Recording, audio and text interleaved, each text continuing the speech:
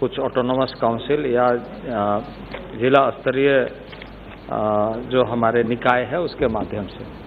तो आपने ठीक ही कहा है, जिसको जानना चाहे मैं इस संदर्भ में रूरल डेवलपमेंट मिनिस्ट्री चूँकि हमारा इन सारे कार्यों के मामले में गाइडलाइंस जारी करता है, हम उसके साथ बात करके इसका समाधान करेंगे। दूसरा जो उन्होंने पूछा एकलव्य मॉडल स्कूल के बारे में, उसकी जो मापदंड तय की गई है उस मापदंड के आधार पर स्वीकृति दी गई है। और तीसरा उन्होंने यह विषय जानना चाहा कि उन क्षेत्रों में जो विद्यालय है उसकी स्थिति अच्छी नहीं है और वहाँ जाना चाहिए। मैं माननीय सदस्य के साथ मिलकर के बातचीत कर लूँगा और ज़रूर जाऊँगा ताकि मैं वहाँ की वास्तविकता से रूबरू हो सकूँ और उसका कोई अगर आवश्यकता पड़ेगा उसका समाधान करें। श्री अर्जुन लाल मीणा। धन्यवाद अध्यक्ष महोदय। सबसे पहले तो मैं आपके माध्यम से माननीय मंत्री महोदय को बहुत बहुत धन्यवाद देता हूं कि उन्होंने जो क्वेश्चन का जो विस्तृत उत्तर दिया है। मैं भी शेड्यूल 5 जो राजस्थान, गुजरात, मध्य प्रदेश, महाराष्ट्र, छत्तीसगढ़, ये जो आदि राज्य हैं शेड्यूल 5 में, वहाँ से आता हूँ और मेरा अपना संसदीय क्षेत्र उदयपुर है।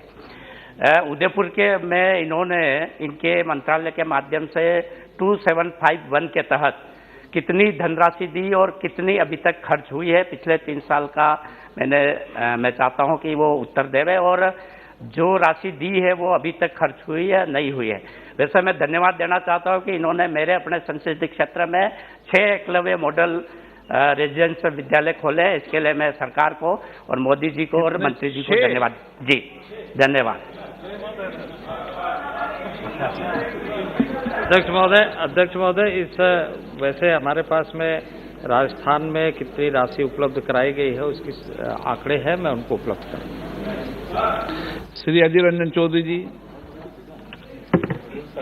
सर, मंत्री जी कुछ वक्त पहले ये कह रहे थे कि दिशा कमेटी है हर डिस्ट्रिक्ट में और दिशा कमेटी से आपका सारे जानकारी लेना चाहिए, क्योंकि ये हमारे लिए एक फ्रेमवर्क है सदन की तरफ से ये बनाया गया है। लेकिन मेरी खेत के साथ ये कहना पड़ता है सर, बार बार ये सदन के अंदर गुहार लगा के बावजूद आज तक मैंने पिछले 12-13 साल में कोई विषय पे, ये ट्राइबल विषय नहीं है बल्कि हर विषय पे, कोई भी चाहे विषय हो, जहां जहां दिशा कमेटी की देखभाल करने के अधिकार है, दिशा कमेटी की भाग लेने का, शिरकत लेने का अधिकार है, सवाल पूछने का अधिकार है, आज तक ये मीटिंग नहीं बुलाया जाता है। फिर भी मैं वहां की चेयरमैन भी हूं। तो मैं ये सरकार को, ये सदन को और सर आज स्पीकर साहब आपको भी कहना चाहते हैं कि ये सर कंपलसरी कर दीजिए कि अगर कोई डिस्ट्रिक्ट में दिशा कमेटी की मीटिंग सही सलामत ना बुलाया जाए तो वहाँ फंड रिलीज करना बंद कर दीजिए, फंड रिलीज करना बंद कर दीजिए। तब ये सबक सीखेगी और हम जैसे नुमाइंदे को दिशा कमेटी की मीटिंग में बुलाने में मजबूर होगी। सर, ये मैं दरखास्त करता हूं सर, क्योंकि मेरा डिस्ट्रिक्ट में काफी ट्राइबल है, मेरे क्षेत्र में काफी ट्राइबल है, उन लोग के बारे में हमें कोई जानकारी नहीं है। तो इसलिए मैं सदन से आग्रह करता हूं कि इस विषय पर सारे सदन बैठ के चर्चा करें और फैसले की मजबूरन उन लोग को मजबूर करे हर स्टेट को कि वो दिशा कमेटी की मीटिंग बुलाए। मोहंती जी। Sir, many thanks for giving me the opportunity, sir. Sir, these last 2 years have really taught us that if we are thinking about overall development, then the 2 major sectors and most sensitive sectors are health and education both. And when we are talking about the tribal development, overall development, through you to the Honorable Minister of Tribal Affairs, I would like to, sir, ask, so that is he aware that there is a disease called sickle cell disease in tribals? It's a very critical disease, and it is genetic. It is a genetical disease which cannot be cured. Survival is very it's almost impossible, sir. और limited होते हैं जिनकी उम्र होती है sir, जो बच्चों को सिकल सेल होता है जेनेटिक वजह से, ट्राइबल बच्चों को, उनकी उम्र भी सीमित होती है, 22-25 साल तक वो जिंदा रहते हैं। But sir, this can be eradicated.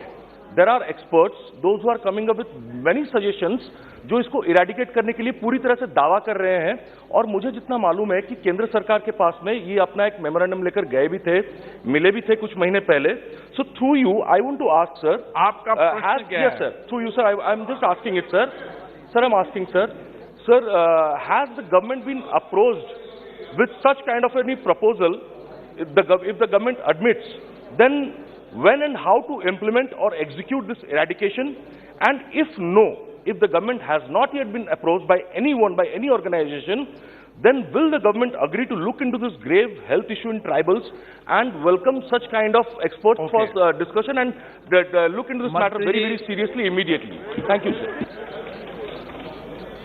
अध्यक्ष महोदय, इस प्रश्न से संबंधित नहीं है, लेकिन माननीय सदस्य ने जो विषय उठाया है बहुत महत्वपूर्ण इस दृष्टि से है कि जनजातीय क्षेत्रों में और जनजातीय लोगों में इस तरह की समस्याएं अधिक हैं और इस विषय पर हमारा मंत्रालय बहुत संवेदनशीलता के साथ माननीय प्रधानमंत्री जी के नेतृत्व में, क्योंकि आप जानते हैं कि माननीय प्रधानमंत्री जी इस विषय पर कई बार कई देशों के भ्रमण के दौरान भी इसकी चर्चा की है और देश में भी किया है। अभी हम ICMR के साथ में स्वास्थ्य मंत्रालय के साथ मिल करके 2 पार्ट में काम कर रहे हैं। एक तो रिसर्च पार्ट है और दूसरा डेटाबेस बनाने का कि किन राज्यों में किस तरह के कितने और कितनी संख्या में है, उसको हम कैसे डेटा बनाएं और उसका एक काउंसलिंग सिस्टम कैसे डेवलप करें, क्योंकि अनुवांशिक जब हम कहते हैं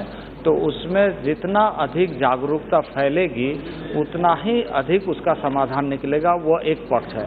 दूसरा पक्ष ये है कि जो इससे प्रभावित है उसके लिए जो ट्रीटमेंट है वो ट्रीटमेंट सरल तरीके से कैसे उपलब्ध हो।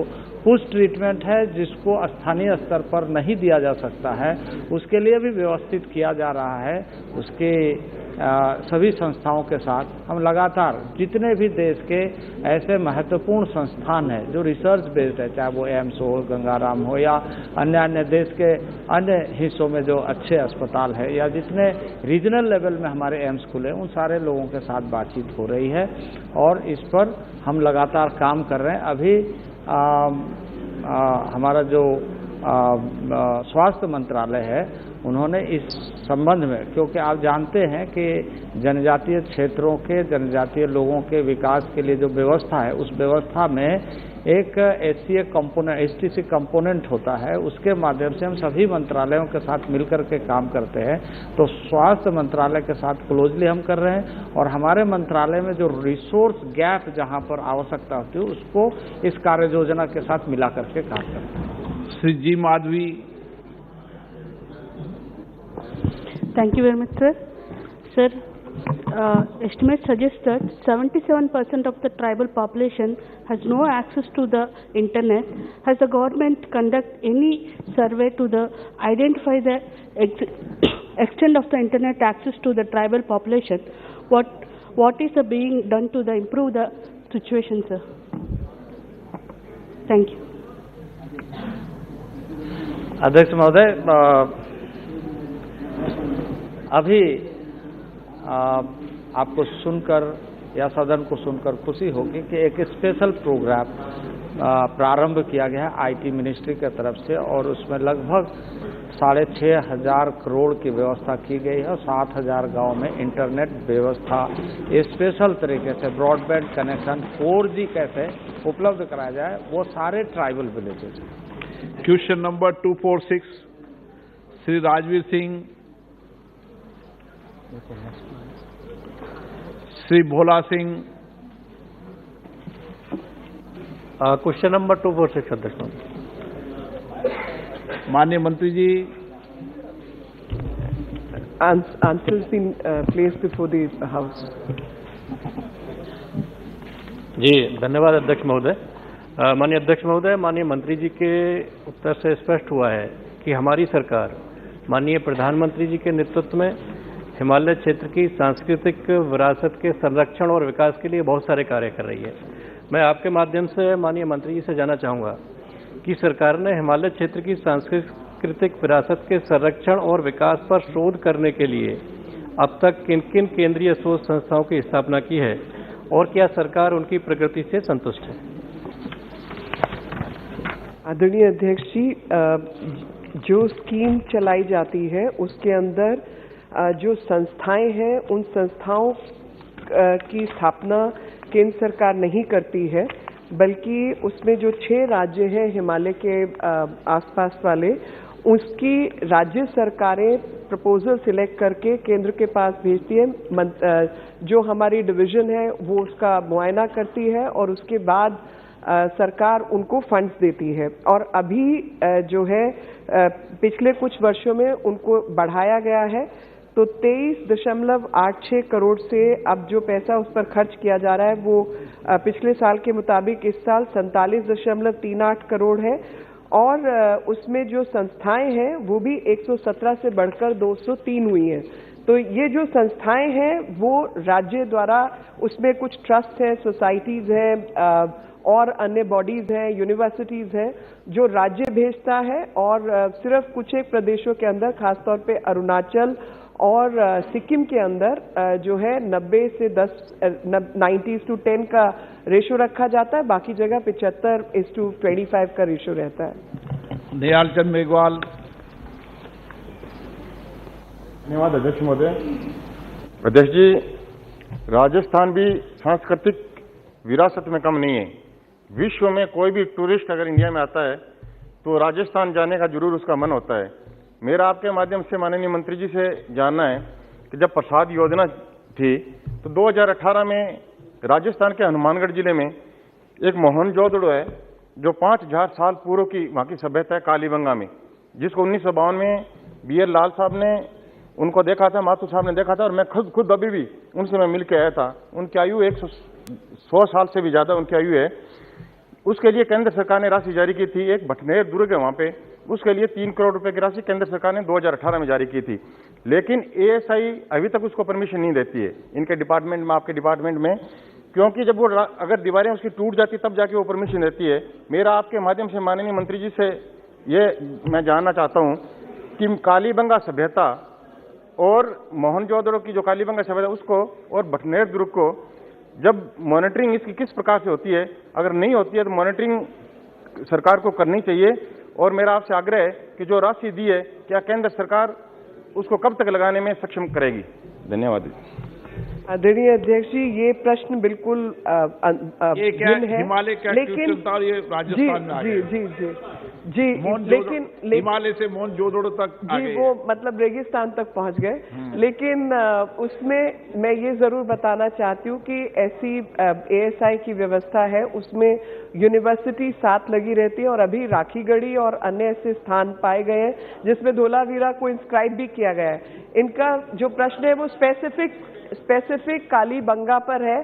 कालीबंगा से संबंधित जो भी उचित जानकारी होगी मैं माननीय सांसद तक पहुंचा दूंगी। और खास तौर पे इस प्रोजेक्ट को जिसको इन्होंने स्पेसिफिकली पूछा है उससे रिलेटेड सब डिटेल इन तक पहुंचा देंगे।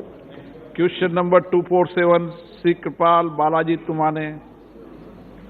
क्वेश्चन नंबर 247 माननीय मंत्री जी महोदय उत्तर सभा पटल पर रखा है। धन्यवाद स्पीकर महोदय। मेरे संसदीय क्षेत्र रामटेक में काफ़ी लेबर होते हैं। माइनिंग में काम करने वाले लगभग 2 लाख लेबर है WCR और मॉइल में, और MIDC में भी काम करने वाले लगभग उतने ही लेबर हो गए। 2019 में 18 में घोषणा हुई थी और 19 में हमने भूमि पूजन किया था।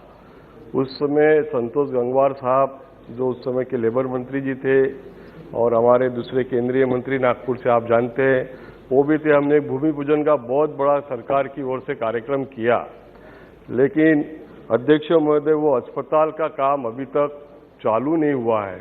सरकार ने उसके लिए पहले एक जमीन दिया था, फिर वो जमीन बदलने के लिए कहा गया, वो जमीन बदल के दूसरी जमीन MIDC के अंदर ही दी गई है इंडस्ट्रियल एरिया में। मैं आपके माध्यम से माननीय मंत्री महोदय से पूछना चाहता हूँ कि अस्पताल का काम क्यों रुका है और उसकी क्या कठिनाई है और आप कब तक इसको शुरू करने के लिए प्रयास करोगे।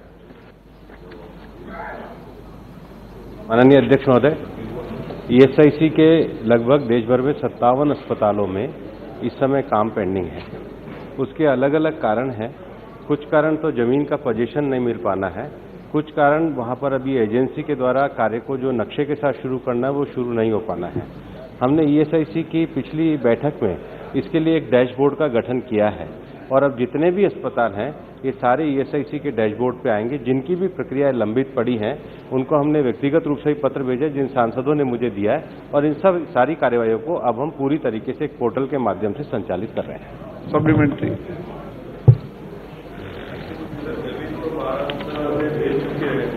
उम्मीद है बहुत जल्दी आप शुरू हो जाएगा और लेबर को न्याय मिलेगा। मैं आज की तारीख में वहाँ पर जो अभी एक ESIC का नागपुर शहर में जो अस्पताल चल रहा है, उस अस्पताल की हालत बहुत ही खराब है। यानी वहाँ कोई व्यवस्था ही नहीं है। बेड तो 100 बेड का अस्पताल है, एक सारी सोनोग्राफी की मशीन नहीं है, एक्सरे का एक मशीन है, कोई ऐसी व्यवस्था नहीं है। मैं माननीय स्पीकर महोदय के द्वारा थ्रू जानना चाहता हूँ कि सर जब तक आप इस अस्पताल में जो उस अस्पताल में आप आगे सुविधा देने वाले हैं वो चालू होने तक क्या इस अस्पताल में सारी मशीनरियाँ आप देंगे? और दूसरा एक छोटा उसके साथ में मेरा सवाल है कि वहाँ पर थोड़े बहुत सारी गड़बड़ियाँ हैं, तो क्या आप उसकी, क्योंकि जो टेंडर होता है, टेंडर जिसको मिलता है उसको काम नहीं मिलता, कोई और ही काम करते रहता है, तो इस बारे में भी सरकार उसकी तरफ ध्यान देंगी। माननीय अध्यक्ष महोदय, माननीय सदस्य ने अगर कोई ये विषय संज्ञान में लाए तो निश्चित रूप से उनके द्वारा लाए गए पर्टिकुलर विषय को मैं पूरी तरीके से संज्ञान में लूंगा। पूरे देश भर में ESIC के 160 अस्पताल और 18 मेडिकल कॉलेज चलते हैं। उन सब विषयों में एक लंबे समय से जो भर्तियां भी पेंडिंग थी उसको भी हम लोगों ने इस बार निकाला है, और जो राज्य सरकार के द्वारा संचालित ESIC और केंद्र सरकार के द्वारा संचालित ESIC में जो तनख्वाह का अंतर था उसके लिए भी ESIC बोर्ड के द्वारा प्रस्ताव पास किया गया है। भारत सरकार की इस योजना के द्वारा लगभग 3.5 करोड़ लाभार्थी और उनके 12 करोड़ परिवार वाले आश्रित हैं। हमारा ये मानना है कि हमारे मंत्रालय को जो ESIC की सुविधा है लोगों की सेवा के लिए है। आप जो विषय पर्टिकुलर अस्पताल के लिए मेरे संज्ञान में लाए हैं, निश्चित रूप से मैं आपको अपने कार्यालय में बुला के उसको आपकी समस्या का समाधान करूंगा। Question number 248 Shri Ashok Kumar Yadav.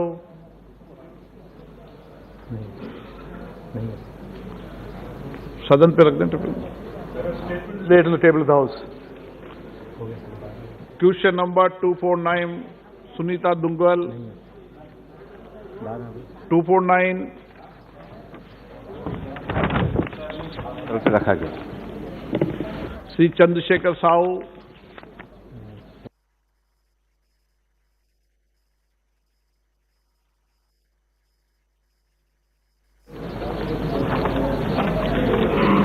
माननीय सदस्यगण, मुझे कुछ विभिन्न मुद्दों पर निम्नलिखित सदस्यों के स्थगन प्रस्ताव की सूचनाएं प्राप्त हुई है। श्री प्रद्योत बोरोदोलई, मनीष तिवारी, इटी मोहम्मद बशीर, के मुरली देवन, EB डन, Rajmohan Unnithan, Hanuman Beniwal, Manickam Tagore, advocate Abdul Majeed Arif, Gaurav Gawai, Benny Behanan, Ajay Ranjan Chowdhury, MK Raghavan, Thirumavanan, K Suresh जी। मैंने स्थगन प्रस्ताव की किसी सूचना की अनुमति प्रदान नहीं की गई।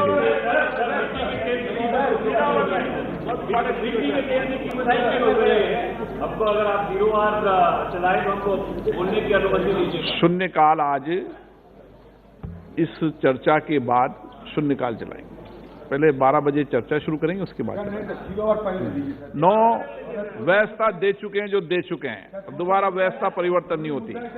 सभा पटल पर रखने वाले पद अभी बताएंगे। Item number 2 Shri Arjun Ram Meghwal. धन्यवाद अध्यक्ष महोदय, मैं आपकी अनुमति से मेरे सहयोगी राव इंद्रजीत सिंह जी के नाम के आगे अंकित दस्तावेज जो आज लोकसभा की कार्य सूची में अंकित है, आपकी अनुमति से सदन के पटल पर रखता हूं। आइटम नंबर 3 से अर्जुन राम मेघवाल। धन्यवाद अध्यक्ष महोदय, आपकी अनुमति से मैं आज की कार्य की संशोधित सूची में से क्रम संख्या 3 पर अपने नाम के आगे समक्ष उल्लेखित कागजात सदन के पटल पर रखता हूं। Item number 4 Shrimati Meenakshi Lekhi.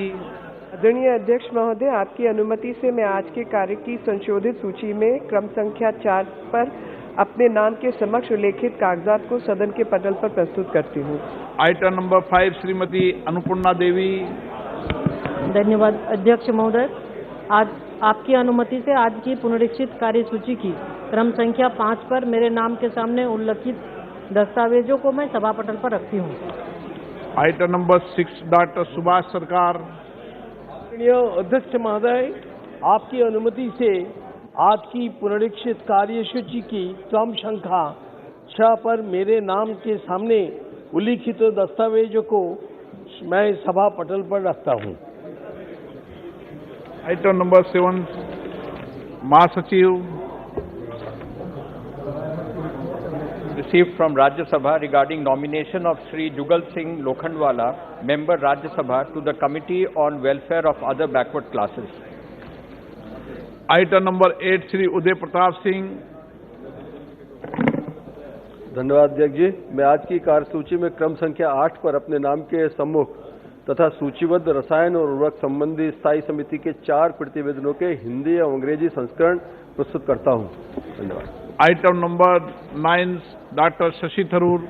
महोदय, मैं आज की कार्य सूची में अपने नाम के सामने यथासूचीबद्ध संचार और सूचना प्रौद्योगिकी संबंधी स्थायी समिति का 32वां, 33वां, 34वां और 35वां प्रतिवेदन हिंदी और अंग्रेजी संस्करण का प्रस्तुत करता हूं। आइटम नंबर 10, श्री मोहन भाई कुंडारिया। अध्यक्ष महोदय, मैं आज की कार्यसूची में क्रम संख्या 10 पर मेरे नाम के आगे सूचीबद्ध विभाग संबंधित उद्योग संबंधी स्थायी समिति के 315 और 316 प्रतिनिवेदन प्रतिक्रिया सभा पटल पर रखने का अनुमोदन लेता हूं। 7 के संबंधित मामले सभा पटल पर रखने की अनुमति प्रदान की जाती है। माननीय सदस्यों से आग्रह है कि इससे संबंधित विषय सभा पटल पर रखने की इजाजत उनको दी जाती है। सड़क परिवहन राजमार्ग मंत्रालय के अनुदान की मांगों पर चर्चा। Shri मरगनी Bharat. Sir, thank you, Honorable Speaker, sir. At the outset, I would like to thank the Honorable Minister Gadkari ji for considering Andhra Pradesh as one of the progressive states, sir. I'm so grateful to stand in this noble house to speak on demand for grants, road and transport, sir, which is led by one of the efficient ministers of this government, sir. And also, sir, he executes each and every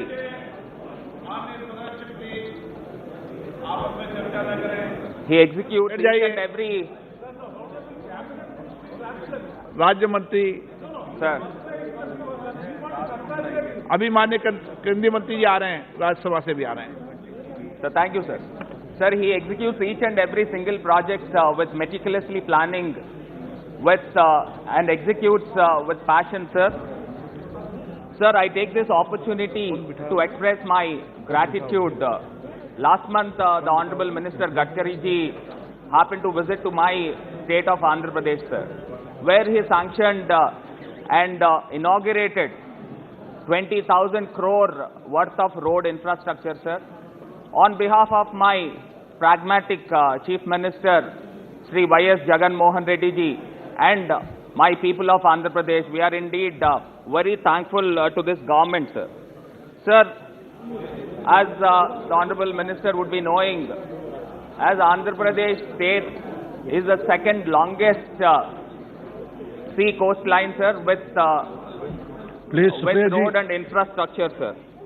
Sir, and also, sir, it is on the coastline. It is precisely proved to be bane for natural calamities, sir. Sir, and also, sir, the natural calamities like floods and the cyclones, the roads got devastated, sir.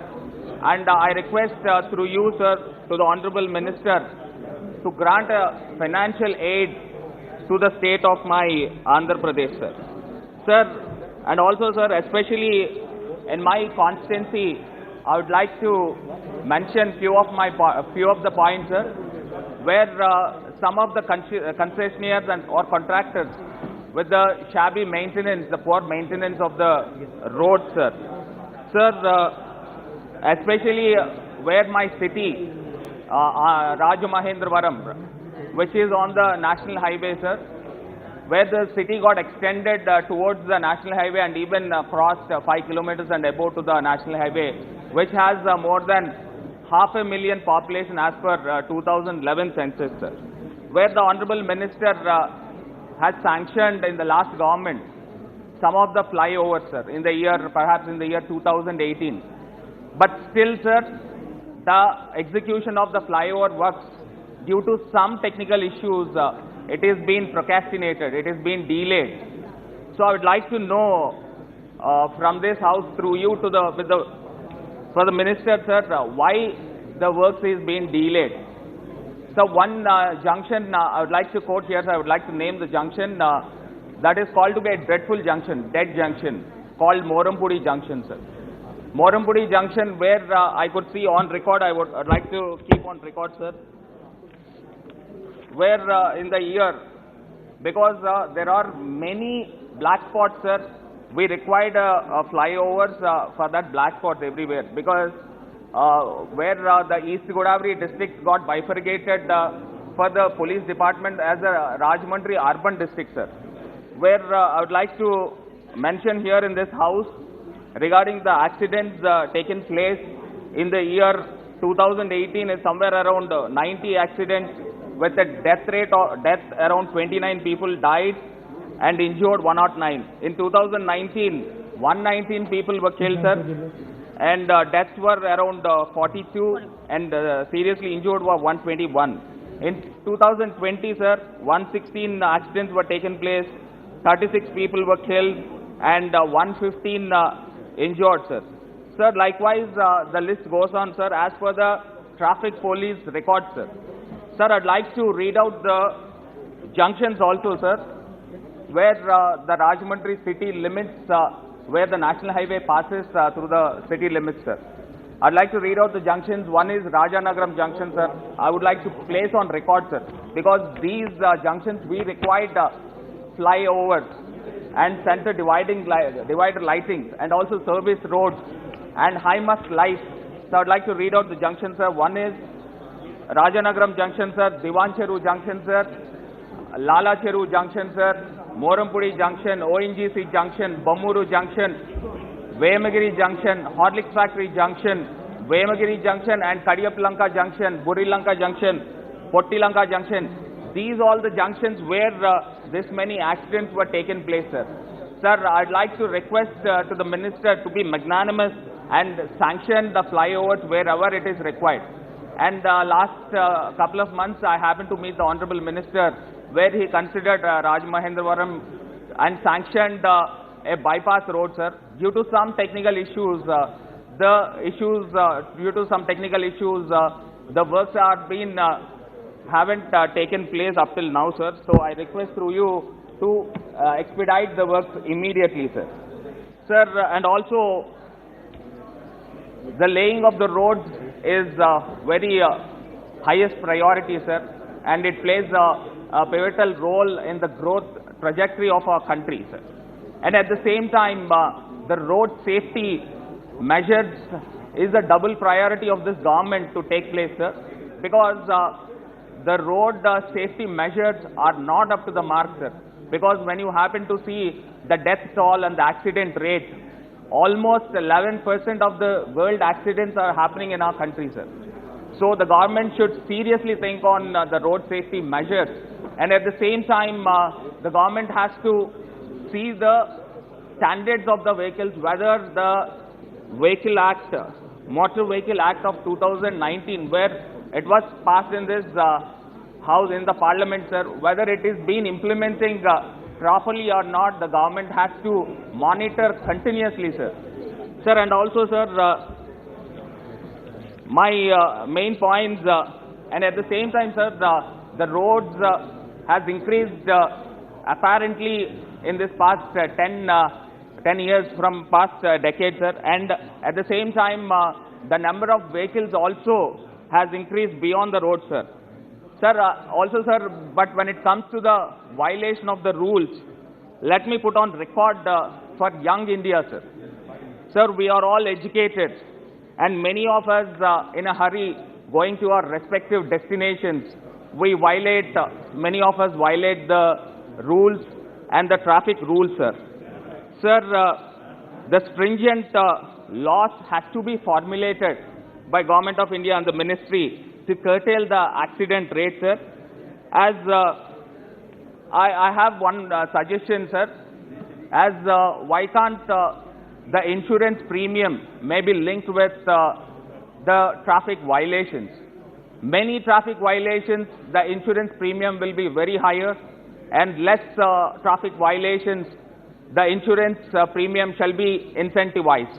Why can't the government plan in such a way, sir? And the other hand, sir, on the other hand, there are some officers I don't want to take their names, but the below standard officers, where I told you, I mentioned right now in this house, sir, before, about the dreadful junctions and accidents, sir.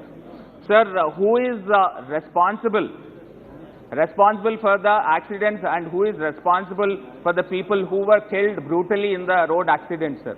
Because it was sanctioned in the year 2018, still now, up till now, it has not been started yet, sir. So who will take responsibility for this, sir? And I wanted to quote, sir, laying the roads is not that difficult, sir. But maintenance of the roads and road safety measures with the minimum revenue expenditure, with minimum accident rate is something challenging, sir. So I'd like to request the Minister to focus on this area, sir. Sir, please. Our party has more than 10 minutes, sir. Sir, and also, sir, I'd like to make some notes, sir. I wholeheartedly appreciate the Ministry to get the highest allocation of budget.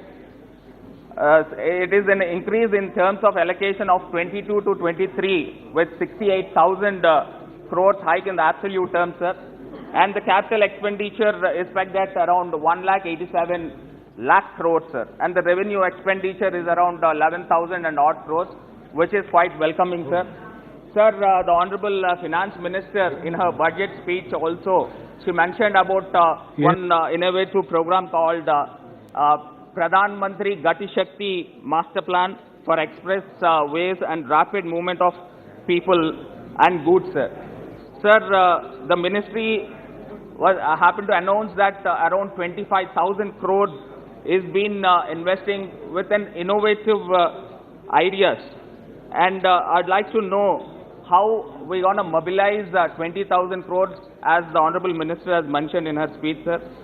Sir, the House would like to know what are the innovative methods, in what way the government raised for the Pradhan Mantri Gati Shakti Master Plan, sir. Sir, I would like to give one of my suggestions, sir. So why government plan to construct, solar panelings in the middle of the roads, on the dividers, so that the renewable energy, as our country has a long stretch of national highways and road structure, why can't government plan the solar panelings in middle of the roads so that the renewable energy can be produced? As per the Niti Ayog, sir, by the year end of 23, the three-wheeler... Honorable Minister, three-wheeler vehicles... is making so many suggestions. Sir. Please. Sir, as the Niti Ayog has suggested, as proposed by the year of 2023, the three-wheeler electric vehicles has to take a major role, sir, and also the two-wheeler electric vehicles by 2025, sir. So where the power and energy comes from? Our major power is generated from the burning of the fossil fuels, especially from the thermal energy. Sir, we need to think on renewable energy. So this suggestion of erecting the solar panels in the middle of the roads, it makes a major impact, sir. So unless and until we plan the raw material, the petrol, the electricity from this renewable energy, planning to implement the electric vehicles Yes, is now please very challenging, conclude. sir. Sir, No, two no. more minutes, sir. I have many things to go ahead, sir. First you have gone through your constituency, then comes to general points. First Yes, you, sir. Yes, sir. Now please conclude. Sir, and I'd like to address so why the funds have confined for the states in terms of the roads for the states, sir. Sir, as we all know, in the year 2017 to 18, the Government of India has allocated round about 800 crores for the state roads, sir. But we have confined and restricted to 250 crores in this budget 22 to 23, sir. We should not forget the Government of India is collecting cess on petrol and diesel, almost 33 rupees per litre, sir. Sir, for road infrastructure, where the devolution of taxes, it is not being distributed to the states. So I request through you, sir, to the Minister to distribute the funds Yes. and give us the more financial aid for the states also, sir, as a cooperative federalism. Yes, sir. please. Now, Sir, I have two more minutes, sir. Sir, when it comes to the networking of the roads, India is placed as the second second largest road networking, sir, with a network of around 64 lakh kilometers, sir. that is all on record. That's all on record. Now Yes, you put sir. your bullet Sir, points. Two minutes, sir. And India is placed after United States of America, and which includes of 1.3 lakh roads of national highways and 1.8 lakh of state highways. And under the dynamic leadership of the Prime Minister, we will certainly cross and will be Yes. there in the Now, top Shri spot, S.T. sir. Hassan. Sir, I have 2 minutes, sir. Kindly No. give us, sir. You have already taken more than 20 minutes. Please. Sir, sir, as we all know that, sir, the Nitin Gadkari is the best person to know about our road system than anyone in our country, sir. Sir, I would like to say S.T. about Hassan, the please. issues relating to my state, sir. You have already spoken about your constituency, state, general, everything. Please. Now, S.T. Hassan, please. Then now, NH 516E has declared as Green National Highway Corridor. It falls in my constituency. I wish to know the progress of R&R and steps taken to release the money for R&R, sir.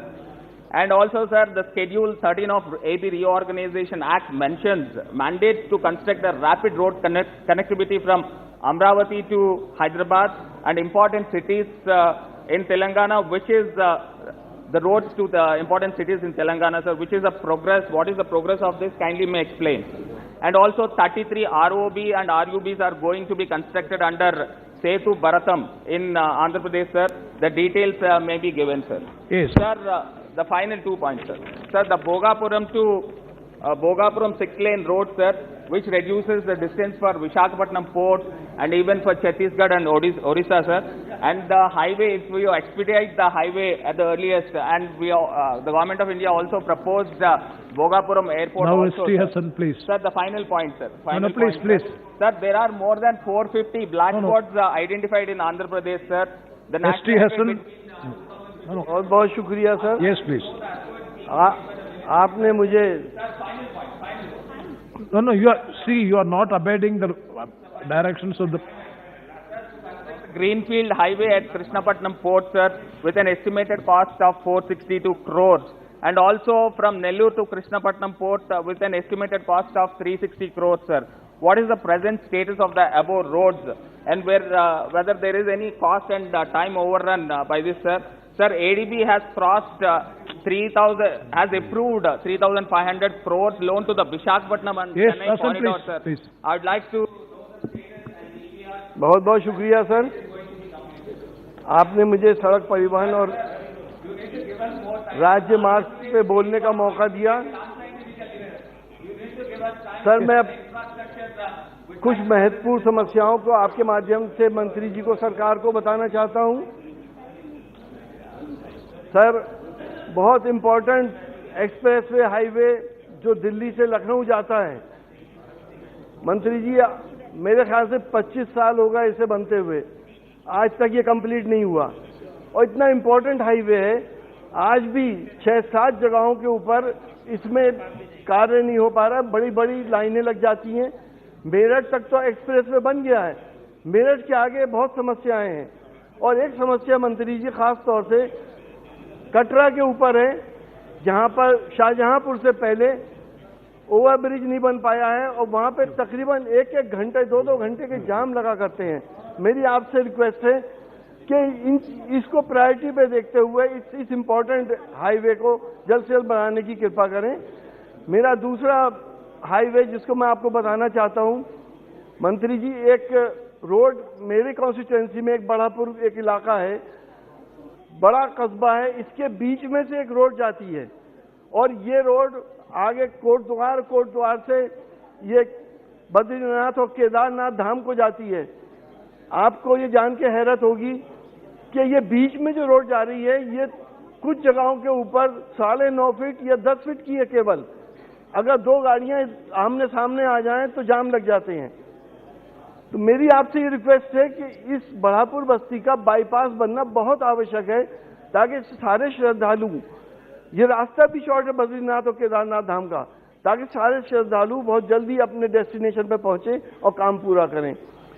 मंत्री जी, एक highway जाता है मुरादाबाद से काशीपुर होता हुआ और आगे गढ़वाल तक। इस हाईवे के ऊपर विश्व प्रसिद्ध एक उद्यान है, जिम कॉर्बेट नेशनल पार्क, जिसमें तमाम दुनिया से लोग पर्यटक आते हैं। मुरादाबाद से लेके काशीपुर तक रोड इतनी खराब हो गई है कि अगर उसमें आप 20 से या 30 किलोमीटर की रफ्तार से ज्यादा नहीं चल सकते। बाहर के पर्यटक क्या इंप्रेशन लेके जाएंगे?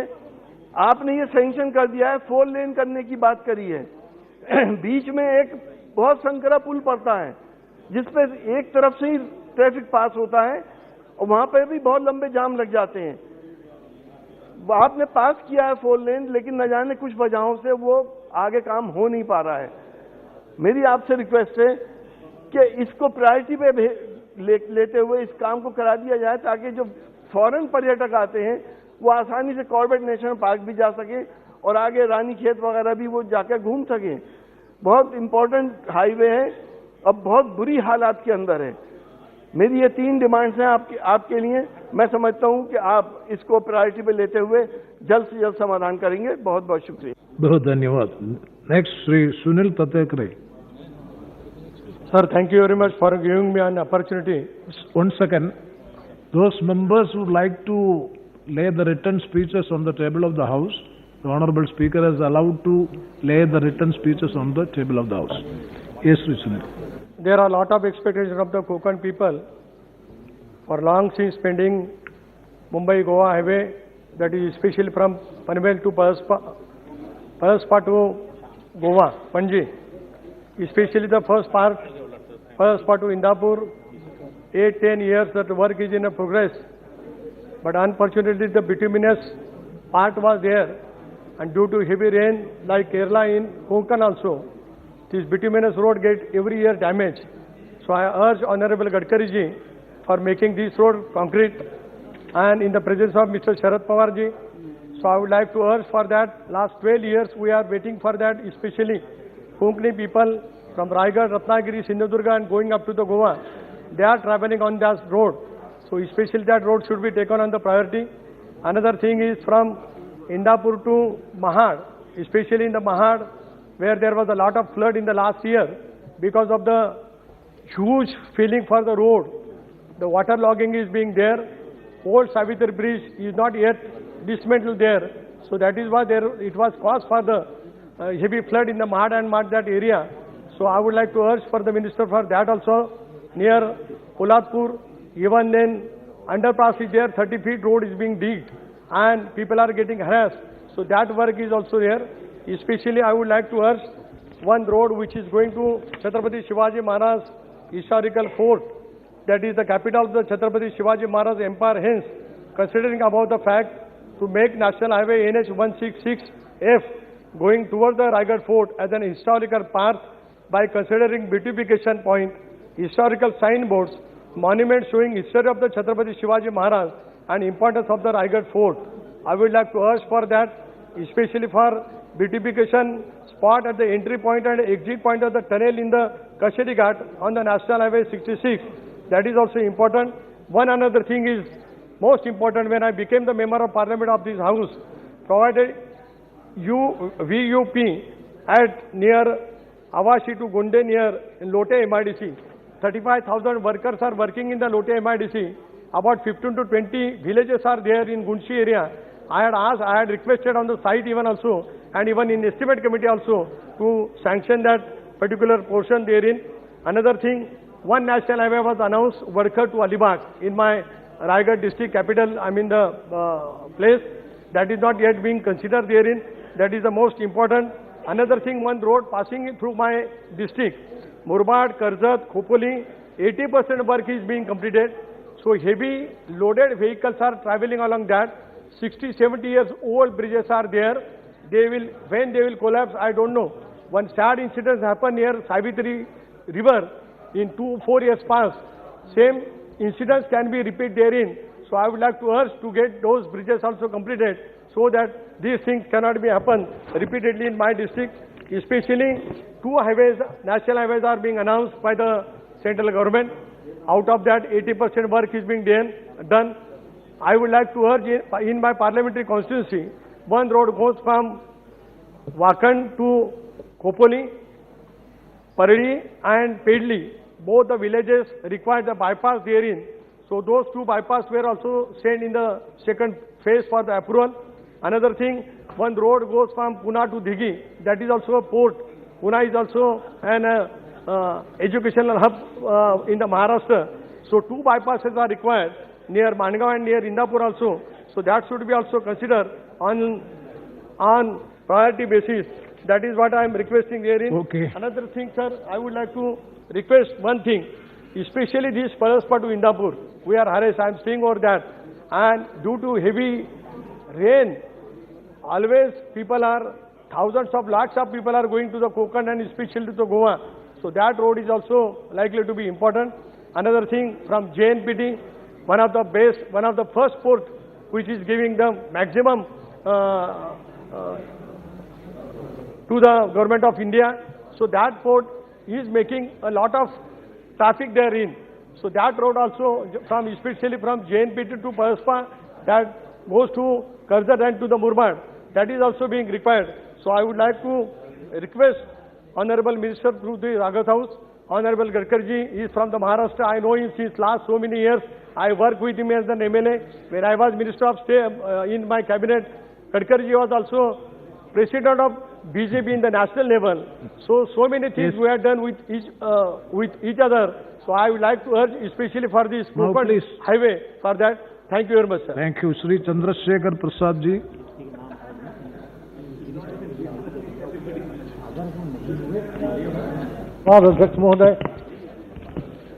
अध्यक्ष महोदय, केंद्रीय सड़क परिवहन और राजमार्ग मंत्रालय के तहत अनुदान की मांगों पर बहस इस चर्चा में भाग लेने का जो आपने अवसर दिया, उसके लिए मैं आपका आभारी हूं।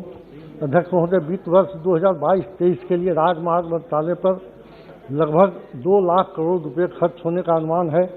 इस आवंटन में से 67% NHAI को दिया गया है। इसके बाद सड़कों और पुलों के लिए 64.573 करोड़ रुपए का आवंटन किया गया है।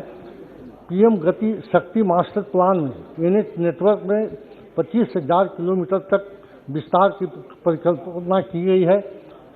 वित्त पोषण किए नवीन तरीकों के माध्यम से अलग से 20,000 करोड़ रुपए जुटाए जाएंगे। इसका परिणाम निश्चित रूप से सुखद होगा। देश में NH निर्माण की गति 2020-21 में रिकॉर्ड 37 किलोमीटर प्रतिदिन छू गई है। यह सभी कदम स्वागत योग्य है। अध्यक्ष महोदय, हमारे आदरणीय गडकरी जी NH के क्षेत्र में काफ़ी अच्छा काम कर रहे हैं और अच्छा प्रयास भी कर रहे हैं। बिहार में नीतीश बाबू की सरकार ने भी सड़कों के क्षेत्र में सराहनीय काम किया है और बहुत सारे टोला तक को संपर्क सूत्र से जोड़ दिया गया है। बिहार के इस कार्य को और आगे बढ़ाने के लिए जरूरत है कि भारत सरकार और कुछ आर्थिक मदद करे। आदरणीय गडकरी जी से मैं एक मांग पुनः करता हूं जहानाबाद से अरवल जाने वाली रोड पर अंडरपास NH 110 के ऊपर ओवर ब्रिज बनाने के लिए हम कई एक बार आग्रह किया है, लेकिन विभिन्न कारणों से उसको नकारा जा रहा है। हम फिर से आग्रह करते हैं कि जहानाबाद में जो 110 पर अंडरपास है उस पर फ्लाईओवर बनाया जाए। अध्यक्ष महोदय, PM पैकेज में उन अन्य योजनाओं के माध्यम से बिहार को काफ़ी अच्छी संख्या में NH के निर्माण और चौड़ीकरण की स्वीकृति मिली है। वहाँ NH के काफ़ी सारे काम चल रहे हैं। मेरे संसदीय क्षेत्र जहानाबाद में NH 83 एवं NH 110 पर काम चल रहा है। यह एक सराहनीय कार्य है और एक ग्रीनफील्ड एक्सप्रेसवे 119D बनने जा रहा है। इसके लिए हम पूरे बिहार की जनता और जहानाबाद संसदीय क्षेत्र की जनता की ओर से माननीय प्रधानमंत्री और गडकरी जी को धन्यवाद देते हैं। NH को बड़े पैमाने पर बनाने के लिए संसदीय क्षेत्र से आने वाले जो समस्याएं हैं उसके ऊपर भी बहुत सारे बात है जो मैं आपके सामने रखना चाहता हूं। रोड एक्सीडेंट भारत की एक बड़ी त्रासदी बनकर उभरी है। भारत के 3% GDP सड़क दुर्घटनाओं में मारे गए लोगों की वजह से कम हो जाती है। आंकड़े बताते हैं कि प्रति वर्ष करीब 1.5 लाख लोग सड़क दुर्घटनाओं में मारे जाते हैं। विश्व स्वास्थ्य संगठन के मुताबिक दुनिया में सड़क हादसों में होने वाली मौतों में 10% अकेले भारत की है। मरने वालों में युवाओं की संख्या ज़्यादा है, जो और भी गंभीर बात है। मरने वालों में 65% 18 से 35 वर्ष के लोग होते हैं। यह भी एक संवेदनशील बात है। महोदय, तमाम कदम उठाए जाने के बावजूद सड़क दुर्घटनाएं और उनसे होने वाली मौतों पर अंकुश नहीं लगाया जा सका है। बढ़ती आबादी और वाहनों की बढ़ती संख्या के अनुपात में आधारभूत ढांचा बनाने में कमी इसका एक बड़ा कारण है। महोदय, इसके साथ ही गलत तरीके से ओवरटेक करना, शराब पीकर गाड़ी चलाना, रेड लाइट जंप करना, गाड़ी चलाते समय मोबाइल का प्रयोग करना, हेलमेट और सीट बेल्ट का प्रयोग न करना जैसे कारणों से सड़क दुर्घटनाओं में बड़ी संख्या में लोगों की मौतें हो रही है। सड़कों में गड्ढे से भी बड़ी संख्या में सड़क दुर्घटनाएं और मौतें होती हैं। 2013 से 17 के बीच सड़कों पर बने गड्ढों के कारण हुई दुर्घटनाओं के चलते 14,926 लोगों की जान से हाथ धोना पड़ा है। महोदय, इसके अलावा कुछ और विषय है जिस पर केंद्र सरकार की ओर ध्यान आकृष्ट कराना चाहता हूँ। राजमार्गों के निर्माण के समय गुणवत्ता को बनाए रखना देश हित में एवं समाज हित में है। ऐसी शिकायतें मिलती है कि NH की कुछ परियोजनाओं में क्वालिटी कंट्रोल सुनिश्चित नहीं किया जाता है। जीरो टॉलरेंस अगेंस्ट करप्शन का पालन करते हुए राजमार्ग मंत्रालय को स्थानीय सांसदों को भी कहीं न कहीं से उसमें सहभागिता करानी चाहिए। राजमार्गों निर्माण की गुणवत्ता मेंटेनेंस करने में कहीं न कहीं पकड़ होनी चाहिए और सड़क के संबंधित अनेक परियोजनाओं को पूरी होने के बाद भी राज्य सरकारों को केंद्र सरकार से धन का इंतजार करना, यह भी एक बहुत संवेदनशील बात है। इस पर ध्यान देना होगा क्योंकि बिहार सहित देश के अन्य राज्य सरकारों के पास संसाधन सीमित है और अगर उन्हें समय पर फंड मिल जाता है तो ये परियोजनाएं जल्दी पूरी हो सकती है। इस पर ध्यान देने की आवश्यकता है। अंत में मैं केंद्रीय सड़क परिवहन और राजमार्ग मंत्रालय के तहत अनुदान की मांगों का समर्थन करते हुए अपनी बात समाप्त करता हूं और माननीय मंत्री और प्रधानमंत्री जी को धन्यवाद देता हूं। धन्यवाद। बहुत धन्यवाद। Shri M.K. Vishnu Kumar ji.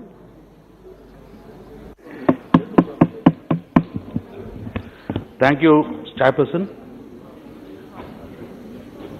I am here to, first of all, thank to Madam Sonia ji and Sri Rahul ji for allowing me to speak on demands on grants for roadways and highways, road transport and highways. It is a very important subject. It is not a subject that can be neglected because your government is asking almost 2 lakh crores. In 2021-22, it was 1.35 lakh crores. In 2020 and 21, it was 98 crores. Why there is so much of escalation and the government has not come clean with what are the new projects this year this road transport is going to take? Because there is almost 65,000 crores, you are asking more. For that, what was the work done in the previous year? And how many kilometers of road you are going to relay or newly lay? This kind of clarity is not there in your statement. And to achieve $5 trillion Indian economy, this road transport, road network is very, very important. Honorable Chairperson, I would like to say the Treasury bench is very, very proud in claiming themselves as the second largest in the world of covering 63.5 lakh kilometers of roads coverage. This is second in the world, no doubt. The first stands United States of America, their beloved friend Trump was there. Now, I would like to say one more important point. See, overnight you cannot lay a road. It was the foundation of Congress party, government, the previous government, the Panchashil principle by Nehru, by Indiraji, by Rajivji, by Madam Sonia ji and Dr. Manmohan Singh. These governments have laid a strong foundation. That is why India is today second largest in road network, covering 63.5 lakh kilometers network. Second to the United States of America. Why I will say a calculation, simple calculation. Your Bharatmala project, your main project, flagship project of Prime Minister, it is covering 34,500 kilometers to be laid in the span of 5 years at the cost of 5 lakh crores. But till now, I am very sorry to say, Honorable Chairperson, this government is able to complete only 6,900 kilometers of road out of 34,500 kilometers in this period of 5 years. They are supposed to finish by 2024. Only 35% of work is being completed. That is why I am saying it is a foundation of the previous government. This government is standing number 2. India is standing number 2 in the world. But unfortunately, ironically, what is the quality? Germany is number 1. According to your data, not my data. Germany is number 1. United States of America is number 14. We are standing number 44 out of 160 countries. There is no independent evaluation of the road quality. Look at the quality of the roads. It is pathetic.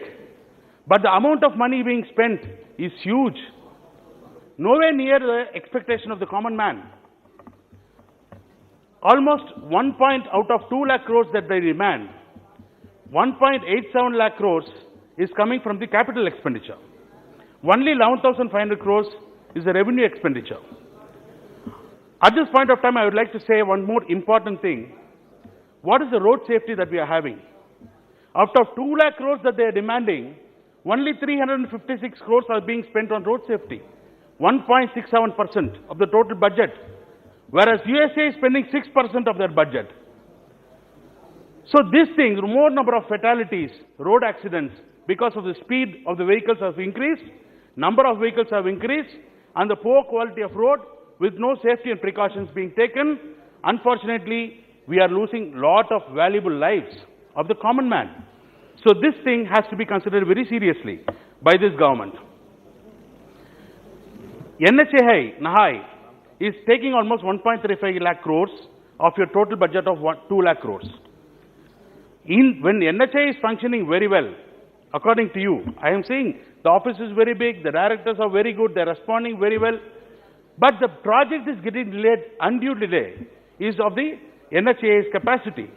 When NHAI is there, another company act, private limited company called National Highways Connectivity Limited or Logistics Limited, NHLL, Logistics Limited, which they explained that this company act, new company is being formed only for the connectivity of the ports.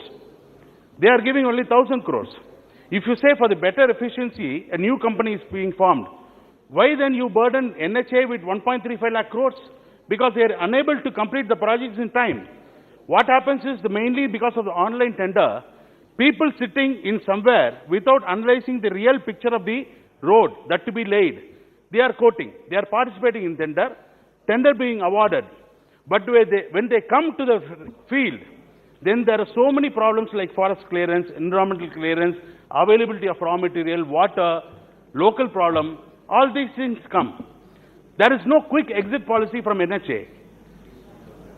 And very unfortunate thing, in my own Arani Parliament constituency, one road from Dindivanam to Krishnagiri, that is being laid for more than 10 years.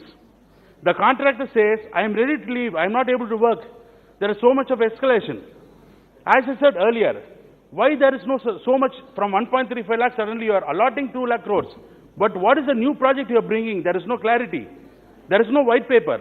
Finally, the contractors, you know what they do? They go into the arbitration. They are unable to complete.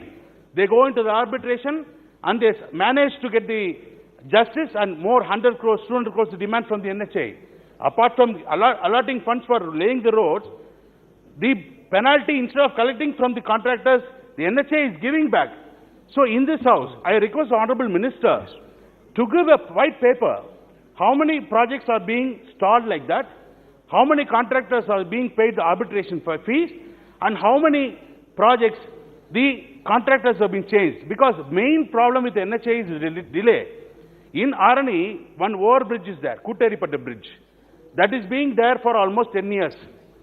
The project is feasibility report, everything is over. Till now, we do not know where the project director is there. They are not responding in time. When we approach them also, they are saying here and there, they are giving some stories. Yes, unfortunately, till now, the overbridge is not completed. So many vital accidents are happening. Yes, so apart from the last important point, their main thing is PMGSY, Pradhan Mantri Gram Sadak Yojana. India lives in villages. Grama Sadak means village road. Village road, their minimum qualification, Honorable Minister sir, please, they are asking minimum 7.5 meters width. In our village roads, normally not less than 5.5 meters width. It's only 6 meters. So what is the difference? Where village road they will get 7.5, 7.5 meters feet width? No, 6 meters is sufficient. 6 meters. No, sir. In my constituency, there is almost 10 districts, there is zero proposal for a PMGSY. Zero proposal. You check it from Tamil Nadu website. No districts, 10 districts, they are giving zero proposal for PMGSY because initially they were 5 kilometers from between ODR, MDR, the connecting link roads, it may be even 1 kilometer, the villages. So they say the PMGSY has plenty of funds. Yes, more crores are there. How many other crores we can spend? No. Unfortunately, when the proposal is there, they are saying that it is being referred to NABARD. They are saying it is being referred to the highways. Then these are the small issues. Okay. These are major issues. Village roads, PMGSY has to be really scrutinized because it's a dream project, and we are also being asked to suggest. Unfortunately, there is no inaction, zero action. Thank you. So no, last point, sir. Last point. In my Arni parliamentary constituency also, there is one road called Chennai Kanyakumari Industrial Corridor, Express Corridor. Very unfortunate, very poor condition laying. So many trees are being uprooted. Minimum thing is, if one tree is uprooted, it has to be replanted almost 5 times. Afforestation has to be there. Okay. Who is there to monitor? Very poor culverts are there. The thickness is very, very pathetic. Where is the system? Where is the quality? Where is the check system? Where is the quality checking mechanism? There is no answer at all. So all these things has to be corrected. Thank you. And finally, sir, one last demand, sir, from my constituency. Yes. For the entire state of Tamil Nadu. We are talking about roadways. In olden days, almost 1,500 years back, a king called Rajaraja Cholan, he, with the help of road, Silk Road, there are several kings that ruled India, but only one king who ruled far away from India, even outside India, Asian countries. Yes. In Cambodia, we have Angkor Wat temple. In Tamil Nadu, the Tanjavur big temple is there. So such a very big king was there. So you also named his name in Bombay port for the port trust, the port. So in that king's statue in the parliament, if you install, the Tamil Nadu will be very grateful, sir. Thank you very much, sir. Thank you very much, Sri Tapir Gauji. Without looking any piece of paper, he is putting all the statistics. Fine. Thank you, Honorable Chairman, sir. आज मैं यहाँ road transport and highway demand for grant को समर्थन करने के लिए यहाँ खड़ा हुआ हूँ। आज मुझे बहुत अच्छा लगा, नितिन गडकरी जी के जगह में आज जनरल रिटायर बीके सिंह साहब है, जिसको इस सड़क निर्माण के बारे में इनका एंटायर आर्मी लाइफ में इन्होंने जो महसूस किया है, आज वो इस पद पे है, तो मेरा भाषण से उसको असर पड़ना चाहिए देश का हित में। मैं आज ये कहना चाहता हूँ ऑनरेबल चेयरमैन सर, ये नितिन गडकरी साहब और मोदी जी के नेतृत्व में नितिन गडकरी साहब का नाम मैंने बदल दिया हूँ स्पाइडर मैन। मकरा जाल, हिंदुस्तान का हर कोने में स्पाइडर जैसे जाल बिछाता है, वैसे नितिन गडकरी साहब ने जाल बिछा के रखा है। सड़कों का जाल बिछा के रखा है। तो इस व्यक्ति को, इसका लीडरशिप में आज मैं एक चीज यहाँ कहना चाहूंगा, honourable chairman sir, if you remember there was a planning commission before NITI Aayog. Planning commission में ही पूर्व उत्तर राज्यों के और हिमालय प्रदेशों का एक नीति था कि हम बॉर्डर के और सड़कें नहीं बनाना चाहिए। विष्णु कुमार, ये बीके सिंह साहब is fully award of it. Yes please. हमारा जम्मू कश्मीर में हो, उत्तराखंड में हो, लद्दाख में हो, हिमाचल में हो, सिक्किम में हो, अरुणाचल प्रदेश में हो, नीति आयोग में ही एक कानून था कि हम बॉर्डर के और सड़कें नहीं बनाना चाहिए। जैसे मोदी जी आने के बाद और नितिन गडकरी जी इस मिनिस्ट्री को संभालने का बाद, आज अरुणाचल प्रदेश में पूरा इंटरनेशनल मैकमोहन लाइन तक 2 लेन की सड़कें बन रहा है। आज बीके सिंह साहब के सामने मैं उदाहरण के तौर पे मैं बताना चाहता हूं, भगत सिंह कुशेहारी गवर्नर ऑफ महाराष्ट्र, नितिन गडकरी जब अध्यक्ष थे, उस समय एक कमिटी बनाया था कि इंडो चाइना बॉर्डर डिस्प्यूट को विजिट करके आइए। जोशीमठ से मालारी से पैदल जाके हम लोअर रिमकिम में 2 डेज में पहुंचा था बीके सिंह साहब। वहां से हम बोराहती वैली वहां तक हम पहुंचा और हम गुरुदोंगमर लेक सिक्किम में पहुंचा था और तागा से हम देमसक तक बिना सर के हम पहुंचे थे। आज मोदी जी के नेतृत्व में और बीके सिंह साहब और हमारा स्पाइडर मैन नितिन गडकरी साहब का नेतृत्व में तागा से देमसक तक सड़कें बना दिया है और मलारी से आप अपर रिमकिम तक सड़कें पहुंच गए हैं और उत्तराखंड ये में कालापानी वैली तक सड़कें पहुंचा है।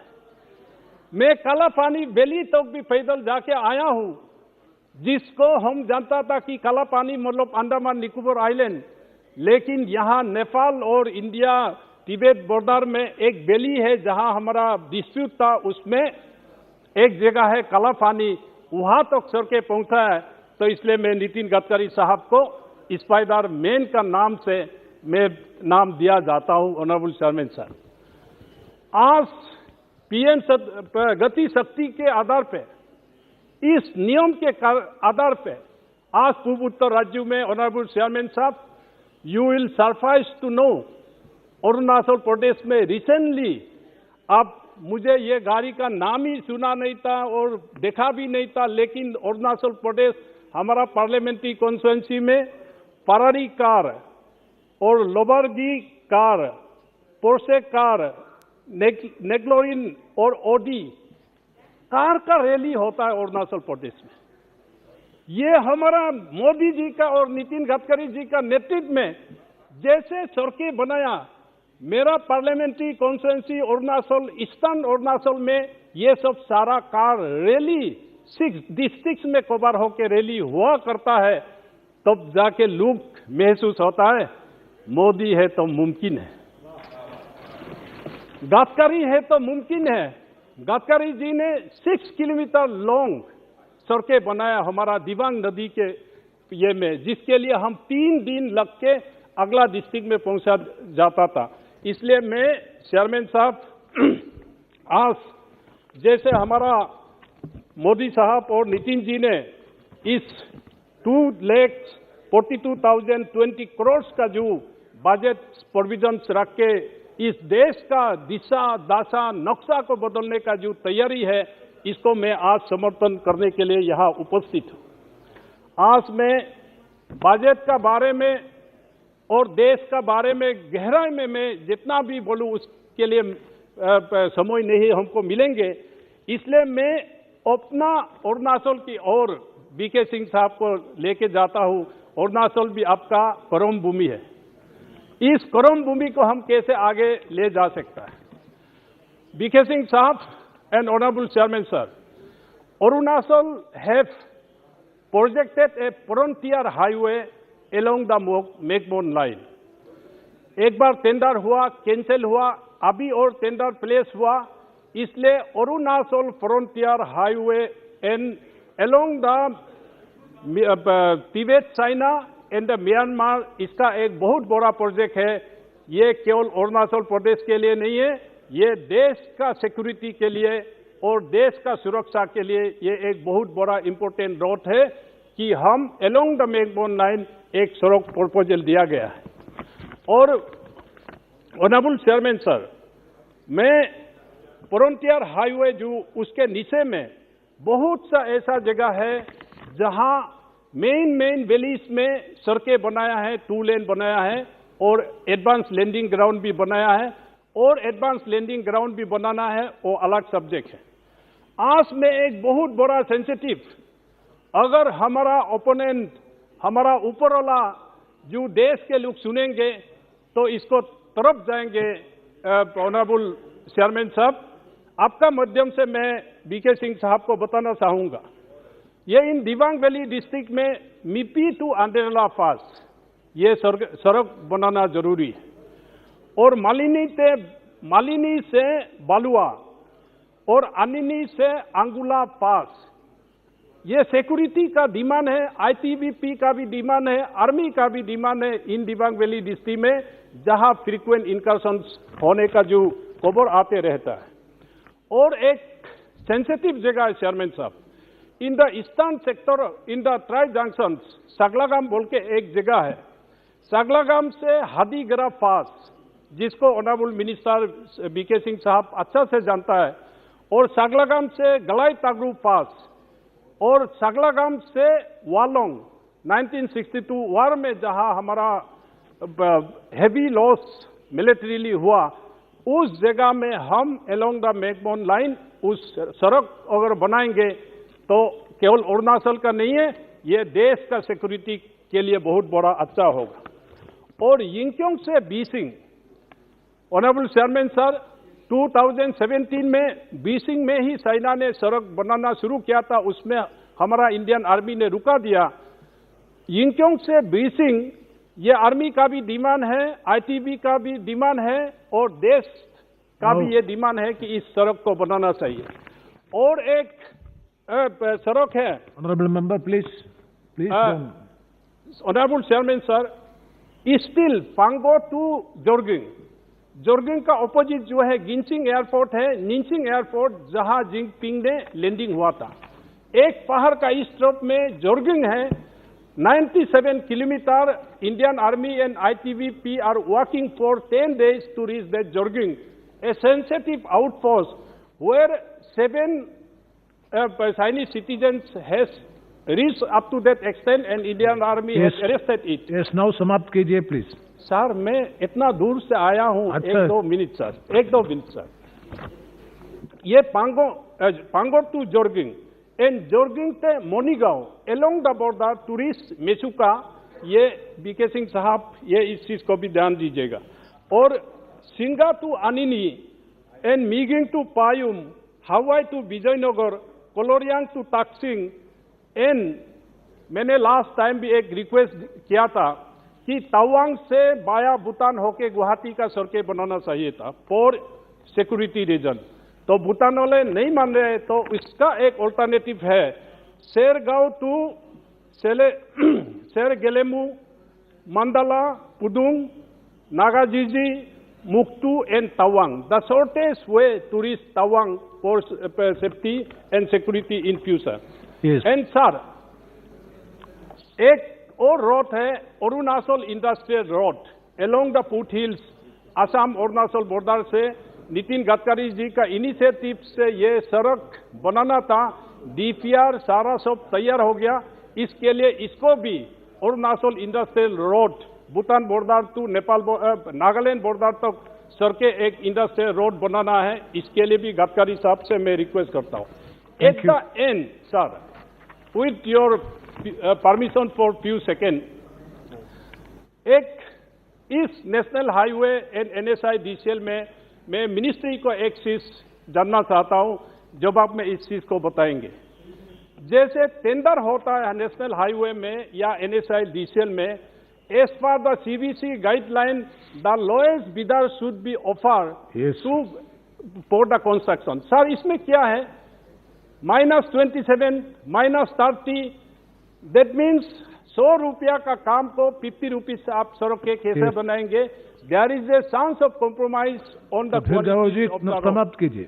सर, in conclusion, साथ में forest clearance, CBC forest clearance that really delayed the project, especially in mountainous area. धन्यवाद। इसके लिए इस चीज को और ऑनरेबल मिनिस्टर देखे, so that smoothly construction work काम चले।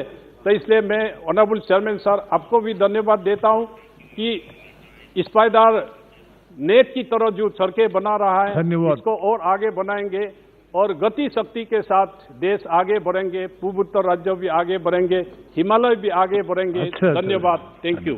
Thank you very much, Hasnain Masoodi. I would like to, one second, I request honorable members to abide by Rule 349. It is very clear, a member shall not leave the seat immediately after his speech. And so many directions, rules are there. Please observe it. And honorable members, please do not have any conversation with the official box. It's only the prerogative of the ministers. Please. Yes, Hasnain Masoodi ji. So this. जनाब, मुझे demands for grants ministry of road transport और highways में बोलने का मौका देने के लिए बहुत शुक्रिया। तो बड़ा अच्छा होता अगर मिनिस्टर साहब यहाँ तशरीफ रखते तो, और वो तो यहाँ तारीफ ही बटोरते, हर एक उनकी तारीफ ही करता, लेकिन किसी वजह से वो नहीं है। लेकिन हमारे लिए वीके सिंह साहब भी काफ़ी हैं जम्मू कश्मीर के लिए, क्योंकि उनका जितना अनुभव है जम्मू कश्मीर के बारे में किसी और का नहीं होगा।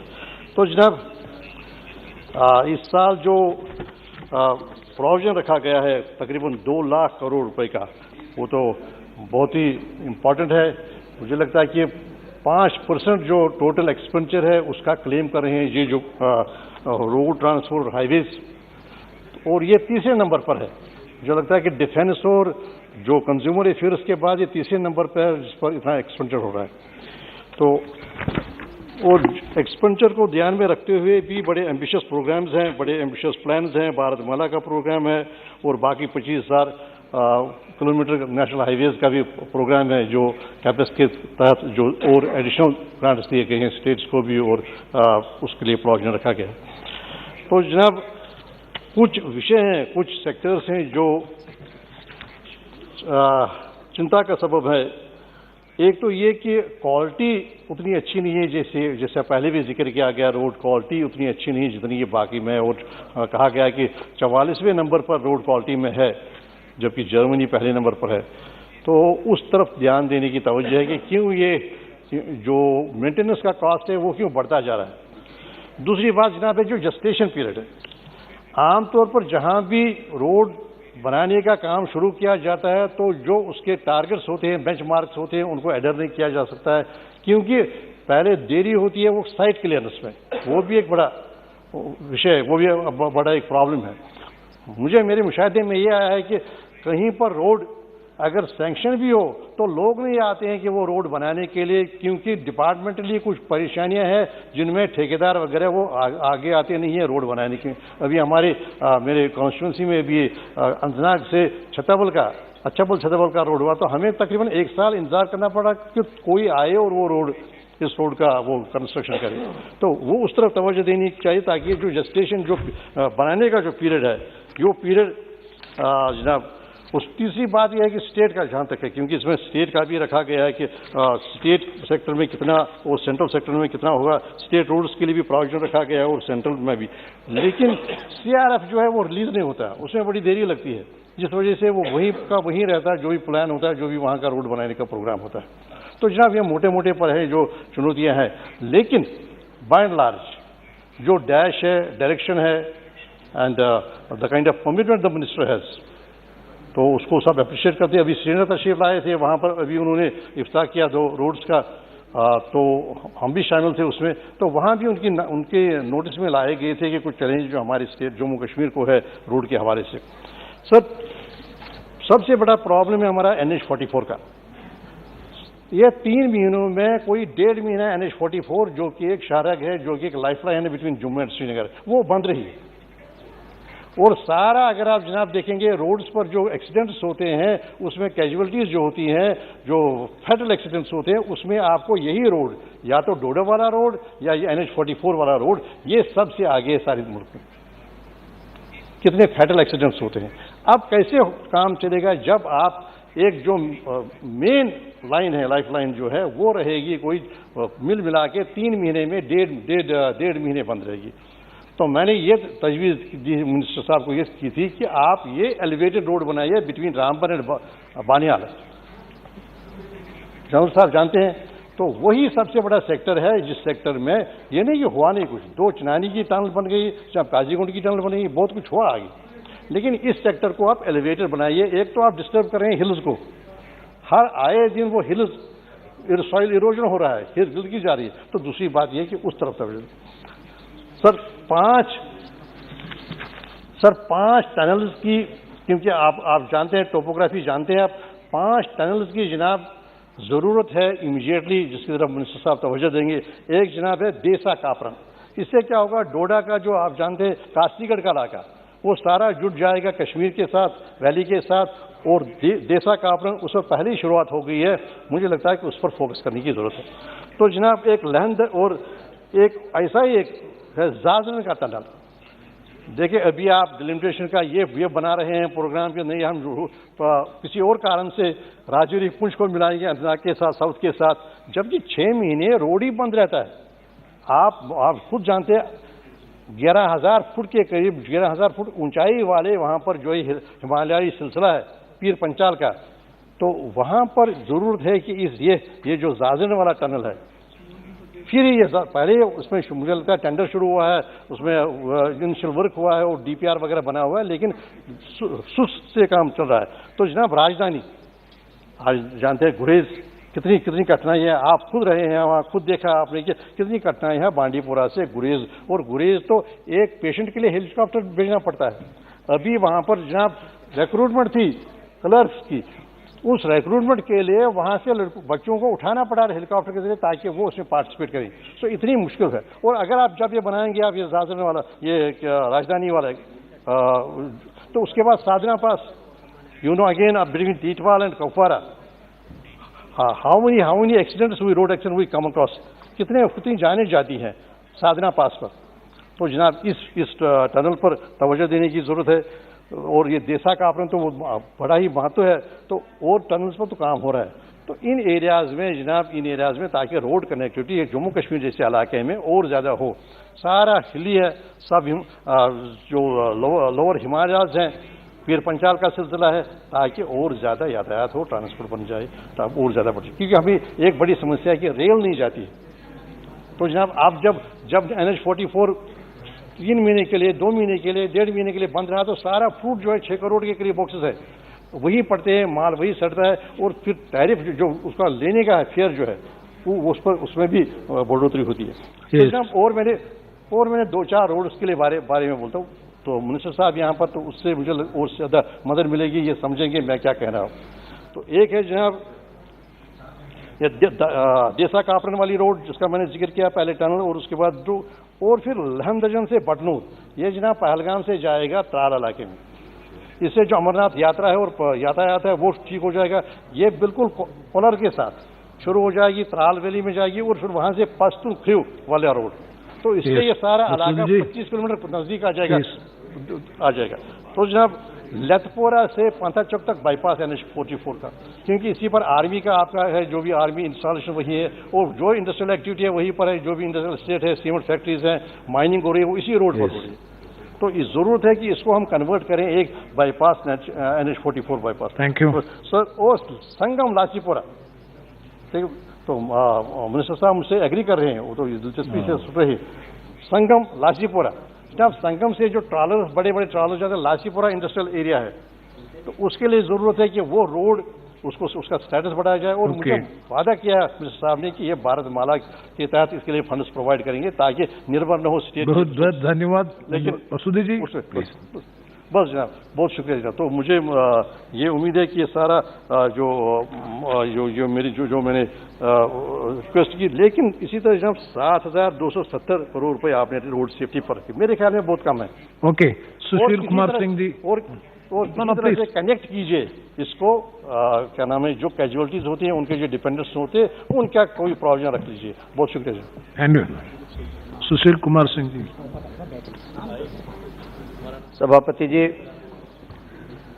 आपको धन्यवाद करते हुए मैं सड़क मंत्रालय और राजमार्ग मंत्रालय के अनुदान मांगों पर हो रही चर्चा के समर्थन के लिए खड़ा हुआ हूं। महोदय, मैं आपके माध्यम से ये कहना चाहूँगा कि इस मंत्रालय के काम की जितनी चर्चा की जाए, इस मंत्रालय की जितनी प्रशंसा की जाए, वो कम होगा। माननीय प्रधानमंत्री आदरणीय नरेंद्र मोदी जी और माननीय मंत्री गडकरी जी और साथ साथ राज्य मंत्री जनरल VK सिंह साहब, इनके नेतृत्व में इस मंत्रालय के माध्यम से देश के अंदर सड़क निर्माण के क्षेत्र में देश के इस कोने से लेकर उस कोने तक, यानी हर क्षेत्र में जिस तरह से तेज गति से काम हुआ है, उसकी प्रशंसा पूरा देश करता है, सारे लोग करते हैं। यहाँ तक कि विपक्ष के भी मेरे साथी इसकी आलोचना नहीं करते, इसकी शिकायत नहीं करते, लेकिन चूंकि काम हो रहा है इसलिए हमारे विपक्ष के भाई भी कोई नई मांग रखते हैं, कोई नया सुझाव देते हैं, ताकि जब देश में इतना काम हो रहा है सड़क के क्षेत्र में, तो उनके इलाके में भी अच्छी सड़कें बन जाए।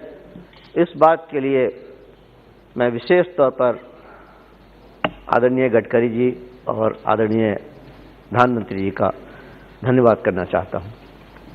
महोदय, हमारे पूर्व के कई वक्ताओं ने आंकड़ों के साथ बड़े विस्तार में चीज़ों को लोकसभा के अंदर रखा है। मैं उन आंकड़ों को दोहराना चाहता हूं और ना मैं बड़े विस्तार में जाना चाहता हूं, इसलिए कि हर तरफ जब प्रशंसा ही प्रशंसा है तो फिर उसमें लोकसभा के समय के महत्व को इधर नहीं है जी, उस प्रशंसा सुनने के मंत्री इधर नहीं है। From the first day onwards उन तक बात पहुंच जाएगी सर, उन तक बात पहुंच जाएगी। और हमारे जनरल VK सिंह साहब तो हैं, लेकिन मैं ज्यादा नहीं 2-3 बातें कहना चाहूंगा आपके माध्यम से। नंबर 1, एक नेशनल हाईवे है हमारे बिहार के अंदर जिसका नंबर है 139-139, जो बिहार की राजधानी पटने से शुरू होती है और बिहार के कई जिलों पटना, अरवल, औरंगाबाद होते हुए झारखंड की सीमा में प्रवेश करती है और उसके बाद झारखंड के पलामू जिले में जाकर वो समाप्त होती है। ये जो सड़क है महोदय, वो सीधे सीधे तौर पर 3 राज्यों को जोड़ती है। बिहार को सीधे सीधे झारखंड और छत्तीसगढ़ से जोड़ने वाली इस महत्वपूर्ण सड़क के 4 लेनिंग का प्रस्ताव मैंने काफी पहले मंत्रालय को भी दिया और बिहार सरकार से भी आग्रह किया, लिखित रूप में भी। मेरे ही आग्रह पर बिहार सरकार ने इस सड़क के 4 लेनिंग का प्रस्ताव भी केंद्रीय मंत्रिमंडल को भेजा है, भारत सरकार को भेजा है। जहां तक इस सड़क पर पीसीयू का सवाल है, पैसेंजर कार यूनिट का सवाल है, जो क्राइटेरिया है भारत सरकार के सड़कों के फोरलेनिंग करने का वो 10,000 है, लेकिन इस सड़क पर पीसीयू 12,000 है और यदि अभी अभी सर्वे किया जाए तो ये पीसीयू इसका 1.5 यानी 18,000 के आसपास हो जाएगा। महोदय, इस सड़क पर 2 चक्के की सवारी, साइकिल से लेकर बाइक और फिर अनेक चक्कों वाली सवारियां, पैसेंजर गाड़ियां, मालवाहक गाड़ियां और साथ साथ 4 व्हीलर, इतना दबाव है इस सड़क पर कि हम लोग जब अपने जिला मुख्यालय औरंगाबाद से पटने जाते हैं, जो मात्र 140 किलोमीटर है, 4 घंटे लगते हैं महोदय। हम लोग जब अपने शहर से झारखंड या कलकत्ता या दिल्ली के लिए आते हैं तो 4 लेन है, एवरेज स्पीड होता है 100 किलोमीटर 1 घंटे में, लेकिन जब पटना जाते हैं तो यही एवरेज 35 किलोमीटर हो जाता है। एक्सीडेंट भी बहुत बड़ी संख्या में हो रही है, क्योंकि इतनी भीड़ है इस सड़क पर, इतना रश है कि दुर्घटना होना स्वाभाविक है। तो मेरा निवेदन यह होगा और मैं आशा करूंगा कि जब जवाब आए माननीय मंत्री जी का तो मुझे खुशी होगी इस बात की कि उस जवाब में ये घोषणा हो कि इस सड़क को 4 लेन किया जाएगा, क्योंकि सारा क्राइटेरिया यह सड़क फुलफिल करता है। कोई इफ बट नहीं है, कोई कारण नहीं है कि यह सड़क 4 लेन ना हो। महोदय, इसके साथ साथ 2 और सुझाव हैं, कोई नई मांग नहीं है। दिल्ली से कोलकाता जो सड़क जाती है, नेशनल हाईवे 19, वाराणसी से धनबाद तक, अब इस 6 लेनिंग का काम तेज गति से शुरू हुआ है माननीय मंत्री जी की देखरेख में, उनकी समीक्षा के बाद, वरना कई वर्षों से ये काम बहुत विलंबित था, लटका हुआ था। अभी मुझे खुशी हो रही है ये बताते हुए कि इसमें तेज गति से काम शुरू हुआ है, लेकिन वर्तमान में सड़क थोड़ी खराब है। सासाराम टोल से लेकर डोभी एक जगह है जो दिल्ली से करीब करीब 1020वें किलोमीटर पर होगा, इस बीच में सड़क थोड़ी अच्छी नहीं है। ध्यान आकृष्ट कराते हुए कहना चाहूँगा कि इसकी स्थिति को बहाल किया जाए और इस मंत्रालय की, माननीय प्रधानमंत्री जी, माननीय मंत्री जी की जो छवि है और इस मंत्रालय की जो छवि है उसके अनुरूप ये सड़क हो, क्योंकि गया से वाराणसी जाने में एक व्यक्ति को 4 जगह टोल देना पड़ता है। 4 जगह टोल देकर अगर उसको उसके मुताबिक उसके लायक सड़क ना मिले तो थोड़ा अच्छा नहीं लगता सुनने में। इसलिए मेरा निवेदन होगा, आग्रह होगा कि इसकी स्थिति को अच्छी की जाए। साथ साथ एक बात और कहना चाहूँगा कि पहले से ही इस मंत्रालय में बहुत बड़ी संख्या में अच्छी गुणवत्ता वाली सड़कों का निर्माण हो रहा था, लेकिन इस बार की बजट में हमारे प्रधानमंत्री जी के निर्देश के तहत जिस प्रकार ज़्यादा बजट इस मंत्रालय को दिया गया है तो लोगों की उम्मीद भी जग गई है। और हमारे क्षेत्र से नई गुजरने वाली एक नई सड़क का ऐलान हुआ है, उसकी घोषणा हुई है। वाराणसी से कोलकाता एक बिल्कुल नया ग्रीनफील्ड अलाइनमेंट के साथ इस सड़क का निर्माण करने की घोषणा मंत्रालय ने किया है, जिस पे 24,000 करोड़ रुपए खर्च होंगे। मैं इसके लिए भी बहुत बहुत धन्यवाद करता हूं और ये कहना चाहता हूं कि इसका भी निर्माण कार्य जल्दी से जल्दी शुरू किया जाए। बड़ी खुशी की लहर है हमारे इलाके में, साथ साथ झारखंड के इलाके में भी, बंगाल के लोगों में भी। और अंतिम बात कहते हुए पुनः एक बार ये निवेदन कि NH 139 पटना, अरवल, औरंगाबाद, हरिहरगंज से लेकर पड़वा मोड़ पलामू जिले में एक जगह है झारखंड में, इस सड़क को निश्चित रूप से 4 लेन करने की घोषणा सुनने के लिए मैं आशान्वित हूं। धन्यवाद। बहुत धन्यवाद। Shri P. Velu Swami. Thank you chairperson साहब। In India, majority road infrastructure is being used for transporting 60% of goods, 85% for passenger traffic, but in reality, 2% of the road network carry around 40% of total road traffic. As on March 2019, our country is having 1.3 lakhs kilometers of national highways and 1.8 lakhs kilometers of state highways. Sir, a portion of tax collected on petrol and diesel has been earmarked for the development of national highways and state highways, and the amount pending in the fund is non-lapsable. The funds are being transferred to NHAI and the state UT governments for the development of road, infrastructure and other projects like ports, railway track and airports. For 2022-23, the transfer from CRIF towards the ministry is estimated at rupees 1,59,616 crores. This is 61% more than revised transfer in 2021-22, rupees 99,239 crores. Sir, the Kodaikanal-Munnar Road, old SH18, was local in my Tindukal Parliament constituency at spread over the district of Tamil Nadu and Idukki districts in Kerala. The road is situated on an elevation of 2,480 meters, 8,140 feet. It was one of the highest roads in India. South of Himalayas prior to its close in 1990.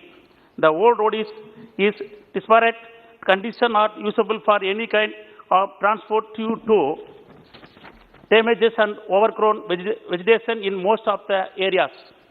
The project to be taken on CRF scheme. Sir, while the NHAI is developing 3,500 kilometers of national highways in Tamil Nadu, it has completed only 125 kilometers of project length. The ministry should take steps to speed up the work of remaining 2,214 kilometers of ongoing project on our footing. To speed up the 4-lane project under Pardhamala includes 7.3 kilometer elevated 4-lane bridge connecting the Pandian Hotel junction with Chetticulam and widening the existing 30.4 kilometer 2 lanes into 4 lanes from Chetticulam to Nattam on the NS 785. Sir, last point. There is a major junction in Trichy-Tindukal highway at Silapadi, kilometer 417.2, which was built by NHAI to provide an underpass for the benefit the local people at Silapadi crossing at Silapadi. Thank you, sir. Next, Shri Devji Patel ji. धन्यवाद सभापति महोदय। सभापति महोदय, मैं भारत सरकार द्वारा budget में पेश की गई सड़क परिवहन और राष्ट्रीय राजमार्ग मंत्रालय के अनुदान मांगों के समर्थन के लिए खड़ा हुआ हूं। मैं धन्यवाद देता हूं आदरणीय प्रधानमंत्री नरेंद्र मोदी जी, आदरणीय नितिन गडकरी जी और विराजमान श्री वीके सिंह साहब को। इन्होंने विगत 7 साल में सड़कों को परिवहन के लिए जिस विशेष रूप से जोर दिया और एक जाल पूरे भारत के अंदर बिछाया। सभापति जी, मैं याद करता हूं सम्मानीय भारत रत्न अटल बिहारी वाजपेयी जी को, जिन्होंने प्रधानमंत्री सड़क योजना शुरू की और हमारे गांवों को जोड़ा। मैं एक ग्रामीण पृष्ठभूमि से आता हूं।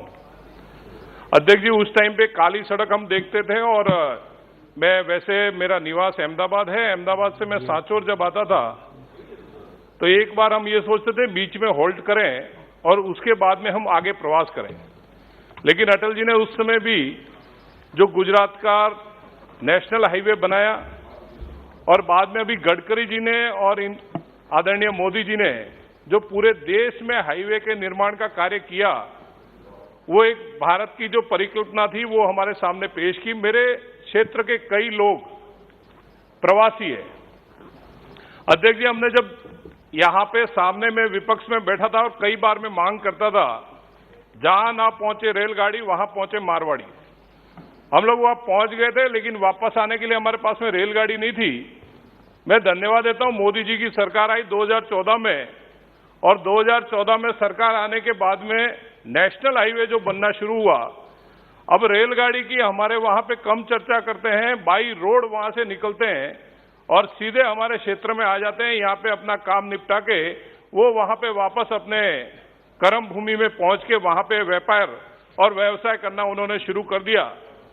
इसके लिए भी मैं इनको धन्यवाद दूंगा। आंकड़ों में ज्यादा मैं नहीं जाऊंगा, लेकिन मैं ये जरूर धन्यवाद दूंगा कि पिछले साल के मुकाबले 68,000 करोड़ जो ज्यादा दिए उस पर थोड़ी सी नजर मेरे क्षेत्र की भी है। वो वीके सिंह साहब को जरूर मैं निवेदन करना चाहूंगा कि उसमें कुछ हिस्सा हमारा रख लें तो शायद हमारा और उत्थान हो जाएगा।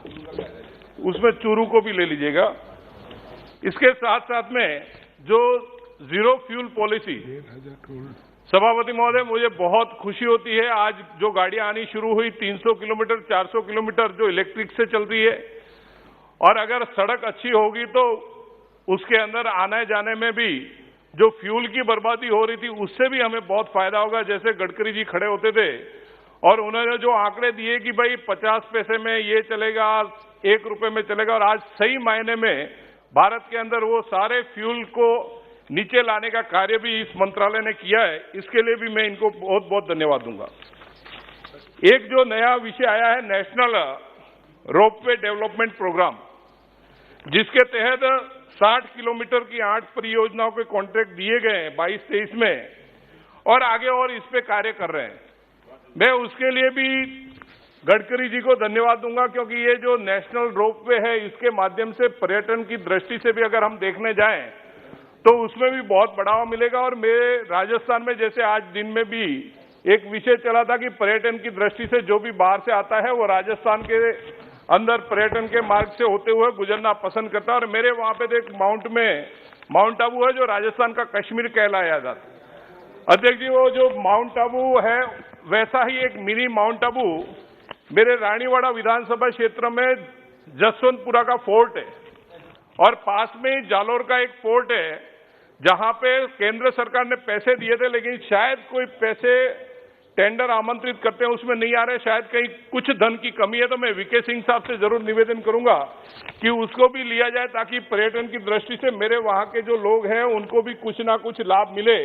क्योंकि जालोर के अंदर इतनी बड़ी कोई इंडस्ट्रीज वगैरह नहीं है, हम लोग प्रवास के तौर पे ज्यादातर डिपेंडेंट है। तो इस पे जरूर मैं आपका ध्यान दिलाना चाहूंगा। साथ ही में मेरे क्षेत्र की कुछ विषय जो है मैं मंत्री महोदय के सामने रखना चाहूंगा। सभापति महोदय, उदयपुर के अंदर जब हमारे वहां पे एक नेशनल हाईवे का उद्घाटन हुआ था, तब सम्मानीय गडकरी जी और उद्घाटन करने आए थे। तब एक सैद्धांतिक रूप से उन्होंने एक घोषणा भी की थी कि मेरे वहां पे रोहित से लेकर सांचौर, जालोर, करड़ा होते हुए उसको नेशनल हाईवे बनाया जाएगा। क्योंकि एकदम पाकिस्तान से सटा हुआ सांचौर विधानसभा क्षेत्र है, एक साइड में गुजरात पूरा बॉर्डर लगता है। तो मैं आपके माध्यम से माननीय मंत्री जी से निवेदन करना चाहूंगा, मंत्री जी लिखेंगे तो थोड़ा मैं निवेदन कर लूं सर, क्योंकि ये मंत्री जी 68,000 में कुछ हिस्सा बन जाए तो काम हो जाएगा मेरा। मैं माननीय मंत्री जी से निवेदन करना चाहूंगा कि जो घोषणा उस समय पे थोड़ी हुई थी उसके अंदर रोहित से करड़ा होते हुए सांचौर जो नेशनल मार्ग है उसको गति शक्ति में आप समावेश करें, तो ये जो मेरा क्षेत्र है इसकी 5 विधानसभा, इस 5 विधानसभा से होते हुए ये क्षेत्र से ये राज्य मार्ग, हमारे राष्ट्रीय राजमार्ग जो है वो बहुत काम आएगा, और जिससे मेरा संभाग जुड़ता है, जिससे मेरी राजस्थान की राजधानी जुड़ती है, और जिससे दिल्ली जो राजधानी है वो भी जुड़ती है। और मैं आपको इतना 100% गारंटी देता हूं कि उस मार्ग पे आप फिर बाद में उसको और बढ़ा के 6 लाइन करने का प्रस्ताव रखेंगे, क्योंकि इतना ट्रैफिक वहां से गुजरता है। ये जरूर मैं आपसे निवेदन करना चाहूं। इसके साथ ही सांचौर के अंदर एक ब्लैक स्पॉट है, जैसे गडकरी जी ने कहा था कि सांसदों को सुझाव से ब्लैक स्पॉट चयनित किए जाए, और जो ब्लैक स्पॉट है जहां पे ज्यादा एक्सीडेंट होते हैं उन एक्सीडेंट को वहां से खत्म किया जाए। आपने पहले एक ब्लैक स्पॉट मैंने जरूर आपको बताया था, उस पर आपने ब्रिज दे दिया। अभी एक रानीवाड़ा सांचौर 4 रास्ता है। मंत्री महोदय, ज्यादा तो नहीं लेकिन 15 दिन में एक एक्सीडेंट जरूर वहां होता है और एक जान वहां चली जाती है। मैंने कई बार अधिकारियों से निवेदन किया है कि इसको ब्लैक स्पॉट घोषित करके वहां पे एक ब्रिज बनाया जाए। आप एलिवेटेड बनाएंगे तो आपको धन्यवाद है, क्योंकि वहां पे बाजार भी मुख्य बाजार है। अगर ये ब्लैक स्पॉट की जगह पे ब्रिज बन जाएगा तो शायद वहां के जो हमारे निवासी हैं उनकी जान नहीं जाएगी, उससे उनको जान से हाथ नहीं धोना पड़ेगा।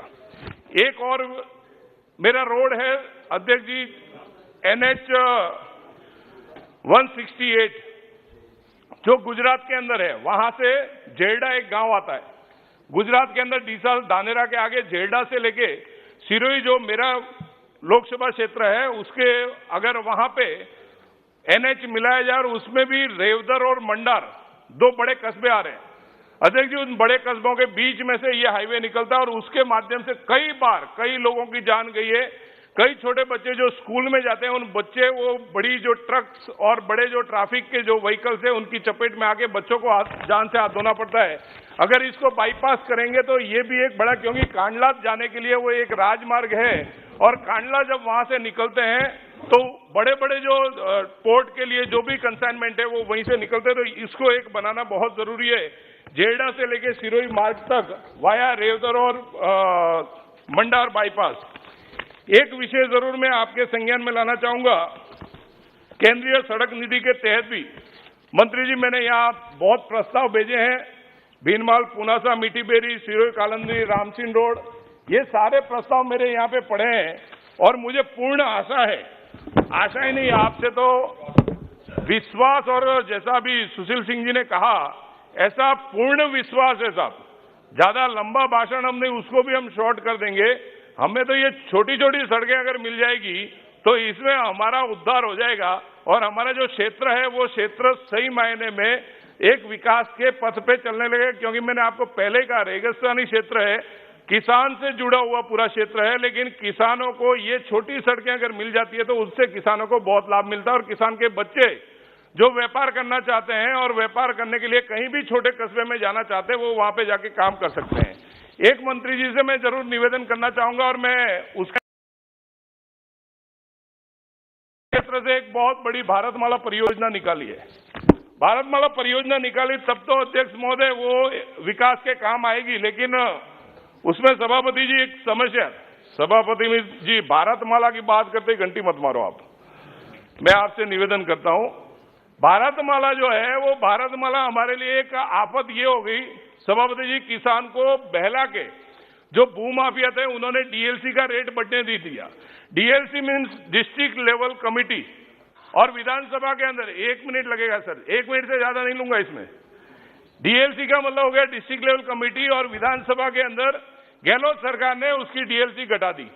यहां से नितिन गडकरी जी ने भी गहलोत सरकार से कहा था कि आप जो पैसा किसान को भारतमाला परियोजना के तहत देना है वो आप लिख के भिजवाइए, हम पैसा देने को तैयार है, लेकिन वहां की सरकार वो पैसा नहीं दे रही है। मैं आपके माध्यम से मंत्री जी से कहना चाहूंगा कि उस डीएलसी के लिए कुछ ना कुछ किया जाए, क्योंकि किसान बर्बाद हो रहा है। 8 लाख की जमीन मंत्री महोदय 25,000 रुपए उसको डीएलसी मिल रही है, ये किसान के लिए सरासर अन्याय। अगर आप चाहें तो उसको निकाल के देख सकते हैं, किसान एकदम बर्बादी की ओर जा रहा है। उसके साथ में मंत्री जी पास में 10-10 मीटर की जमीन आपने ले रखी है, मैं उसमें आपसे सिर्फ एक सर्विस रोड मांग रहा हूं जिससे ट्रैक्टर चल सके, क्योंकि हाँ कंक्लूड ही कर रहा हूं सर, इससे आगे कोई पन्ना नहीं है, समाप्त, हिंदी में समाप्त वही कर रहा हूं सर। मैं आपसे यही निवेदन करूंगा मंत्री जी कि पास में 10 मीटर की जो आपकी लैंड पड़ी हुई है वो किसी काम की नहीं है। अगर उस लैंड में किसान का ट्रैक्टर लेके वो अपने खेत में जाएगा तो दूसरे किसान से झगड़ा नहीं होगा और वो किसान अपने जमीन की बुआई कर सकेगा, और अन्नदाता जो हमें अन्न देता है वो अन्नदाता भी सुखी हो जाएगा। ये जरूर मैं आपसे निवेदन करना चाहूंगा।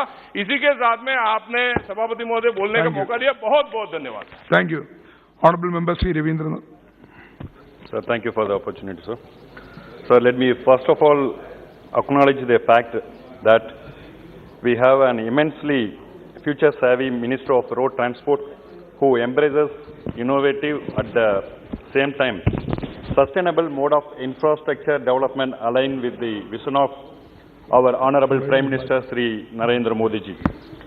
We must appreciate our Minister Sri Gadkari ji's innovative conception or fast transforming the Ministry of Road Transport and Highways as the leading engine of growth. Sir, having recognized the significance of this sector in nation building, our Honorable Prime Minister Sri Modi ji envisioned that PM Gati Shakti Master Plan to bring about synergy between infrastructure and logistics across the length and breadth of India. So through the PM Gati Shakti Master Plan, our national highways network will be an expansion of by 25,000 km in 2022-23 with an outlay of 20,000 crores. Similarly, the Bharat project with a project outlay of 5.35 lakh crore was launched by our government, aimed at bringing smoother connectivity across the nation with improved roads and net and infrastructure. It is quite encouraging to see 1,34,015 crore allocation towards Nahai, which also includes the Bharatmala Pariyojana and is the highest ever allocation, standing at 67% among the major heads. I am hopeful that states like Tamil Nadu, with a strong industrial and agricultural base, will receive its due share in the allocation. Sir, I wish to request the southern districts of Tamil Nadu may be paid more attention while sanctioning projects, as it will help in the economic advancement of this region. Sir, in my Teni parliamentary constituency, the pre-construction work of the 4-lane section of NH 85 between Uslambatti to Bodinayakanur is pending approval of the Land Acquisition Committee. I wish to request Honorable Minister to kindly intervene to ensure the speedy sanction on and clearance for this project. As an extension of the above NH 85 project, I request the government to sanction a fresh DPR for the 25-kilometer greenfield project connecting this NH 85 from Uslambatti to NH 7 in Madurai, which passes through the new AIM sanction in Madurai, so that the entire project get upgraded as a utility corridor. Similarly, sir, there is a NH 183 from Dindigul to Kumali passing through my Teni constituency, which is operating a 2-lane highways. However, over the years, the traffic along with NH has increased manifold with over 20,000 PCU, passenger car unit per day, sir. With increased traffic, major accidents along this line have become routine. 10 black spots have been reported along this road. Sir, it is my humble request that Honorable Minister may kindly sanction a new greenfield 4-lane project connecting Dindigul to Kumali through Teni district. Sir, with this region being located along active tourist circuit and with the famous pilgrim sites of Palani and Sabarimala critically dependent on this inadequate roadway for 2 minutes, please, and connectivity between Kerala and Tamil Nadu. A new 4-lane will significantly help in providing the much needed logistic connectivity alongside the economic development of the region. And I also wish to mention here that several projects have been stalled or delayed indefinitely. In my Teni parliamentary constituency itself, Sakulathmettu road project remains a dream for more than 4 decades, pending approval of Forest Department. Sir, I am of the opinion that development should be sustainable and should not be at the cost of destroying our environment. However, our Honorable Prime Minister Narendra Modi ji's envisaged more innovative techniques should be smartly integrated to balance infrastructural landscape with environmental protection. I wish to congratulate our Honorable Minister of Road Transport and Highways, Sri Gadkari ji, 1 minute please, that on the innovative novel elevated National Highway 44 passing through the Pench Tiger Reserve in Madhya Pradesh. Sir, important, sir, if needed. Please conclude. Benefiting not only humans in the region, but also helping to protect animals thriving through the NH44. On the similar line, I wish to request sanctioning DPR for the National Highway Connectivity NH183 in Tamil Nadu and NH185 in Kerala, benefiting both people as well as the wild animals in this region. Sir, I wish to suggest that much higher share may be allocated to heads like maintenance and road safety that would increase the lifespan of roads as well as the motorists. Similarly, contemporary technologies, including artificial intelligence, may be incorporated to improve the efficiency of the existing transportation infrastructure through real-time traffic flow management. With this, I wish to conclude by extending my support for the demand for grants for the Ministry of Road Transport and National Highways for the period 22-23. Thank you. Honorable Member Srimati Pratibha Singh ji. Thank you, sir, for giving me the opportunity to talk on National Highway. I represent the state of Himachal Pradesh and come from a constituency where this work is going on. But I would like to highlight certain points which I feel during my tour the people told me their grievances, and whatever has to be done, it has to be brought to the notice of Government of India. And the state of Himachal Pradesh is renowned for its natural beauty, and roads are very vital infrastructure for rapid economic growth of the state. The development of important sectors of economy such as agriculture, horticulture, industry and forestry depends on efficient road network.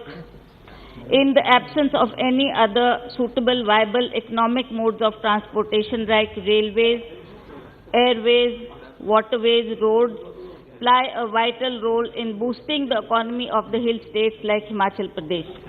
Thus, it is vital for economic development of the state. Easily availability, adaptability to individual needs and the cost saving are some of the factors which go in road for favor of road transport.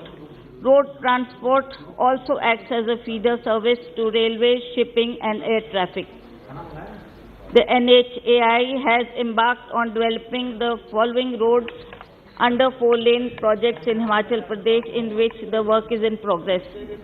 Parwanu, Solan, Shimla, Dhali, National Highway 22, National Highway 05, and Swarghat, Mandi, Manali, National Highway 21. The major benefits for 4-laning, broadening the national ways are, it reduces the length of the road, it reduces constant traveling time, and it will create access to better healthcare facilities for the people. It will reduce the number of road accidents and ensure free flow of traffic. It shall economize the fuel consumption and wear and tear by 50%, thus increasing efficiency. It will substantially use environmental pollution. Speaker, sir, through you, I would like to bring to notice of the government that I would like to raise some of the very important issues pertaining to the outgoing 4-laning work on national highways in Himachal Pradesh in this August House. The pace of the ongoing 4-laning work is much slow, and with much pace it will be extremely difficult to complete such economically and strategically important projects on time. During recent visit of my parliamentary constituency, local people have raised many grievances and demands with respect on the ongoing 4-lane work, which I would like to present through you in this August House. The major grievances and demands raised by them are hereby summarized as: the ongoing 4-lane work has led to change in the orientation of national highway in many parts of the stretch. Therefore, the local roads have been completely delineated from the national highways, due to which the general public are suffering a lot, as the work is being delayed, and I suggest that it should be timely done. The old age accessibility has been hampered, besides massive soil erosion in view of the vertical cutting of the hillsides, dumping of debris down the hill and felling of thousands of trees has caused irreparable damage. It has created unnecessary problem of water logging, blockades and traffic jams to general public. Therefore, it is requested through you, sir, that some concrete way out should be formulated by developing road services to connect the village local road to newly four-laned national highway to provide hassle-free accessibility to local population and villages in public interest. Sir, about the compensation also I would like to state in the House that the other major issues in the compensation provided in lieu of land acquisition to the affected parties. Roads undoubtedly are the lifeline of the hills, but the four-laning projects across the state has brought misery to thousands of people who were uprooted and lost their livelihood. Only the circle rate has been taken into consideration and not only the market rate. Other factors like market value, commercial viability, productivity have not been taken into account while working out the compensation. Another important factor, sir, is tourism. I would like to state that the tourism industry is the backbone of Himachal Pradesh. The tourism sector of Himachal Pradesh contributes 7% of the state's GDP. Domestic tourist inflow in the state reached 16.83 million in 2019, when foreign tourist arrival reached to 3,83,000. As of December 2019, there were 3,679 registered hotels in the state. A significant rise was noticed in the domestic as well as foreign tourist inflow during last few years, but there is a sharp decrease of 81% in the tourist arrival up to December 2020. Roads remain the main mode of transport in Himachal Pradesh. As you know, there is no air connectivity or rail line as such, so our people depend on the roads, so this should be given priority.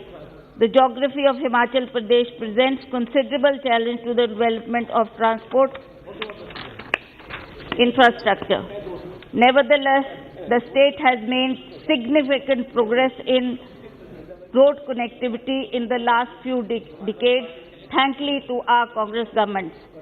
But the frequent log jams, blockades due to cutting off extravagant excavation works due to four-laning work on national highways has impacted badly in the tourism industry.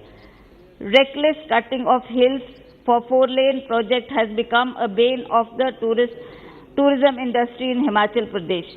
Frequent landslides on national highways resulting in traffic blockage and even accidents were making tourists wary of visiting the state. Roads are full of potholes.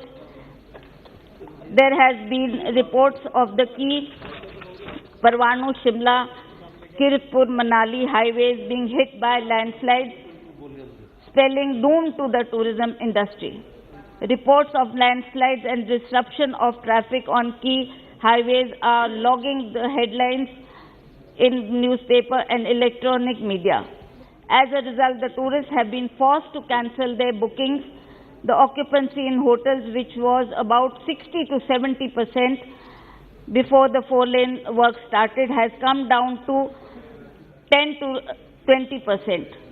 Stakeholders are not taken into confidence before planning and execution of the four-lane projects. Alternative routes are not carved out while existing routes are not maintained properly, discouraging the tourists from visiting the state. Hotel occupancy as a result went down badly, and the bad road condition and landslides had the worst impact on the adventure tourism in tribal areas and higher hills, as traveling were turned as a nightmare. Further demolition of illegal constructions by administration also earned a bad name for the tourist industry. Fearing inconvenience, tourists were apprehensive of visiting Simla, Manali, Dharamshala and other parts of Himachal Pradesh. Economy and loss of livelihood. There has been substantial loss of livelihood considering the immense tourism potential in the state, especially Mandi, Kullu, Manali and Simla areas. The land along the roadside has highly commercial values for hotels, restaurants and eco-resorts, many of which has been wiped off to make the way for the project. Tenants between Sundarnagar and Manali, which falls in my constituency, who fall in the category of livelihood losers, have not been taken into account and identified. Such people have not just been uprooted or displaced, but even have lost their livelihood. The muck and debris management and the environment hazards is also a very important issue, sir. I should bring it to the notice of this august House. There has been intense environmental violations in the outgoing four-laning project of national highways. The dumping of debris is being done in an unscientific manner, with the result that loose debris has made its way into water bodies. While constructing the roads, it is necessary that it cannot be at the cost of environment. The principle of substantial development cannot be avoided. At the end, I would like to draw your attention to some important issues in my parliamentary constituency, in specific pertaining to the national highways of Himachal Pradesh for consideration and urgent action by the Ministry of Road Transport and Highways. One point is, sir, that Bhuntar Bridge at Kullu is required to be constructed urgently to ensure all-weather connectivity to the international tourist destination Manali. The state government has already sent an estimate to the ministry for obtaining necessary sanction, which may please be expedited. Another bridge over Tirthan River at Daman at Sanj, Luri, Ani, Jalori, Banjar Out Road is required to be constructed urgently to ensure all-weather connectivity and smooth flow of traffic, because this area comes and there is heavy snowfall in this area. So by making this tunnel, it will be a good connectivity to those areas.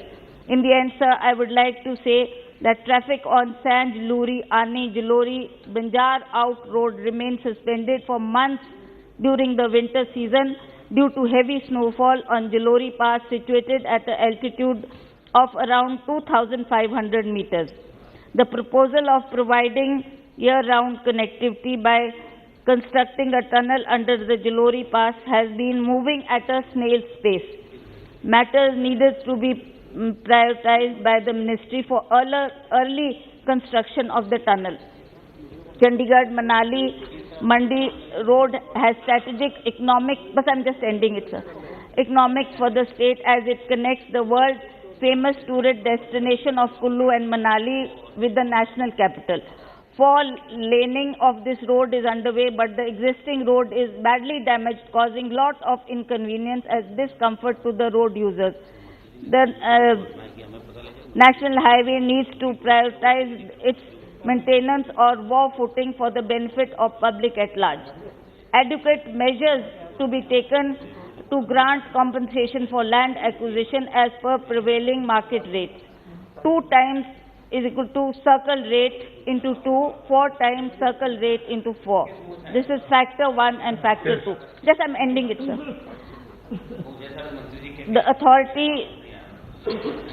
The government may be directed to increase the pace of work so that the project is completed well in time, within the time limit, and the directions may be given to for the proper maintenance and regular repairing of the roads to facilitate commuters.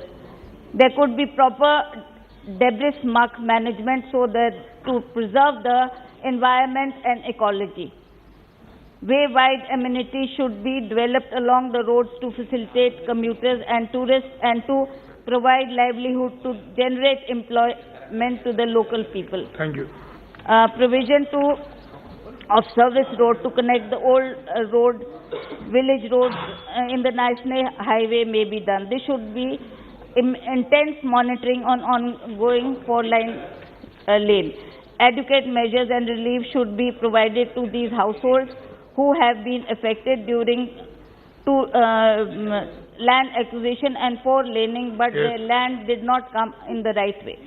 So these are some of the major issues, sir. I would like that the government takes notice and it should be done at a faster pace so that the work is completed. I think Honorable Minister is noted everything. Thank you, sir. Thank you. Honorable Member Sri A. Marif. Thank you, Speaker, sir. I stand here on behalf of CPIM on demands of grants of the Ministry of Road Transport and National Highways. Sir, I take this opportunity to acknowledge the interest shown by the Honorable Minister Nitin Gadkari ji for the development of national highways in state of Kerala in a time-bound manner. Unfortunately, he is not present here. Sir, road transport is vital for the development of the country and has an important role in our economic growth and the employment generation. However, unfortunately, this government is adopting a policy of reducing its share drastically and excessively, relying on the private sector for the development of roads. In our projects are implemented in built on operate and transfer BOOT mode. Sir, by doing this, the entire burden is passed on to the travelers in the form of tolls to be paid for using these roads. And what is the end result of this, sir? Result is that the private companies are looting the people for years and years, and there is no transparency in the amount collected as tolls. Sir, as per agreement made by the NHI with the private players after the construction cost is recovered, the toll rates are to be reduced to 40%. But what is happening in the reality, sir? Every now and then the rates are hiked, and the whims and fancies of the companies and NHI and central government remaining mute spectators. Sir, I challenge the government to come up with a white paper on the toll collected so far as part of various projects in the country and bring the facts before the people.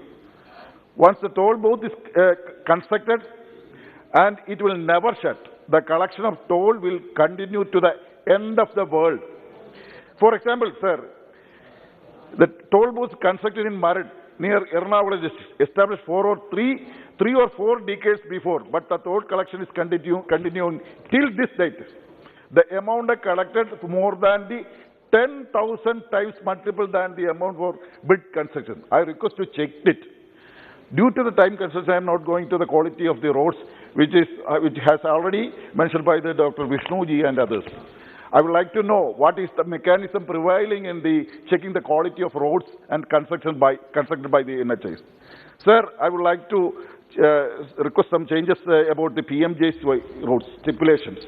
PMJ's road to be modified as the basis of density of population and the land availability of the states. I request you to relax the strict stipulation of PMJ's roads in Kerala concerns. I request you to relax the width of the roads to 4-meter width and the length of 1 kilometer Kerala is concerned due to the density of population. And the allotted amount for the road safety is very low and it should be increased, enhanced. Sir, I'm proud to say, government in Kerala has taken a bold decision not to collect tolls for bridges built using state government funds way back in 2019, and toll collection for about 29 bridges were stopped.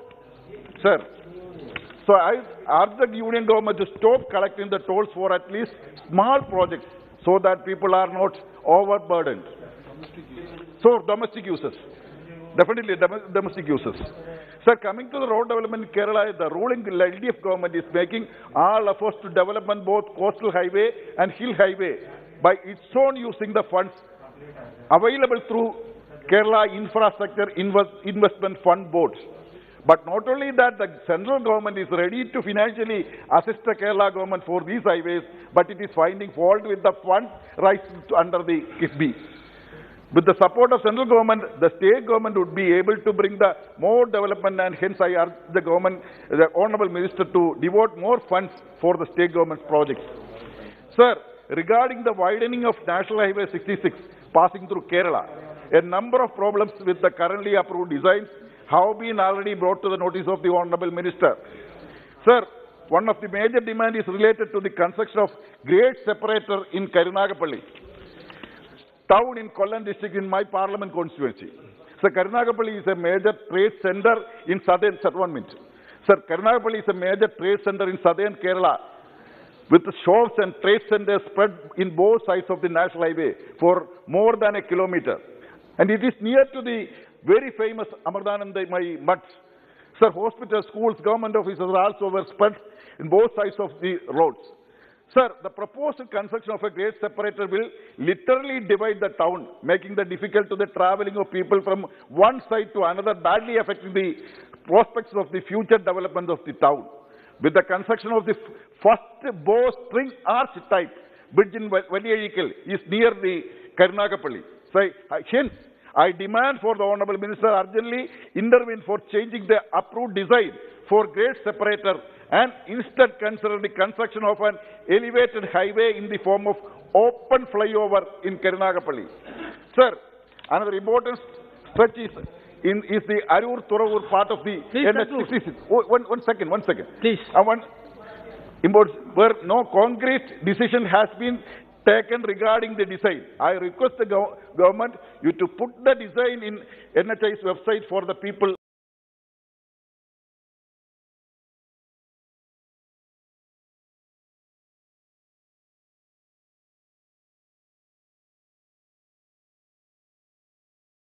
Acknowledgement for as early as possible. There is an urgent need to complete the NHI highway widening Kerala in war footing manner so the movement of vehicles would become easy. Thank you, sir. Thank you. Honorable Doni Sali. Thank you very much, Chairperson, sir. Allowing me to speak on the demand and grants on Ministry of Surface Transport and Highways. Sir, ये एक ऐसा मंत्रालय है कि वाकई जिसने देश में बहुत काम किया है और मैं अपनी तरफ से व्यक्तिगत तौर पर भी इस डिपार्टमेंट के मिनिस्टर्स को कॉम्प्लीमेंट देना चाहूँगा कि बहुत अच्छा काम इस मंत्रालय ने पिछले कई वर्षों में लगातार किया है और जब भी सांसदों की कोई समस्या होती है तो इस मंत्रालय के मिनिस्टर जो हैं नितिन गडकरी साहब, वो आज हाउस में नहीं हैं, वो हमेशा सीरियसली टेकअप करते हैं सर। और सरकार का भी मैं समझता हूं कि ये एक प्रायोरिटी वाला मंत्रालय है।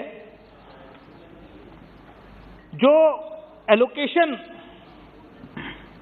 इस साल हुआ तकरीबन 68,000 करोड़ रुपए का, जो कि ऑलमोस्ट 52% ज्यादा है पिछले साल के एलोकेशन से इस मंत्रालय को। लेकिन उसके साथ साथ जो मैं देख रहा था डॉक्यूमेंट्स, चिंता का विषय भी आता है कि NHAI तकरीबन 3,38,000 करोड़ रुपए के कर्जे में है। वो आने वाले वक्त में कैसे उससे निकला जाए, ये भी एक बड़ा चिंता का विषय है। सभापति महोदय, मैं आपके माध्यम से मंत्री जी से कहना चाहूंगा कि नेशनल हाईवेज तो बन रहे हैं, लेकिन राज्यों के अंदर स्टेट हाईवेज की स्थिति बड़ी खराब है। और आपके डिपार्टमेंट का जो एलोकेशन है, जो भारत वाला परियोजना के तहत जो स्टेट PWDs जिस पर काम करती हैं, वो एलोकेशन बहुत ना की बराबर है। आपके डिपार्टमेंट ने खुद उसकी जो सीमा तय करी, उससे मैं समझता हूं 10% भी आपने एलोकेशन नहीं किया। केवल शायद 200 करोड़ रुपए, अगर मेरा आंकड़ा सही है तो किया है, जो कि होना चाहिए कम से कम 5 से 6 हजार करोड़ रुपए का एलोकेशन होना चाहिए था। 3 गुना बजट इस मंत्रालय का 2016-17 के बाद एलोकेशन बढ़ा है, लेकिन जो सड़क बनाने की, हाईवे बनाने की जो रफ्तार है, वो उस रफ्तार से नहीं बढ़ी है। पैसा एलोकेशन 3 गुना हुआ है, लेकिन जो हाईवे बनाने की रफ्तार है उसमें काफी डिस्पैरिटी है। केवल 63% ही हम 2016-17 से और अब का अगर मिलान करें तो वो होता है। माननीय सभापति महोदय, national highway authority of India एक बड़ा ऑर्गेनाइजेशन है, एक अच्छा ऑर्गेनाइजेशन है, लेकिन दिक्कत ये है कि वहां पर जितने अधिकारी जाते हैं वो ज्यादातर डेपुटेशन पे जाते हैं। और हमने देखा पिछले दिनों काफी समय तक NHAI के चेयरमैन की पोस्ट खाली रही है। काफी लंबे समय से आज भी कई इंपॉर्टेंट पोस्ट जो हैं, वहां मेंबर्स की पोस्ट जो हैं वो खाली हैं। मेरी आपके माध्यम से सरकार से ये अपील है, माननीय मंत्री जी से, जनरल VK सिंह साहब यहाँ बैठे हैं, कि आप रिक्रूटमेंट जो करें NHAI में वो डायरेक्ट अगर रिक्रूटमेंट हो, जनरल मैनेजर के लेवल पर रिक्रूटमेंट बहुत कम हो रहा है अगर हो, और जो डायरेक्ट अगर अफसरों का रिक्रूटमेंट होगा तो उनकी लॉयल्टी अपने डिपार्टमेंट के लिए ज्यादा होती है, बजाय इसके कि कोई किराएदार किसी घर में जाए, उसको मालूम है 11 महीने बाद या तो दोबारा रिन्यूअल एग्रीमेंट होना या मुझे 3 साल रहना और उसके बाद निकल जाना है। मैं तो सर देसी आदमी हूं, देसी भाषा का प्रयोग करता हूं, इसलिए अगर डायरेक्ट रिक्रूटमेंट होगा तो उसकी लॉयल्टी जाहिर सी बात है कि ज्यादा होगी।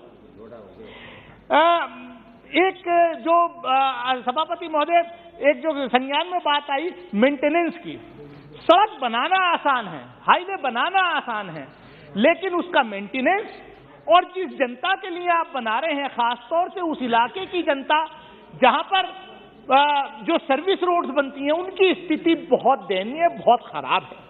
और मुझे ताज्जुब हुआ रिपोर्ट देख करके, डॉक्यूमेंट देख करके, कि जो मेंटेनेंस का एलोकेशन था उसका 18, 19 और 19-20 में उसका सिर्फ 60% उपयोग हुआ।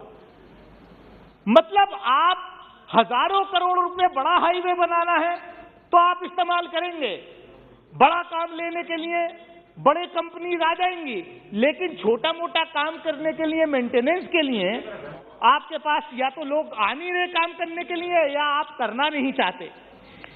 सभापति महोदय, जैसा कि मैंने पहले कहा कि जैसे इस साल का टारगेट आपका 12,000 किलोमीटर का था हाईवेज बनाने का, लेकिन इस महीने की 10 तारीख तक वो आंकड़ा सिर्फ 8,278 किलोमीटर है।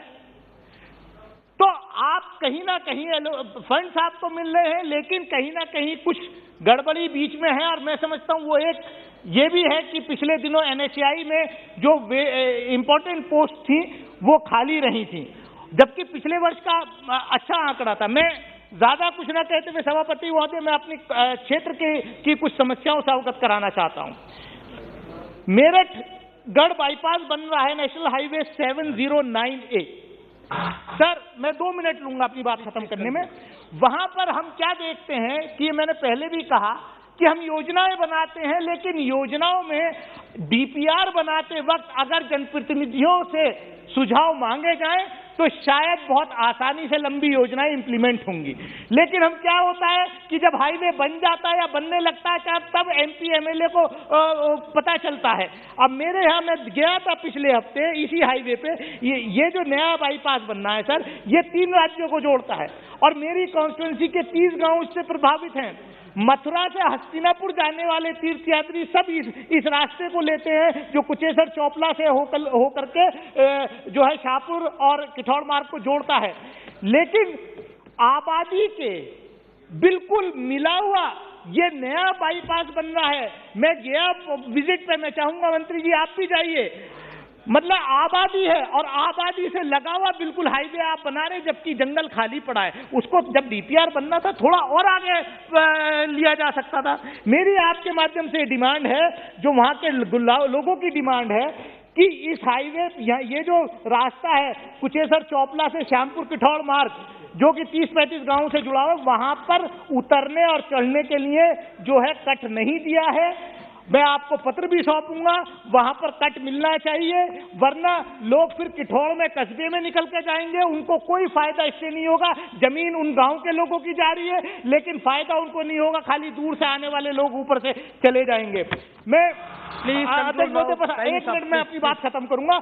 एक मैटर और है, जैसे हम लोग हाईवे सेकंड प्लीज सर एक मिनट में, हाईवे बनाते हैं अच्छी बात है, लेकिन क्या है कि हमारे जो फास्टैग्स हैं, मैं कल भी गया, कल मैं अपनी कॉन्स्टिट्यूंसी गया और आया हूं, पता नहीं क्या है। माननीय मंत्री जी ने पिछले साल 18 मार्च को मेरे सवाल के जवाब में यहां ऐलान किया था कि अगले साल 1 साल के अंदर सारे टोल प्लाजा खत्म कर दिए जाएंगे, बल्कि जनता ने सोचा शायद फ्री होने वाला है, लेकिन ये था कि जीपीएस गाड़ियों में लगाएंगे और कहीं कोई टोल प्लाजा नहीं होंगे। लेकिन फास्टैग काम नहीं करते। आप जो टोल के जो चलाते हैं उनको आप कहिए कि वो मशीन जो है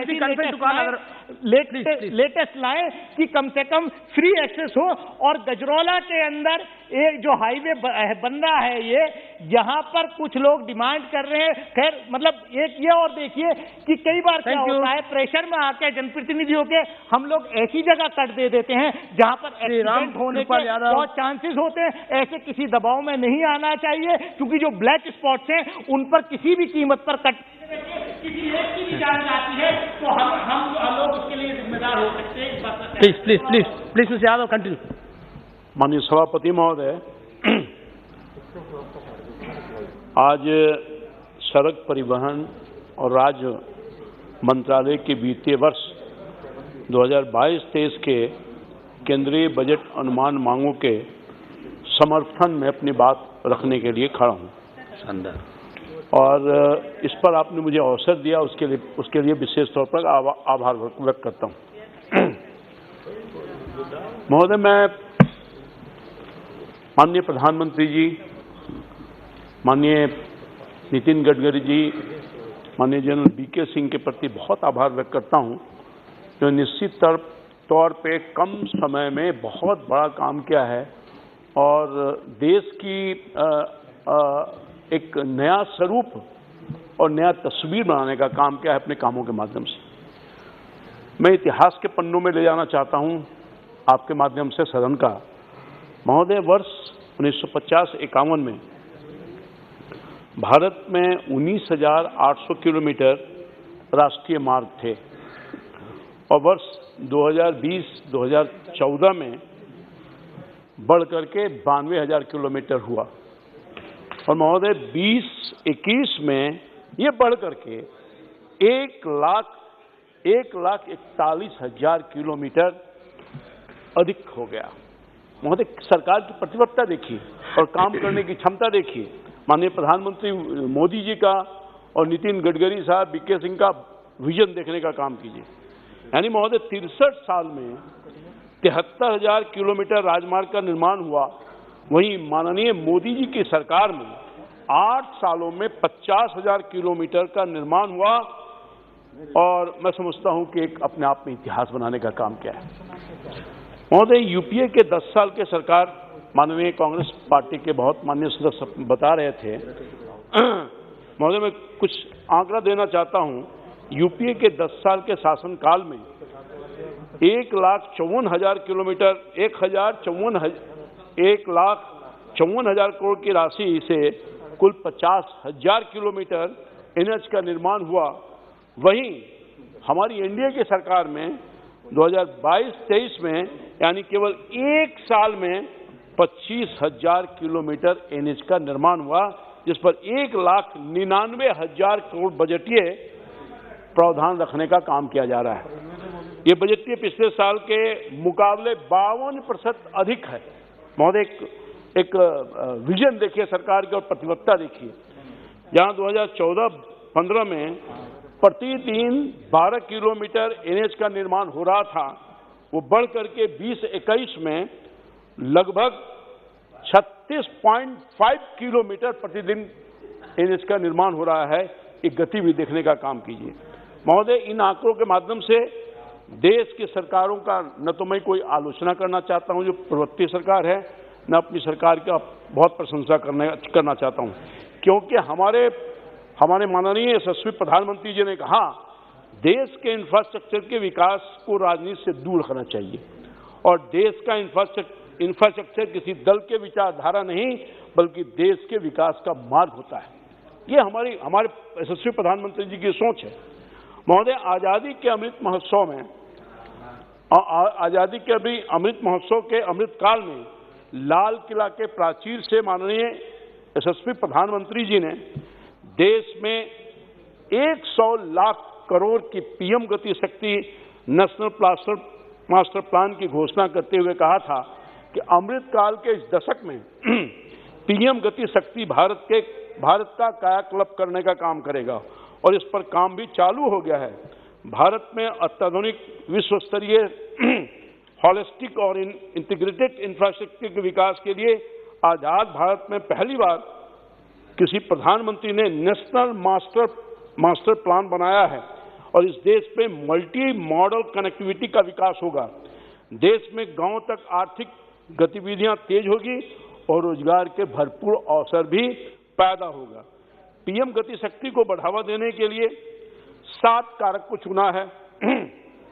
सड़क मार्ग, रेल मार्ग, हवाई मार्ग, विमानपत्तन, माल परिवहन, जल मार्ग और लॉजिस्टिक संरचना का निर्माण करने का निर्णय लिया है। महोदय, रिजर्व बैंक ऑफ इंडिया और अन्य संस्थानों ने एस्टिमेटेड किया है कि भारत सरकार इंफ्रास्ट्रक्चर के निर्माण पर अगर 1 रुपया खर्च करती है तो इसका मल्टीप्लायर इम्पैक्ट यह होता है कि देश के जीडीपी में 2.5 से 3.5 रुपए की वृद्धि होती है। यानी इंफ्रास्ट्रक्चर में इन्वेस्टमेंट से लॉजिस्टिक कॉस्ट घटेगा। भारत में लॉजिस्टिक कॉस्ट 13 से 14% अभी है महोदय। इसको 8% तक लाने का सरकार प्रयास कर रही है।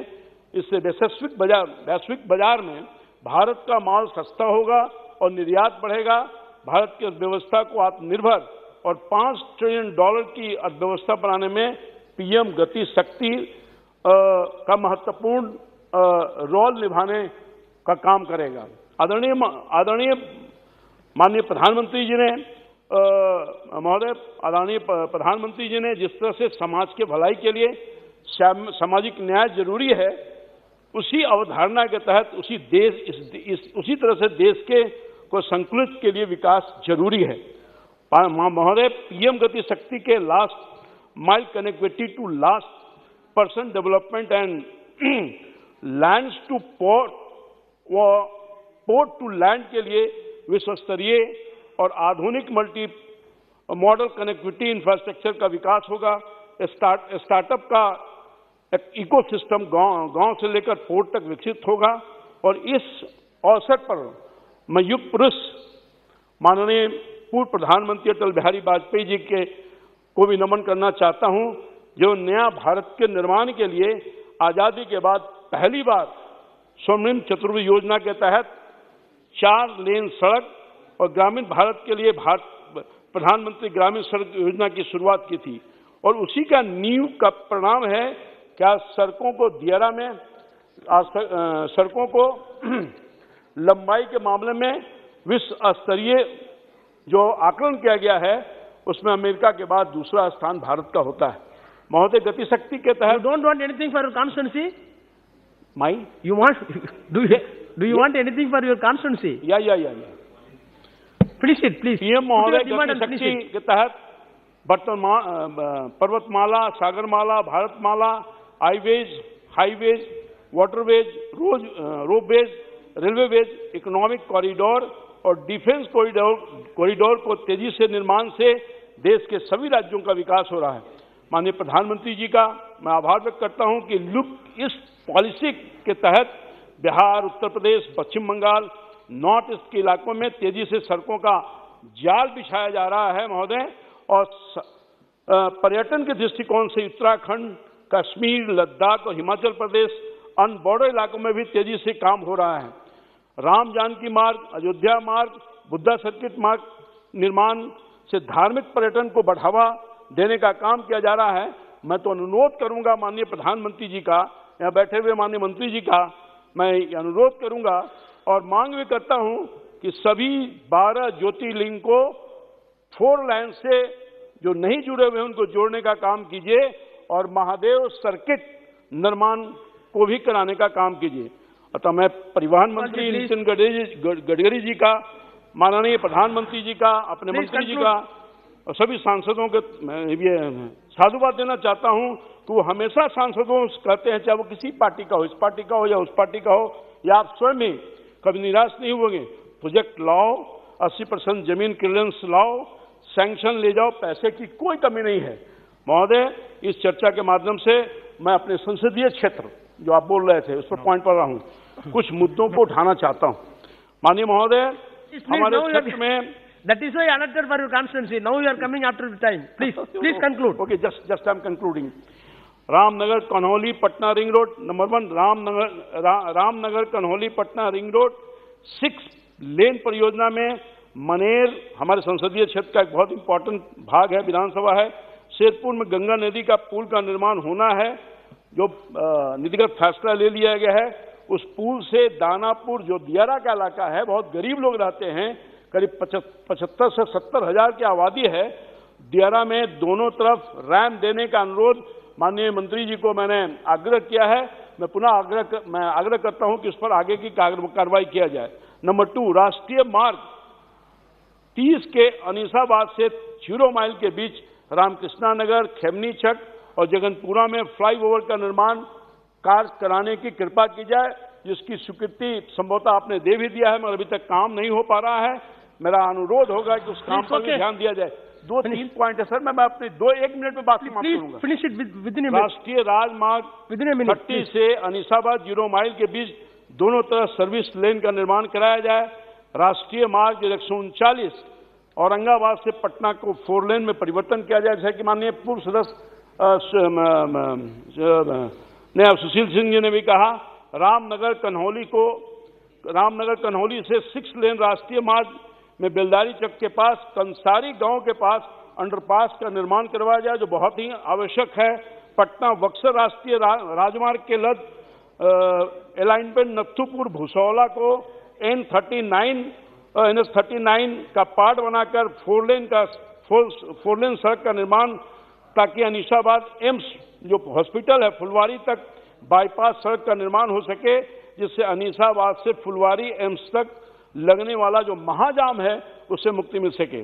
पटना डोभी NS30 से हनुमान के पास लास्ट पॉइंट से बस लास्ट NS30 के मसौड़ी पुनपुन सेक्शन का निर्माण कार्य जल्दी कराया जाए, जो काम प्रोग्रेस में है उसको थोड़ा जल्दी कराया जाए। और अंत में पटना गया डोभी NS83 के नौदौल में सर्विस लेन का निर्माण करवाया जाए।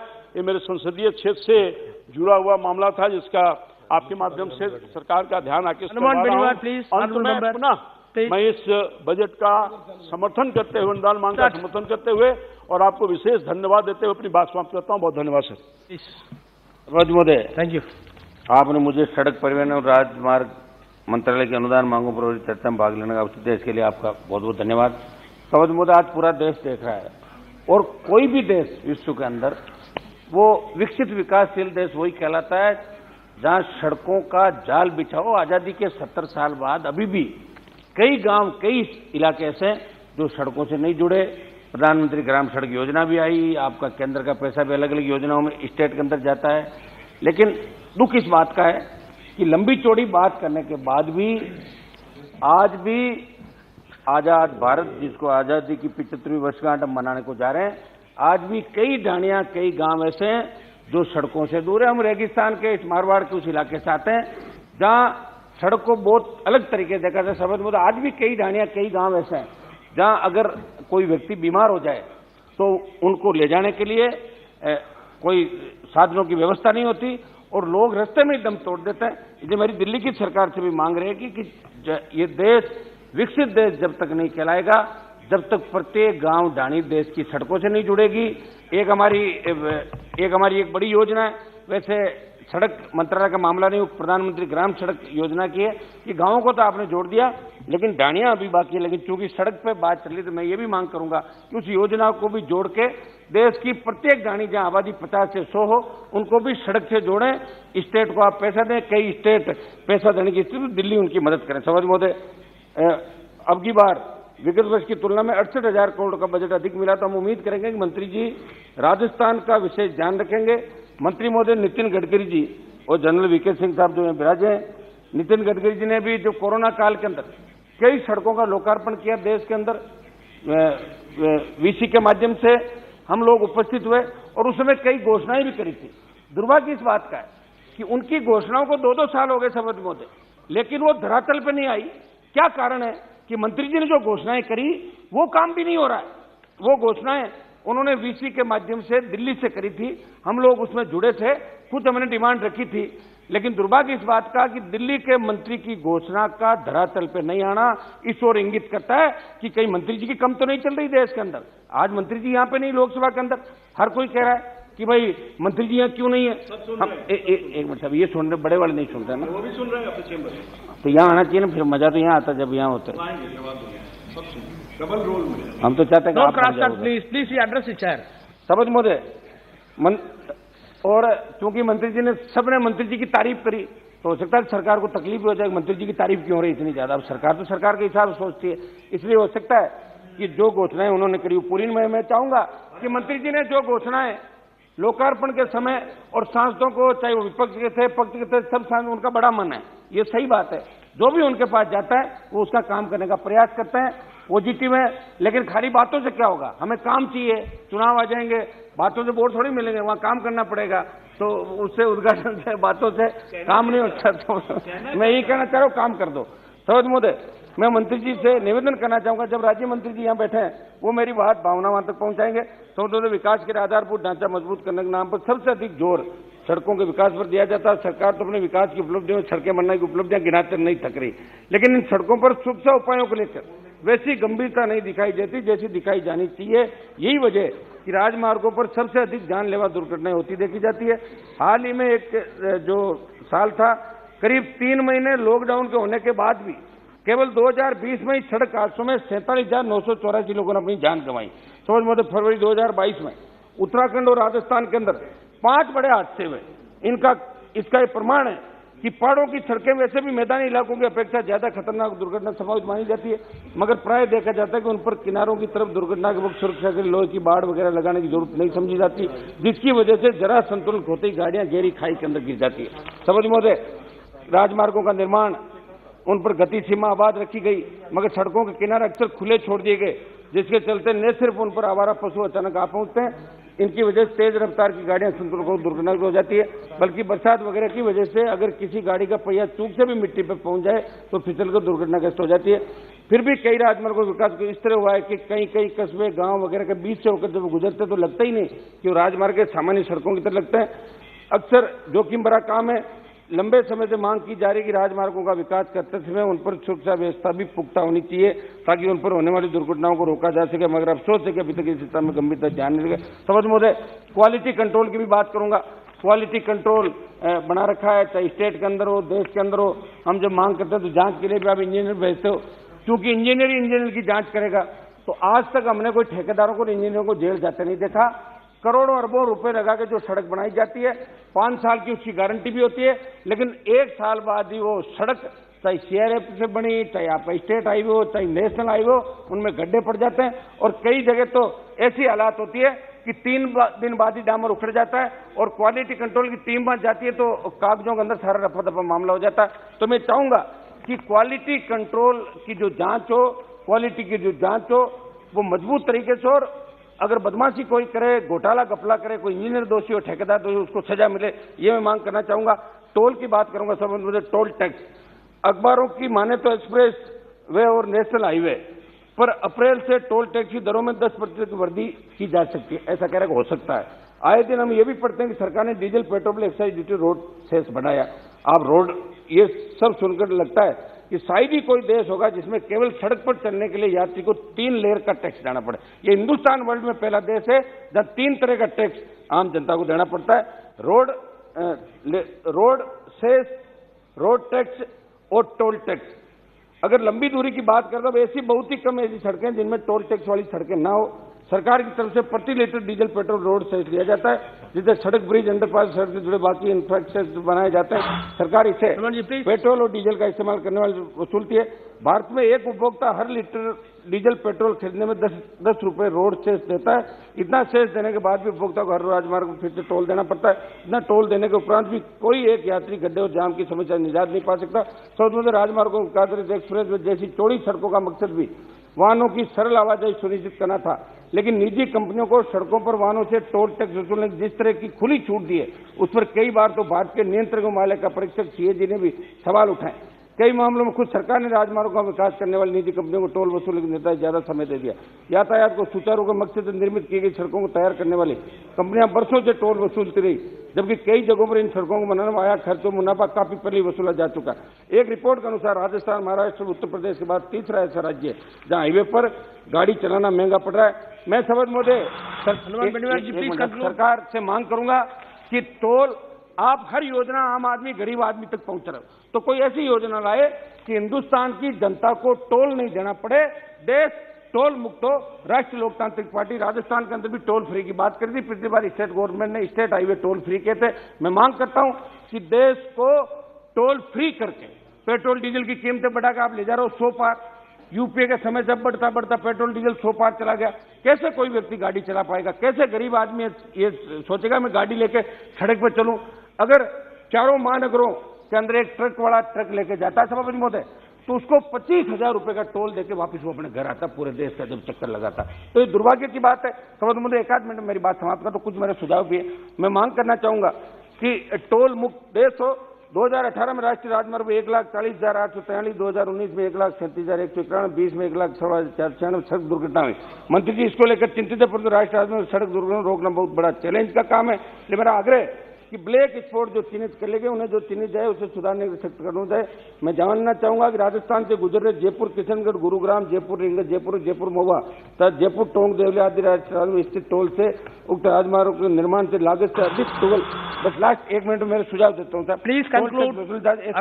राजमार्ग को टोल मुक्त करेंगे, ये हमारी राष्ट्रीय लोकतांत्रिक पार्टी का मुद्दा भी है। सभापति महोदय, मैं सारे ये 1 मिनट के अंदर में एक भारतमाला की बात करूंगा। भारतमाला परियोजना निश्चित रूप से एक अच्छी परियोजना लेके आए थे। 1 मिनट साहब सुनो, आज प्लीज कंक्लूड। आप तो सुनो, क्या a good speaker must finish within stipulated time with all points. Bharatmala के बाद I think that you are good speaker और उसके बाद समाप्त। 1 मिनट साहब, भारतमाला परियोजना के अंदर मेरा निवेदन रहेगा कि हम मंत्री जी से मिले, जनरल साहब से भी मिले। इन मतलब राजस्थान के अंदर हमारे जालोर से आने वाले माननीय सांसद भी कह रहे थे कि पंजाब, हरियाणा और दूसरे राज्यों के अंदर जो भारतमाला में जमीन एक्वायर की, उनको मुआवजा ज्यादा मिला और हमें मुआवजा कम मिला। इसलिए भारतमाला परियोजना के अंदर किसानों की जो जमीन अधिकृत की है, उनको ज्यादा मुआवजा स्टेट गवर्नमेंट से बात करके दिया जाए। अब मेरे सुझाव 1-2 सुझाव मैं देता हूँ साहब। 1 सेकंड ये लीजिए आप। श्रीमती नवनीत राणा। 1 मिनट साहब, 1 मिनट सुझाव मेरे। 1 मिनट प्रमुख जो मेरी मांगे नवनीत राणा प्लीज। अध्यक्ष महोदय, सुझाव Rana ji. Nothing will go on record except Rana महोदय। Your problem is not at all you are finishing, na? Yeah. Always you are. No, this is not fair. I understood 3 times. In spite of that, you are not able to finish your speech. आधा minute Okay, 1 minute. हाँ प्रमुख CRF के माध्यम से मेरे नागौर जिले तो अधिक राशि का आवंटन किया जाए। सड़कों की दृष्टि से अभी काफी पिछड़ा हुआ क्षेत्र है। मोदी जी, नागौर में अजमेर नागौर राष्ट्रीय राजमार्ग, आप 1 मिनट देख लेना। कुचेरा नगर पालिका क्षेत्र के बाहर बने बाईपास पर खजवाना ग्राम के चौराहे पर बहुत दुर्घटनाएं होती है। तो यहाँ पर फ्लाईओवर बनाए जाए। साथ ही नागौर से जोधपुर जाने वाले राष्ट्रीय राजमार्ग नागौर जिले की भाखरो तथा खींवसर के पदम से चौराहे पर दर्जनों दुर्घटनाएं हो गई, दर्जनों लोगों ने अपनी जान गंवा दी। इन दोनों स्थानों पर भी जल्द से जल्द फ्लाईओवर बनाए जाए। नागौर से जोधपुर, बीकानेर, अजमेर तक जाने वाली राष्ट्रीय राजमार्ग पर ब्लॉक स्पॉट को चिन्हित जल्द से जल्द करके ग्रामीण सड़कों को जोड़ने वाले स्थानों पर इलेक्ट्रिक इंडिकेशन लगाए जाए। सबसे मुझे मेरी मांग है कि दिसंबर 2020 में मंत्री जी राजस्थान से जुड़ी परियोजनाओं को लोकार्पण के, अब 1 मिनट होने दो, लोकार्पण के दौरान नागौर शहर में बीकानेर रेलवे क्रॉसिंग से बीकानेर राष्ट्रीय राजमार्ग गोगलाव की तरफ 6.2 किलोमीटर 4 लेन सड़क में डिवाइडर, रोड लाइट आदि के लिए 18 करोड़ से अधिक का कार्य स्वीकृत किया। उसकी वित्तीय स्वीकृति जल्द जारी की जाए। एक minute sir. No, nothing will go on record except राजा साहब, आप आज ऐसे कैसे हो रहे हो? बिल्कुल। You start please, you start. अध्यक्ष महोदय। Mrs Rana please, you start. अध्यक्ष महोदय, आपका बहुत बहुत धन्यवाद। बेनी वाले भैया सर, आपका हो गया सर। Please you continue. हाँ sir, this is so difficult to speak in between like this. Thank you sir, thank you so much अध्यक्ष महोदय। Demand for roads, transport and highways, उसके लिए यहाँ पर सभी अपने अपने क्षेत्र के हाईवे के परेशानी और इसके लिए लेके आ रहे हैं। कुछ वक्ता हमारे कॉलीग अभी पीछे कुछ बोल रहे थे, उत्तर प्रदेश से बीएसपी को बिलोंग करते हैं। ये एक ऐसा डिपार्टमेंट है, हमारे मंत्री महोदय यहाँ पर बैठे हैं, जहाँ पर कोई भी issue related road, highways, national को लेके आप जाइए, मंत्री महोदय गडकरी साहब, हमारे वीके सिंह सर, हमारे मंत्री, ये आपको पॉजिटिव रिस्पांस देके आपकी बात सुनते हैं। नेशनल में है तो किस तरीके से इसे करना है, स्टेट से नेशनल करना है तो किस योजना से इसको काम करके लाना है। ये एक ही डिपार्टमेंट है जहाँ पे बहुत ज्यादा पॉजिटिविटी से काम किया जाता है। और पिछले 7 वर्षों में जो अमरावती, जिस क्षेत्र को मैं बिलोंग करती हूँ महाराष्ट्र में, आज भी हम महाराष्ट्र में बहुत सारी रोडों के दिक्कत हमें आती हैं, पर मुझे लगता है ये डिपार्टमेंट पिछले 7 वर्षों में जो तरीके से अमरावती के इंटरनल, बाहर के जो रोड्स हैं ये डिपार्टमेंट ने किए। आज अमरावती, कोई भी बड़ा पॉलिटिकल आई या कोई भी बड़ा व्यक्ति हमारे अमरावती डिस्ट्रिक्ट में एंटर करता है तो वो देख के उसका दिल खुश हो जाता है कि ये रोड सेंटर से बने हुए हैं और इस तरीके से इसकी रोड की तैयारी ये डिपार्टमेंट ने की है। सर, मैं आपसे विनंती करना चाहूंगी, हमारा नेर, यवतमाल, बन्नेरा, अमरावती, अचलपुर, धारनी, ये जो रोड मेजर स्टेट हाईवे है 14 है, पर इसकी पिछले 3 वर्षों से वहां के नागरिकों की, डिपार्टमेंट की और हमारे सभी लोक प्रतिनिधि, वहां के एमपीज हों, हमारे एमएलएज हों, हमारे क्षेत्र के एमएलएज हों, कंटिन्यू इसका फॉलोअप ले रहे हैं कि इसे नेशनल हाईवे घोषित कीजिए, क्योंकि महाराष्ट्र गवर्नमेंट के पास फंड नहीं है। इस रोड पे सुबह से लेकर शाम तक कितने एक्सीडेंट्स होते हैं, क्योंकि इसे 4 लाइन करना बहुत आवश्यक है। और मेरे ट्राइबल क्षेत्र को भी ये जोड़ने का काम करता है, अमरावती के शहर को जोड़ने का काम करता है। और अचलपुर जो क्षेत्र आता है वहां पर अगर आपने ध्यान देके इंफॉर्मेशन ली तो पूरे रोड पूरा खराब है। तो मैं आपसे विनंती करूंगी कि इसे नेशनल हाईवे घोषित करके इसका काम जल्द से जल्द शुरू किया जाए, जिससे हमारे क्षेत्र के और हमारे क्षेत्र को लग के जो यवतमाल डिस्ट्रिक्ट है उस डिस्ट्रिक्ट को भी इसका फायदा पहुंचे। सर, पिछली बार जब नेशनल हाईवे के लोकार्पण के लिए हमारे गडकरी साहब हमारे डिस्ट्रिक्ट में आए थे तो उन्हें हमें आग्रह किया था, उनको, हमारे क्षेत्र के लोगों ने और एज ए लोक प्रतिनिधि हमने, कि नागपुर अमरावती ऐसे एक मेट्रो ऑन रोड चलाई जाए जिससे हमारी जो बस की जो ट्रांसपोर्ट है उसमें ज्यादा लोग ना ट्रैवल करते हुए इजी हो और 1.5-2 घंटे में 1 से 1.25 घंटे में वो अमरावती और अमरावती से चांदूर बाजार अमरावती हो। सर ने स्टेट से अनाउंस किया है तो मैं आपको रिक्वेस्ट करूंगी मंत्री महोदय जी कि उसका भी काम जल्द से जल्द, उसका प्रपोजल महाराष्ट्र से बुला के उसका भी काम इम्प्लीमेंटेशन किया तो वहां के हमारे ग्रामीण क्षेत्रों को, तालुकों को जोड़ने का ये काम है। मेरे मेलघाट में घटांग जो रोड है, जो एरिया पड़ता है भांडुम, रास्ता मध्य प्रदेश को लग के है। और मध्य प्रदेश में सर सबसे बड़ी बात, अभी 4 दिन हम हमारे क्षेत्र में, आदिवासी क्षेत्र में थे और 4 दिन वहां पे थी। जब बॉर्डर क्रॉस करते हैं हम एमपी से महाराष्ट्र को और महाराष्ट्र से एमपी को, तो ये कोई अननोन व्यक्ति भी पहचान जाएगा कि अभी हम महाराष्ट्र में और अभी हम मध्य प्रदेश में, क्योंकि हमारे महाराष्ट्र के रोड में खड्डे हैं कि खड्डों में रोड है यही पता नहीं लगता हमारे वो बॉर्डर पे। और मध्य प्रदेश में जैसे आएंगे तो वो फ्लाइट जैसी स्मूथली गाड़ी चढ़ती है, गांव के अंदर भी और गांव के बाहर भी। तो मैं आपसे विनंती करूंगी सर, कि वो मेरा ट्राइबल क्षेत्र है और ट्राइबल क्षेत्र में जो रोड्स की बहुत बड़ी आवश्यकता है, अगर एक आधी इमरजेंसी कोई आ जाती है गांव से, तो गांव से प्लेन रोड तक जाने के लिए, एरिया जाने के लिए, मुझे लगता है बहुत बार जो प्रेग्नेंट लेडीज हैं उनकी मृत्यु वो दौरान ही हो जाती है, क्योंकि इतने रोड खराब हैं कि उसकी मरम्मत भी कर नहीं पाती है। तो मैं आपसे विनंती करूंगी ऐसे रोडों को ध्यान देके उस पर काम हमें करना बहुत जरूरी है।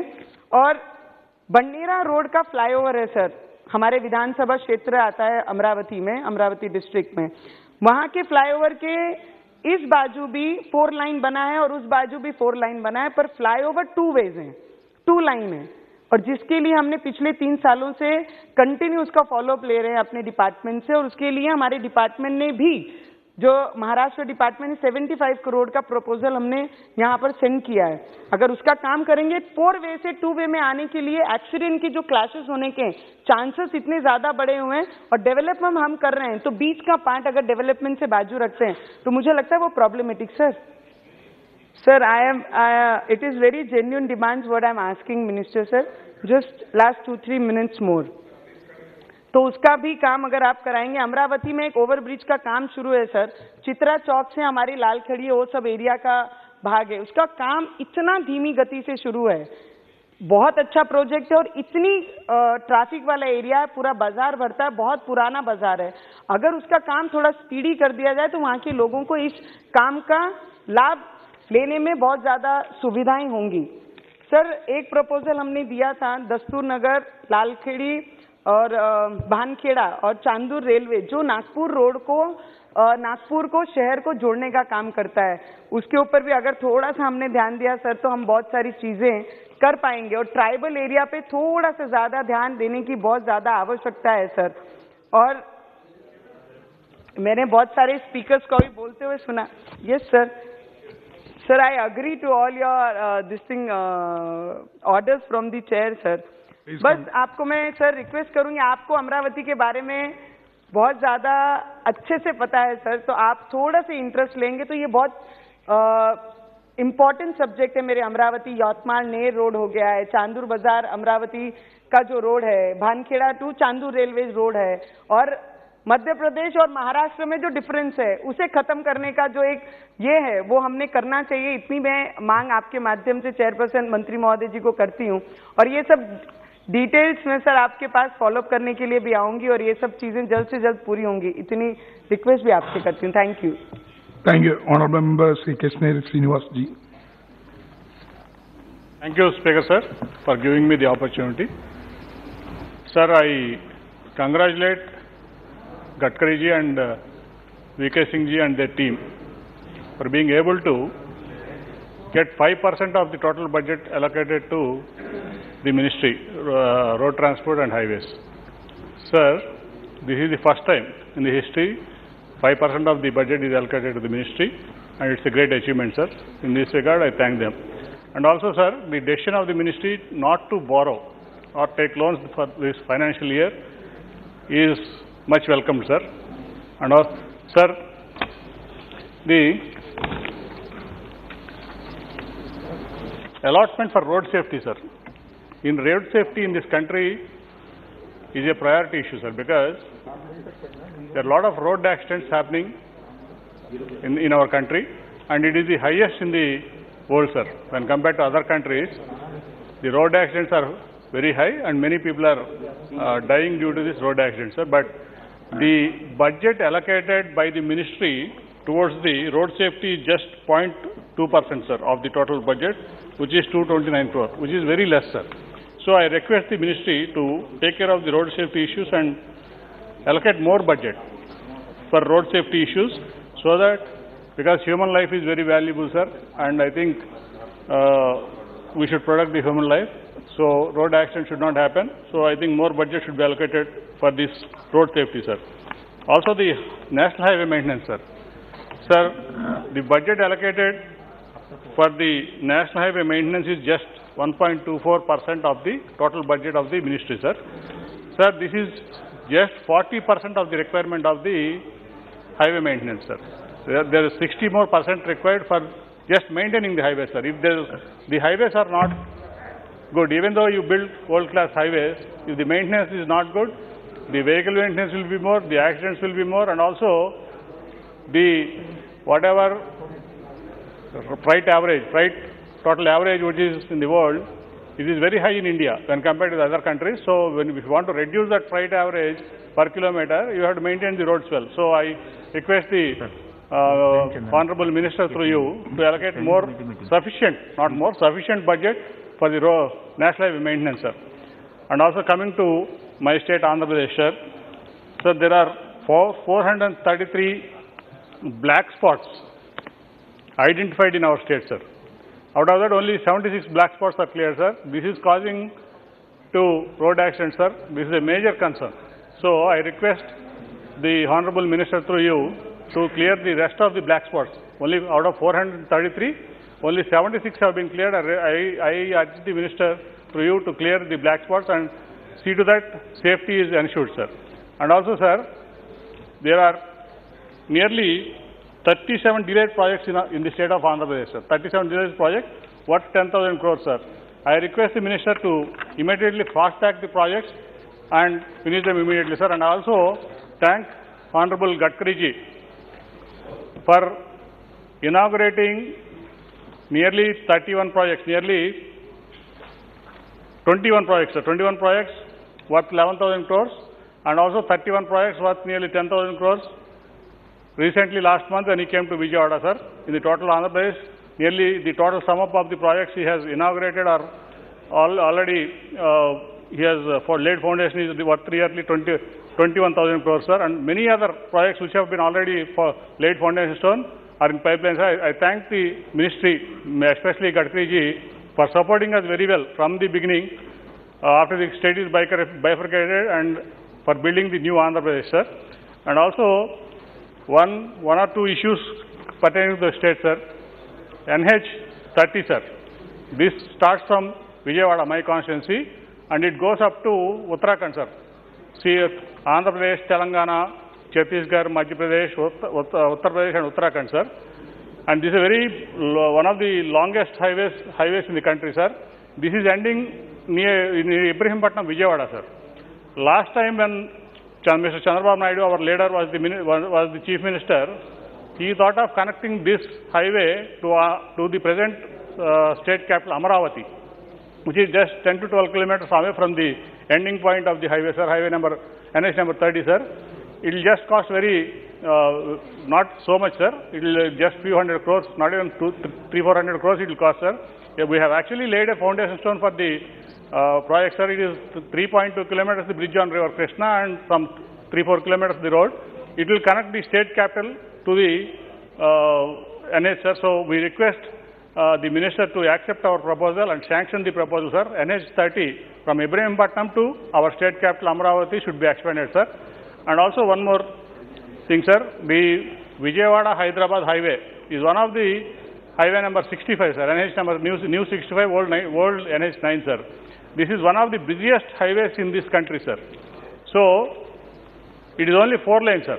So we request the minister to immediately expand it to 6 lane with service roads, sir. And also actually, while the state is bifurcated in 2014, sir, as per the AP State Reorganization Act, which is promised, a greenfield expressway from Vijayawada to Hyderabad and the new one point. Last point, I'll conclude. Yes. 1 minute. So the greenfield expressway is being promised for the state from Amaravati, the present capital, Amaravati, whatever the new capital, Amaravati to Hyderabad, sir. So I request the minister to initiate the project immediately, sir. Greenfield express highway from Amaravati, Vijayawada to Hyderabad, sir. The last point, sir, only my suggestion to the ministry. Actually, the promoting the electric vehicles, EV vehicles in this country is much welcomed and much appreciated, sir. But, sir, as of today, 70% of the thermal power plants are coal-fired, sir. This is causing a lot of pollution. Yes. And it will take nearly 15 years to come to a stage where the pollution is less, sir. So, I request the minister also to, especially in the commercial vehicles, sir, because the capex is also very high to buy a electric commercial vehicle. I request the ministry to look into that the CNG commercial vehicle manufacturing is also supported and promoted by the ministry, sir. This will actually be useful for the country for lessening the pollution, for lessening the cost of the commercial vehicle operation, and also the capex will be less for this CNG vehicle, sir. I request the minister to see the proposal, look into the proposal of, my suggestion to look into the proposal of CNG vehicles also. Thank you, sir. Thank you very much. Thank you. Honorable Member, CNG Prime Minister. Thank you, Mr. Chairperson, sir. Sir, though I belong to the opposition benches and vehemently opposing the policies and programs of the government, most of the policies of the government, I do hereby stand to support the demands for grants for the Ministry of Road Transport and Highways. Why? Because of the performance of the ministry under the leadership of Sri Nitin Gadkari ji, the wonderful performance done by the Ministry and the National Highway Authority of India in strengthening the road infrastructure in the country. Sir, at the same time, I would like to make a reservation regarding the absence of the Honorable Minister, Sri Nitin Gadkari ji, because he is demanding 1,99,000 crores of rupees from this house. And he is the minister who is responsible for demanding this amount from the house. The house has to sanction such a big amount, 1,99,107.71 crores of rupees have to be granted by this house. But unfortunately, the cabinet minister who is responsible, sole responsibility is with him, but unfortunately he is missing the day in which the debate has initiated, and today also he is missing. This is quite unfortunate. This is against the conventions and practice of this house. Please kindly direct the Honorable Cabinet Minister. Yes, MOS. I fully honor the Honorable V.K. Singh. He is capable for replying. He is competent to reply. But the Cabinet Ministry is the minister who is representing the Cabinet and making the demand, and he is coming to the House demanding such a huge amount from this House.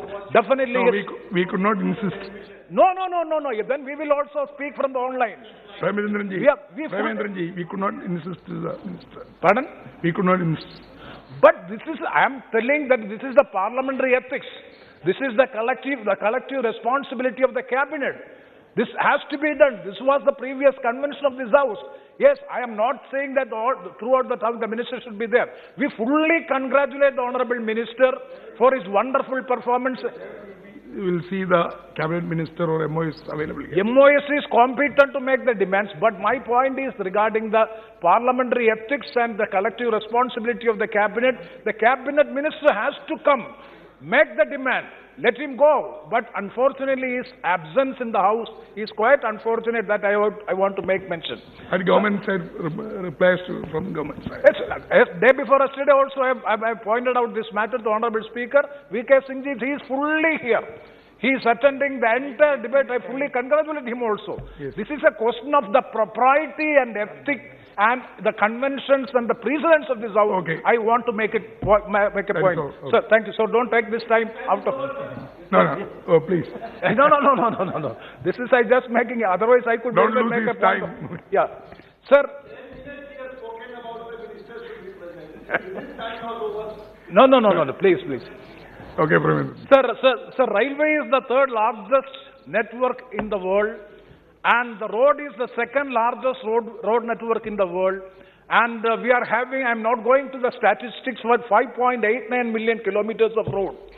So the road network transports 64.5% of all goods in the country and 90% of the total passengers in the traffic. The total budget allocation for Ministry of Road Transport and Highway, I already mentioned 1,99 point something crores of rupees for the financial year 2022-23. Sir, this is 68% increase compared to the revised estimate of the previous year. This is absolutely appreciable thing, and I fully congratulate the government for having such an increase in the road infrastructure. Sir, the road transport is one of the most cost-effective and convenient modes of transportation in India, both for freight and passengers, that it has high potential penetration level with door-to-door delivery. Importance of road infrastructure is widely recognized as a potent means of socio-economic integration and is vital for the economic development of the country. So much importance and significance should be given to the road infrastructure because it is being applicable to all the people of this country, both in the freight traffic as well as in the passenger traffic. So the ambitious plan of this ministry is to construct 25,000 kilometers of national highway for the financial year 2022-23. The Prime Minister's Gati Shakti Master Plan is the flagship program of the government to facilitate the faster movement of the goods and the people. In all these sense, if we examine, the infrastructure is given much significance and importance in the budget for the financial year 2022-23. So once again, I want to place it on record my appreciation and congratulations to the government for this Ministry of Transport and Highways.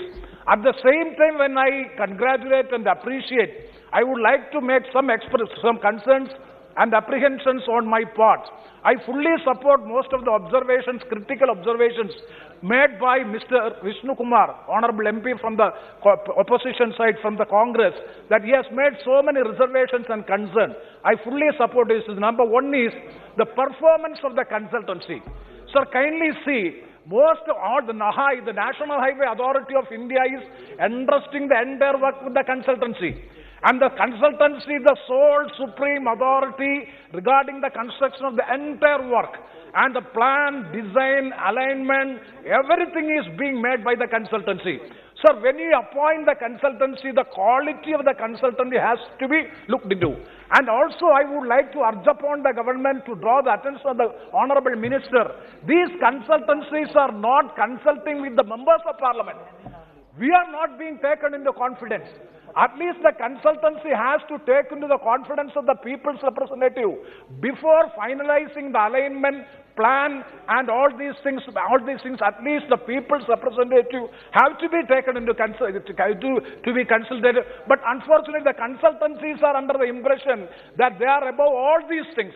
Whatever the decisions of the consultancy, that will be approved. That is not the good thing, because we are mingling with the people, we are living with the people, we know the difficulties on the ground level regarding the alignment, evacuation and all these things. We are well aware, we are living with the people, but unfortunately, most of these consultancies is not transparent in making the plan, alignment and structure and all these things. So kindly give a direction to the consultancies to have consultation with the people representatives before finalizing the alignment and plan and all these things. I can very well cite an example also. See, now in National Highway 66 in my constituency and in the state of Kerala, now you are constructing this four-lane traffic, but what you are doing, retaining earthen wall is being constructed in the junctions.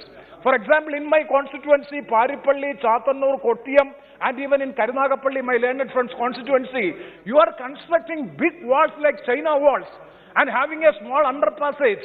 The entire urban area is being lost. That means, suppose if it is elevated highway on pillars, then the urban area or the town area will be protected. The consultancy has nothing. When we have discussed with the people, when the officials, they are saying that it is 10 times greater estimate than that of the retaining earthen walls. So if that be the case, the state should also share the expenses. So this concern has to be addressed. That is number one. And the consultancy should not be the supreme authority. They should also consult with the people's representative before finalizing it. And the second one is regarding the maintenance and repair. So the National Highway, the advance contract has to be given. My suggestion is annual maintenance contract has to be given so as to maintain the national highways in a proper way. An annual maintenance contract has to be provided. That is the second concern or suggestion which I would like to make. And the third one is regarding the quality of the work. See, regarding the quality of the work, we know that the Prime Minister's Gramin Sadak Yojana, 3-tier or 3-level inspection or super surveillance is there.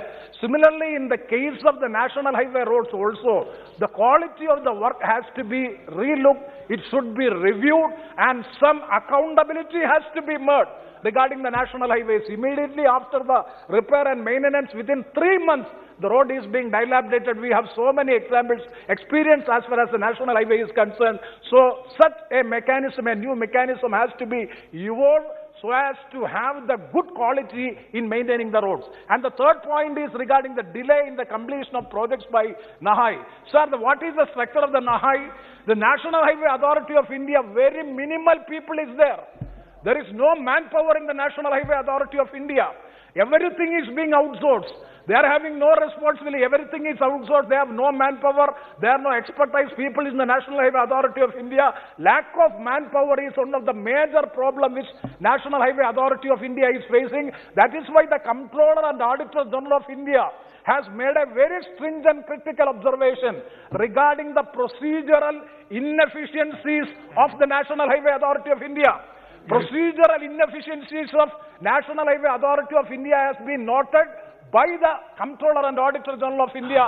Sir, that has to be looked into. I'm talking on general points. That has to be looked into. That is the another concern which I would like to express when I congratulate you. And regarding the cost overrun also, because the high estimate. Sir, what is the estimate of 1 kilometer road? It is higher. The maximum estimate is being provided. If you are providing such an estimate, even the rural roads can also be constructed in the best way. See, kindly have a review or relook into the estimate which we are providing and the cost of the road which is being constructed. That has to be compared and that has to be examined. The quantum of work and the estimate which is being provided is disproportionate. That is another concern which I would like to make. And these are the concerns and apprehensions, and along with the last point regarding the vehicular safety also. That was in that aspect also Ministry is doing good job. Sir, we want to have a strong, stringent policy committed to improve the automobile safety ecosystem. Sir, every year 1,50,000 people are dying due to accidents of 5 lakh accidents every year. 1,50,000 people die. How many tsunami? And it is losing 3.1% of the GDP is being lost. So to address the vehicular safety, you are proposing to implement a new program, Bharat New Car Assessment Program. It is a welcoming step on the part of the government in providing star safety rating system. And for which my suggestion is, rule has to be framed, stringent rules has to be framed, so as to have the star safety rating system of the cars and all the automobiles. Not only for the cars, for all the automobiles, this rating system has to be safety, rating system has to be provided for all the vehicles. That is the last suggestion. And regarding my constituency, sir, your constituency is also connected with my constituency, and regarding road, sir, NH 744. Bharat Mala project. I am thankful to the government for having a new road from Aryangav, Tenmala, Nelamel, Chadayamangalam to Paripalli, the border end of my constituency, and another National Highway 183 passing on the chairman's also, chairperson's also road. We both are connected. And 183A. I suggest to the Honorable Minister to have 183A, which is connecting 183 from Chavara Titanium Junction to Bharanikav, so that road can be connected to the National Highway 66, and the NH 66 work is progressing. And I am thankful to the government for widening the existing National Highway Kollam bypass from 2-line to 6-line traffic, for which also the government has done a wonderful job in expediting the work. For all these things, we, the members of Parliament, are thankful to the government for having a better road infrastructure in the country. With these words, this is the first time in my parliamentary experience that from opposition side, I am supporting the demands for grants for the national highway and road transport. Thank you very much, sir. Thank you. Honorable Member Sri Imtiaz Salil. अध्यक्ष महोदय, 2022-23 के लिए सड़क परिवहन और राजमार्ग मंत्रालय के अनुदानों की मांगों के ऊपर चर्चा करने के लिए आपने मुझे अनुमति दी। मैं आपका बहुत बहुत धन्यवाद अदा करता हूं। अध्यक्ष महोदय, राजनीति अपनी जगह के ऊपर है, मतभेद अपनी जगह पे, लेकिन अगर भारतीय जनता पार्टी का कोई कट्टर विरोधक भी है तो वो भी इस बात को कबूल करेगा कि आज इस देश के अंदर अगर अच्छी सड़कें देखने को मिल रही है, बड़े फ्लाईओवर्स देखने को मिल रहे, एक्सप्रेसवे और सुपर एक्सप्रेसवे देखने को मिल रहे हैं, तो इसका सेहरा अगर किसी के सर पर जाता है तो नितिन गडकरी जी के सर पर जाता है।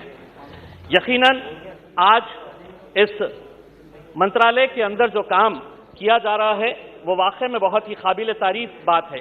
मैं जितना दिल खोलकर नितिन गडकरी जी की तारीफ कर रहा हूं, उतना ही दिल से ये उम्मीद कर रहा हूं कि वो मेरे चुनावी क्षेत्र औरंगाबाद जो महाराष्ट्र के अंदर आता है, वहां पर हम कोई चांद सितारे नहीं मांग रहे, बल्कि हमारे शहर का जो सबसे बड़ी एक लाइफलाइन है, जो सबसे क्राउडेड एरिया है, जो रोड है जालना रोड, उसके ऊपर हम एक फ्लाईओवर मांग रहे हैं। और हम उम्मीद करते हैं कि वो एक फुल फ्लाईओवर की मांग जो हमने गडकरी साहब के साथ कई बार चर्चा भी किए हैं, उसको वो सैंक्शन करेंगे, ये उम्मीद करते हैं। लेकिन अगर एक नितिन गडकरी साहब अगर चुस्त है और उनके डिपार्टमेंट के कुछ अधिकारी अगर सुस्त है, तो जनरल साहब उसका असर कैसा होता है? अध्यक्ष महोदय, मैं आपको एक उदाहरण के तौर के ऊपर बताना चाहता हूं। 2 नवंबर 2019 को 7:56 के ऊपर नितिन गडकरी साहब एक ट्वीट करते हैं और उस ट्वीट के अंदर उन्होंने ये बताते हैं, the poor condition of highway connecting Aurangabad, Sillod, Jalgaon has come to my notice. I have instructed Chief Engineer, National Highway Division, PWD, to take immediate action and make sure that road is in good condition within 8 days. Else face consequences. This is not acceptable. Officer or contractor, nobody shall be spared for negligence. 2 नवंबर 2019 को मंत्री जी tweet करके कहते हैं कि 8 दिनों के अंदर हो जाना चाहिए। 2019 गया, 2020 गया, 2021 गया, 2022 आ गया। अध्यक्ष महोदय, ये सड़क आज तक नहीं बनी है। औरंगाबाद से अजंता जाने वाली सड़क जो वर्ल्ड हेरिटेज मॉन्यूमेंट की तरफ जाती है, ये सड़क नितिन गडकरी जी साहब का ट्वीट आने के बावजूद भी अगर ये 4-4 साल तक अगर नहीं बनी है, तो भारत परियोजना के अंदर भारत आपका जो ये स्कीम है, भारत माला परियोजना, खुद नितिन गडकरी साहब ने योजना मैगजीन के अंदर एक आर्टिकल लिखा, बूस्टिंग इंफ्रास्ट्रक्चर, और उसके अंदर उन्होंने ये बताया है कि नेशनल हाईवे को हमने हर रोज 37 किलोमीटर हम बना रहे हैं। एक साल के अंदर 13,500 किलोमीटर का हम लक्ष्य रख रहे हैं। औरंगाबाद से अजंता की ये जो रोड है, ये महज 150 किलोमीटर है। अगर आप एक तरफ कह रहे हैं कि हम हर रोज 37 किलोमीटर बना रहे हैं, और अगर ये रोड पिछले 5 साल से अगर नहीं बनी है, तो कौन है इसके लिए दोषी, ये भी सोचना बहुत जरूरी है।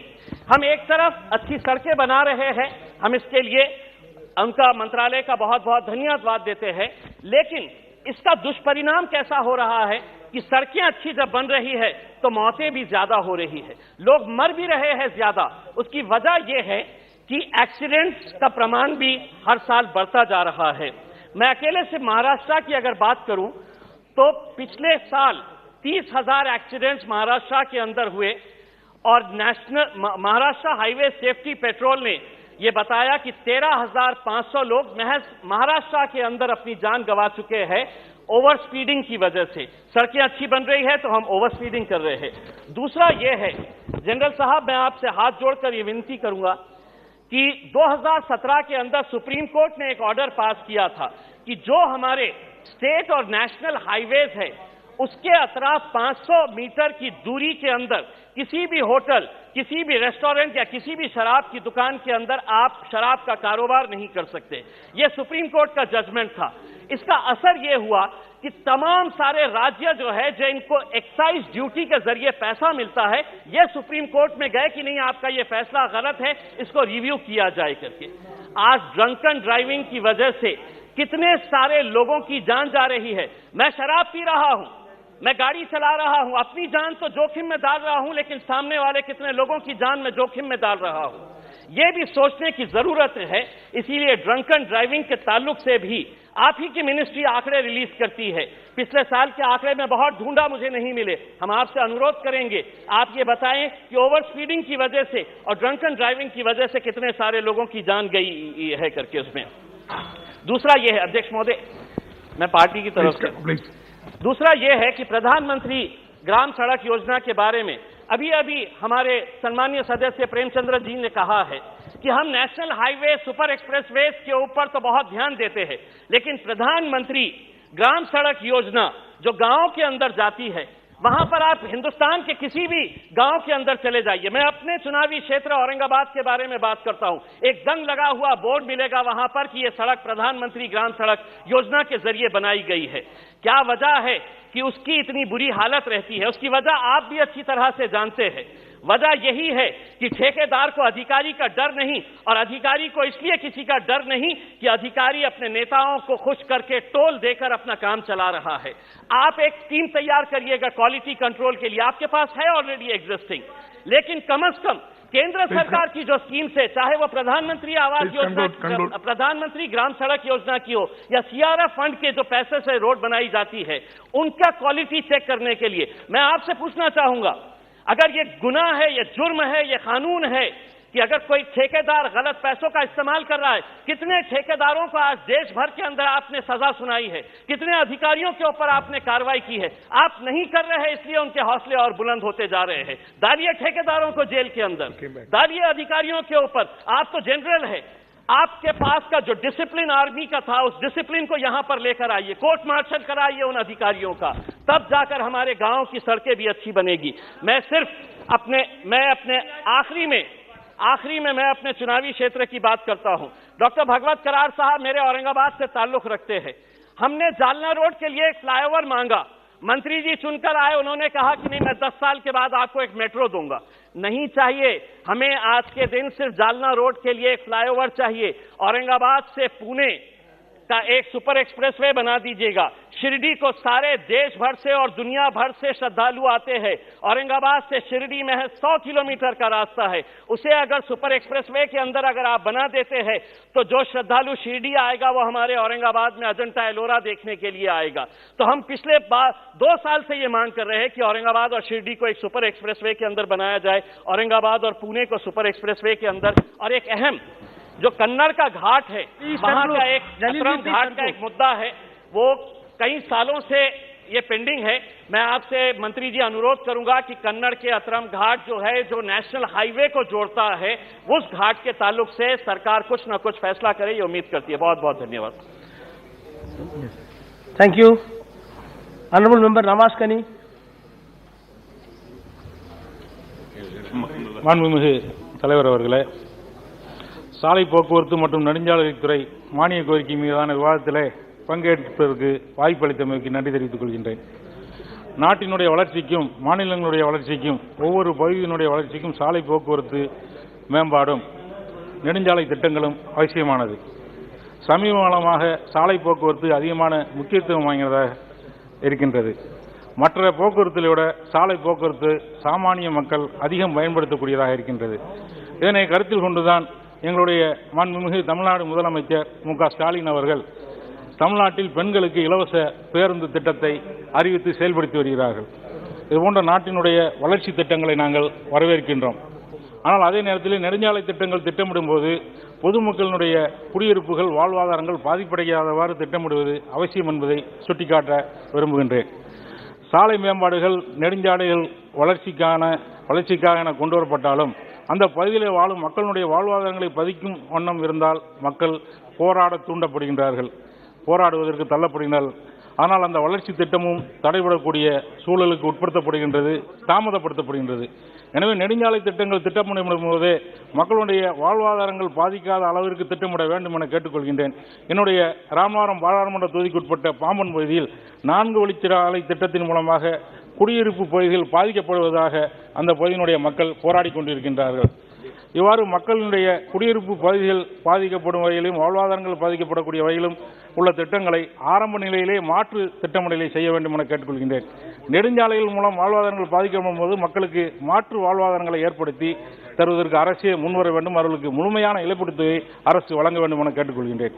நிதிநிலை அறிக்கையில் சாலை போக்குவரத்து மற்றும் நெடுஞ்சாலைத்துறைக்கு கடந்த நிதியாண்டில் 1,36,000 கோடி ஒதுக்கப்பட்டிருந்தது. இந்த நிதியாண்டில் 2 லட்சம் கோடியாக உயர்த்தப்பட்டிருப்பதை வரவேற்கின்றேன். கிட்டத்தட்ட 65,000 கோடி நிதி உயர்த்தப்பட்டிருக்கின்றது. ஆனால் இதில் எத்தனை புதிய திட்டங்களை அரசு செய்யப் போகிறது, எத்தனை திட்டங்களை புதுப்பிக்கப் போகிறது என்பதை பற்றி தெளிவான விளக்கம் இல்லை. முந்தைய ஆண்டுகளில் எத்தனை நெடுஞ்சாலை திட்டங்களை அரசு ஒதுக்கிய நிதியிலிருந்து செய்து முடித்திருக்கிறது என்பது குறித்த விளக்கமும் குறிப்பிடப்படவில்லை. எனக்கு இந்த அரசு பாரத் மாலா திட்டத்தின் கீழ் 5 ஆண்டுகள் 34,500 கிலோமீட்டர் சாலைகள் அமைப்பதற்கு கிட்டத்தட்ட 5 லட்சம் கோடியை ஒதுக்கியிருந்தார்கள். ஆனால் இன்று வரை 6,900 கிலோமீட்டர் வரை பணி முடிக்கப்பட்டிருக்கின்றது. 35% பணிகள் மட்டுமே நிறைவு செய்யப்பட்டிருக்கின்றது. ஏன் இத்தகைய காலதாமதம்? தமிழகத்தில் 28 தேசிய நெடுஞ்சாலையில் பணிகள் தாமதம் ஏற்பட்டுள்ளது. கொரோனா ஊரடங்கு மற்றும் நிலம் கையகப்படுத்தல் தாமதம் உள்ளிட்ட காரணங்களால் சென்னை தடா நெடுஞ்சாலை, சிறுவருமுத்தூர், வாலாஜாபாட்டை கிருஷ்ணகிரி நீடிப்பு உள்ளிட்ட 28 தேசிய நெடுஞ்சாலை பணிகள் தாமதப்படுத்தப்பட்டு உள்ளது. ஒன்றிய அரசு இந்த திட்டங்களுக்கு முழுமையான நிதிகளை ஒதுக்கி தாமதமில்லாமல் நிவர்த்தி செய்ய நடவடிக்கை எடுக்க வேண்டும் என்று கேட்டுக்கொள்கின்றேன். தமிழகத்தில் பல முக்கிய நெடுஞ்சாலை திட்டங்கள் ஒன்றிய அரசு தாமதப்படுத்தி வருகின்றது. ஒன்றிய அரசு மாநில அரசுடன் கலந்து ஆலோசித்து நடைமுறை சிக்கல்களை எல்லாம் தீர்த்து கொண்டு தாமதமில்லாமல் திட்டமிடப்பட்ட நெடுஞ்சாலை திட்டங்களை எல்லாம் துரிதப்படுத்த வேண்டும் என்று கேட்டுக்கொள்கின்றேன். எங்களுடைய மாநில முதலமைச்சர் மாண்புமிகு மு.க. ஸ்டாலின் அவர்கள் வளர்ச்சி திட்டங்களுக்கு முன்னுரிமை கொடுக்கக்கூடிய ஆற்றல் மிக்க செயல்திறன் மிக்க முதல்வர், வளர்ச்சி சார்ந்த திட்டங்களுக்கு என்றுமே உறுதுணையாக இருக்கக்கூடிய முதல்வர். எனவே ஒன்றிய அரசு மாநில அரசோடு கைகோர்த்து தாமதப்படுத்தப்பட்ட தேசிய நெடுஞ்சாலை திட்டங்களை தொடர வேண்டும் என கேட்டுக்கொள்கின்றேன். தமிழ்நாட்டுக்கு கூடுதலாக நிதியை ஒதுக்கி திட்டங்களை விரைவுபடுத்த வேண்டும் என்றும் கேட்டுக்கொள்கின்றேன். சாலை பாதுகாப்பை உறுதி செய்வதில், சாலை தரத்தை மேம்படுத்துவதில் இந்த அரசு மிகுந்த கவனம் செலுத்த வேண்டும் என்று கேட்டுக்கொள்கின்றேன். லட்சக்கணக்கான மக்கள் சாலை விபத்துக்களை தங்களுடைய வாழ்வை தொலைத்துக் கொண்டிருப்பதை இந்த அரசு அவசியத்துடன் கவனத்தில் கொள்ள வேண்டும் என்று கேட்டுக்கொள்கின்றேன். 2 லட்சம் கோடி நிதியிலே வெறும் 386 கோடி மட்டுமே சாலை பாதுகாப்பிற்கு ஒதுக்கியிருக்கிறீர்கள். வெறும் 1.67% மட்டுமே சாலை பாதுகாப்பிற்கு ஒதுக்கப்பட்டிருக்கின்றது. ஒருபுறம் கடந்த நிதியாண்டை விட இந்த நிதியாண்டில் கூடுதலாக சாலை போக்குவரத்திற்கு 66 கோடி நிதி ஒதுக்கப்பட்டிருக்கு. ஆனால் சாலை பாதுகாப்பிற்கு வெறும் 386 கோடி மட்டுமே நிதி இந்த அரசு ஒதுக்கீடு செய்திருக்கின்றது. சாலையினுடைய தரம் உலக நாடுகளுடைய பட்டியலிலே ஒப்பிடும்போது 160 நாடுகளிலே நம்முடைய நாடு 44வது இடத்திலே இருப்பதை வருத்தத்தோடு பதிவு செய்வதற்கு கடமைப்பட்டிருக்கின்றேன்.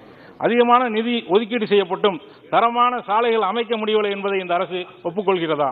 விலை மதிப்பில்லாத மக்களின் உயிர்களை பாதுகாக்கும் நோக்கத்திலே சாலைகள் அமைப்பதிலும் சாலை விபத்துகளை தடுப்பதும் வகையிலும் சாலை பாதுகாப்பை உறுதி செய்வதிலும் அரசு கூடுதல் கவனத்துடன் மிகுந்த எச்சரிக்கையுடன் செயல்பட வேண்டும் என்று வலியுறுத்தி கேட்டுக்கொள்கின்றேன். என்னுடைய ராமநாதபுரம் நாடாளுமன்ற தொகுதிங்கிறது நம் நாட்டிலுடைய மிக முக்கியமான பகுதியிலே ஒன்றாகும். லட்சக்கணக்கான பக்தர்கள் ராமேஸ்வரம் உள்ளிட்ட நகர்களுக்கு புனித யாத்திரை வருகின்றார்கள்.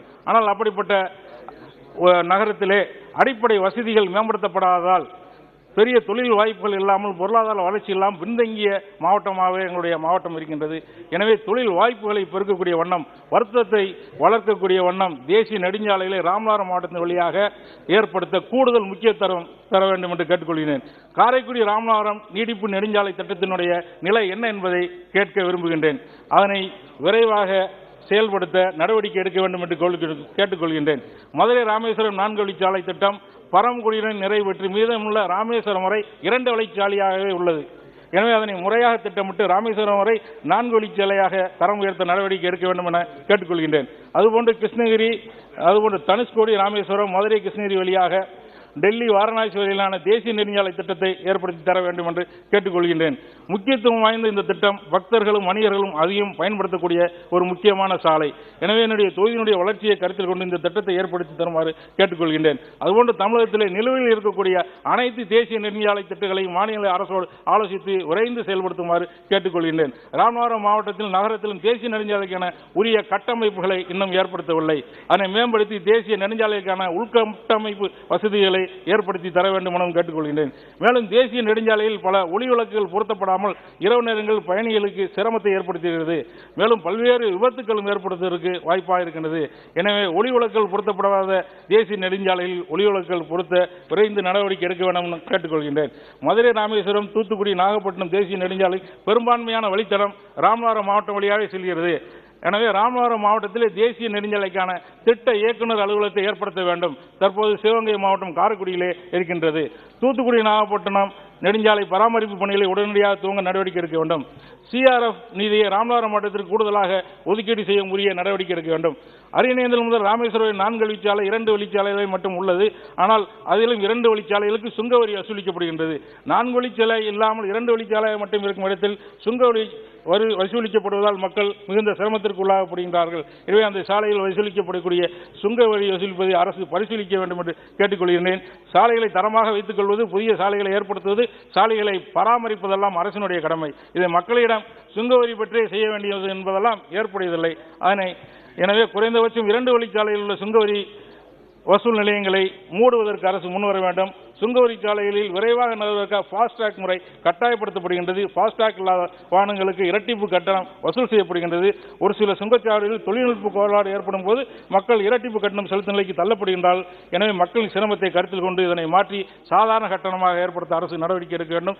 தேசிய நெடுஞ்சாலையில் மேம்பாலங்கள் சீரமைப்பு மற்றும் சாலைகள் சீரமைப்பு பணிகள் மேற்கொள்ளப்படும் போது கடும் வாகன நெரிசலை சந்திக்க வேண்டியிருக்கின்றது. எனவே சீரமைப்பு பணிகள் மேற்கொள்ளப்படுவதற்கு முன்பே திட்டமிட்டு வாகன நெரிசலை தடுக்குமாறு மாற்று வழியை ஏற்பாடு செய்த பின் சீரமைப்பு பணிகளை தொடர வேண்டும் என்று கேட்டுக்கொள்கிறேன். நன்றி.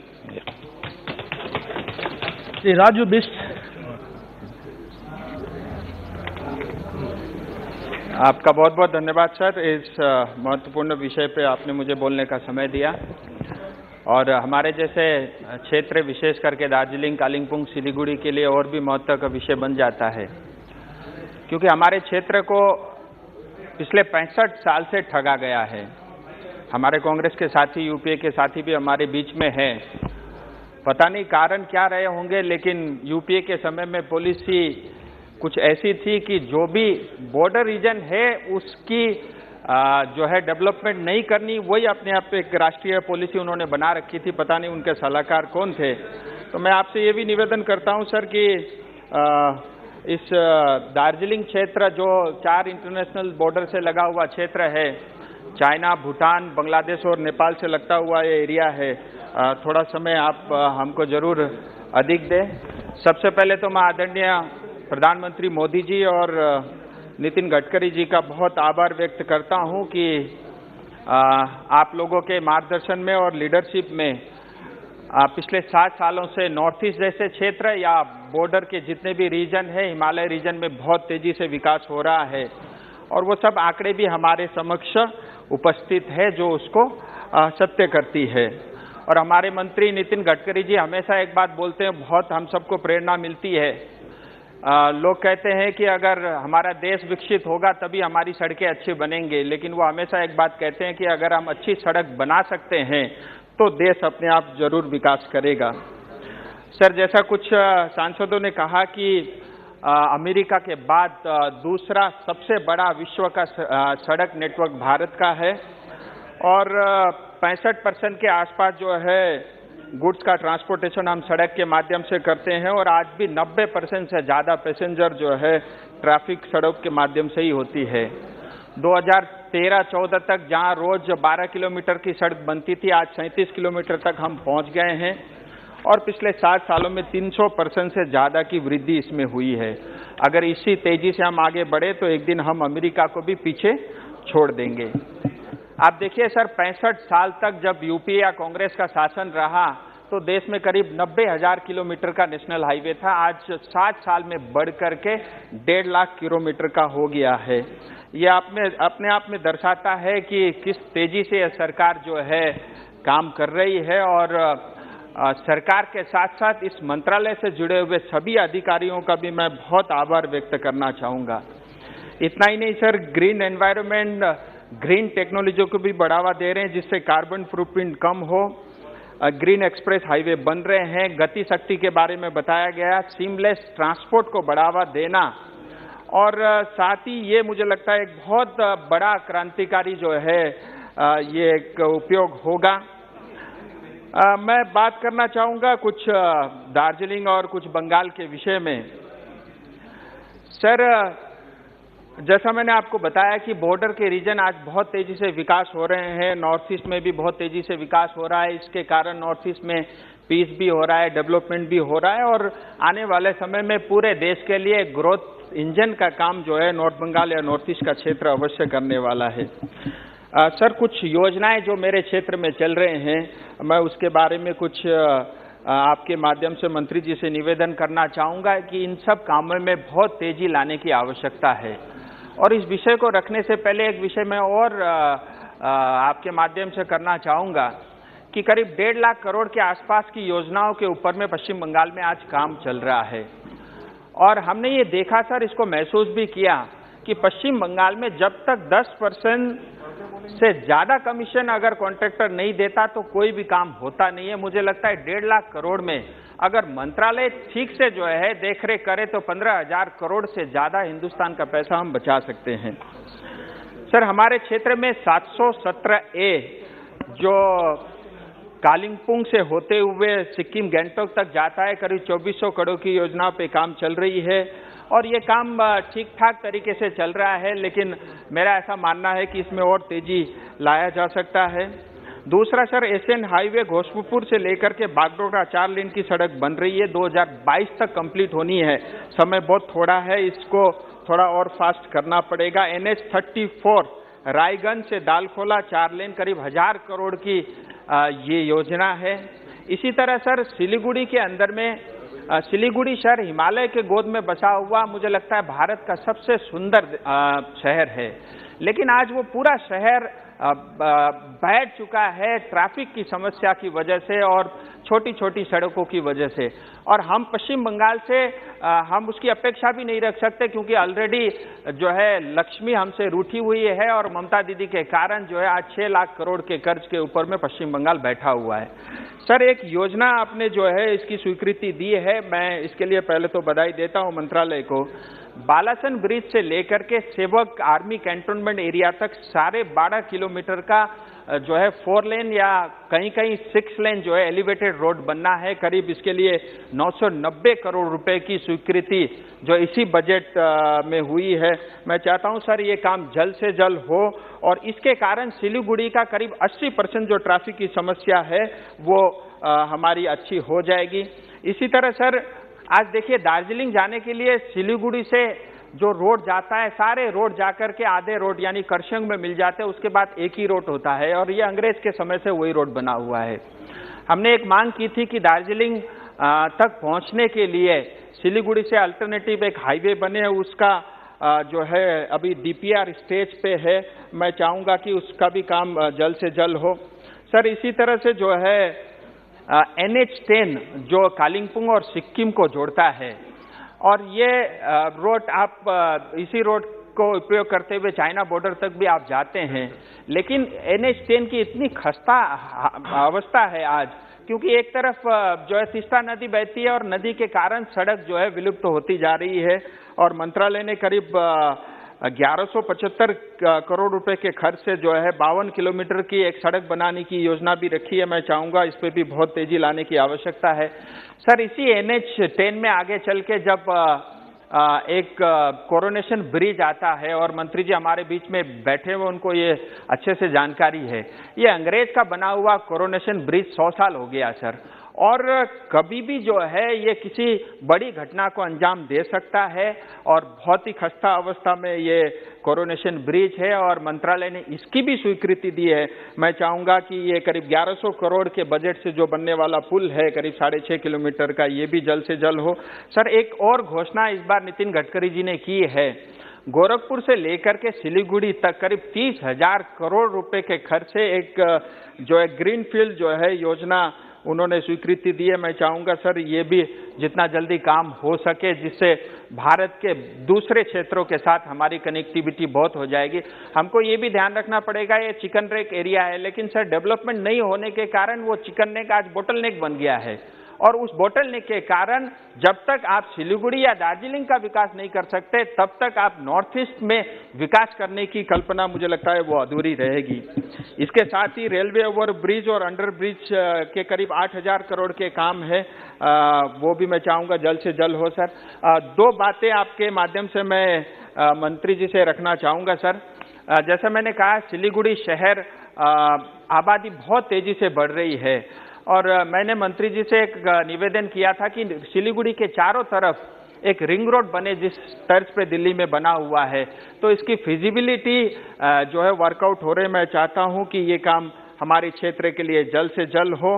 और सर अंत में एक विषय और है पर्वतमाला योजना, क्योंकि मैं पहाड़ी क्षेत्र से आता हूं और हम सब जानते हैं बहुत कन्वेंशनल ट्रांसपोर्ट के माध्यम से पहाड़ के बहुत सारे क्षेत्रों तक नहीं पहुंचा जा सकता और इस योजना के अंतर्गत 3 स्थान पे दार्जिलिंग में सिंगबाड़ी से लेके सिंगला और बतासे से लेकर के रॉक गार्डन और तुंगसुंग से लेके पांदन तक मेरी इच्छा है कि हमारे दार्जिलिंग के लिए ये 3 रोपवे बने और इसके कारण जो हमारे लोकल लोग हैं, सर मैंने पहले ही कहा था बड़ा सेंसिटिव एरिया सर, बस 2 मिनट मैंने मेरी ये इच्छा है सर कि ये अगर ये 3 रोपवे बनते हैं जो 3 से 4 किलोमीटर के डिस्टेंस वाले होंगे, इसके कारण सर टूरिज्म भी बढ़ेगा और लोकल हमारे वहाँ के लोग हैं उनको भी उसका बहुत फायदा होगा।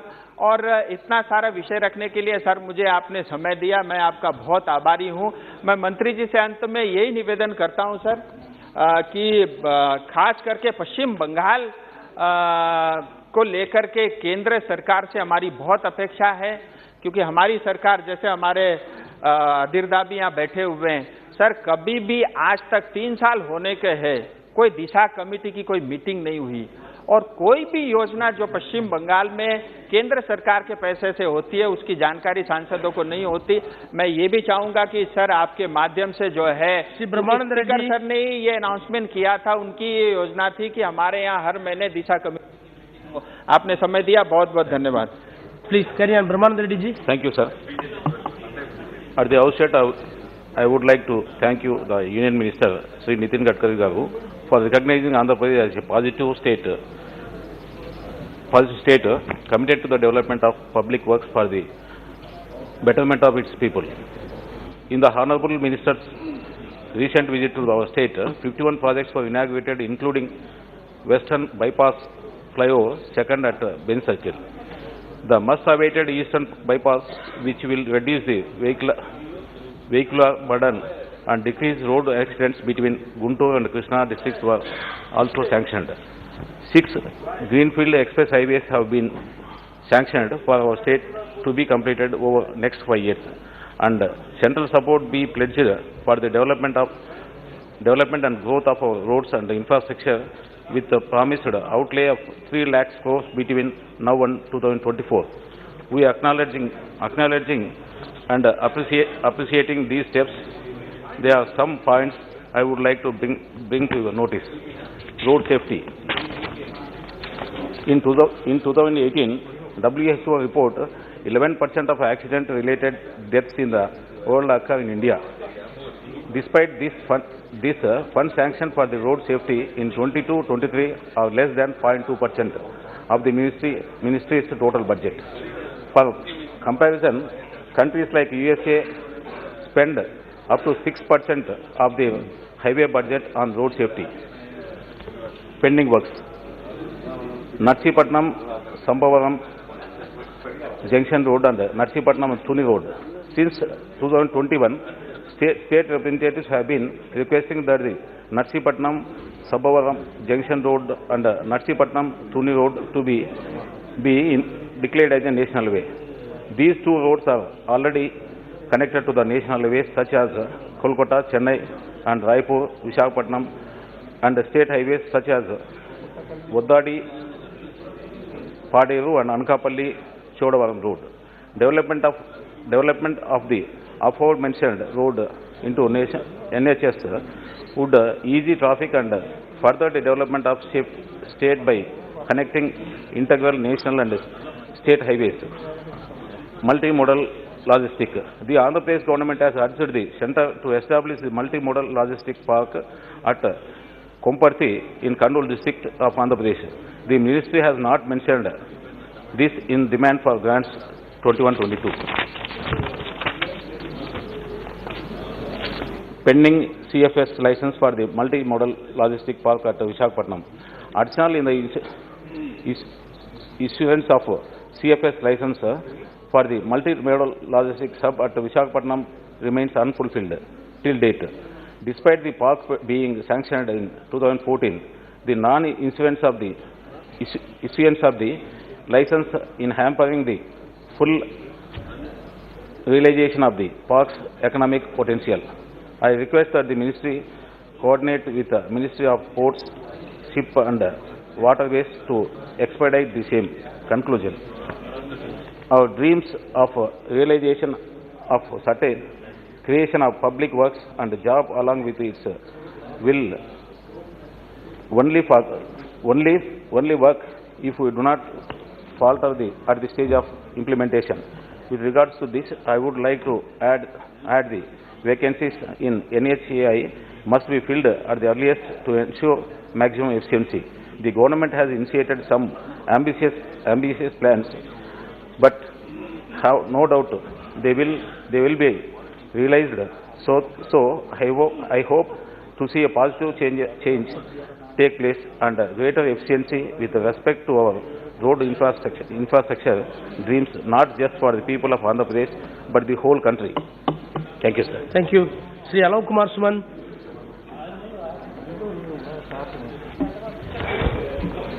धन्यवाद सभापति महोदय, मैं आपका आभार व्यक्त करता हूं कि आपने demand for grants under control of ministry of road transport and highways पर अपनी बात रखने का मौका दिया। महोदय, सड़क परिवहन और राजमार्ग मंत्रालय की मांग संख्या 86 के अनुसार वर्ष 2021-22 में संशोधित आवंटन 1,31,149.07 करोड़ रुपए था, जिसे बढ़ाकर बजट 2022-23 में 1,99,107.71 करोड़ किया गया है, जो 52% के लगभग है। इसके लिए मैं माननीय मंत्री जी को धन्यवाद देता हूं एवं आभार व्यक्त करता हूं। महोदय, सड़क परिवहन एवं राजमार्ग मंत्रालय ने वित्त वर्ष 2022-23 में सक्रिय राजमार्गों पर 2,42,020 करोड़ रुपए खर्च करने का लक्ष्य रखा है, जिसमें बजटीय परिव्यय के माध्यम से 1,87,020 करोड़ रुपए, IEBR से 1 लाख रुपए, INVIT से माध्यम से 10,000 करोड़ रुपए, SPV के माध्यम से 15,000 करोड़ रुपए और निजी निवेश के माध्यम से 30,000 करोड़ रुपए शामिल है। वर्ष 2022-23 के लिए मंत्रालय ने 12,000 किलोमीटर का कार्य एवार्डेड कर चुका है और 12,000 किलोमीटर निर्माण का NH का बनाने का लक्ष्य है, जिससे हमारे देश की प्रगति और विकास को बल मिलेगा। महोदय, भारतमाला परियोजना के पहले चरण में कुल 20,632 किलोमीटर लंबाई के निर्माण का कार्य सौंप दिया गया है और दिसंबर 2022 तक 7,375 किलोमीटर सड़क का निर्माण कार्य पूरा हो जाएगा। भारतमाला परियोजना के पहले चरण का निर्माण वर्ष 2027 तक पूरा कर लेना है। महोदय, हमारे बिहार में हमारे माननीय दूरदर्शी मुख्यमंत्री श्री नीतीश कुमार जी, जिसमें बिहार में पहले सड़क के नाम पर केवल गड्ढे थे, उसको डबल इंजन की सरकार में उन्होंने गली गली गांव-गांव तक सड़क पहुंचा दी। लेकिन मैं आपके माध्यम से मैंने यहाँ माननीय मंत्री जी से उनका ध्यान अपने संसदीय क्षेत्र गोपालगंज के सारण बांध की ओर आकृष्ट करना चाहता हूँ, जो सोनपुर से शुरू होकर यूपी के बॉर्डर सिसमा तक जाती है और दोनों राज्यों के विभिन्न जिले के कृषि बिजनेस सेंटर को जोड़ती है। इसका लगभग आधे से ज़्यादा हिस्सा जो सारण छपरा संसदीय क्षेत्र में पड़ता है, माननीय मंत्री जी के द्वारा स्वीकृति के साथ आवंटन भी दे दी गई है। अतः माननीय मंत्री जी से प्रार्थना करता हूं कि बाकी बचे सारण बांध जो डुमरिया घाट से सिसमा यूपी बॉर्डर तक है, उसको राष्ट्रीय राजमार्ग में शामिल कर हाईवे का काम शुरू कराया जाए। इससे कई जिले के लोगों को राजधानी पटना से जुड़ने का सीधा मार्ग मिल जाएगा और कृषि एवं अन्य व्यापार एवं रोजगार का भी सृजन होगा। महोदय, NH-27 जो ईस्ट वेस्ट कॉरिडोर का पार्ट है, गोपालगंज शहर में एलिवेटेड रोड 10 वर्षों से ज़्यादा समय से लंबित था। वो अब आपके आशीर्वाद से बनने की प्रक्रिया शुरू है, लेकिन धीमी गति से बन रही है। इसका निर्माण समय से पूरा करने के लिए आप अपने स्तर से आदेश निर्गत करने की कृपा करेंगे।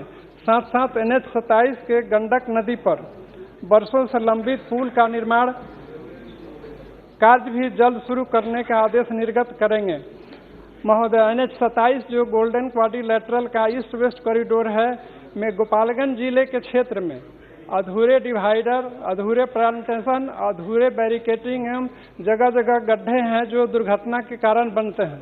प्रोजेक्ट डायरेक्टर का भी पद 1 वर्ष से खाली है, जिस पर मंत्री जी की विशेष आशीर्वाद की जरूरत है, क्योंकि बिहार पर आपकी विशेष कृपा रहती है। अंत में मैं इस डिमांड फॉर ग्रांट पर अपनी बात रखते हुए माननीय मंत्री जी से पुनः निवेदन करता हूं कि NH-19 जो नियर बक्कर घाट भाया मकेर तरैया राजापट्टी बैकुंठपुर डुमरिया घाट तक राष्ट्रीय राजमार्ग का काम शुरू है, जिसे डुमरिया घाट से विस्तारित कर सिसमा यूपी बॉर्डर तक हो जाता है तो NH-19, NH-27 और NH-28 भी इससे जुड़ जाएंगे। इससे न केवल बिहार की लगभग 2 करोड़ की आबादी एवं साथ साथ यूपी के सीमांत कृषि आधारित गांव एवं जिले जुड़ जाएंगे और राजधानी पटना की दूरी भी कई जिलों से 3 से 5 घंटे कम हो जाएगी तथा 350 गांवों का विकास के साथ साथ आर्थिक एवं सामाजिक पिछड़ापन भी दूर होगा, रोजगार का सृजन होगा। अतः महोदय, मैं इन्हीं बातों के साथ अपनी बात समाप्त करते हुए डिमांड फॉर ग्रांट्स का समर्थन करता हूं। धन्यवाद सभापति महोदय। Thank you. ऑनरेबल मेंबर दल सिंह बिसान। सभापति महोदय, आदरणीय सभापति महोदय, मैं आज सड़क परिवहन एवं राजमार्ग मंत्रालय के अनुदान मांगों का समर्थन करते हुए देश के यशस्वी प्रधानमंत्री जी, सड़क परिवहन मंत्री आदरणीय हमारे गडकरी जी, VK सिंह जी का बहुत हृदय से आभार व्यक्त करता हूं कि जिनकी दृढ़ इच्छा शक्ति के कारण से आज हमारा यह जो राजमार्ग विभाग है 4 लेन, 6 लेन, 8 लेन की सड़कें बना रहा है, एक से एक हवाई पुल का निर्माण हो रहा है। अंतर्राज्यीय मार्गों पर, सीमाओं पर पुलों का लगातार निर्माण करके नए नए विकास के आयाम गढ़ते चला जा रहा है। सभापति महोदय, मैं इस अवसर पर देश के पूर्व प्रधानमंत्री स्वर्गीय अटल बिहारी वाजपेयी जी को याद करना चाहूँगा और उनको श्रद्धासुमन अर्पित करते हुए कहना चाहता हूँ कि देश के ऐसे पहले यशस्वी प्रधानमंत्री जिन्होंने गाँव के लोगों के लिए पक्की सड़कों का जिन्होंने सपना देखा और उनके सपनों को पूरा करने में गडकरी जी ने बड़ा योगदान दिया, इसलिए पुनः इनका आभार व्यक्त करते हुए एक बात बताना चाहता हूं कि मेरे क्षेत्र से कश्मीर से कन्याकुमारी NH7 जाता है। इस NH7 को उस समय पर तत्कालीन प्रधानमंत्री अटल जी के समय पर स्वीकृत किया गया था। किस तरह से पिछली सरकारें विकास के काम में रोड़ा बनती है, सभापति महोदय, मैं उसका एक प्रत्यक्ष उदाहरण मेरे लोकसभा क्षेत्र का मेरा सिवनी होम टाउन है, उसमें मेरे यहाँ पर एक जब सड़क स्वीकृत हुई थी तो ये स्वर्णिम चतुर्भुज के अंतर्गत स्वीकृत हुई थी, पर इसको लगातार 10 वर्षों तक अटकाया गया, बनने नहीं दिया गया, कोर्ट में केस लगाए गए, NGOs के माध्यम से लटकाने का काम किया। पर जब 2014 में मोदी जी की सरकार आई और उस समय पर फिर गडकरी जी भी मिनिस्टर बने, तब जाकर इस योजना को स्वीकृति मिली और यह आज जो मेरी मोहगांव से सड़क तक जो नागपुर को सड़क जोड़ती है, यह एशिया का पहला ऐसा सड़क मार्ग बना है जो साउंड प्रूफ है, जिसमें हमारे यहाँ पर पेंच नेशनल पार्क है, वहाँ से सारे जो हमारे जंगली जानवर हैं, जितने वन्य पशु हैं, उनका भी सुविधा का ध्यान रखा। केवल 8 किलोमीटर के मार्ग 900 करोड़ रुपए में बना के ऐसा मार्ग बना के दिया, इसकी जितनी तारीफ की जाए, एशिया का पहला ऐसा मार्ग है। और पेंच नेशनल पार्क है जहाँ हमारे दुनिया के लोग पेंच नेशनल पार्क आते, पर जबलपुर से नागपुर के बीच में ये स्थिति थी कि हमको 4-6 घंटे भी लगते थे तो न नागपुर तरफ से पहुंच पाते थे न जबलपुर तरफ से, पर आज की स्थिति में नागपुर से 1.5 घंटे में हम पेंच पहुंच सकते हैं, 2.5 घंटे में जबलपुर से पेंच आ सकते हैं। तो सभापति महोदय, ऐसे अद्भुत काम के लिए मैं गडकरी जी को हृदय से धन्यवाद देना चाहूँगा। और इसी तरह से कहना चाहता हूँ अध्यक्ष महोदय कि सड़कों के बनने के कारण से आज जिस तरह से शिक्षा में हो, चिकित्सा में हो, सारी सुविधाएं प्राप्त हुई हैं और जिनके कारण से देश बहुत तेजी के साथ आगे विकास में बढ़ा है। सभापति महोदय, मैं यह भी कहना चाहता हूँ कि इस समय हमारा भारत देश दुनिया का दूसरे नंबर का देश है जहां सर्वाधिक लंबाई की सड़कें हैं, जो लगभग 64.45 लाख किलोमीटर सड़कें हैं। यह अमेरिका के बाद सबसे ज़्यादा लंबी सड़कों का देश है। सभापति महोदय, इस अवसर पर यह भी बताना चाहूँगा कि जिस तरह से शरीर में धमनियों का महत्व होता है, ऐसे देश के शरीर के विकास के लिए धमनियों का महत्व है, अच्छे रक्त के संचालन के लिए धमनियों का महत्व है, ऐसे ही देश के विकास के लिए अच्छी सड़कों के होने का महत्व है। और इस काम को करने के लिए आदरणीय गडकरी जी ने जिस तरह की व्यवस्था बनाई, सभापति महोदय बताना चाहूँगा कि जहाँ पहले बजट के पूर्व 1914-15 में जहाँ सड़क केवल 91,287 किलोमीटर सड़क थी, आज 21-22 में लगभग 1,41,190 किलोमीटर लंबी सड़क बनाई जा चुकी है। इसी तरह जो बजट 14-15 के समय जो था, उससे लेकर आज की तारीख में 3 गुने से ज़्यादा 1,99,000 करोड़ का बजट दे करके इन सारे कामों को करने का काम मार्ग प्रशस्त किया है। इस तरह से 7 साल में लगभग मोदी जी के कार्यकाल में, गडकरी जी के इस कार्यकाल में 7 साल में 1.5 गुना राशि भी दी और सड़कों को भी बनाने का काम किया है सभापति महोदय। और इसीलिए कहा जाता है कि मोदी है तो मुमकिन है, और गडकरी जी का जो विजन है आज देश को बहुत ऊंचाइयों की ओर ले जाने का काम कर रहे हैं। सभापति महोदय, मैं इस अवसर पर आदरणीय गडकरी जी को और इधर से धन्यवाद देना चाहूँगा कि उन्होंने CRIF के अंतर्गत हमारी सड़कों को स्वीकृत करने का काम किया, जिसमें मेरे यहाँ पर एक बंडोल से कोहका सड़क लगभग 40 किलोमीटर की सड़क है, उसका निर्माण होगा, जो कि हमारे NH7 को और बालाघाट से हमारे सिवनी से छिंदवाड़ा वाले मार्ग को इंटर कनेक्टिविटी का 40 किलोमीटर का एक मार्ग बनेगा। इसी तरह से सभापति महोदय, मैं हृदय से धन्यवाद देना चाहूँगा कि जब पूर्व हमारे राजमार्ग मंत्री थे हमारे पड़ोसी छिंदवाड़ा के, तो उन्होंने अपने यहाँ जितने सड़कें बनाई, जितने NH बनाए, पर टोल अपने क्षेत्र में नहीं लगने दिया, उनको अन्य जिलों की तरफ स्थानांतरित किया। मेरे सिवनी में इतने ज़्यादा टोल हो गए थे, एक NH का एक टोल हटाने का भी काम किया है, जिसकी बहुत जनता की मांग थी। पर मैं इसी तरह की एक मांग करना चाहता हूँ कि जो छिंदवाड़ा से सिवनी के बीच में सिवनी से केवल 15 किलोमीटर दूर लाके टोल लगा दिया गया है, जबकि हमारी दूरी 25 किलोमीटर पड़ती है। तो जनता की मांग है कि कम से कम उसको बॉर्डर पे लगाया जाए, ताकि हमको केवल शहर से निकलने वाले व्यक्ति सिवनी जिले में जाना है तो टैक्स देना है और छिंदवाड़ा के लोगों को देना नहीं पड़ता, तो कम से कम उसकी सुविधा हमारी जनता को मिले। सभापति महोदय, मैं आज आपसे ये भी कहना चाहता हूँ कि जिस तरह गडकरी जी ने नए आयाम गढ़े हैं, तो इसके अंतर्गत मेरी एक डिमांड है मेरे लोकसभा क्षेत्र की। मेरा लोकसभा क्षेत्र में एक और अभ्यारण्य है, कान्हा नेशनल पार्क, और कान्हा नेशनल पार्क के लिए लोग अभी हवाई मार्ग से ही आते हैं, और बालाघाट जिले में अभी एक भी NH नहीं है और इस समय पर वहाँ पर सड़कें नहीं होने से वहाँ पर रेल मार्ग में भी और ना भी कोई बाईपास है, तो इसके कारण से हमको बहुत दिक्कत होती है चारों तरफ। 2 मिनट बस मैं अपनी मांग बात कर सवाल। तो उसमें क्या है कि मैंने जो मांग कर रखी थी मंत्री जी से कि बालाघाट से भंडारा को उससे जोड़ दिया जाए, तो हमको नागपुर के लिए हमारे को इलाज के लिए जाना पड़ता है, तो बालाघाट भंडारा मार्ग है। ऐसे ही मेरा सिवनी से लेके तुमसर मार्ग जोड़ दिया जाता है, तो ये हमारा गनगरेज फैक्ट्री जबलपुर टू भंडारा को जोड़ने के लिए सीधा मार्ग होगा जो अभी नागपुर होके जाता है। इसी तरह सभापति महोदय, कान्हा जाने के लिए नागपुर से बालाघाट लोग आते हैं तो ये NH बनेगा और ऐसी बालाघाट से कान्हा के लिए गढ़ी लेके आमानाला तक भाई हमारे महाराष्ट्र की सीमा तक बना दिया जाता है, तो कान्हा में लोगों को आने की सुविधा मिलेगी। अध्यक्ष महोदय, इसी तरह से गोंदिया से लेके बालाघाट तक 4 लेन का काम की स्वीकृति दी है और मेरे सिवनी से लेके रायपुर के लिए सीधा मार्ग है, तो बालाघाट से लेके सिवनी तक 4 लेन का मार्ग का निर्माण किया जाए। सिवनी मंडला मार्ग भी है, कान्हा यदि जाना है तो सिवनी होकर जाते हैं, तो कान्हा जाने के लिए तो सिवनी मंडला NH भी किया जाए। अध्यक्ष महोदय, अंतिम बात, मेरे यहाँ पर सिवनी में भी रेल के काम के पहले NH बना दिया गया, पर उस समय पर हवाई पुल बना के देने का काम नहीं किया गया। इसलिए मैं चाहता हूँ कि सिवनी से छिंदवाड़ा मार्ग पर, सिवनी से मंडला आपके नागपुर मार्ग पर, और जो हमारा खैरी टेक एक अंतिम है, खैरी टेक से लेकर के जो नंगझर तक NH7 था उसको बना के देने का काम उस समय में नहीं किया गया। 1 टाइम में बना के देना था, उसको ठीक से बना के नहीं दिया गया है, आधा अधूरा बना के उस समय दे दिया, ट्रांसफर कर दिया, और इसलिए मंत्री जी ने इसमें सहमति भी प्रदान की है। तो मेरा विभाग से आग्रह है कि हमारे सिवनी शहर के अंदर से जो गुजरने वाला 11 किलोमीटर का मार्ग है उसको भी 4 लेन बना के दें, ताकि सिवनी शहर जो नागपुर और जबलपुर के बीच का मार्ग है इसको जनता की सुविधा मिल सके।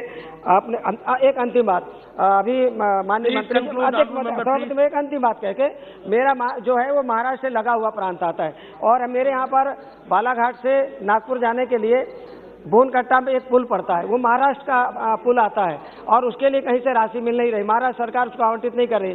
मैंने माननीय मंत्री जी से मांग रखी थी, उन्होंने अपनी सहमति भी दी है, तो बोनकट्टा पर अंतर्राज्यीय एक पुल बना के देने का कष्ट करेंगे तो जनता को बहुत सुविधा मिलेगी। अभी हमारी केवल 2 व्हीलर गाड़ियाँ 4 व्हीलर गाड़ियाँ निकल रही, बड़े वाहन जा नहीं रहे, इससे हमें इलाज कराने जाना हो, हमारे यहाँ के लोगों को व्यापार के लिए जाना हो तो मैं केवल इतना ही कहते हुए आपने मुझे समय दिया, मैं पुनः अनुदान मांगों का समर्थन करते हुए अपनी बात समाप्त करता हूँ। जय हिंद, जय भारत। மாண்புமிகு தலைவர் அவர்களுக்கு எனது வணக்கத்தை தெரிவித்துக் கொள்கிறேன். The road transportation infrastructure is crucial for economic development and social integration of this country. Road transport has emerged as the dominant segment in India. Transportation is a sector. Road transport also acts as a feeder of service and railway, shipping and air traffic in our country. The national highways acts very important role of the road network in the country. Minister of Roads, Transport and Highway, the primarily responsible for the development of the national highway, work of which are sanctioned under the different schemes such as Bharat Mala Priyojana. Sir, particularly in Tamil Nadu, therefore 25 NH projects pending in the sector. In Bharat Mala, in my constituency, Nagapattinam has 100 kilometers long coastal area having non-major ports, fisheries port in namely Arkatturai, Serudur, Nambiyarkuppam, Nahur and Pattinacheri, Samandanpettai. I request the government of allocate these funds under the Bharat Mala Priyojana development connectivity of there are in improve the livelihood of fishermen and economically. Sir, there are many national highway roads projects are in my constituency area are long pending. The government should give priority to and complete the projects for easy and smooth movement of the common people. The road work from Tanjavur to Nagapattinam, NH 83 Ward number 67 was started 2017 for a long bending, length of 66 kilometers and 6 years past length of 40 kilometers, which is still bending for completion. I request the Minister to give a special attention and allocate more funds, complete the project.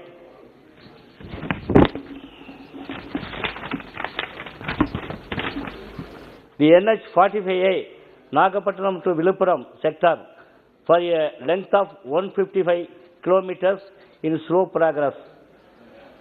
Third, Vigravandi and Tanjavur NH45C bending, Nagapattinam Kanyakumari NH45A, 333 kilometers, still preparation of DPR stage and a special priority should be given the start work of this road project. Tiruchi Vedaranyam via Mannargudi sector, government announced the sector as a national highway, but so far not allocate the fund and is it still in survey level. This road is a Rajaji has marched in the route during the Salt Satyagraha, Agasthyamballi, which was the historical movement. Sir, during the discussion, I want to point out that our Tamil Nadu Chief Minister, Thalapathy M.K. Stalin, sanctioned the 136 crores, the development and improved the road, ECR road. I congratulate our Honorable Chief Minister, M.K. Stalin. I point out some points. First, they strongly oppose the outsourcing workers. Strongly I oppose the outsourcing workers in the road sector.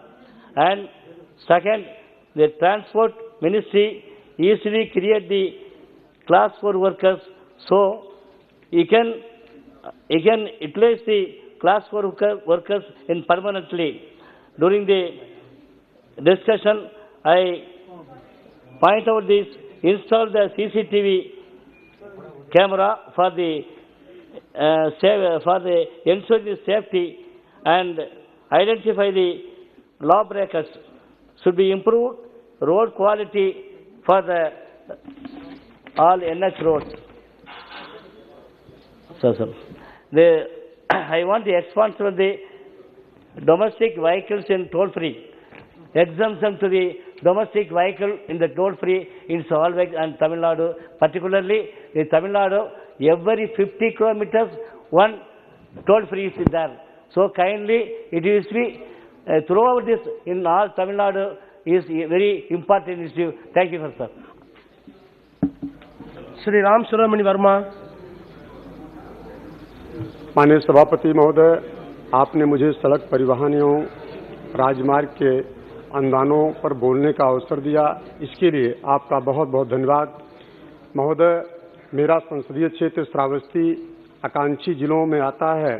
इस संसदीय क्षेत्र में 2 जिले श्रावस्ती और बलरामपुर आते हैं।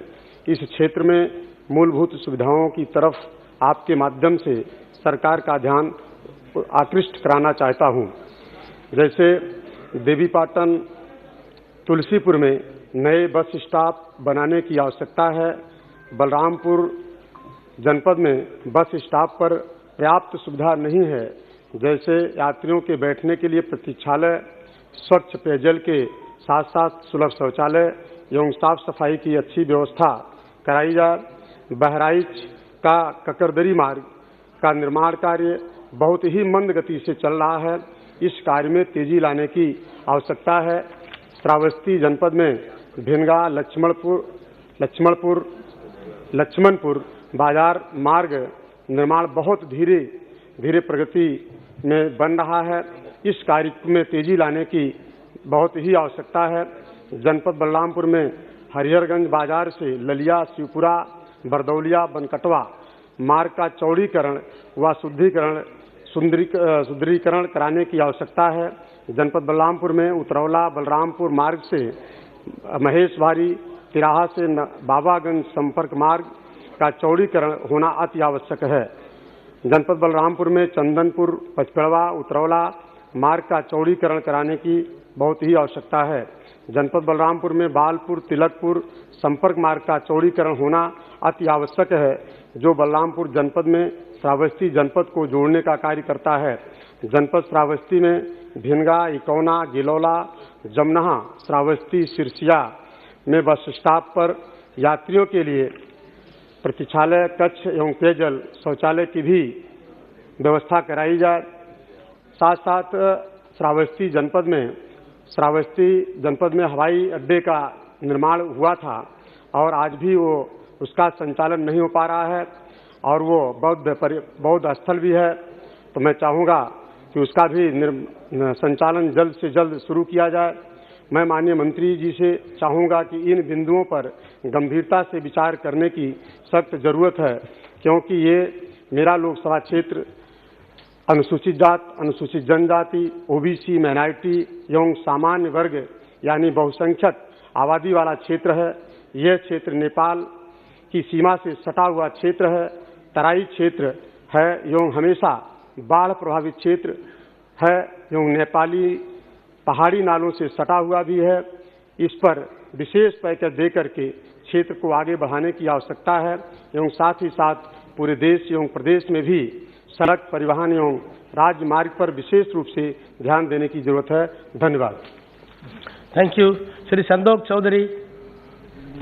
धन्यवाद सभापति जी, आपने मुझे demand for grants under transport and highway department पर बोलने का मौका दिया। सभापति जी, ये जो फ्लाईओवर्स बनते हैं ये लोगों की सुविधा के लिए बनते हैं, लेकिन अगर इनकी डिजाइनिंग प्रॉपर ना हो तो कई दफा ये असुविधा का कारण बन जाते हैं।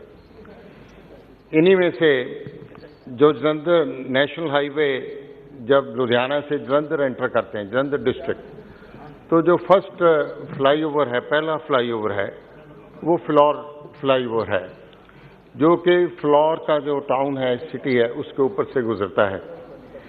लेकिन मैं समझता हूं कि जब इसकी डिजाइनिंग की गई तो ये नहीं देखा गया कि फ्लोर में एंट्री पॉइंट कहां से रखना है, एग्जिट पॉइंट कहां से रखना है, तो ये एक बड़ी असुविधा का कारण बन गया है। और ना ही तो इसको प्रॉपर एंट्री है फ्लोर शहर में, ना ही प्रॉपर एग्जिट है। जो फ्लोर शहर का बस स्टैंड है उसका भी कोई प्रॉपर एंट्री और एग्जिट नहीं है, वो बिल्कुल डिसफंक्शन हो गया है, वो डिफंक्ट हो गया है। तो जो बस स्टैंड है वो फ्लाईओवर के ऊपर लोग खड़े होकर बसें पकड़ते हैं, वहां उतरते हैं।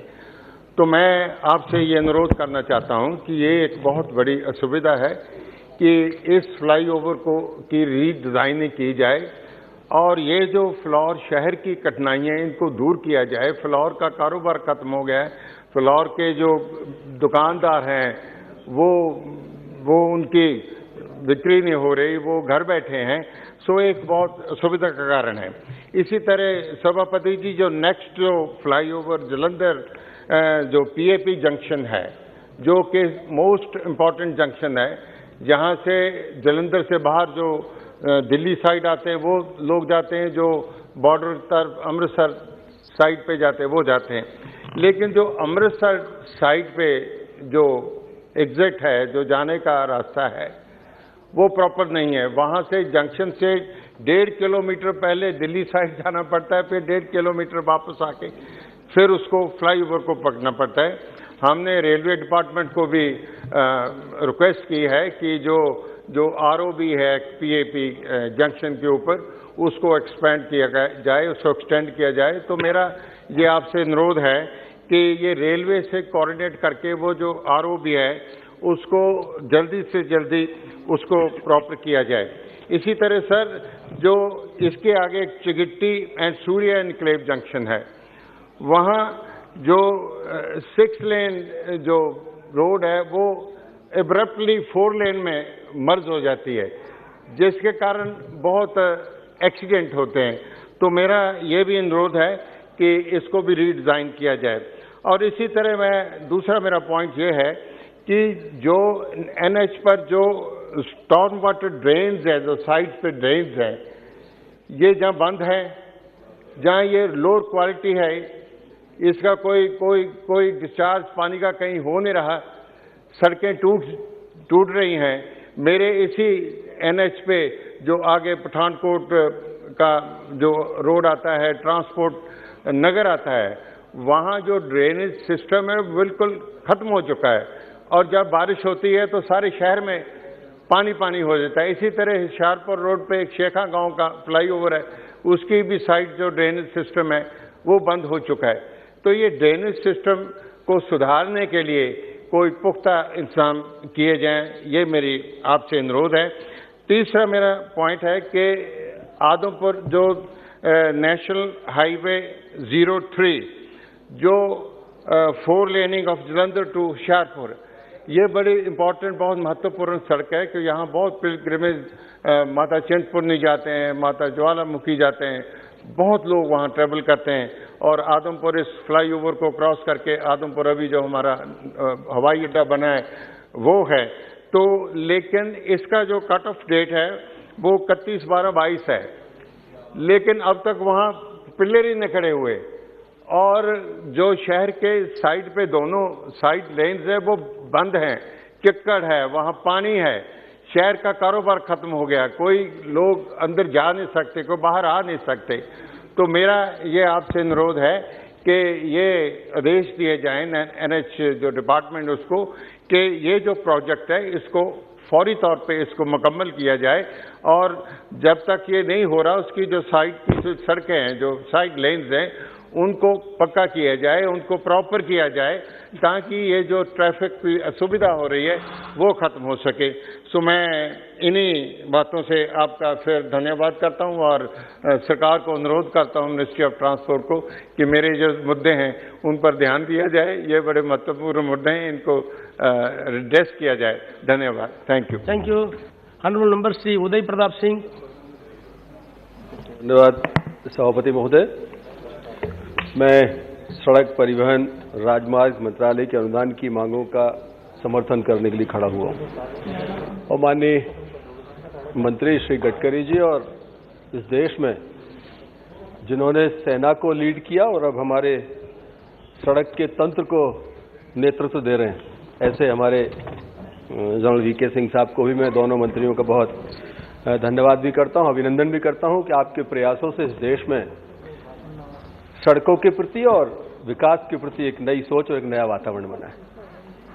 सभापति महोदय, हमारे मंत्रालय को जो बजट में प्रावधान किया गया, मुझे लगता है कि वो और ज्यादा आवश्यकता थी। सड़क परिवहन मंत्रालय को जो बजट मिला है उसमें अगर इसको और बढ़ोतरी की जाती तो मुझे लगता है कि देश में शायद काम करने के लिए मंत्रालय को और आसानी होती। मैं आपके माध्यम से वित्त मंत्रालय से भी आग्रह करूंगा कि सड़क हमारा एक ऐसा सेक्टर है जो देश में बाजार और प्रगति का एक द्योतक है, तो इसके ऊपर जितना फोकस किया जाएगा देश उतनी प्रगति करेगा, उतना आगे बढ़ेगा। 25,000 किलोमीटर और का अगले वर्ष प्रावधान और 20,000 करोड़ की व्यवस्था करने के संकल्प के साथ मंत्रालय आगे बढ़ा है। मैं स्मरण कराना चाहता हूं कि ये जो कॉरिडोर स्वर्गीय प्रधानमंत्री माननीय वाजपेयी जी के समय नॉर्थ साउथ और ईस्ट वेस्ट कॉरिडोर का जो प्रावधान उस समय किया गया था, अगर वो चीज नहीं होती, आज देश में वो महत्वपूर्ण 4 बड़े मार्ग नहीं बने होते, तो शायद जो कनेक्टिविटी देश में आज है वो हम उतनी बेहतर कनेक्टिविटी इस देश को नहीं दे पाते। दूसरा जो मंत्रालय विशेष रूप से काम कर रहा है कि दुर्घटना रहित मार्ग होना चाहिए, जो एक्सीडेंटल प्रोन एरियाज से उनको ठीक करके दुर्घटनाएं कम हो, इसको केंद्रित करके जो डिपार्टमेंट काम कर रहा है, मुझे लगता है कि उसको प्रशंसा मिलनी चाहिए। उसकी हम आपके माध्यम से सदन में भी बहुत प्रशंसा करते हैं, उसके प्रति मंत्रालय का धन्यवाद ज्ञापित करते हैं। माननीय सभापति महोदय, सड़क प्रगति तो लेकर आती है, साथ ही विकास और बाजार भी पैदा करती है। मेरा संसदीय क्षेत्र इस बात का सबसे बड़ा उदाहरण है। नॉर्थ साउथ कॉरिडोर मेरे संसदीय क्षेत्र से होकर तक गुजरता है। उसके पहले की परिस्थितियां, आज की परिस्थितियां, जमीन और आसमान का अंतर है। इसलिए मैं आपके माध्यम से माननीय मंत्री जी यहाँ पर बैठे हैं, इनसे आग्रह करना चाहता हूं कि सड़कों के ऊपर जितना हो सके हम देश में सांसदों को उनके एक अनुकूल परिस्थितियां उनको मिलनी चाहिए। सीआरएफ से पहले सांसद के आग्रह पर सीआरएफ में हम लोगों को फंड मिलता था, लेकिन आजकल उसमें प्रावधान में कोई परिवर्तन किया गया है, तो सीआरएफ में हमारी अनुशंसाएं शायद उतनी शामिल नहीं की जाती जितनी पहले की जाती थी। मेरा आपके माध्यम से अनुरोध है कि सीआरएफ का जो फंड है, सेंट्रल रोड फंड जो है, क्योंकि सांसदों के पास सीधे कोई फंड देने की कहीं कोई व्यवस्था नहीं होती, कम से कम इसमें साझेदार सांसद को सीधे तौर पर रखा जाए, मंत्रालय से मेरा आग्रह है।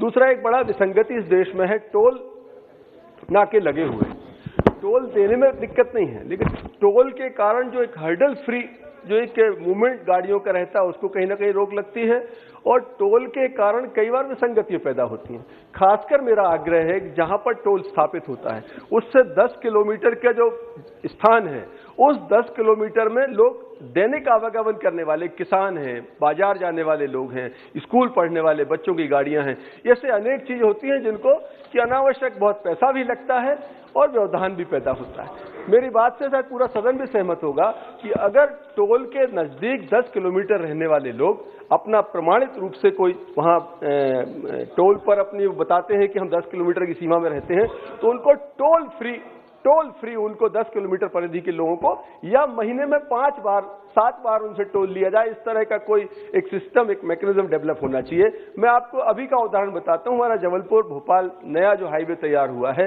वहां बरेली के पास, उदयपुरा के पास अन्य कई जगह हैं जहां रोज लोग निकलते हैं और दिन में अनेक बार उनको टोल देना पड़ता है। मंथली पास के बाद भी उसकी एक मैक्सिमम कैपिंग है, तो इसमें कोई ना कोई संशोधन मंत्रालय करेगा, ऐसा मेरा आग्रह है।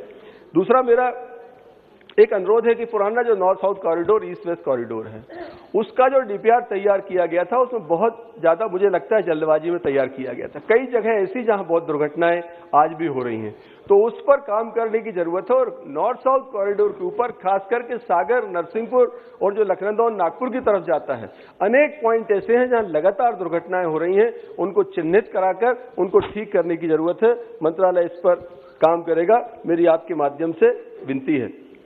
मैं आपके माध्यम से मेरे संसदीय क्षेत्र में एक महत्वपूर्ण मार्ग है, जबलपुर, नरसिंहपुर, गाडरवारा, पिपरिया, होशंगाबाद, हरदा, खंडवा और सीधा जलगांव जाता है। हम अनेक एक्सप्रेस वे इस देश में बना रहे हैं, सरकार नई कई एक्सप्रेस वे का प्रावधान भी कर रही है। मेरा आपसे आपके माध्यम से प्रार्थना है माननीय मंत्री जी से कि जबलपुर से नरसिंहपुर, गाडरवारा, पिपरिया होकर होशंगाबाद और जलगांव महाराष्ट्र को जोड़ता है। माननीय गडकरी जी का स्टेट भी महाराष्ट्र है और जलगांव हमारे यहाँ एजुकेशन हब है, जबलपुर हाई कोर्ट है, गाडरवारा हमारा आचार्य रजनीश की जन्मस्थली है, पिपरिया पचमढ़ी एक हमारा टूरिज्म का हेडक्वार्टर है। तो इन सबको जोड़ने के लिए एक एक्सप्रेस वे बनेगा, जल्दी बनेगा, ऐसा मैं आग्रह करता हूं। माननीय सभापति महोदय, जो निर्माण कार्य चल रहे हैं, माननीय प्रधानमंत्री जी के नेतृत्व में इस देश में ट्रांसपेरेंट सिस्टम, एक ईमानदार सोच के साथ काम करने की एक प्रवृत्ति पैदा हुई है। और इस सब के बाद भी अगर कहीं गुणवत्ताहीन कोई काम होता है तो मुझे लगता है वो चिंता का विषय है।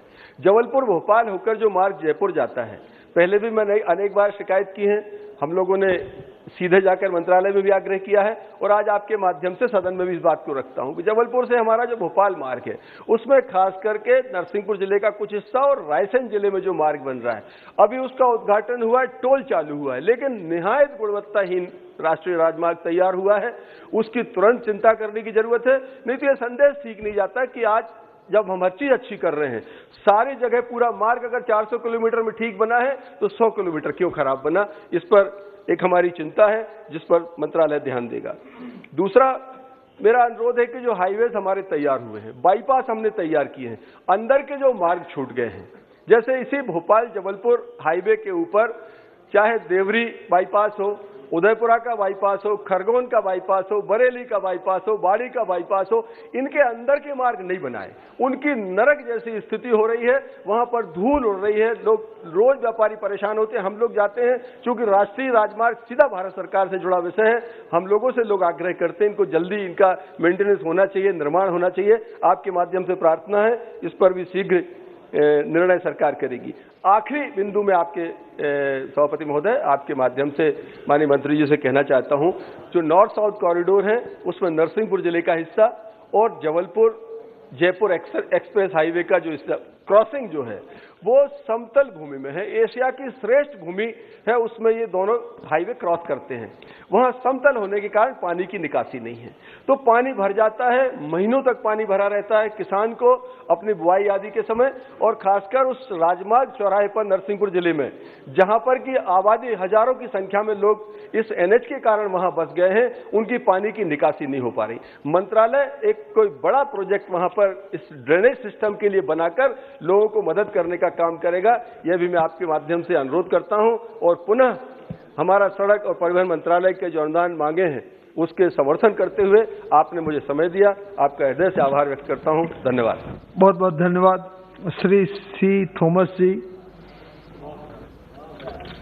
Thank you, Chairman, for giving me an opportunity for participating in this discussion on the demands for grants to the Ministry of Transport and Highways. Sir, this is a very important ministry. As we all know, the road infrastructure is very important for the growth of any country, economic as well as social development of any country. In India, as per the available information in the NHAI website, we have around 132,000 kilometers of national highways, out of which more than 70,000 kilometers are under the NHAI. Now there are several projects proposed by the NHAI.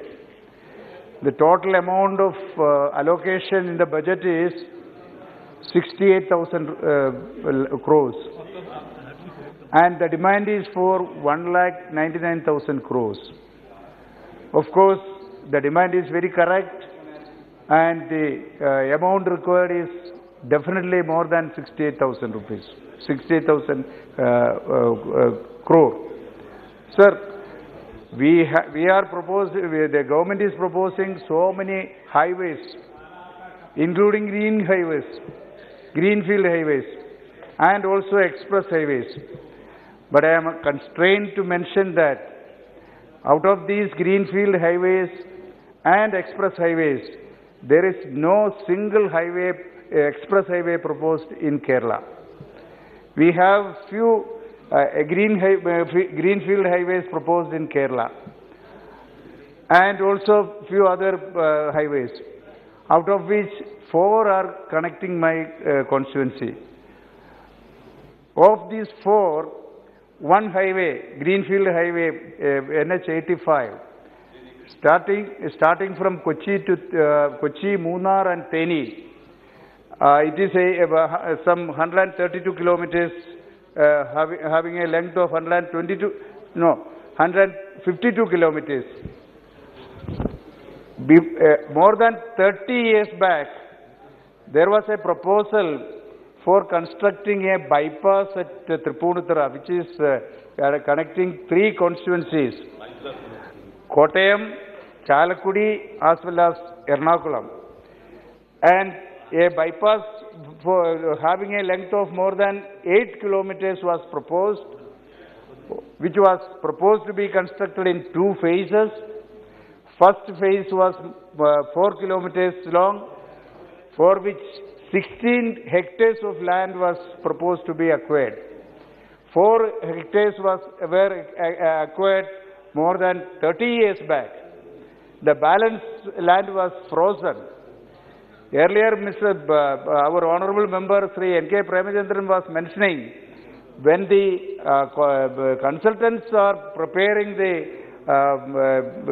project for the construction of highways, they are not consulting the members of parliament, the representatives of that area.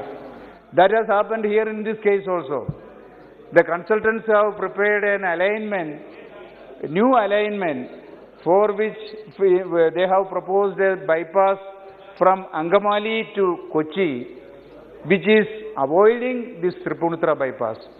Again, this NH85 greenfield highways, that also is avoiding the Tripunithura bypass. And more than 219 families are suffering now. They could not do anything for the last 30 years for any construction in the land, For any other purpose, they cannot, they were not allowed to use this. My humble request to the Honorable Minister, we have already represented to the NHAI that at least a standalone project. I understand that as per the NHAI rules, there can be a standalone project which can be a spur connectivity to Tripunithura from this NH85, that is Kochi Theni bypass, Kochi Munnar Theni bypass. That will save the life of 219 families. Sir, I would request you, I have already represented it, we all have represented it. I would request you to take up this matter and give directions to the NHA authorities that while they construct the NH85, that is Greenfield Highway from Kochi, Munnar to Theni, they should construct a spur connectivity for the Tripunithura town that is connected to the Greenfield Highway. Sir, there is another proposal for a construction of a new Greenfield Highway parallel to the MC Road. MC Road is the first state highway in Kerala from Trivandrum to Angamali. There is a proposal for construction of a parallel Greenfield Highway to MC Road, and the length of the highway is more than 228 kilometers. I would request the proposal is pending there. Some alignment has been taken up, but no fund has been allotted. So immediate steps may be taken up for construction of a Greenfield Highway from Trivandrum to Angamali parallel to MC Road, for which will help the present congestion in the MC Road. All through, MC Road is more than 200 kilometers long, and parallel Greenfield Highway will definitely set off the congestion in the MC Road. Sir, there is another proposal which has been agreed by the Honorable Minister with our Honorable Chief Minister.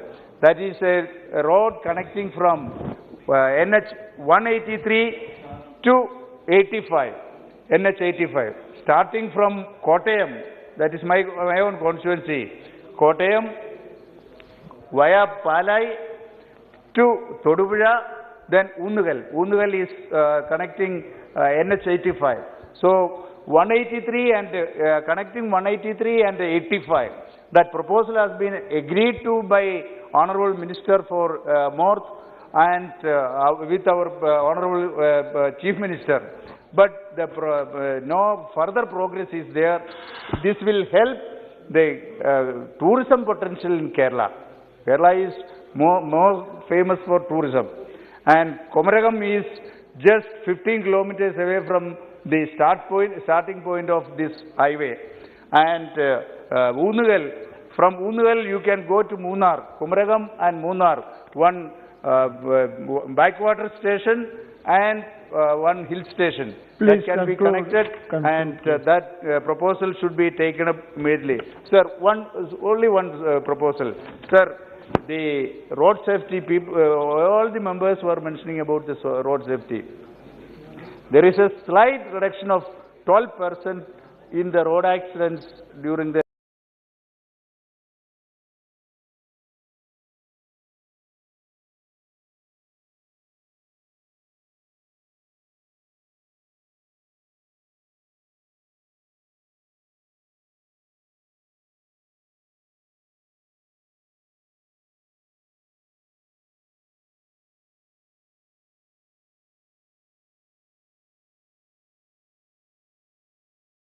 last 1 year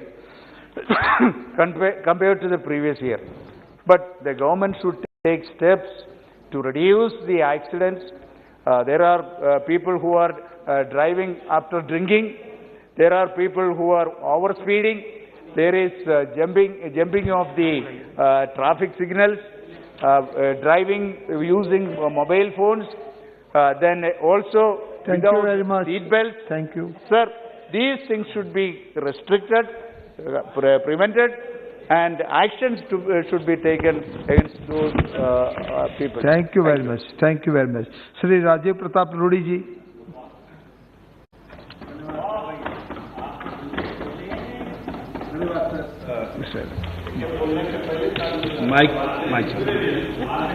धन्यवाद sir.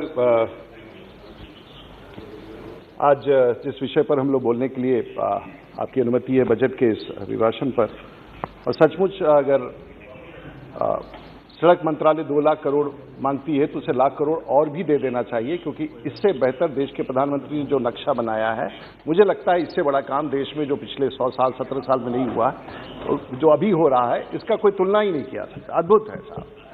और इसलिए मैं कहूंगा कि अगर मैं उत्तर बिहार में हूं, और अगर किसी को भी उत्तर बिहार में जाना होगा तो गंगा पार करके जाना होगा। और पीछे मुझे थोड़ा जलन सा हुआ। जलन इस बात का हुआ कि मैंने उत्तर प्रदेश में देखा चुनाव के पहले, जगदम्बिका पाल साहब बैठे हैं, बाकी लोग, एक फाइटर एयरक्राफ्ट हवाई जहाज वहां उतर गया आगरा हाईवे पर, तो मुझे थोड़ा जलन सा हुआ। और मैंने जाकर के माननीय गडकरी जी को कहा और प्रधानमंत्री जी को कहा, और मैं बताना चाहूंगा कि बिहार में भी बाकरपुर सोनपुर से डुमरिया घाट तक एक ऐसा ही एक्सेस कंट्रोल हाईवे बनने जा रहा है, जिसमें गति की जो सीमा होगी वो 120 किलोमीटर प्रति घंटा होगा। और जो हम लोग 4 घंटे और 5 घंटे में डॉक्टर साहब यहाँ बैठे हैं गोपालगंज के, अब वो मात्र 1 घंटे 10 मिनट में कर पाएंगे। उस पर फाइटर जहाज भी उतरेगा। तो देश के प्रधानमंत्री ने सारण की जनता को और बिहार की जनता को ऐसा सड़क भी दे दिया।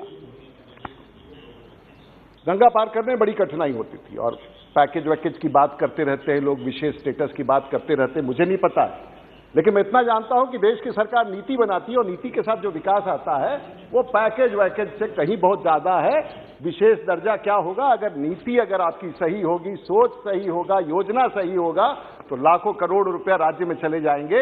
ऐसी सरकार तो हमने देखी नहीं थी, कम से कम हम लोग 25 साल से पार्लियामेंट में है, और इस प्रकार से देश बिहार को आगे बढ़ा रहे हैं। लेकिन बिहार को अपने आप सोचना पड़ेगा गिरिराज जी की कैसे हम लोग को करना है, क्योंकि उफान हो जाता है जब ऐसी बातें होती हैं। 6 लेन गंगा, हम लोग कह रहे थे 2 लेन का गंगा सेतु, तो देश की सरकार ने, प्रधानमंत्री ने कहा 2 लेन क्या होता है भाई? जब गंगा पार ही करना है और रूडी जी के क्षेत्र से जाना है, हाजीपुर से जाना है, तो उसको 6 लेन बनाइए। और आज जेपी सेतु के पैरेलल 6 लेन बन रहा है। छपरा शहर में हमको बड़ी कठिनाई हो रही थी, 2 लेन था, देश की सरकार से मांग किया, वो आज 6 लेन होने वाला है। और इस बीच में वैशाली जाने की बात पता नहीं कब से होता था कि वैशाली के लिए पटना से सीधे रास्ता, तो सीधे सोनपुर से निकल करके दरियारा होकर के गंडक पार करके वैशाली, और वैशाली साहेबगंज होके नेपाल, ये भी योजना स्वीकृत है। शेरपुर दिगवारा साहब, मैंने माननीय बिहार के मुख्यमंत्री का आभार व्यक्त करना चाहूंगा। भाषण में नया गांव में मैंने उनसे कहा कि एक पुल चाहिए, उन्होंने कहा रूडी जी ले लीजिए।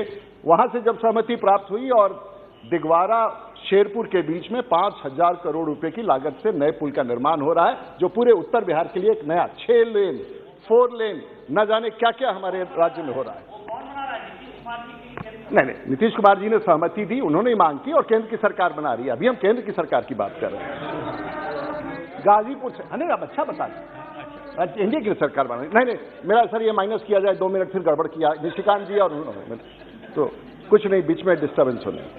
उसके बाद उत्तर प्रदेश, हमको लखनऊ जाना हो, हमको टाइम क्यों लगेगा भाई? क्योंकि बीच में गाजीपुर से छपरा माझीपुला रोड में वो 2 लेन था और हाईवे नहीं था, उसकी भी स्वीकृति होगी खट से। और आज अगर छपरा से हमको लखनऊ जाना हो, तो जैसे इस काम को पूरा होगा 2.5 से 3 घंटा में हम छपरा से लखनऊ पहुंच सकते हैं। तो कमाल का चीज है। लोग कहते हैं विशेष दर्जा, विशेष दर्जा। अरे भाई, नीति बनाओ, योजना बनाओ, सोच बनाओ और आगे निकल जाओ। फिर उसके बाद आगे रिविलगंज बाईपास, उस शहर में रिविलगंज छोटा सा एक नगर पंचायत है, बड़ी दिक्कत होती है। आग्रह किया, रिविलगंज बाईपास पूरा सड़कों का जाल है। उतना ही नहीं, दिगवारा से जो नया पुल बनेगा भारतमाला फेज 2 में, फेज 1 में तो नहीं हो रहा है, लेकिन फेज 2 में राम जानकी पथ तक जाने का मार्ग, तो सड़कों का जाल उत्तर बिहार में। और आज की तारीख में मैं बड़े गर्व के साथ कह सकता हूं कि सारण जिला, क्योंकि हमारा द्वार है, वहीं से आपको उत्तर बिहार में जाना है, तो उत्तर बिहार के लिए और सारण जिला में आज 18,000 करोड़ का काम देश की सरकार और देश के प्रधानमंत्री कर रहे हैं। तो कौन कहता है पैकेज की बात? वो तो सब योजनाओं से ही नीति बनाइए और आगे निकल जाइए, जैसे बाकी राज्य करते हैं। तो रोना किस बात का है? हम तो आगे बढ़ ही रहे हैं। लेकिन बढ़ाने का राज्य सरकार का संकल्प का भी दृष्टि अलग होना चाहिए। लेकिन भेल्दी सड़क हो, ये हो, अब ये अच्छी बातें हैं। इसके अलावा एक्सेस कंट्रोल, अब मैं नीतिगत पर जाऊंगा, ये तो क्षेत्र का था और राज्य का, मैं नीतिगत फैसला। अध्यक्ष जी, देश की सरकार, ये राज्य की सरकार सड़क बनाती है, हम सड़क बनाते हैं, किसी तरह से राइट ऑफ वे लेते हैं, सड़क बनाते हैं और एक्सेस कंट्रोल के लिए बैरियर लगा देते हैं। क्या देखते हैं उसके किनारे? कोई शोरूम खोल रहा है, कोई रियल एस्टेट कंपनी वाला जमीन खरीद रहा है, कोई वहां से रास्ता निकाल रहा है। देश की सरकार सड़क इसलिए नहीं बनाती है कि उसके बगल में दुकान मकान बना करके लोग अपना व्यवसाय करें। और एक नीति होनी चाहिए, जहां जहां नेशनल हाईवे डिक्लेयर होता है, जहां जहां नेशनल हाईवे चाहे NHAI का हो, रेंज का हो, साथ ही साथ सर्विस लेन के लिए राज्य सरकार को उसके पैरेलल कम से कम 30 से 50 मीटर राइट ऑफ वे का घोषणा कर देना चाहिए, चाहे उसका एक्विजिशन जब भी हो, लेकिन उसके बगल में कोई काम नहीं होगा जब तक वो खेती करता रहेगा, खेती करता रहे। लेकिन जिस दिन देश की सरकार को जरूरत होगी, वो सड़क पर इसकी योजना पॉलिसी के स्तर पर वीके सिंह साहब जिस दिन ले आइएगा, तो अमेरिका और जर्मनी और यूरोप की जो बात करते हैं वो हम लोग भारत, कहीं ये नीतिगत फैसला में अभाव है। आपको खरीदने के लिए नहीं करा, भारतमाला में सब पैसा दे रहे हैं, लेकिन राज्य भारतमाला की योजना वही स्वीकृत कीजिए जहां राज्य सरकार समझ दे दे कि अगर मेरा राइट ऑफ वे 35 मीटर है, 40 मीटर है, तो 25 मीटर हमारे जिम्मे रहेगा। जब हमारे पास पैसा आएगा हम सर्विस लेन बना देंगे, कम से कम लाखों करोड़ रुपया जो खर्च हो रहा है उसका नुकसान तो नहीं हो। तो एक नीतिगत फैसला की जरूरत है, और राज्य सरकारें भी जो PWD रोड बना रही है उसके बगल में भी नीतिगत फैसला होगा। सड़कें दुकान बनाने के लिए नहीं है, सड़कों पर यात्रा करना है और सुरक्षित रूप से यात्रा करना है, एक विषय। एक तो महोदय सभी सांसद ने कुछ कहा और हमने पता लगाया कि आज देश में 1000 करोड़ सिर्फ DPR consultant, those who make projects, the DPRs, they have the investment in just making DPRs in this country is about 1000 crores। क्या मतलब है साहब? वो DPR बना के लाता है, कहां से रोड निकले, कहां से अंडरपास निकले, कहां पर से बाई रोड निकले, कहां पर से ओवरपास निकले, वो नक्शा बना के लाता है, वहां से अप्रूवल होता है। यहाँ NHAI में बैठे हुए अधिकारी जिनको पता नहीं, उनके बारे में तो मैं अभी आगे आऊंगा, और वो कर देते हैं, टेंडर हो जाता है, फिर उसके बाद MP साहब लोग पिसते रहते हैं, भाई हम इधर से निकलेंगे कैसे, मेरा गाड़ी कैसे निकलेगा, हम रोड पार कैसे करेंगे, हम ऊपर से कैसे जाएंगे? क्योंकि DPR बनाने समय कंसल्टेंट जो होता है जनप्रतिनिधियों से बातचीत नहीं करता है और उसको ग्राउंड लेवल पर पता नहीं होता कि क्या कठिनाई। इसका परिणाम होता है कि आने वाले दिनों में हम सब पिसते हैं। इसलिए कंसल्टेंट, और जो कंसल्टेंट ये गलत DPR बना के देता है और जो NHAI के अधिकारी इसको अप्रूव करते हैं बिना, उनको इसको क्या पता है? 30 साल से 25 साल से हम लोग देहात में घूम रहे हैं, हम लोग को पता है कि सड़क कहां से निकलता है, कहां से गली जाता है। वो तो नक्शा बना दिया, खींच दिया, टेंडर कर दिया, कॉन्ट्रैक्टरों से लग गया, जमीन एक्वायर कर दिया, उसको क्या पता है? ये कंसल्टेंट्स है, योजना बनाने में साल भर लग जाए, प्रॉब्लम नहीं है, लेकिन योजना ऐसी बने जिसके कार्यान्वयन 6 महीना में हो जाए। प्रॉब्लम क्या होता है? योजना बनाने में कमी रह जाती है और कार्यान्वयन में समय लगता है। इसका मूल कारण यह है, इस पर भी नीतिगत फैसला होना चाहिए। अब मैं सर मैं 2 विषयों पर आऊंगा। भारत की सरकार और ये अधिकारी कुछ हैं, मैं ये नहीं कहता हूं, माननीय मंत्री जी की नीयत एकदम साफ है, और मैं आपको 2 बता रहा हूं, उल्लेख करना चाहता हूं। ये 2020 का एक नोटिफिकेशन है, और आप सब लोग यहां बात कर रहे हैं CRIF and CRF, and this is the notification which guides everyone's work in this country whether it's related to CRIF and CRF। और इसके आधार पर एक AE, एक JE, एक RO, एक PD वो वहां से प्रस्ताव बना के भेजता है। वो इस अंग्रेजी को समझता है कि नहीं समझता है, और यहां पर बैठे हुए मुख्यालय में लोग उसको रिजेक्ट करते हैं, और रिजेक्ट करके माननीय मंत्री जी को बुरा दिखाने के लिए, सरकार को बुरा दिखाने के लिए निर्णय कराते हैं। और जो भी लोग हैं इस सर्कुलर को मंगा लीजिए, और सिंह साहब सर्कुलर मंगा लीजिए। CRF में रोड क्या क्या बनना चाहिए, और ये लिखा हुआ है, देखिए सर कैसे होता है। और ये नीतिगत इसलिए है कि पूरा देश के लिए, मेरे लिए नहीं है सर, मेरा तो कोई विषय ही नहीं है। Types of work to be included in CRF, उसमें construction of rehabilitation, engineering aspect, एक उसमें 4 में से एक है construction of bypasses, parallel service roads along national state highways बनाना है। अगर आपको CRF में बाईपास बनाना है और और अगर पैरेलल सर्विस रोड बनाना है तो इसका प्रावधान कर दिया। अब अगले पन्ने में चलिए, उसमें देता है कि वहीं पर बनेगा। The second sentence reads in this very notification and everyone must bring out a copy of that notification how someone has twisted it, because किसी के पास इतना वक्त कहां होगा कि ये डिटेल्स को देखे। However, land acquisition shall be allowed for development of NH states in contribution of state land cost, और उसमें कहा है कि जब तक आपके पास जमीन नहीं अनइंकम्बर्ड होगा तब तक हम ये अनुमति नहीं देंगे। अब बताइए, जहां बाईपास बनाना है वहां राज्य सरकार जमीन खरीद करके पहले रखेगी, पहले आप अनापत्ति पत्र दीजिएगा। और जो फॉर्मेट में है, फॉर्मेट में साफ दिया गया है कि राज्य सरकारें जब ये सर्टिफिकेट दे देंगी कि हम आपको जमीन उपलब्ध कराएंगे तो आपकी योजना भारत सरकार में कंसीडर होना चाहिए। मैं आपको 4 योजनाओं के बारे में बताना चाहूंगा। पिछले 4 महीने से 6 महीने से, और मैंने माननीय मंत्री जी को कहा, अंग्रेजी में लिखा हुआ है, बिहार सरकार ने बना के भेजा है, certificate, this is to certify that the entire unencumbered in the land needed for the project will be made available after the sanction of the project। और कहता है कि कहा जाता है कि इसमें लैंड स्वीकृत नहीं है, और पांचों की पांचों योजनाओं को एक बाबू, एक जीएम उसको रिजेक्ट करके भेज देता है। आखिर कहां कहां सांसद जाके अपनी बात रखते रहेंगे, और ऐसे ऐसे केसेस कहां कहां होते होंगे। सर्कुलर में डिफेक्ट, सर्कुलर के डिफेक्ट पर एक योजना का प्रस्ताव, और ये मैंने आपको दे रखा, आप जांच बैठाइए, और जिस अधिकारी ने इस पर किया है प्रत्यक्ष रूप से आपके पास ये प्रमाण है, उनके खिलाफ कार्रवाई होनी चाहिए। मैं दूसरे पीड़ा पर आना चाहता हूं। महोदय, देश की सरकार और देश के प्रधानमंत्री बहुत अच्छा काम कर रहे हैं, और जो कुछ भी हम लोग फेसबुक और सोशल मीडिया पर डालते हैं हमारा प्रशंसा होता है, लेकिन इसमें मेरा क्या कसूर है महोदय? 2008 की योजना 12 साल, 2022 14 साल हो गए मैं इस सदन में माननीय मंत्री जी के पास 14 साल से मैं जाके गुहार कर रहा हूं कि मेरी ये योजना, सब अच्छी बातें के बारे में लिखते हैं कि रूडी जी हेलीकॉप्टर उतारेंगे, रूडी जहाज उतारेंगे, ये रोड बनेगा, बीच में 6 लाइन फेसबुक पर आता है NH-19 का क्या होगा? हमने ये योजना नहीं बनाई है। और उसके बाद NHAI के 8 चेयरमैन बदल गए, और मैंने ना मेरा कॉन्ट्रैक्टर से परिचय है, ना मैंने सड़क बनाया, ना मैंने उसकी योजना बनाया, ना मुझे पूरा करना है। सिग्रीवाल साहब बैठे हुए हैं, इनको भी और हम दोनों को पिछले 14 साल से जनता गाली दे रही है, और हर बार हम लोग मंत्रालय में दौड़ के यहां मंत्रालय की इस रोड को कंप्लीट कराओ, जो करना है करा दो, जो करना है करा दो। अब आप देखिए, एक तरफ बैंक्स हैं, बैंक्स का एक कंसोर्शियम होता है, state bank of India consortium का लीड है, वो कहता है कि ठीक है हम पैसा दे देंगे। NHAI कहता है नवंबर माह में, कहता है हम पैसा दे देंगे।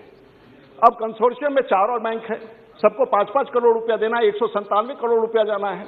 अब एक बैंक पिछले 5 महीना से लेके बैठा हुआ है, अब आपका कोई पैसा सैंक्शन नहीं होगा। 197 जो योजना 400 करोड़ का है वो 1200 करोड़ हो गया है, सभी अधिकारी बैठे हुए हैं, और 1200 करोड़ गया। अब वो काम 200 करोड़ में समाप्त होना है, 1200 करोड़ का काम 200 करोड़ में समाप्त होना है। नवंबर में स्वीकृति हो गई महोदय, नवंबर में स्वीकृति हो गई, ये मार्च आ गया, बरसात हो जाएगा। पैसा जब आएगा, जब बरसात शुरू हो जाएगा, 197 करोड़ रुपया फिर खत्म हो जाएगा। फिर उसके बाद प्रस्ताव बनना शुरू होगा कि हमको फिर 300 करोड़ रुपया चाहिए।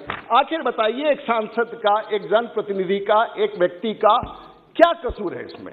और वो अधिकारी अभी आज ही 2 घंटा पहले एक सर्कुलर आया, और उसमें उसको ईसी होता है, 2 घंटा पहले का सर्कुलर है कि उसमें जो आपके पास घाटा सौदा है उसको पूरा कीजिए। नवंबर का स्वीकृति आ जाके उसको उलट दिया इन लोगों ने। अगर हमारे जैसे लोग ना लगे रहें तो पता ही नहीं चलेगा। सड़क सर 17-16 साल से सड़क बन रहा है। सबसे ज्यादा अगर छपरा की जनता नाराज है हमसे तो इस बात को लेकर, इसमें मेरा क्या कसूर है सर? मैं तो हमेशा ये उठाता हूं। कहने का मतलब ये कुछ अधिकारी ऐसे हैं, और इसीलिए मुझे एक और है, माननीय मंत्री जी भी बहुत अच्छा काम, देश के प्रधानमंत्री आउटस्टैंडिंग, पूरी दुनिया कह रही है पुरानी योजनाएं, लेगेसी को हमको ठीक करना है।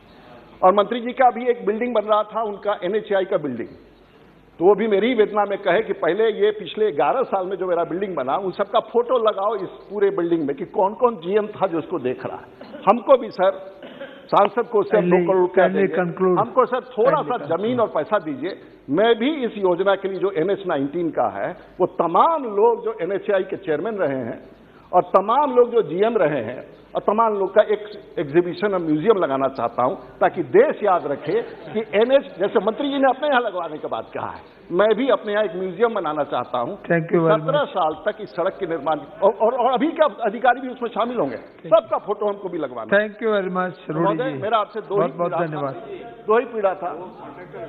बहुत धन्यवाद। अनुरोध है महोदय, ये सब विषयों पर माननीय मंत्री जी गडकरी जी की जानकारी में नीतिगत रूप से मैंने 2 बातें कही हैं, और जो देश की सरकार के ऊपर जो अनावश्यक ऐसे लोग जो है उसको लांछन लगा देते हैं, बहुत धन्यवाद, काम को खराब कर देते हैं, उन पर भी कार्रवाई करेंगे, ऐसा मेरा विश्वास है। महोदय, माननीय प्रधानमंत्री जी को, माननीय नितिन गडकरी जी को और देश की सरकार को, गिरिराज जी को, सब लोगों को, राजकुमार सिंह साहब को, वीके सिंह साहब को, आप सब बहुत अच्छा काम कर रहे हैं, आप सबको, निशिकांत जी को, ऑल सब बहुत धन्यवाद। Thank you. Shri Behanan ji. Thank you, Chairman. Sir, last week this House discussed the demand on railways, the country's most extensive public transport system. Sir, many of our esteemed members opined the impact of privatization on railways by the India government. Today, the discussion is about another significant public transport system such as national highways. Tomorrow we are going to discuss shipping and civil aviation and the basic requirement for it. Sir, this government is implementing privatization policies here as well. The big ports, airports and air service including Air India has been privatized. Thus, most suspiciously, the Modi government has transformed into a dealer of privatization of our country's primary assets. Sir, thus my humble request to the Honorable Minister, Shri Nitin Gadkari ji, is to kindly look into it and take steps to save our roads, which are the nerves of our public transport. I have faith and confidence in you because I appreciate your efficiency. I am also delighted to congratulate you for embarking a sizable sum in the budget for more extensive projects of this government, such as Gati Shakti. In India, we are heavily dependent on road transport, both for freight and passenger traffic. As per the latest data, over 71% of freights and about 85% passenger traffic is depending on road transport. This shows the importance of increasing road transport infrastructure. This over-dependence of road transport, both the passenger and freight sectors, makes it absolutely necessary to maintain our highways and roads in good condition and in amenities. I admit that NHAA is now carrying out of the widening work of NH 66 as 4 lines in Kerala, a considerable portion of which is passing through in my constituency. I express my sincere thanks to Honourable Minister on behalf of that initiative taken by him this work. Now, as the Government of India has privatized the air traffic sector and privatization in railways also progressive, the only major traffic system now remaining with the government is road transport. Hence, I request the government should seriously consider to prepare and implement detailed projects to meet the demand for a period of at least 30 years in the road transport sector on a mission mode and implement it within a time frame of 5 years. I may suggest that the above projects should give priority to upgrade the quality of existing highways so that the international level with all modern facilities and also capable of addressing the growing needs of minimum 3 decades. The projects are now the National Highway Development Project, which is connecting the northeast and the northeast to Kolkata to Chennai, Mumbai, Delhi, and similar east-west corridor connecting Silchar to Saurashtra. The main object of the highways is reduce the distance and time between the major cities. Another project is Bardhamala project, which is for the freight traffic and the bypass and other things. Another project is the Setu Bharatam, that is mainly for bridges and these flyovers. Sir, in my constituency in Chalakudi, there was the underpass. The work is already started 10 years before. And this work is in slow as a snail. For the last 10 years, we can complete even a underpass there. I made, on behalf with the National Highway Authority and the local government, we had several conferences, and last conference we entrusted the district collector to monitor the work. Sir, yesterday I was in Chalakudi. I said only 4 persons are working to complete this. So I humbly request the government, take action, otherwise you terminate the contractor, or please do expedite the work as early as possible. Otherwise, it is the main bottleneck of the traffic block of the National Highway at Chalakudi. A major portion of our roads are suitable to meet our growing demands from the country. Though the number of vehicles are increasing every year, our investments in roads is far below the required sum.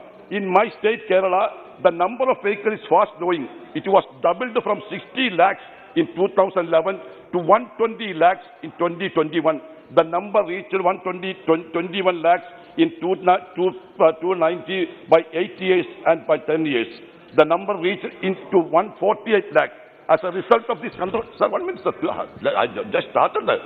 So, as a result, the controlled vehicle growth in efficient roads with poor condition, the number of motor accidents is rising.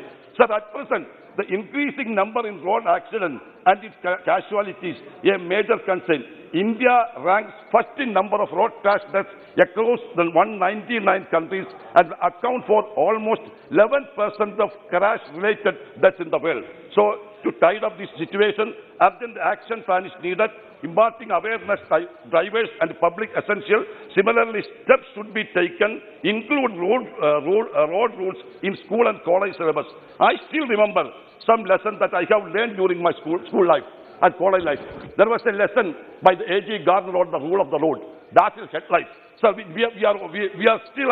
still I realize the above lesson during my student, and I still follow the guidelines learned from the school, college when I was driving. Sir, the government may also consider developing alternative transportation methods by using waterways and sea routes for avoiding sufficient connectivity with existing roads. Sir, another thing that my beloved friend, Mr.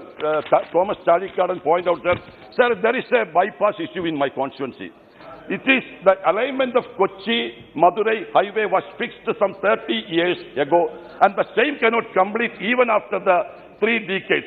Some families got compensation while approximately 200 families on the 8.5 kilometers long Tilpontra bypass whose land was either frozen or acquired for the project not received any compensation, and they are not in a position to sell their property or renovate houses in the last 30 years. Kindly conclude.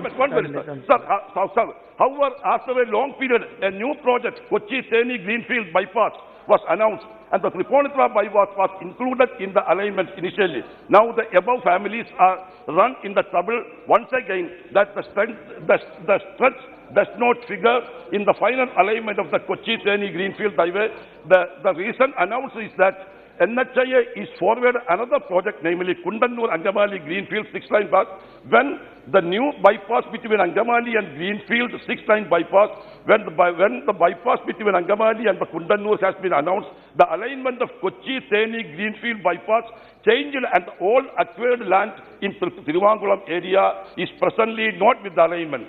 Since the owners of the land acquired for Tripunithura bypass are waiting since the last 30 years for getting compensation for the acquired land and are facing countless issues. Please conclude. So I request that, because considering the above mentioned points, your esteemed office may take urgent step to revise the finalized alignment of Kochi-Theni Greenfield bypass by incorporating all the acquired portion of the land of Tripunithura bypass, including the portion from Mattapudi Bridge to Puttanguris, and thereby starting a bypass from Thiruvankulam area as earlier. Thank you very much. Thank you. Shri Guman Singh Daborji.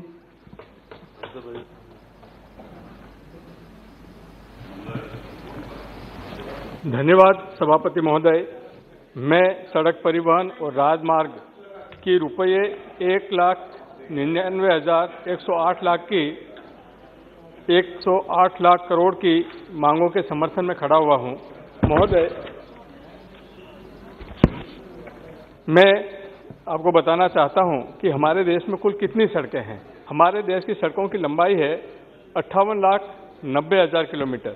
अगर हम इस पृथ्वी की ओर चारों ओर घुमाएं तो करीब करीब 147 चक्कर हम पृथ्वी के लगा सकते हैं, और अगर पृथ्वी से चंद्रमा को अगर हम जोड़ें तो ऐसी 15 सड़कें हम बना सकते हैं। इतनी हमारी देश की सड़कों की लंबाई है, और इसका अगर श्रेय जाता है तो हमारे देश के यशस्वी प्रधानमंत्री परम आदरणीय मोदी जी को, और हमारे सड़क परिवहन और राष्ट्रीय राजमार्ग के मंत्रालय के हमारे सम्माननीय मंत्री जी गडकरी जी, हमारे सिंह साहब और सभी मंत्रालय के अधिकारी और हमारे इंजीनियरों को जाता है।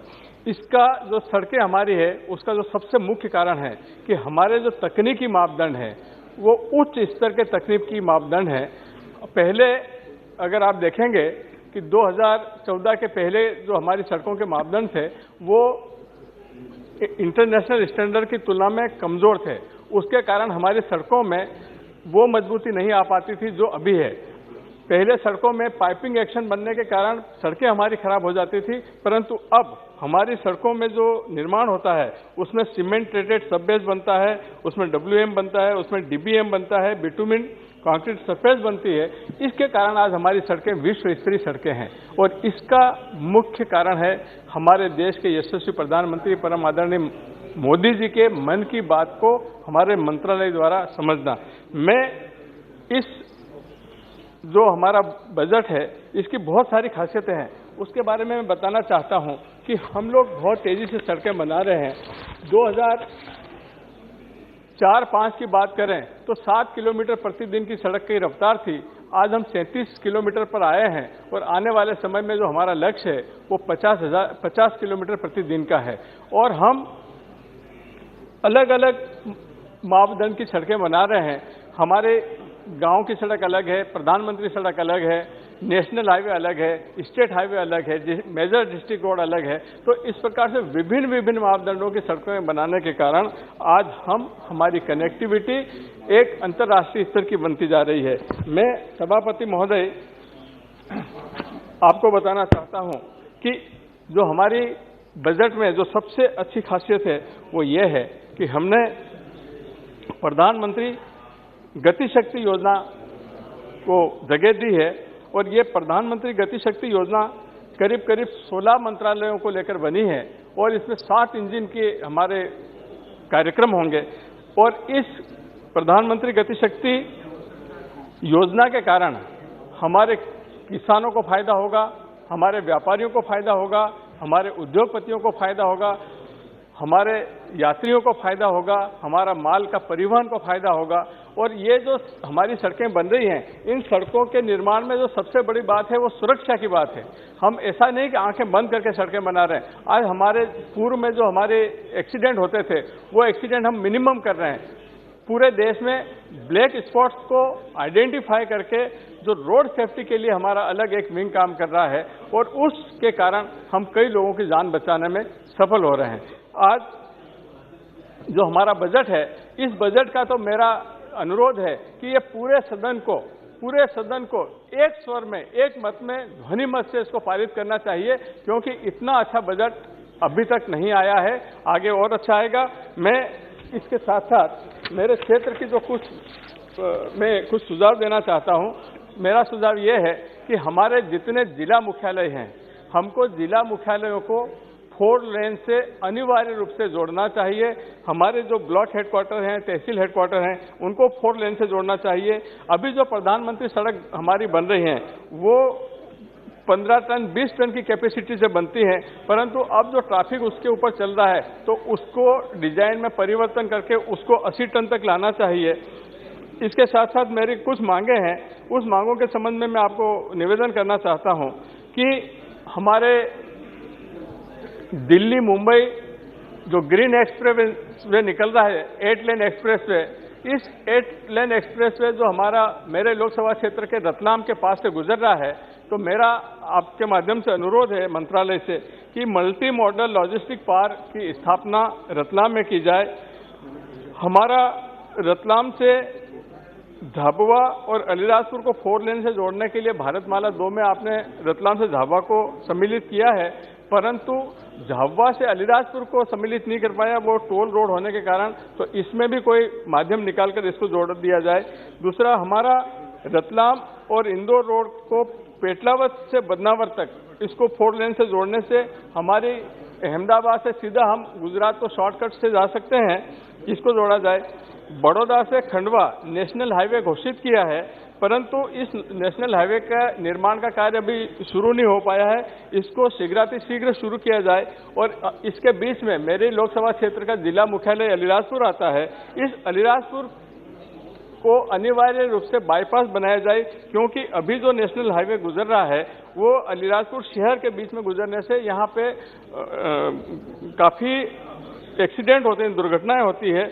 इसलिए इन दुर्घटनाओं को टालने के लिए अलीराजपुर में बाईपास बनाना जरूरी है।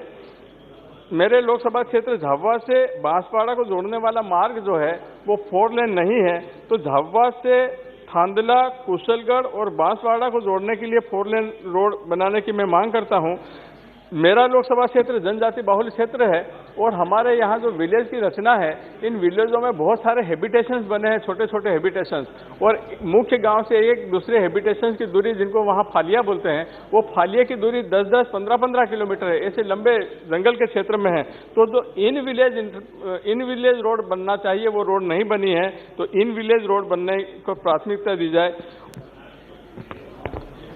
एक हमारा जो नेशनल हाईवे नंबर 47 है वो गुजरात की सीमा से मध्य प्रदेश की सीमा में जब आते हैं तो उसका लंबे समय से संधारण नहीं हुआ है, और इसके संधारण का भी प्रस्ताव हमारे यहाँ मुख्यालय पे आया हुआ है।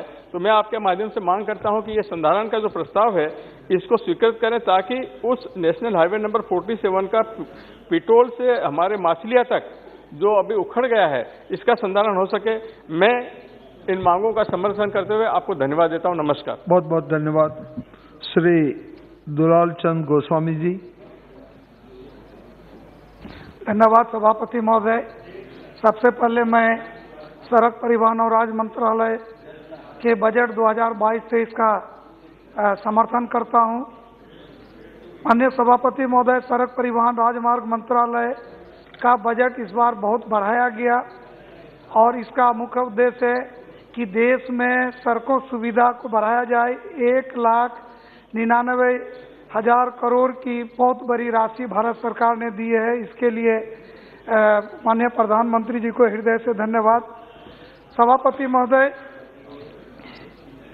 पिछले साल 2021-22 में जो बजट में प्रावधान था उससे 52% राशि को इस बार के बजट में बढ़ाया गया है। यह भारत सरकार का मंशा को दर्शाता है। उसी तरह से अध्यक्ष महोदय, 2012-13 में प्रतिदिन NH निर्माण का कार्य 11.6 किलोमीटर होता था, लेकिन आज ये कहते हुए गर्व होता है कि 21-22 में जो है राष्ट्रीय राजमार्ग मंत्रालय के द्वारा 37 किलोमीटर सड़क प्रतिदिन निर्माण कराने का कार्य ये अपने आप में ये कीर्तिमान है। महोदय, मैं आपके माध्यम से अपने क्षेत्र का कुछ महत्वपूर्ण मांग रखना चाहता हूं। ये बहुत ही महत्वपूर्ण मांग है जिससे बिहार का विकास में भी मदद मिलेगा और खास करके हम लोग जिस क्षेत्र में, जिस जिला में रह रहे हैं उनका भी विकास होगा। मेरा पहला मांग है, माननीय मंत्री जी से यहाँ बैठे हुए हैं, कि बिहार की राजधानी पटना से NH 31 पूर्णिया में 4 लेन से जुड़ती है NH 31 और खगड़िया तक 4 लेन बना हुआ है। खगड़िया से पूर्णिया 136 किलोमीटर होगा। इसके लिए भी पूर्व में मैंने माननीय मंत्री जी से मांग किए थे। उसका DPR तैयार करने की बात अविलंब करके खगड़िया से पूर्णिया जोड़ देने से पटना की दूरी कम हो जाएगी और सुगम हो जाए। उसी तरह से एक मांग मेरा आपके माध्यम से माननीय मंत्री जी से है कि ईस्ट वेस्ट कॉरिडोर जो गुजरात के पोरबंदर से और आसाम का सिलचर को जोड़ता है और ये 6 राज्य होकर के जाती है, 3,507 किलोमीटर लंबाई में। इसमें तो सर काम हुआ है, लेकिन जो कहीं कहीं कुछ जगह ऐसा है जिसमें काम हो जाना चाहिए था। ये पूर्व प्रधानमंत्री माननीय अटल बिहारी वाजपेयी जी का बहुत ही महत्वाकांक्षी योजना था। इसमें दालकोला और पूर्णिया के बीच चिरैया एक जगह है जो 22वां किलोमीटर में है। पुराना NH 31 है और नया 27 है। इस 4 लेन में चिरैया के पास सर ब्रिज 2017 का फ्लड में ध्वस्त हो गया। बाईपास से जाना पड़ता है, बड़ी जाम लगती है। आप इतना बड़ा रूट बनाए तो सर ये ब्रिज बना दीजिएगा तो 4 लेन हमारा जो है कारगर हो जाएगा। उसी तरह से एक मेरा मांग है कि कटिहार जिला बाढ़ पीड़ित एरिया है, आकांक्षी जिला है। मनियारी से 131 NH अहमदाबाद तक जो नकटी पश्चिम बंगाल महानंदा नदी में ब्रिज बना हुआ है, इससे सीधे भालुका और मालदा होते कलकत्ता जुड़ जाएगा। इस 23 किलोमीटर में भूमि अधिग्रहण हो गया है। DPR का काम चल रहा है, टेंडर का प्रक्रिया में है। माननीय मंत्री जी से मेरा विशेष निवेदन होगा कि आकांक्षी जिला है, इस रोड पर त्वरित गति देकर के इसका टेंडर करवा दिया जाए। और एक मेरा बहुत महत्वपूर्ण मांग है सर, हम लोग बिहार का बॉर्डर में रहते हैं और पश्चिम बंगाल और बांग्लादेश हमसे जुड़ा हुआ है। तो कटिहार में एक NH 81 है सर। NH 81 कटिहार होके सर बस्तौल जाती है। बस्तौल से ग्रामीण सड़क पड़ता है, उस एरिया में कोई NH नहीं है जहां मेरा जन्म भी हुआ है। हम बजट सेशन में भी बोले थे बारसोई। तो NH 81 बस्तौल से सर रोहिया खोपरा है और दूसरे पर आजमनगर प्रखंड मुख्यालय है और आजमनगर के आगे सर बारसोई प्रखंड और अनुमंडल मुख्यालय है। उससे आगे एक बिघोर बाजार है। बिघोर के बाद पश्चिम बंगाल का बाहिन और मकरा है और वहां से हम लोग पश्चिम बंगाल इंटर करेंगे और फिर जो है सुभाषगंज होकर के NH 34 रायगंज में और उसके आगे सर बालूरघाट है। बालूरघाट के आगे बांग्लादेश है। लगभग 100-125 किलोमीटर है। और सर अगर ये सीधे जुड़ जाएगा तो आप 4 लेन बना रहे हैं। साहिबगंज में ब्रिज बन रहा है, झारखंड बिहार को जोड़ने के लिए। साहिबगंज में 3000 करोड़ में आप ब्रिज बना रहे हैं। साहिबगंज से 4 लेन सर पूर्णिया में NH 27 को जोड़ रहे हैं और NH 81 से सीधे कटिहार, पश्चिम बंगाल का रायगंज, बालूरघाट डिस्ट्रिक्ट और बांग्लादेश का बॉर्डर जोड़ दीजिएगा सर, तो ये सामरिक महत्व का भी होगा और सर देश का सुरक्षा का भी इसमें महत्व आएगा। दूसरा चीज है सर कि रोजगार, उद्योग और शिक्षा के क्षेत्र में भी वृद्धि होगा। बहुत बहुत धन्यवाद सर। कंक्लूड कर रहे हैं सर। और निश्चित रूप से आज जिस ढंग से राष्ट्रीय राजमार्ग मंत्रालय माननीय प्रधानमंत्री जी के नेतृत्व में नितिन गडकरी जी जिस तरह से हमारे मंत्री जी काम कर रहे हैं, हमारे राज्य मंत्री BK सिंह जी को देख रहे हैं, यहाँ बैठे हुए हैं, एक एक सदस्य का नोट कर रहे हैं, जिस ढंग से काम कर रहे हैं। हमको हमारे क्षेत्र में लोगों ने चर्चा किया कि अगर माननीय प्रधानमंत्री जी का किसी एक मंत्री को ले लेना है तो आप किसको लीजिएगा। हम बोले कि अगर किसी एक को चॉइस करना होगा तो राष्ट्रीय राजमार्ग मंत्री हम नितिन गडकरी जी को चॉइस कर लेंगे, तो बिहार और देश का हम लोग विकास कर देंगे। तो माननीय मंत्री जी काम कर रहे हैं, राज्य मंत्री जी काम कर रहे हैं, प्रधानमंत्री जी के मार्गदर्शन में काम कर रहे हैं। प्रधानमंत्री जी, वित्त मंत्री जी ने बजट को भी बढ़ाया है, 57% बजट बढ़ाया है। तो मेरा कुछ छोटा सा मांग था सर, और आपकी कृपा दृष्टि हो जाएगी तो बिहार का विकास होगा। बहुत बहुत धन्यवाद सर। बहुत बहुत धन्यवाद। एक बात सर, छोटी सी बात, रूरी जी बोल रहे थे कि बिहार को विशेष पैकेज का जरूरत नहीं है क्योंकि सर और योजना आयोग ने कहा है कि बिहार विकास में पिछड़ रहा है। बिहार अपने ताकत शक्ति से माननीय प्रधानमंत्री जी जो संसाधन दे रहे हैं, आप लोग जो काम कर रहे हैं, बिहार आगे बढ़ रहा है। बिहार पीछे, बिहार में कृषि भूमि और बिहार को सर फ्लड मिल रहा है, उसके बाद भी बिहार आगे बढ़ रहा है। तो सरकार को विशेष ध्यान देना चाहिए। श्री चंद्रसेन जड़ोन जी, बहुत बहुत धन्यवाद। आदरणीय अध्यक्ष महोदय, मैं आपका आभारी हूँ कि आपने मुझे बोलने का अवसर प्रदान किया। मैं सड़क परिवहन राजमार्ग के बजट के समर्थन में खड़ा हुआ हूँ। मेरा लोकसभा फिरोजाबाद लगभग 100 किलोमीटर लंबा और 70 किलोमीटर चौड़ा है। इसमें आवागमन के साधन ना के बराबर हैं। जिला फिरोजाबाद के हेडक्वार्टर फिरोजाबाद से पूर्व, पश्चिम, उत्तर, दक्षिण दिशाओं के अंतिम किनारों तक पहुंचने के लिए घंटों इंतजार करना पड़ता है। कभी कभी पूरी रात्रि सड़क पर ही पड़े रहकर लेने की नौबत आ जाती है। लोकसभा फिरोजाबाद की सड़कें खस्ता हाल पर आंसू बहा रही हैं। सड़कें सुखावाद से मैनपुरी, सुखावाद से बटेश्वर, रसायन से बटेश्वर, सुखावाद से एटा 4 लेन की राह देख रही हैं। मेरी अध्यक्ष जी के माध्यम से मंत्री जी से लोकसभा फिरोजाबाद की सभी सड़कों की दुर्दशा सुधर जाने की आशा करता हूँ। आगरा से इटावा NH2 सड़क पर ओवरब्रिज बनाए गए हैं, उनमें भी पक्षपात किया गया है। न राधे मोड़ व न गुंजन रोड पर अभी तक ओवरब्रिज नहीं बने हैं। जहाँ ब्रिजों की आवश्यकता है वहाँ ब्रिज नहीं बनाए गए हैं तथा आवश्यकता नहीं है वहाँ बनाए गए हैं। अंडरपासों में टेक्निकल डिफेक्ट है जिनको कई हद तक दुरुस्त करा दिया गया है। माननीय प्रधानमंत्री जी अपने आप में अति निपुण हैं तथा देश के गौरव हैं। उनके द्वारा पूरे देश में सड़कों का जाल बिछा दिया गया है तथा बड़ी शीघ्रता से कार्य संपन्न कराया जा रहा है। मेरी लोकसभा में अवैध रूप से 2 टोल बनाए गए हैं जिन पर अवैध रूप से टोल वसूली हो रही है।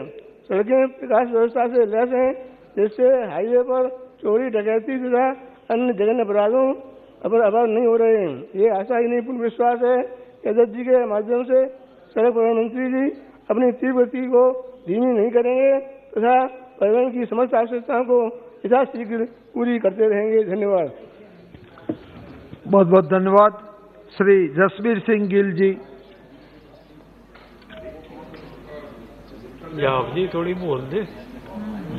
सड़क मार्ग जो है वो देश के लिए बहुत जरूरी है और देश का सबसे ज्यादा जो गुड्स है या पैसेंजर है ये इस रोड से, इस सड़क से ही, जो सड़क मार्ग से चलते हैं। सर मेरे अपनी कॉन्स्टिट्यूएंसी में कटड़ा, दिल्ली,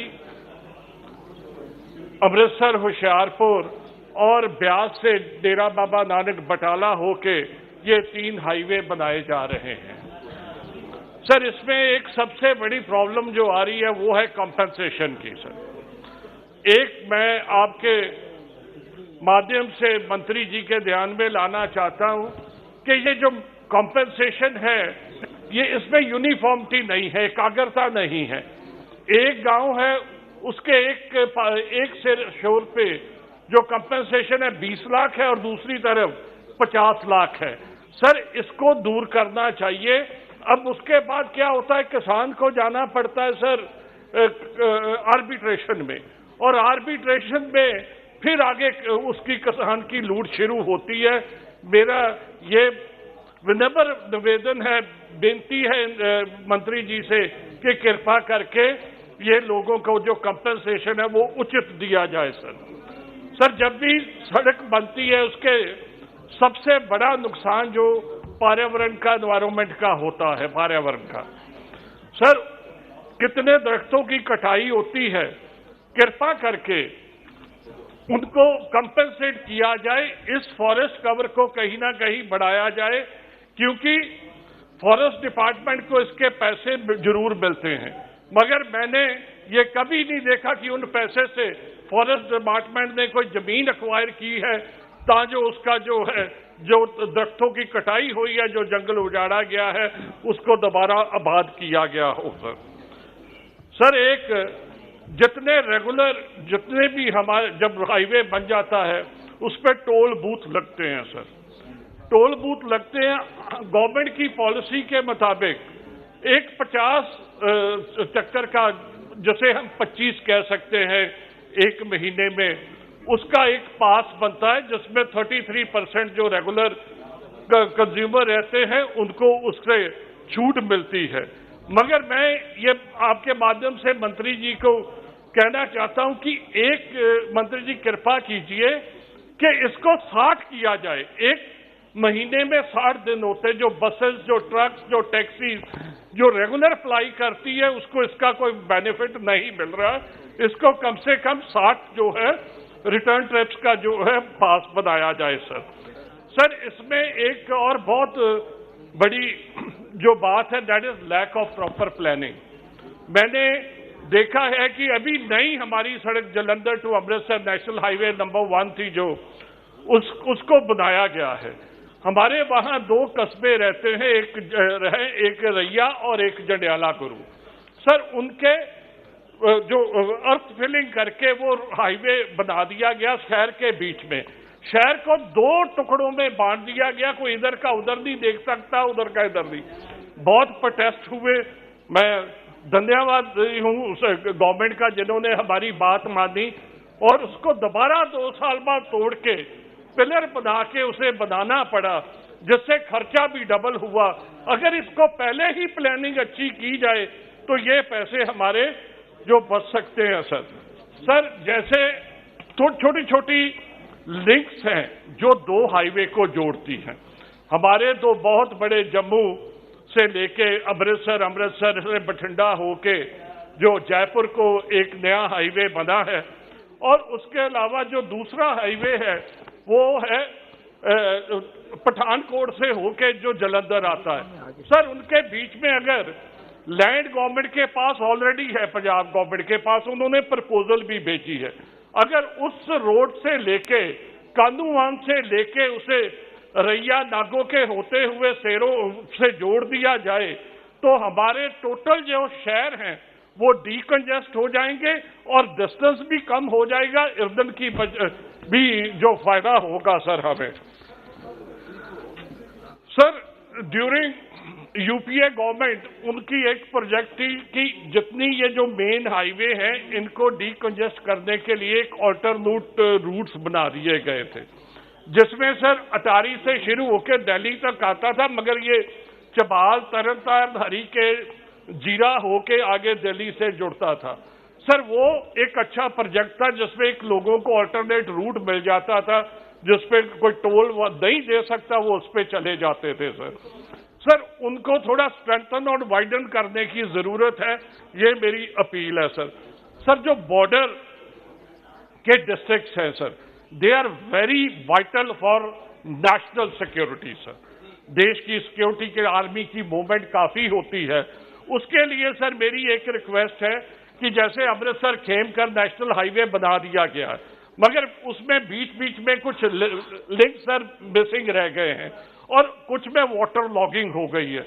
इनको हमारे लिए, लोगों के लिए और देश के लिए सर इनको ठीक किया जाए, इन रोड को वाइडन और स्ट्रेंथन किया जाए।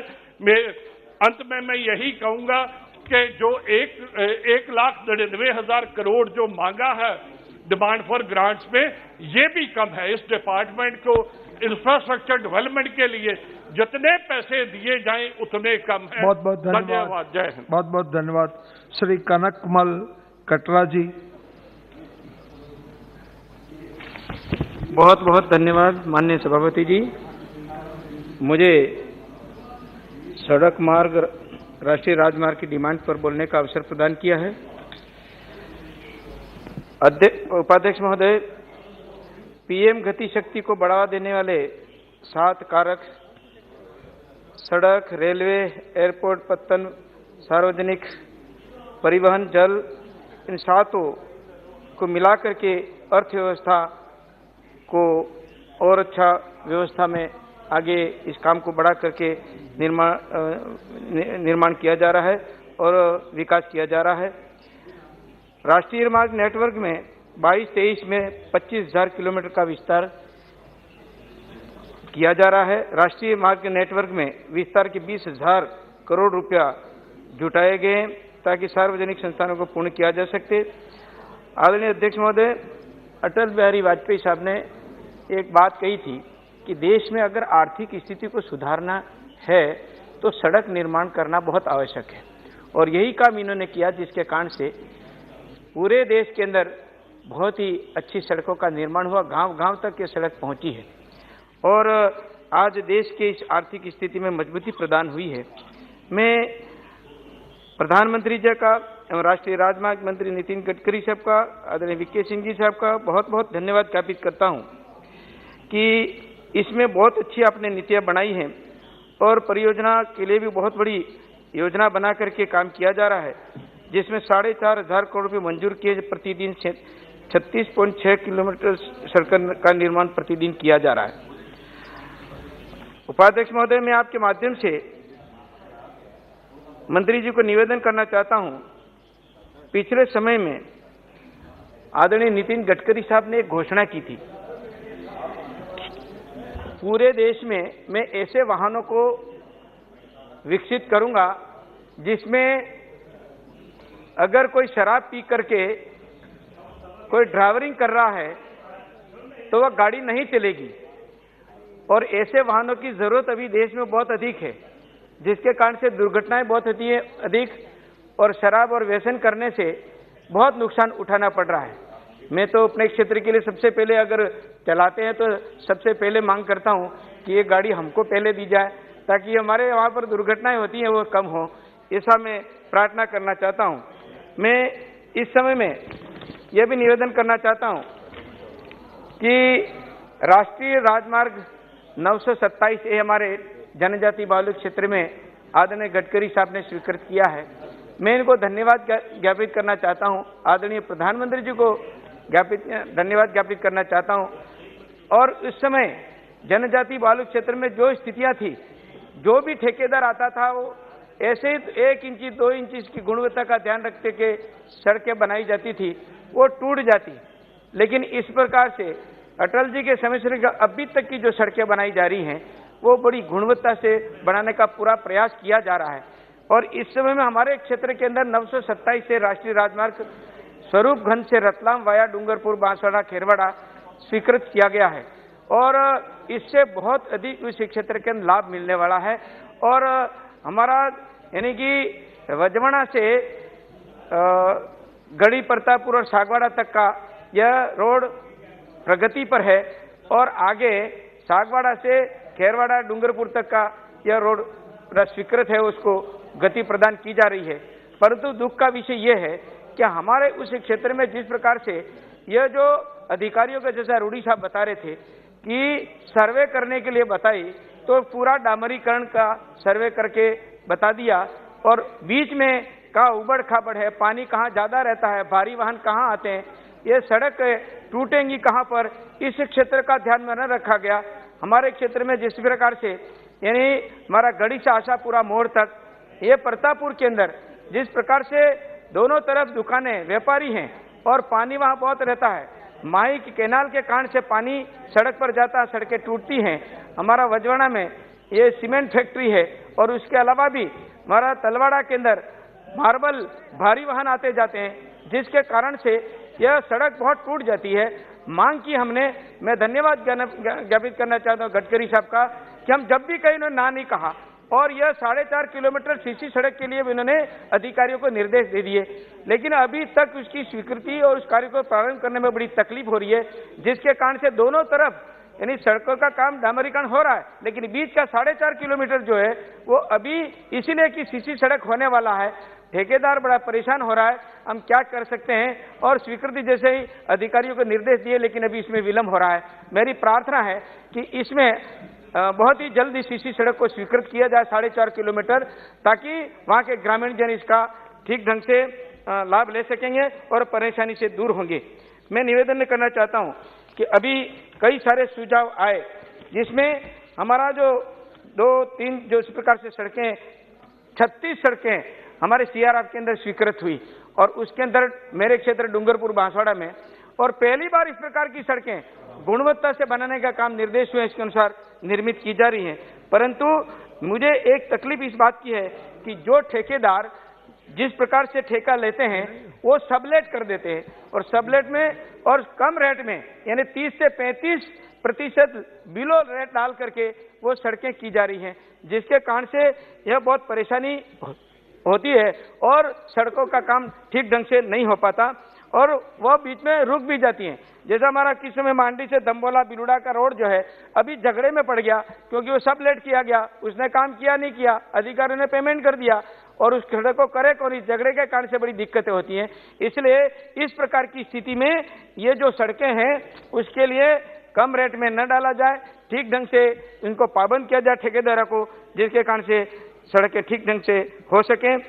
सभापति महोदय, मैं ये भी निवेदन करना चाहता हूँ कि हमारा राष्ट्रीय मार्ग 927 के बीच में कुपड़ा में एक ओवरब्रिज किया गया है, उसका गुणवत्ता से नहीं किया, कितनी बार दुरुस्त किया, कई मीडिया के लोगों ने बहुत उछाला, दिशा की मीटिंग में हम इनको कई बार कहा, लेकिन वो ठीक ढंग से अभी नहीं बना है। हमको शंका है कि इस प्रकार की जहां जहां ब्रिज बन रहे हैं वहां पर इस बात को निश्चित रूप से ध्यान रखा जाए और प्रारंभ में ही सड़कों के इस पुलियों को ठीक ढंग से देख करके बनाया जाए।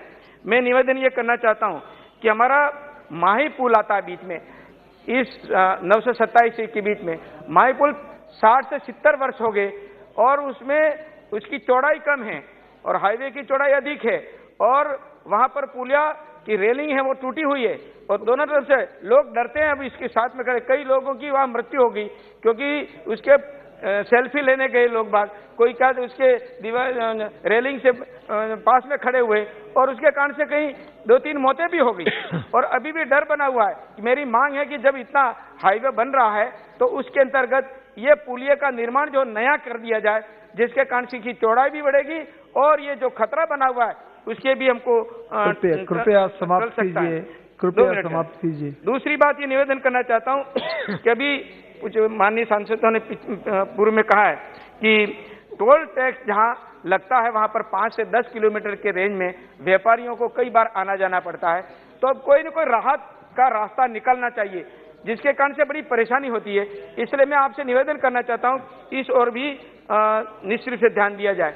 दूसरी कमी ये नजर आती है, मेरा सुझाव है कि सड़क के दोनों तरफ हमारे उधर विलायती बबूल हो रहे हैं और विलायती बबूल इतनी झाड़ियां बड़ी बड़ी हो जाती हैं जिसके कारण से वो रास्ता पानी जाने में रुकता है और नालियां ठीक ढंग से निर्माण नहीं होने से भी परेशानी होती है और इसके लिए भी उसमें नियमित रूप से हर साल इसका ध्यान दिया जाए ठेकेदार के द्वारा, तो ये सड़कें नहीं टूटेंगी। बहुत बहुत धन्यवाद। मैं बहुत बहुत धन्यवाद देना चाहता हूँ कि आपने मुझे बोलने का अवसर दिया। धन्यवाद। जय हिंद, जय भारत। श्री DN कुरियाकोस जी।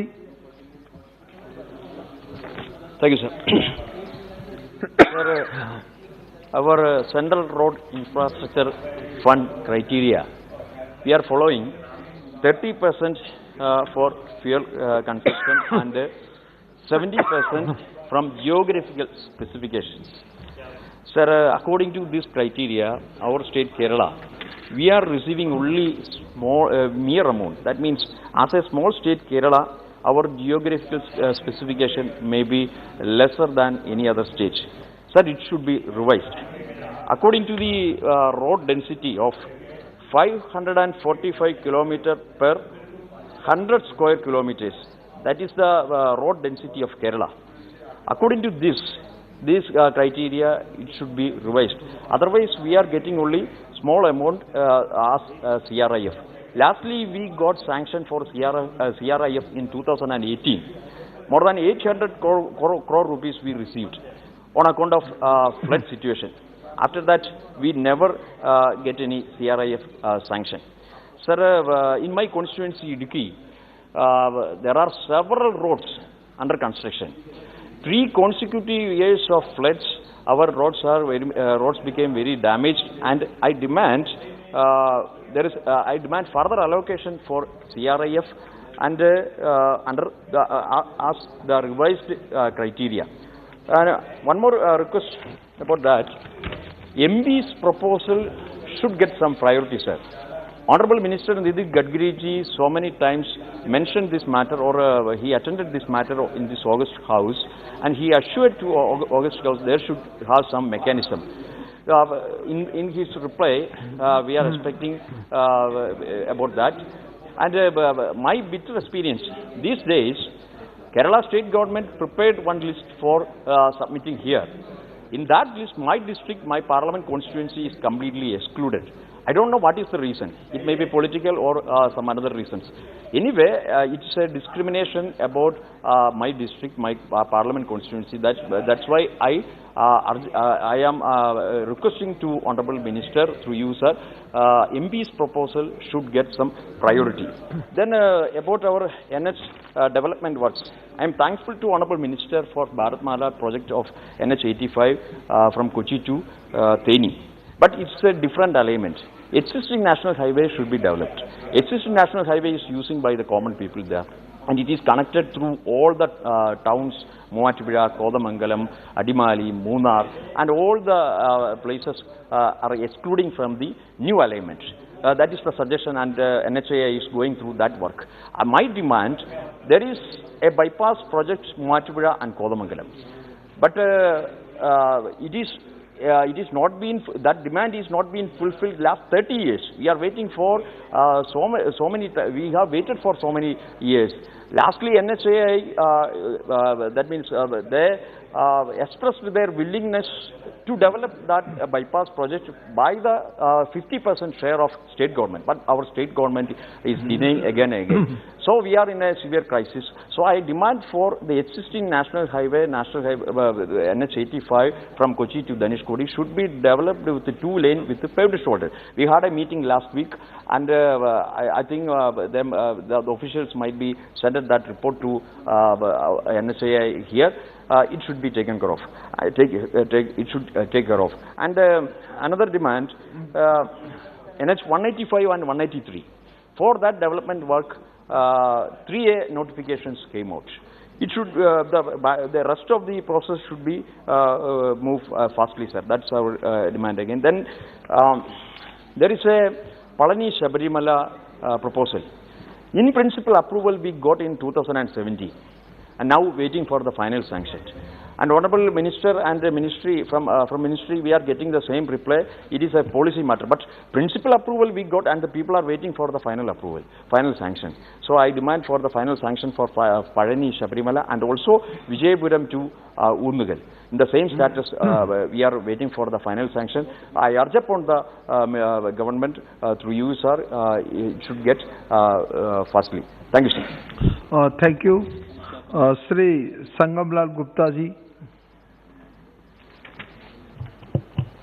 बहुत बहुत धन्यवाद माननीय सभापति महोदय, आपने मुझे केंद्रीय बजट 22 और 23 के लिए सड़क परिवहन एवं राजमार्ग मंत्रालय के अनुदानों की मांग पर चर्चा के दौरान बोलने का मौका दिया। इसके लिए मैं आपके प्रति धन्यवाद प्रकट करता हूं। मैं देश के यशस्वी प्रधानमंत्री माननीय नरेंद्र मोदी जी और वित्त मंत्री निर्मला सीतारमण जी के एक समावेशी, हितकारी, सशक्त और आत्मनिर्भर भारत के बजट बनाने और बहुत बहुत धन्यवाद और बधाई देता हूं। महोदय, किसी भी देश के विकास का आधार वहां का इंफ्रास्ट्रक्चर होता है। 2014 में मोदी जी की सरकार के बनने के बाद से ही इंफ्रास्ट्रक्चर पर बहुत ज़्यादा ध्यान दिया गया। हमारी सरकार का प्रयास है कि देश की जनता को विश्व स्तरीय यातायात की सुविधाएं दी जाए और गांव-गांव तक सड़कों का जाल बिछा दिया जाए। पीएम गति शक्ति आर्थिक विकास की दिशा में एक परिवर्तनकारी कदम है। मोदी जी की सरकार का उद्देश्य है कि लोगों को विश्व स्तरीय आधुनिक इंफ्रास्ट्रक्चर मिले और वस्तुओं का मूवमेंट भी आसानी से कम समय में हो। इंफ्रास्ट्रक्चर के विकास कार्यों को और अधिक गति प्रदान करने के लिए प्रधानमंत्री गति शक्ति राष्ट्रीय मास्टर प्लान की शुरुआत की गई है। यह प्लान भारत में मल्टी मॉडल ट्रांसपोर्ट में एक नए युग का प्रारंभ करने जा रहा है। माननीय सभापति महोदय, वित्त पोषण के इनोवेटिव तरीकों से 20,000 करोड़ रुपए जुटाए जाएंगे ताकि सार्वजनिक संसाधनों का संपूर्ण किया जा सके। इस बार के बजट में सड़क परिवहन एवं राजमार्ग मंत्रालय के लिए अब तक के सबसे अधिक 1,99,108 करोड़ रुपए की प्रावधान किया गया है। यह पिछले बार के 1,31,149 करोड़ रुपए से 67,959 करोड़ रुपए अधिक है। किसी भी अन्य मंत्रालय की तुलना में सबसे अधिक वृद्धि सड़क परिवहन एवं राजमार्ग मंत्रालय के लिए ही की गया है। कुल बजट में से 1,87,744 करोड़ रुपए पूंजीगत व्यय के लिए है, जो कि बहुत ही सराहनीय और स्वागत योग्य है। यह कदम है, इससे देश का इंफ्रास्ट्रक्चर और बढ़ेगा, मजबूत होगा। राष्ट्रीय राजमार्ग पर सरकार का विशेष ध्यान है। इस बार भारतीय राष्ट्रीय राजमार्ग प्राधिकरण के लिए 1,34,015 करोड़ रुपए का प्रावधान किया गया है, जो कि पिछले वर्ष की तुलना में 2 गुना से भी अधिक है। अपने बजट भाषण में माननीय वित्त मंत्री निर्मला सीतारमण जी ने वर्ष 2022 से 25,000 किलोमीटर राष्ट्रीय राजमार्ग जोड़े जाने के बारे में बताया था। इससे देश का परिवहन इंफ्रास्ट्रक्चर और सुदृढ़ होगा। इस साल के बजट में 21वीं सदी में भारत के विकास की गति निर्धारित की है और बुनियादी ढांचे पर आधारित विकास की इस दिशा में भारतीय अर्थव्यवस्था की ताकत में असाधारण वृद्धि होगी और रोजगार का नई संभावनाएं पैदा होगी। राष्ट्रीय राजमार्ग पर सरकार का ध्यान तो है ही, साथ ही सड़कों और पुलों का निर्माण भी तेजी से किया जा रहा है। इस साल के बजट में सड़कों और पुलों के लिए 64,573 करोड़ रुपए का प्रावधान किया गया है। महोदय, जबकि सड़क और परिवहन की बात होती है तो यात्रियों की सुरक्षा की बात आती है। बजट में सड़क परिवहन और सुरक्षा के लिए 356 करोड़ रुपए का प्रावधान किया गया है। यह पिछले साल से रिवाइज एस्टीमेट 228 करोड़ से 128 करोड़ रुपए अधिक है। मान्यवर, मैं अपने लोकसभा क्षेत्र प्रतापगढ़ के लिए अनुरोध करूंगा कि मेरे यहाँ कुछ अत्यंत महत्वपूर्ण सड़कें हैं, जैसे कि NH 231 के मोहनगंज बाजार से बड़ा का पुरवा टिकरी बेलखरी होते हुए कटरा गुलाब सिंह तक दूरी लगभग 30 किलोमीटर। यह मार्ग प्रतापगढ़ से कटरा गुलाब सिंह होते हुए सोराव होलागढ़ से प्रयागराज जनपद के बाईपास का भी विकल्प होगा। मानवर, भट्टी चौराहा से जगदीशपुर नेवादा गौराडांड से ब्रिजराज सिंह डिग्री कॉलेज होते हुए रामनगर भोजपुर पूरे माधव पहाड़पुर मोड़ तक पूरी लगभग 20 किलोमीटर है। MDR 164 के दुर्गागंज बाजार से पृथ्वीगंज बाजार होते हुए हुमायूंपुर घाट से वाया दिलीपपुर बाजार से प्रतापगढ़ पट्टी राजमार्ग पिपरी मोड़ तक दूरी लगभग 20 किलोमीटर है। मानवर, NH 330 के कोहड़ौर बाजार से माधोपुर चौराहा थाना कंधई होते हुए रखाहा बाजार तक जिसकी दूरी 20 किलोमीटर है। मानवर, NH 231 से फतनपुर बाजार बीरापुर उड़ैयाडीह मार्ग पर MDR 164 के लिंक मार्ग के रूप में दूरी लगभग 20 किलोमीटर। फतनपुर बीरापुर मार्ग के गीतानगर बाजार के कैलीडी जगतपुर 50 बेड अस्पताल बहरामपुर NH 231 को क्रॉस करते हुए करकापुरे सराय खरगराय से खागापुर चौराहा पर MDR गाजी के बाग से मुबारकपुर मार्ग तक जिसकी दूरी 25 किलोमीटर है। शीतलागंज वाया उड़ैयाडीह पृथ्वीगंज ढिसनी से बंधवा बाजार तक मार्ग जिसकी दूरी 23 किलोमीटर है। मानवर, लक्ष्मीपुर चौहरजन दिलीपपुर वाया पृथ्वीगंज रोड से लगभग दूरी 18 किलोमीटर। भिकनापुर से दरियापुर गोकुला दुर्गागंज बाजार होते हुए लखनऊ वाराणसी मार्ग तक की दूरी 16 किलोमीटर है। मानवर, रतनमई से पिपरी खालसा मकूनपुर चौराहा होते हुए लवली पुख्ता खाम अमेठी बॉर्डर तक सड़क की श्रेणी MDR दूरी लगभग 25 किलोमीटर। कछारा से पुल दुर्गागंज रामनगर शेखुपुर सुल्तानपुर होते हुए जौनपुर बॉर्डर तक नहर की पटरी लगभग 20 किलोमीटर। मानवर, चमोड़ी सुल्तानपुर बॉर्डर से शारदा सहाय खंड 36 जौनपुर डिवई सलाहपुर पट्टी जौनपुर बॉर्डर तक दूरी लगभग 20 किलोमीटर। चांदपुर अमुहा शारदा सहायक खंड 36 धरौली से महली होते हुए सिंगरा मऊ बॉर्डर के लगभग वाराणसी राष्ट्रीय मार्ग तक दूरी लगभग 20 किलोमीटर। सराय आना देव से वाया लक्ष्मीगंज बाजार जगदीशपुर सब्जी मंडी तक लगभग 16 किलोमीटर। मानवर, केंद्रीय सड़क निधि से कृपया समाप्त कीजिए। एक मिनट माननीय अध्यक्ष जी। केंद्रीय सड़क निधि से स्वीकृति प्रदान करते हुए प्रयागराज से डेलूपुर होते हुए ढकवा से सूरापुर शाहगंज होकर आजमगढ़ जाने वाले मार्ग को राष्ट्रीय राजमार्ग घोषित करने पर NH 231 वाराणसी लखनऊ से रायबरेली से जौनपुर के बीच जानवरों की तेज गति से गाड़ियां के सामने आने से घटने वाली घटनाओं को रोकने के लिए उस पर सर्विस लेन देकर NH को एंगल का बैरिकेटिंग कराने की व्यवस्था कराने की कृपा करें। मारवन NH 330 प्रयागराज अयोध्या पर स्थित कुसमी रेलवे फाटक पर ROB निर्माण कर अमेठी से प्रतापगढ़ होते हुए ढकवा जाने वाले मार्ग पर ढकवा के निकट हाल्ट स्टेशन नीमा की रेलवे क्रॉसिंग पर ROB निर्माण कराने की मांग करता हूं। मानवर, बहुत बहुत धन्यवाद। आपने बोलने का हमें मौका दिया, इसके लिए बहुत बहुत धन्यवाद। बहुत बहुत धन्यवाद।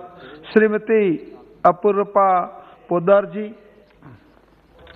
Thank you, sir. Thank you, sir, for giving me an opportunity for the discussion of the concerning Ministry of Road Transport and Highways. Sir, I would begin my words with the former British Prime Minister Margaret Thatcher, where it has been said that you and I come by road or rail, but economics travel on infrastructure. Whenever we talk about the word infrastructure, the first few words that come in our mind is road, highway and transport. And today we are discussing on the demands for grants for Ministry of Road, Transport and Highways.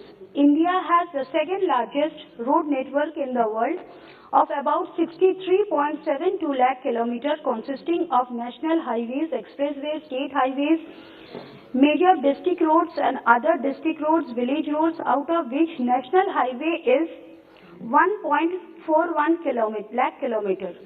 The total expenditure of the Ministry of Road, Transport and Highway of 2022-23 is estimated about 1,99,108 crore, which is nearly about 68,000 crore more than the revised expenditure of 2021-22. The allocation has increased and some major announcements have also been made, which is a good initiative, but I have certain questions and suggestions which I want to know from the ministry. The government has sanctioned the expressway between Varanasi to Kolkata under Bharat project phase 2, and it will pass through Khanakul assembly in Hooghly district, which falls under my parliamentary constituency Arambagh. I request the ministers to ensure that this work is completed in time-bound manner and allocation of funds should be given so that there is no issue regarding for the completion of this project. Because Khanakul is a flood-prone area, and if this happens, many bridges will also be built up, which will be a very good communication from Khanakul to Kolkata also. A large number of national highways across the country have dangerous potholes and need to be maintained in a better state. I would request the minister to allocate some part of the maintenance budget to thoroughly monitor the vast network of national highways across the country to be able to carry out the repair works of potholes within time, which will enable to prevent any possible accident due to poor state of NHS. There is a need for a research fund, not only regarding road construction, techniques and material use, but also to study and develop better mechanism to monitor the quality of road across the vast NH networks in the country. The major challenges while traveling on highways is the absence of proper signs, directions for the necessary amenities like toilets for women, police station, trauma care center in the hospital, which I would again suggest the minister, if any mandatory clause for the contractors, that while constructing highway there should be a proper sign of direction containing information about the nearby police station, hospital or trauma care, so that if any unhappy incident occurs, so that they can get in touch with the local administration. Out of total the very important point, sir, out of the total manpower working in NHA include both regular officials and those of the deputation, as on 30 August 2021 is just 1,189. Out of the total sanctioned strength, 1,882. The Standing Committee on Transport has mentioned that given huge financial allocation made on NHA each year, to ensure a sufficient manpower is in the place, so that to make a optional utilization of the available fund. I request the ministry to have a comprehensive review of the existing recruitment rules of NHA may be finalized at the earliest, and sincere effort may be made to ensure that all the vacancies presently lying unfilled in NHA are filled up at the earliest. There is a huge role to play by the good connectivity in economic growth of the country. The ministry should request the RBI to grant a priority sector tax to the road infrastructure sector in order to encourage financial institutions and banks to lend high amount of supplement the maintenance and growth of NHA network in the country. And last point which I would made, the ministry should reach out the private sector with the proposal to invest CSR fund into road safety initiatives such as training of drivers, road safety awareness, developing infrastructure for quick reaching out to the road accident victims, which will save many lives across the country. With these few suggestions, I conclude. Thank you, sir. Thank you very much. Shri Devendra Singh Bhole ji.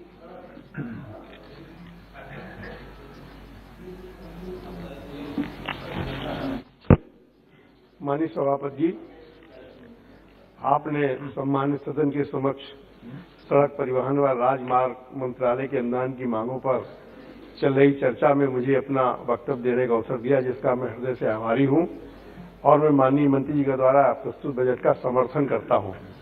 महोदय, कानपुर देहात का सांसद होने के नाते शहरी और ग्रामीण क्षेत्र से मेरा सीधा वास्ता है। उक्त मेरे 44 अकबरपुर कानपुर संसदीय निर्वाचन क्षेत्र में 3 विधानसभा ग्रामीण अंचल एवं 2 विधानसभा शहरी क्षेत्र के अंचल में है।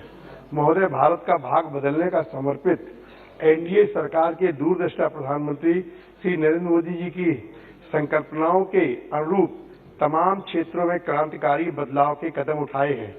इन्हीं बदलावों के क्रम में पीएम गति के 7 इंजनों में से सड़क को पहले इंजन की बारीता दी गई। देश में हो रहे आवागमन को गतिमान बनाने के लिए गतिशक्ति मास्टर प्लान में एक्सप्रेस मार्गों का प्रतिपादित करने का नायब कदम उठाया है, जो हमारे कर्मठ बिना विराम के कार्य करने वाले मंत्री माननीय नितिन गडकरी जी एवं जनरल वीके सिंह के नेतृत्व में लगातार इस देश में हो रहा। महोदय, इस पर कोई संदेह नहीं कि दृष्ट नेतृत्व के धनी माननीय मोदी जी और माननीय गडकरी जी की पूरे स्पष्ट दृष्टि से चलते पूरे आत्मविश्वास के साथ सबका विकास और सबका विश्वास के लक्ष्य की ओर बढ़ा है। महोदय, ग्रामीण एवं शहरी जीवन में बदलाव एवं देश को जोड़ने वाली एनडीए की प्रमुख 13,000 किलोमीटर लंबी भारत माला सड़क परियोजना के अंतर्गत वर्ष 22 और 23 में राष्ट्रीय राजमार्ग नेटवर्क को जोड़ते हुए 25,000 किलोमीटर सड़क निर्माण का कार्य देश के विकास के लिए अहम भूमिका का निर्वाह करेगा, जिसके लिए मैं माननीय मंत्री जी नितिन गडकरी जी और जनरल वीके सिंह जी का बहुत बहुत बधाई देता हूं।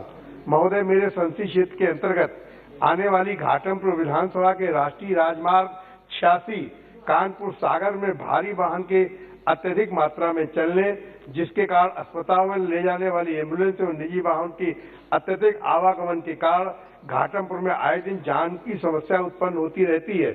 जाम के कारण क्षेत्रीय जनों यात्रियों सहित गंभीर बीमार मरीज को भी इस समस्या से जूझना पड़ता है तथा कई घंटे तक इंतजार करना पड़ता है। इस तरीके से NH2 बिठूर विधानसभा के सचेरी अंडरपास जो इटावा और चकेरी को जोड़ता है, NH2 पर मेरे निवेदन पर उक्त जाम एवं दुर्घटनाओं को दृष्टि यहाँ अत्यधिक दुर्घटनाएं होती हैं और मतलब एक बार में साल में कम से कम 2-2, 3-3, 400 लोगों की मृत्यु होती है। एक साथ 20-20, 30-30 लोगों की सचेनी जैसे स्थान पर मृत्यु हुई है। माननीय प्रधानमंत्री जी ने भी और माननीय परिवहन मंत्री जी ने भी दुख व्यक्त किया है।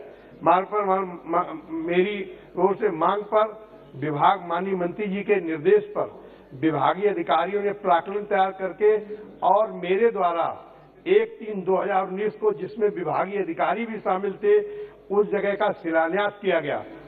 मैं था, मेरे वहां के जनप्रतिनिधि थे, लेकिन आज तक वह काम अभी प्रारंभ में नहीं हुआ है, जिसके कारण सरकार की छवि धूमिल हो रही है। मैं आपके माध्यम से माननीय सड़क मंत्री जी श्री गडकरी से अनुरोध करना चाहूंगा, इस जटिल समस्या के क्षेत्रवासियों कठिनाई को देखते अवलंब हस्तक्षेप कर कार्य पूरा कराने की कृपा करेंगे। मानवर उत्तर प्रदेश की औद्योगिक नगरी कानपुर में आबादी का घनत्व अधिक होने के कारण जीटी रोड और NH2 को जोड़ने का कार्य अशीघ्र कराए जाने की महती आवश्यकता है। मानवर उत्तर प्रदेश के जनपद मैनपुरी से इटावा, इटावा से औरैया, औरैया से कानपुर देहात को नहर मार्ग से जोड़ने वाला मार्ग जो कंचौसी बाजार कानपुर देहात तक प्रधानमंत्री ग्राम सड़क योजना से जुड़ गया है और उसको मात्र आगे 50 किलोमीटर जोड़ करके NH2 में ला करके आगरा और मैनपुरी को सीधे 50 किलोमीटर की दूरी को हम कम कर सकते हैं, जिससे कि व्यापार भी बढ़ेगा, लोगों को रोजगार भी मिलेगा और वहां जमीन की भी कोई कमी नहीं है, चूंकि नहर पर सिंचाई विभाग की नहर पर जो सड़क बनी है उस पर बहुत सारी जमीन है। मैं निवेदन करता हूँ माननीय ऋषि सदन के माध्यम से मैं एक और बहुत महत्वपूर्ण बात आपके समक्ष कहना चाहता हूँ। विगत यूपीए की सरकार की जो भ्रष्टाचारी नीति थी, विगत यूपीए की सरकार ने जो गड़बड़ियां की थी, जिसके कारण हमारा क्षेत्र कानपुर और नगर और देहात एक बहुत बड़ी कठिन समस्या से लगातार जूझ रहा है।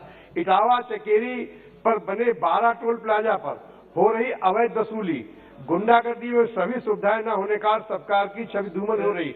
इस संबंध में 12 टोल प्लाजा कानपुर देहात की अनियमितताओं का विशेष रूप से उल्लेख करना चाहूंगा कि यूपीए की सरकार ने उस टोल प्लाजा को गलत तरीके से अवार्ड करने का काम किया है।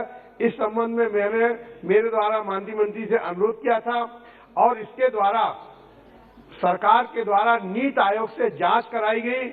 उस जांच में मेरे द्वारा दिए हुए तथ्य को माना गया, लेकिन आज तक मानवर वह लागू नहीं हो पाया है, जिसके कारण कानपुर नगर और कानपुर देहात के लोगों का, चूंकि दोनों का भौगोलिक, सामाजिक, आर्थिक, व्यापारिक, सभी प्रशासनिक सारे रिश्ते एक हैं और इसके बाद में यहाँ से रिपोर्ट भी नीति आयोग की गई है, लेकिन अभी तक मैंने लागू नहीं हो पाया।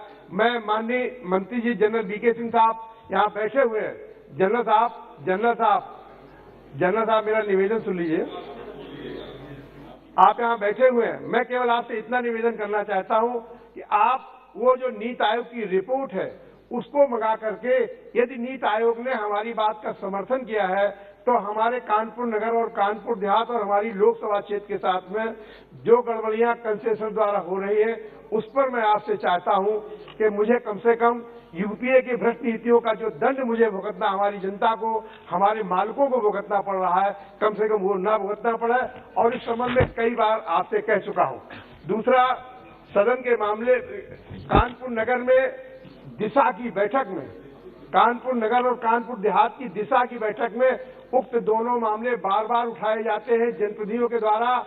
और कानपुर नगर में जो 24 किलोमीटर एलिवेटेड रोड है, लगातार 8 महीने क्षतिग्रस्त रहा है और लगातार जनप्रतिनिधियों के द्वारा दिशा की बैठक में कानपुर नगर के दिशा के चेयरमैन यहाँ अशोक रावत साहब है, कानपुर देहात का मैं हूँ, वहां पर लोगों से पैसा वसूल किया जाता रहा है, वाहन वहां नहीं जाते थे। इस सारी चीजों को दृष्टि रखते हुए मानवर मेरा आपसे निवेदन है कि हम सबको न्याय दिलाने की कृपा करेंगे। और जहां आपके नेतृत्व में पूरे देश में राष्ट्रीय राजमार्ग विकास के मामले में अनुकरणीय उदाहरण प्रस्तुत कर रहा, वही यूपीए की सरकार द्वारा की गई नियमताओं की ठीक कर, चूंकि हमने बहुत सारे ऐसे काम किए हैं जिनको विगत सरकारों ने गलत किया था और हमने अपनी सरकार में सुधारने काम किया है। इसलिए मैं विनती करता हूं कानपुर नगर और कानपुर देहात अपनी लोकसभा क्षेत्र की ओर से इसको ध्यान रख करके हमारी विनती को स्वीकार करेंगे। पुनः मैं सरकार के द्वारा बजट का समर्थन करता हूं। बहुत बहुत धन्यवाद। श्री मनीष तिवारी जी। सभापति महोदय, आपका बहुत बहुत धन्यवाद। मैं आपके माध्यम से सरकार का ध्यान 4 मुद्दों की ओर आकर्षित करना चाहता हूं। अध्यक्ष जी, 25 फरवरी 2019 को सम्मानित श्री नितिन गडकरी जी ने बंगा श्री आनंदपुर साहब जो सड़क है और जो आगे नैना देवी जाती है उसका शिलान्यास किया था। उसको पंजाबी में नींव पत्थर रखना कहते हैं। ये जो मार्ग है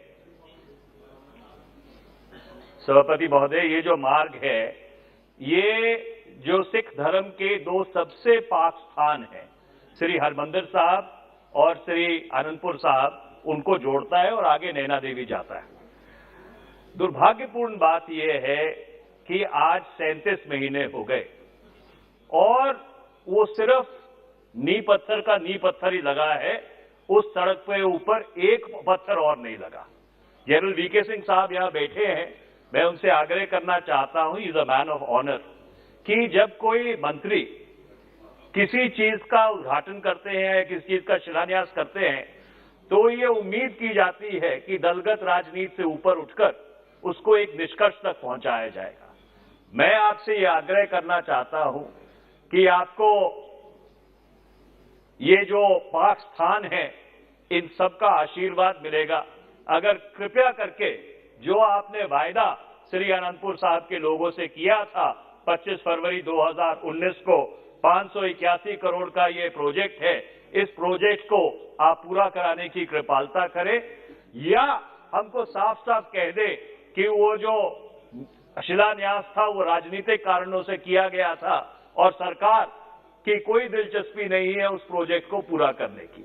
दूसरी बात मैं जो मंत्री जी का ध्यान आकर्षित करना चाहता हूं, एक ग्रीनफील्ड प्रोजेक्ट एनएचएआई ने मंजूर किया था, ये है पीआरआई गमाडा एक्सप्रेसवे। इसको एक नई अलाइनमेंट दी गई थी सिटी चौक जो चंडीगढ़ इंटरनेशनल एयरपोर्ट के पास है, वहां से लेके कुराली तक। इस प्रोजेक्ट में जो लैंड एक्विजिशन है वो लैंड एक्विजिशन हो चुका है, पर लैंड एक्विजिशन के कॉम्पनसेशन को लेकर कुछ मुद्दे आउटस्टैंडिंग हैं और सार्वजनिक तौर पर यह पता लगा है कि एनएचएआई ने यह फैसला किया है कि इस प्रोजेक्ट को क्रियान्वित नहीं करेंगे। मैं माननीय मंत्री जी से अनुरोध करना चाहता हूं कि एक बार एक प्रोजेक्ट की जब शुरुआत हो जाती है, लैंड एक्विजिशन हो जाती है, पार्टली जो कॉम्पनसेशन है वो भी पे आउट हो जाता है।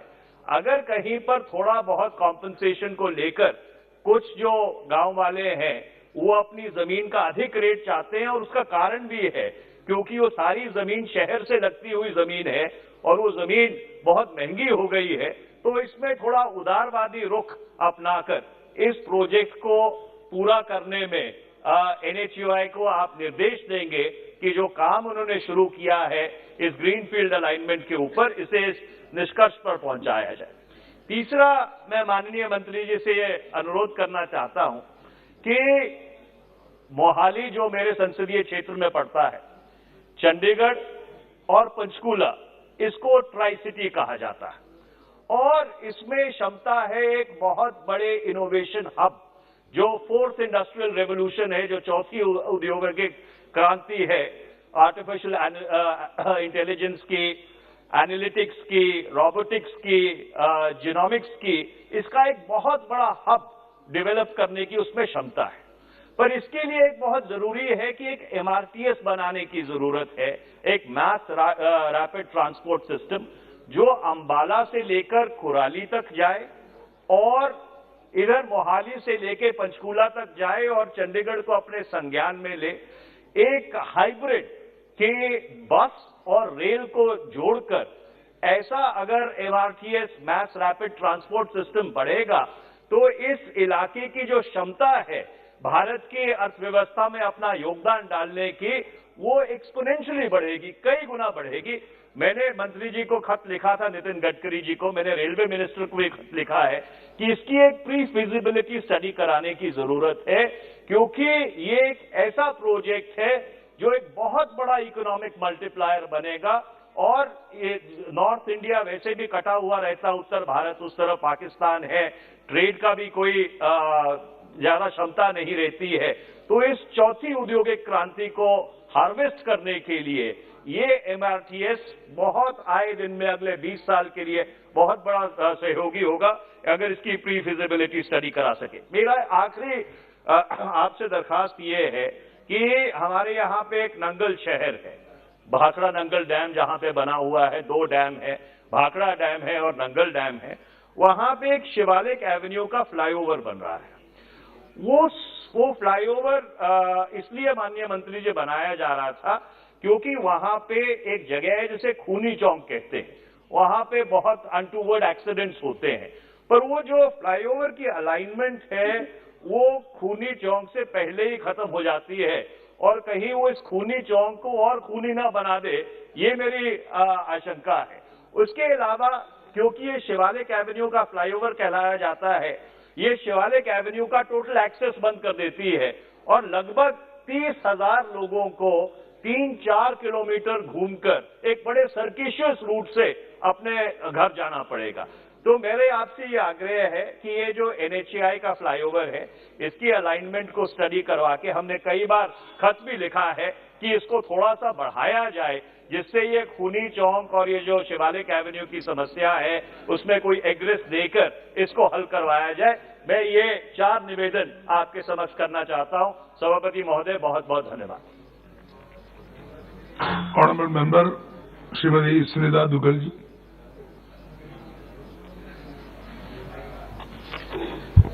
बहुत बहुत धन्यवाद सभापति महोदय। डिमांड फॉर ग्रांट्स में road transport and national highways पर इसके समर्थन में बोलने के लिए मैं आपके समक्ष आज यहाँ उपस्थित हुई हूँ।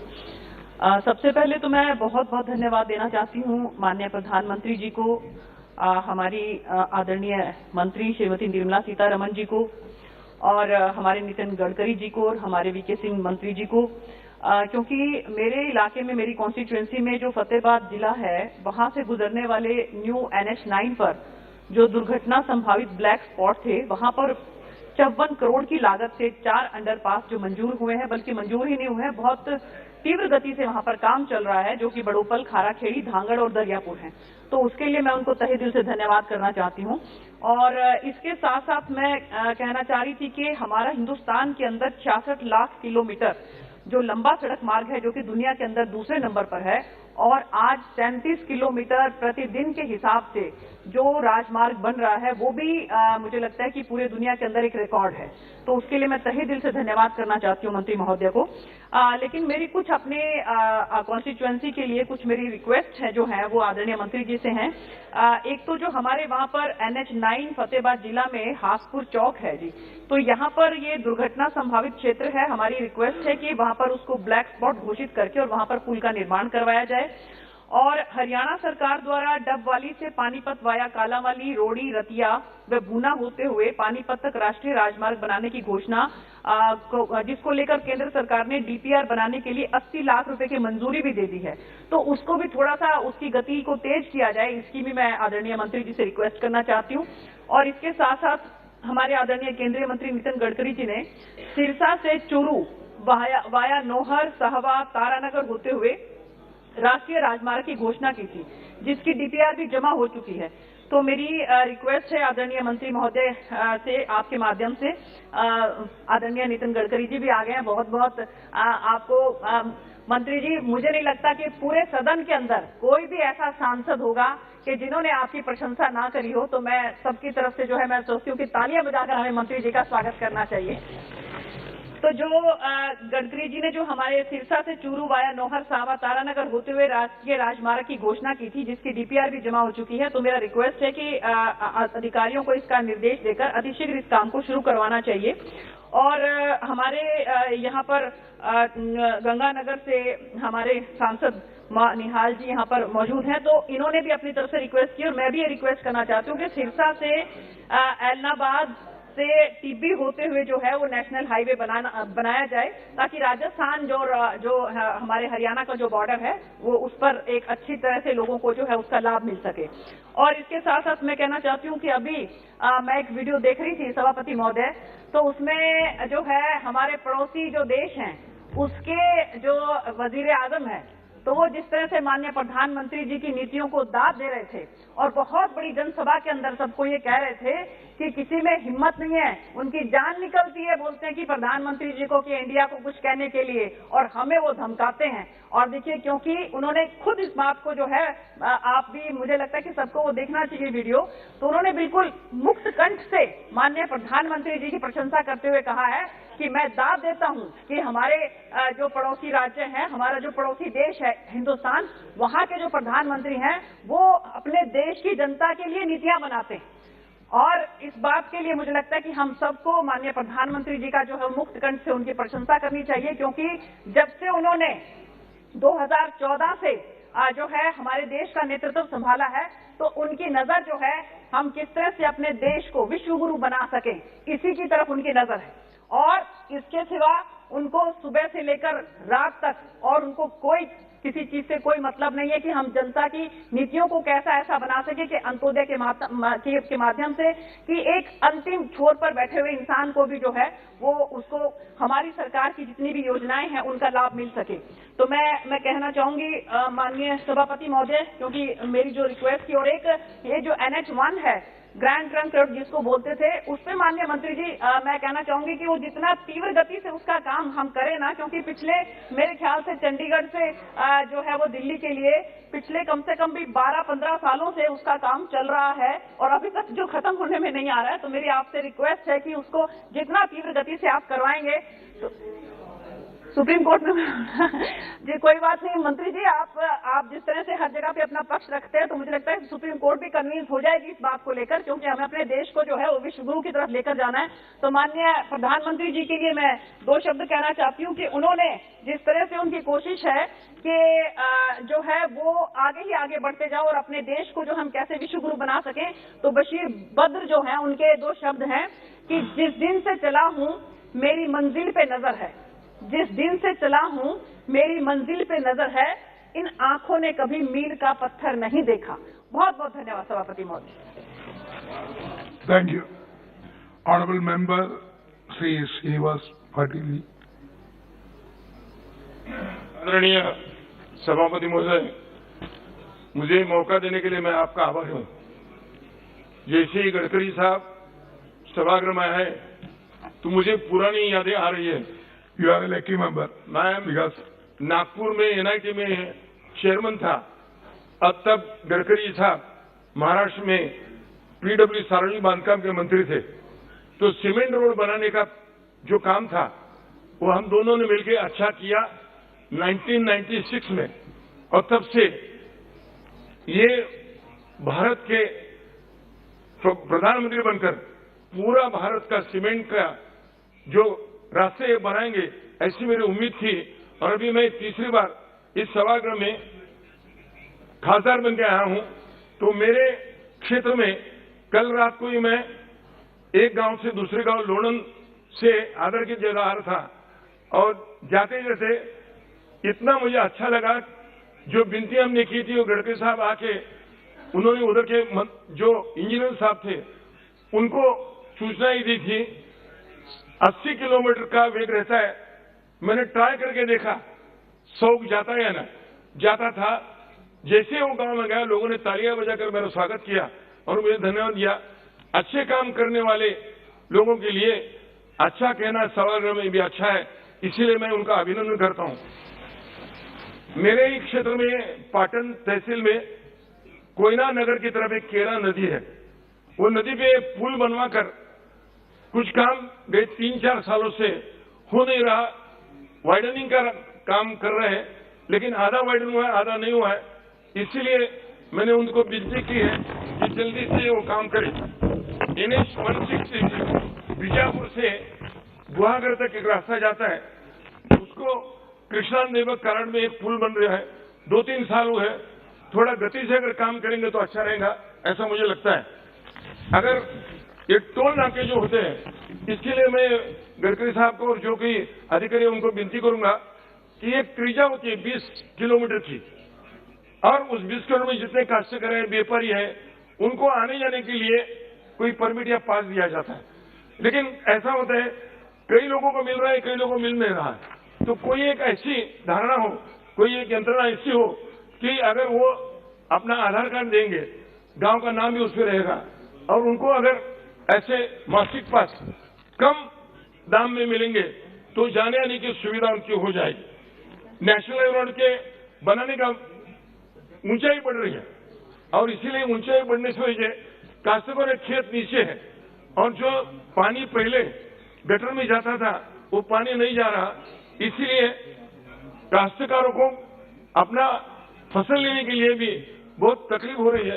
तो उन लोगों ने वो पानी ओढ़े में जाए, नाले में जाए, नाले से नदी में जाए, इसकी अगर वो कुछ जानकारी लेंगे तो अच्छा रहेगा।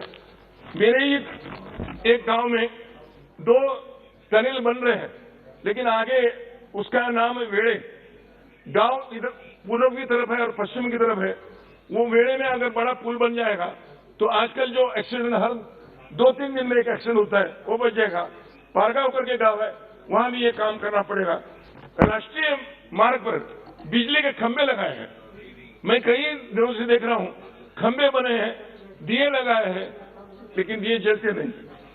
तो हर जगह जिधर जिधर दिए लगाए हैं तो क्यों लगाए और क्यों नहीं जलते, इसका अगर कुछ अभी ये एग्जामिनेशन हो जाएगा और ये रात को लगेंगे तो अच्छा रहेगा।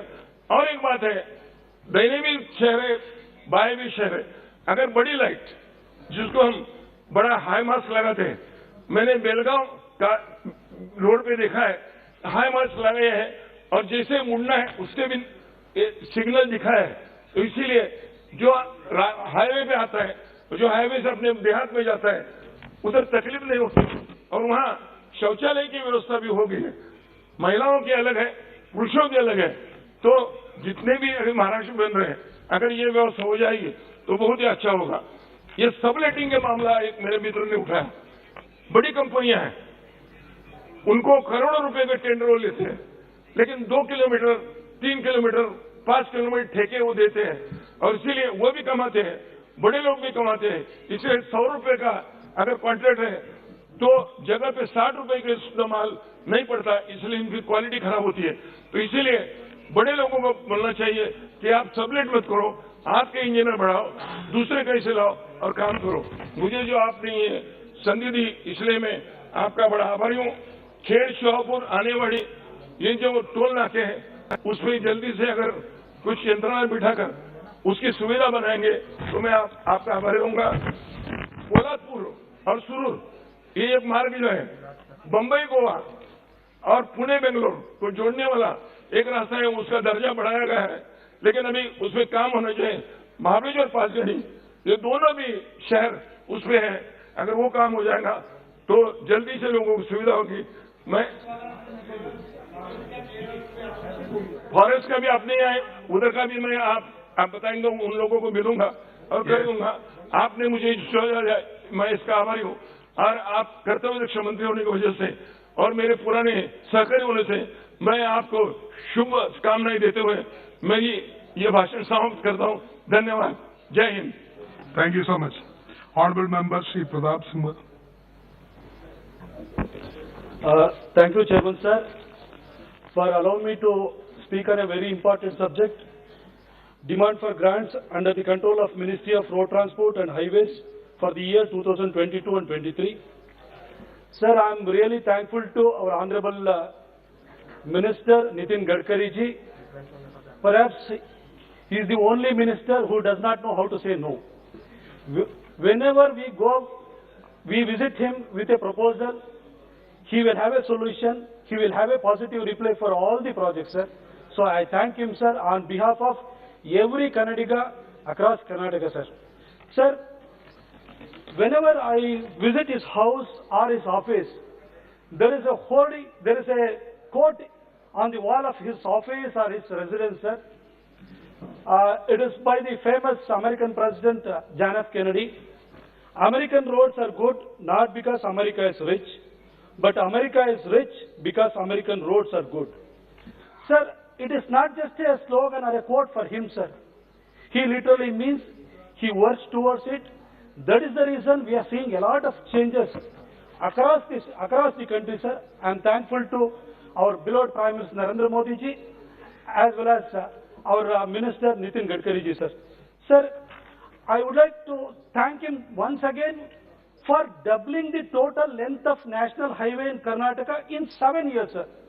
Sir, earlier the total length of national highway in Karnataka was 7,652 kilometers, out of which NHA is having 3,513 kilometers. PWD NH wing is having 4,139 kilometers. Sir, after 2014, from 2015 till date, he has awarded 24 projects having the cost of 26,255 crores with a length of 1,296 kilometers, sir.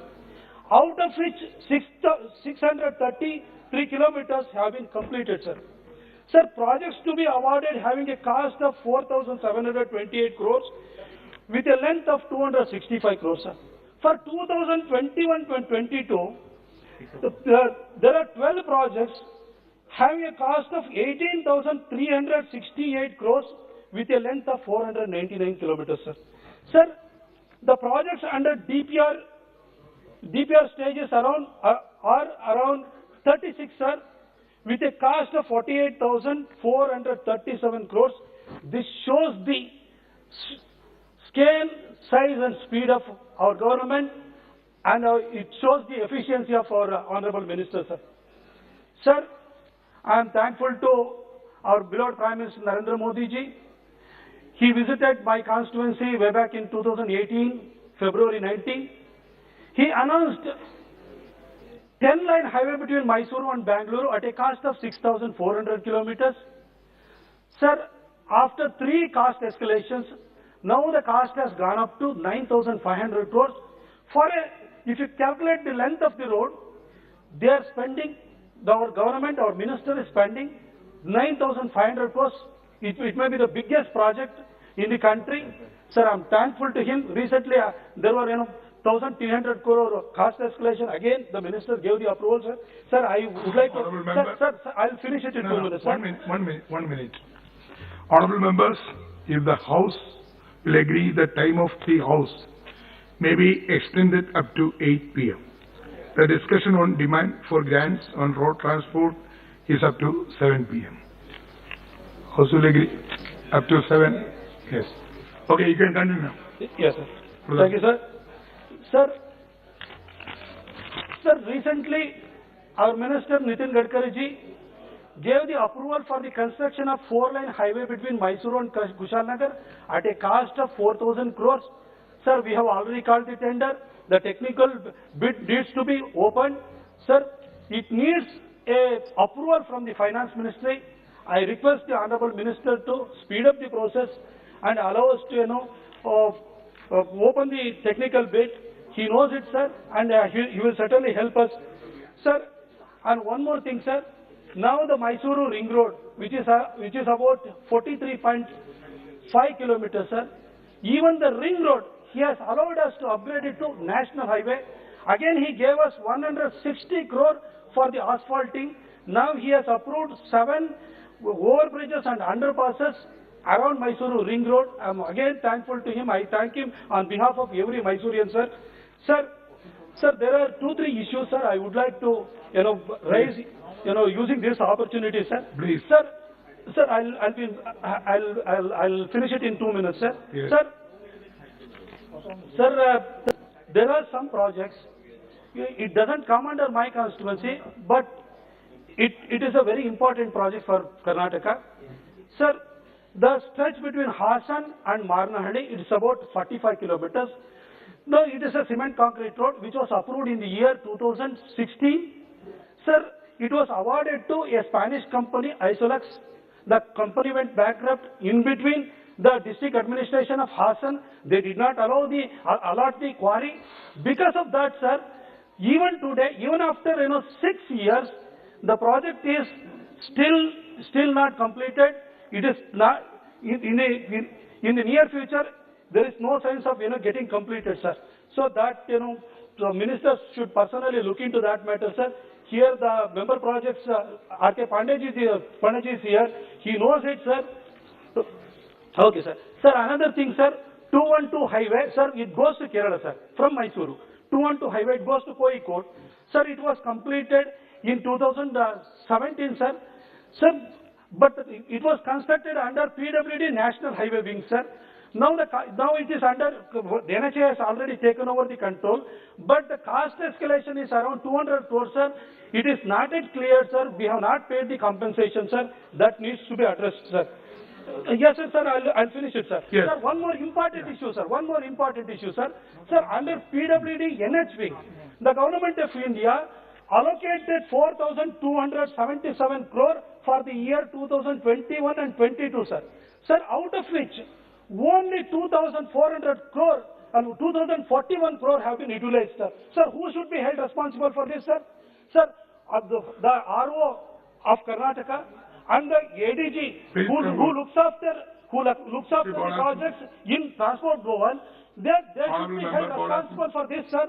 Sir, I I wanted to bring it to the notice of our minister, but because he is kind enough to allot so much of money for Karnataka, but because of the lethargic attitude of the officials, it is not utilized. Sir, one final issue, sir.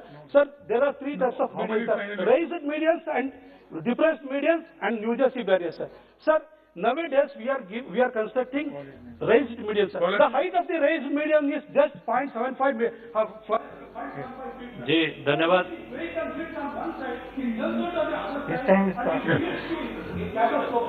So we need to increase the height of the raised. Thank you. Please, you sir. जी धन्यवाद सभापति महोदय। आपने मुझे सड़क परिवहन और राजमार्ग की अनुदान मांगों के मंत्रालय के अवसर पर बोलने का मौका दिया। मैं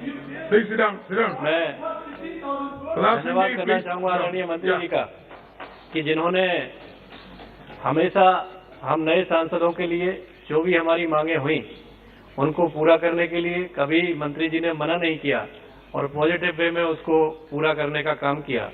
मैं धन्यवाद देना चाहूंगा कि मेरे संसदीय क्षेत्र बुलंदशहर से मेरठ के लिए NH 235 बहुत ही सीमेंटेड रोड बहुत कम समय में माननीय मंत्री जी के द्वारा बनाया गया और 2014 से 2019 से शिलान्यास भी उसी उसमें हुआ और लोकार्पण भी माननीय मंत्री जी ने किया। इसके लिए उनको धन्यवाद देता हूं।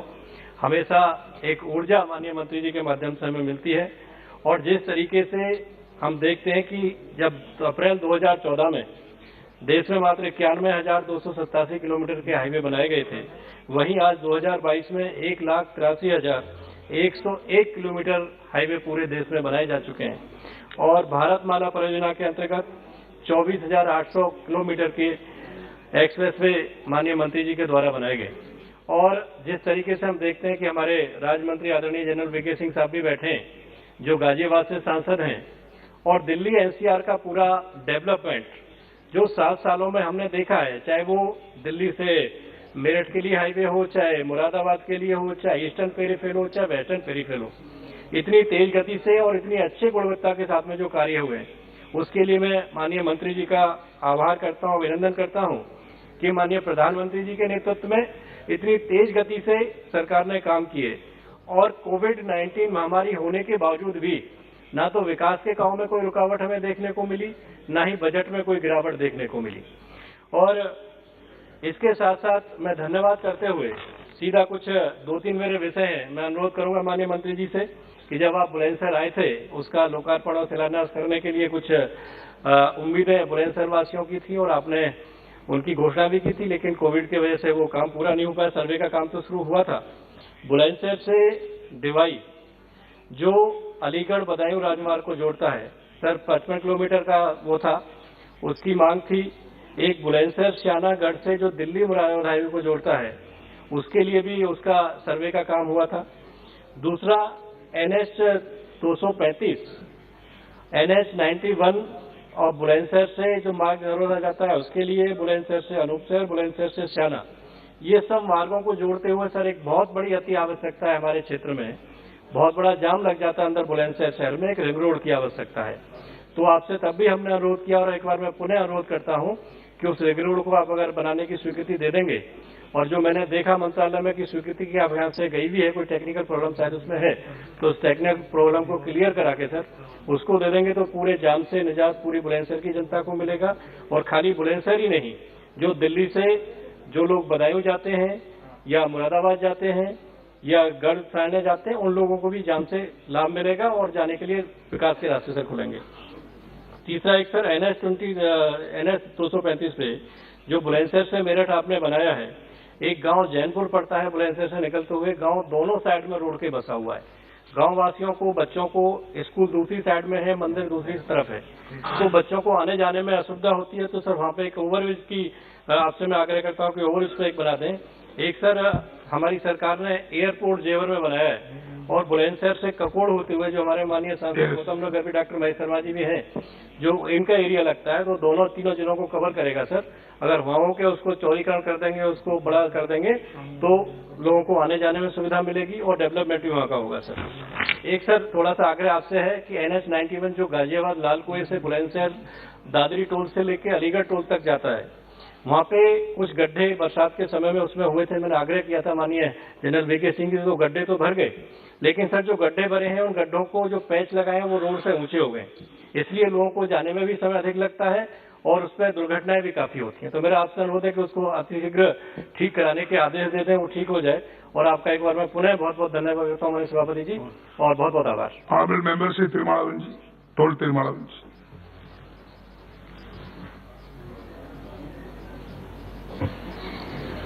மாண்புமிகு அவைத் தலைவருக்கு வணக்கம்.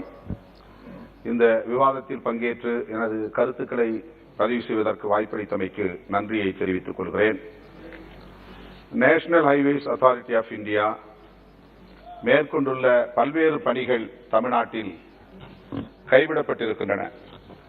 குறிப்பாக கன்னியாகுமரியில் இருந்து கேரளா வரையில் அமைக்கப்படவிருந்த 4 வழிப்பாதை, அதேபோல விக்கிரவாண்டியில் இருந்து சோழபுரம் வரையில் அமைக்கப்படவிருந்த 4 வழிப்பாதை, சென்னைக்கு அருகே திருப்பெரும்புதூரிலிருந்து வாலாஜா வரையில் அமைக்கப்படவிருந்த 6 வழிப்பாதை ஆகிய இந்த முக்கியமான 3 திட்டங்கள் கைவிடப்பட்டிருக்கின்றன. இந்த திட்டங்களை மீண்டும் நடைமுறைப்படுத்துவதற்கு அரசு, இந்திய ஒன்றிய அரசு உரிய நடவடிக்கைகளை மேற்கொள்ள வேண்டும். இந்த திட்டங்கள் கைவிடப்பட்டதற்கு தமிழ்நாடு அரசு ஒத்துழைக்கவில்லை என்று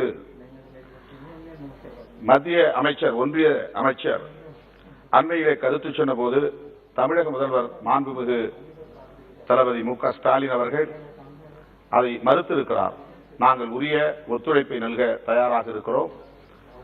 இந்திய ஒன்றிய அரசு கைவிடப்பட்ட அந்த திட்டங்களை மீண்டும் நடைமுறைப்படுத்த வேண்டும் என்று வலியுறுத்தி இருக்கிறார். Translation. What about translation? You right? We will call him after 5 minutes. No. We will call him Okay, you sit down. Because translator is not available. You will call later. Shri Raja Naik. Honorable member Shri Raja Naik.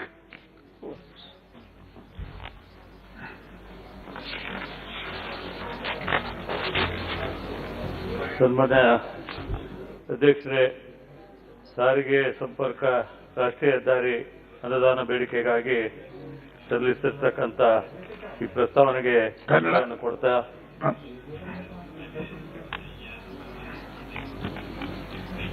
ಹೆದ್ದಾರಿ ಅಭಿವೃದ್ಧಿಯು ಇತರೆ ಅಭಿವೃದ್ಧಿ ದೇಶಗಳ ಪರವಾಗಿ ಆಗಿರ್ತಕ್ಕಂಥದ್ದು ರಾಷ್ಟ್ರೀಯ ಹೆದ್ದಾರಿ ವ್ಯವಸ್ಥೆ ಮಾದರಿಯಲ್ಲಿದೆ. ಮಾನ್ಯ ಮಾಜಿ ಪ್ರಧಾನಮಂತ್ರಿಗಳು ಶ್ರೀ ಅಟಲ್ ಬಿಹಾರಿ ವಾಜಪೇಯಿ ಅವರು ರಸ್ತೆಗಳ ನಿರ್ಮಾಣವು ಅಭಿವೃದ್ಧಿಯತ್ತ ಪ್ರಚೋದಿಸುತ್ತದೆ ಎಂದು ನಂಬಿದ್ದರು. ಸನ್ಮಾನ್ಯ ವಾಜಪೇಯಿ ಅವರು ಸುವರ್ಣ ಚತುಷ್ಪಥ ಹೆದ್ದಾರಿ ಯೋಜನೆಯನ್ನು ಪ್ರಾರಂಭಿಸಿದರು. ಮಾಜಿ ಪ್ರಧಾನಿಗಳು ಕೆಲವೇ ವರ್ಷಗಳಲ್ಲಿ ದೇಶದ ಪ್ರಮುಖ ಮಹಾನಗರಗಳನ್ನು ಸಂಪರ್ಕಿಸುವ 4 ಲೈನ್ 6 ಲೈನ್ ಭಾರತದ ಅತ್ಯಂತ ಜನಪ್ರಿಯ ಹೆದ್ದಾರಿ ಯೋಜನೆಗಳನ್ನು ದೇಶಕ್ಕೆ ಸಮರ್ಪಿಸಿದರು. ಅದೇ ರೀತಿ ಪ್ರಧಾನಮಂತ್ರಿ ಗ್ರಾಮ ಸಡಕ್ ಯೋಜನೆ, ಗ್ರಾಮ ರಸ್ತೆಗಳ ಯೋಜನೆ ಬಗ್ಗೆ ವಾಜಪೇಯಿಯವರ ಮತ್ತೊಂದು ಕೊಡುಗೆಯಾಗಿದೆ. ಅದೇ ರೀತಿ ನಮ್ಮ ನೆಚ್ಚಿನ ಪ್ರಧಾನಮಂತ್ರಿ ಶ್ರೀ ನರೇಂದ್ರ ಮೋದಿಜಿ ಅವರ ನೇತೃತ್ವದಲ್ಲಿ ಸನ್ಮಾನ್ಯ ನಿತಿನ್ ಗಡ್ಕರಿಜಿ ಅವರು ಅನೇಕ ಅಭಿವೃದ್ಧಿ ಪರವಾದಂಥ ರಸ್ತೆ ಮಾರ್ಗಗಳನ್ನು ನಿರ್ಮಿಸಿಕೊಟ್ಟಿದ್ದಾರೆ. ವಿಶೇಷವಾಗಿ ವಿಜಾಪುರ ಮತ್ತು ಸೊಲ್ಲಾಪುರ ನಡುವೆ ಚತುಷ್ಕೋನ ಹೆದ್ದಾರಿ 25 ಕಿಲೋಮೀಟರ್ ಉದ್ದದ ಏಕಪಥ ರಸ್ತೆಯನ್ನು ಕೇವಲ 18 ಗಂಟೆಗಳಲ್ಲಿ ನಿರ್ಮಿಸುವ ಮೂಲಕ ವಿಶ್ವ ದಾಖಲೆ ನಿರ್ಮಿಸಿದೆ. ಅದೇ ರೀತಿ 22 ಗ್ರೀನ್ಫೀಲ್ಡ್ ಪ್ರವೇಶ ನಿಯಂತ್ರಣ ಎಕ್ಸ್ಪ್ರೆಸ್ ವೇಗಳನ್ನು ಅಭಿವೃದ್ಧಿಪಡಿಸುವ ಮೂಲಕ ರಾಷ್ಟ್ರೀಯ ಹೆದ್ದಾರಿ ಜಾಲವನ್ನು 25 ಒಳಗೆ 2 ಲಕ್ಷ ಕಿಲೋಮೀಟರ್ ಹೆಚ್ಚಿಸುವ ಗುರಿಯನ್ನು ಹೊಂದಿದೆ. ಪ್ರಸ್ತುತ ಭಾರತ್ಮಾಲಾ ಪರಿಯೋಜನಾ ಅಡಿ ಕರ್ನಾಟಕದ ಗಡಿಯಿಂದ ನನ್ನ ಮತಕ್ಷೇತ್ರ ರಾಯಚೂರು ಜಿಲ್ಲೆಯಿಂದ ಪ್ರಾರಂಭಿಸಿ Solapur, Kurnool, Chennai NH 150C 6 line ಪ್ರವೇಶ ನಿಯಂತ್ರಿತ ಗ್ರೀನ್ ಫೀಲ್ಡ್ ಹೆದ್ದಾರಿಯ ವಿಭಾಗ ನಿರ್ಮಾಣಕ್ಕೆ ಸುಮಾರು 927 ಕೋಟಿ ಘೋಷಿಸಿ ಈಗಾಗಲೇ ಟೆಂಡರ್ ಕರೆಯಲಾಗಿದೆ. ಅದಕ್ಕಾಗಿ ನಾನು ಮಾನ್ಯ ಪ್ರಧಾನಮಂತ್ರಿಗಳನ್ನ, ಮಾನ್ಯ ನಿತಿನ್ ಗಡ್ಕರಿಜಿ ಅವರನ್ನ ಕೃತಜ್ಞತೆಯನ್ನು ಅರ್ಪಿಸುತ್ತೇನೆ. ರಾಯಚೂರು ಲೋಕಸಭಾ ಕ್ಷೇತ್ರವು ರಾಯಚೂರು, ಯಾದಗಿರಿ ಜಿಲ್ಲೆಗಳನ್ನು ಒಳಗೊಂಡಿದ್ದು ಆಸ್ಪಿರೇಷನ್ ಜಿಲ್ಲೆಯಾಗಿದೆ. ಅದೇ ರೀತಿ 371J ವಿಧಿಯಡಿಯಲ್ಲಿ ವಿಶೇಷ ಸ್ಥಾನಮಾನವನ್ನು ಪಡೆದಿದೆ. ಆದರೆ ಈ ರಾಷ್ಟ್ರೀಯ ಹೆದ್ದಾರಿಗಳು, ಅನೇಕ ರಾಷ್ಟ್ರೀಯ ಹೆದ್ದಾರಿಗಳನ್ನು ಈಗ ಘೋಷಿಸಿರುವುದರಿಂದ ಅದರ ಉಪವಿಭಾಗಗಳು ಕಲಬುರಗಿ ಹೊಸಪೇಟೆ ವಿಜಯಪುರಗಳಲ್ಲಿದೆ. ವಿಶೇಷವಾಗಿ ಇದನ್ನ ರಾಯಚೂರಿನಲ್ಲಿಯೇ ಉಪವಿಭಾಗ ಸ್ಥಾಪನೆ ಮಾಡಬೇಕಂತ ಈ ಸಂದರ್ಭದಲ್ಲಿ ಕೋರಿಸ್ತೇನೆ.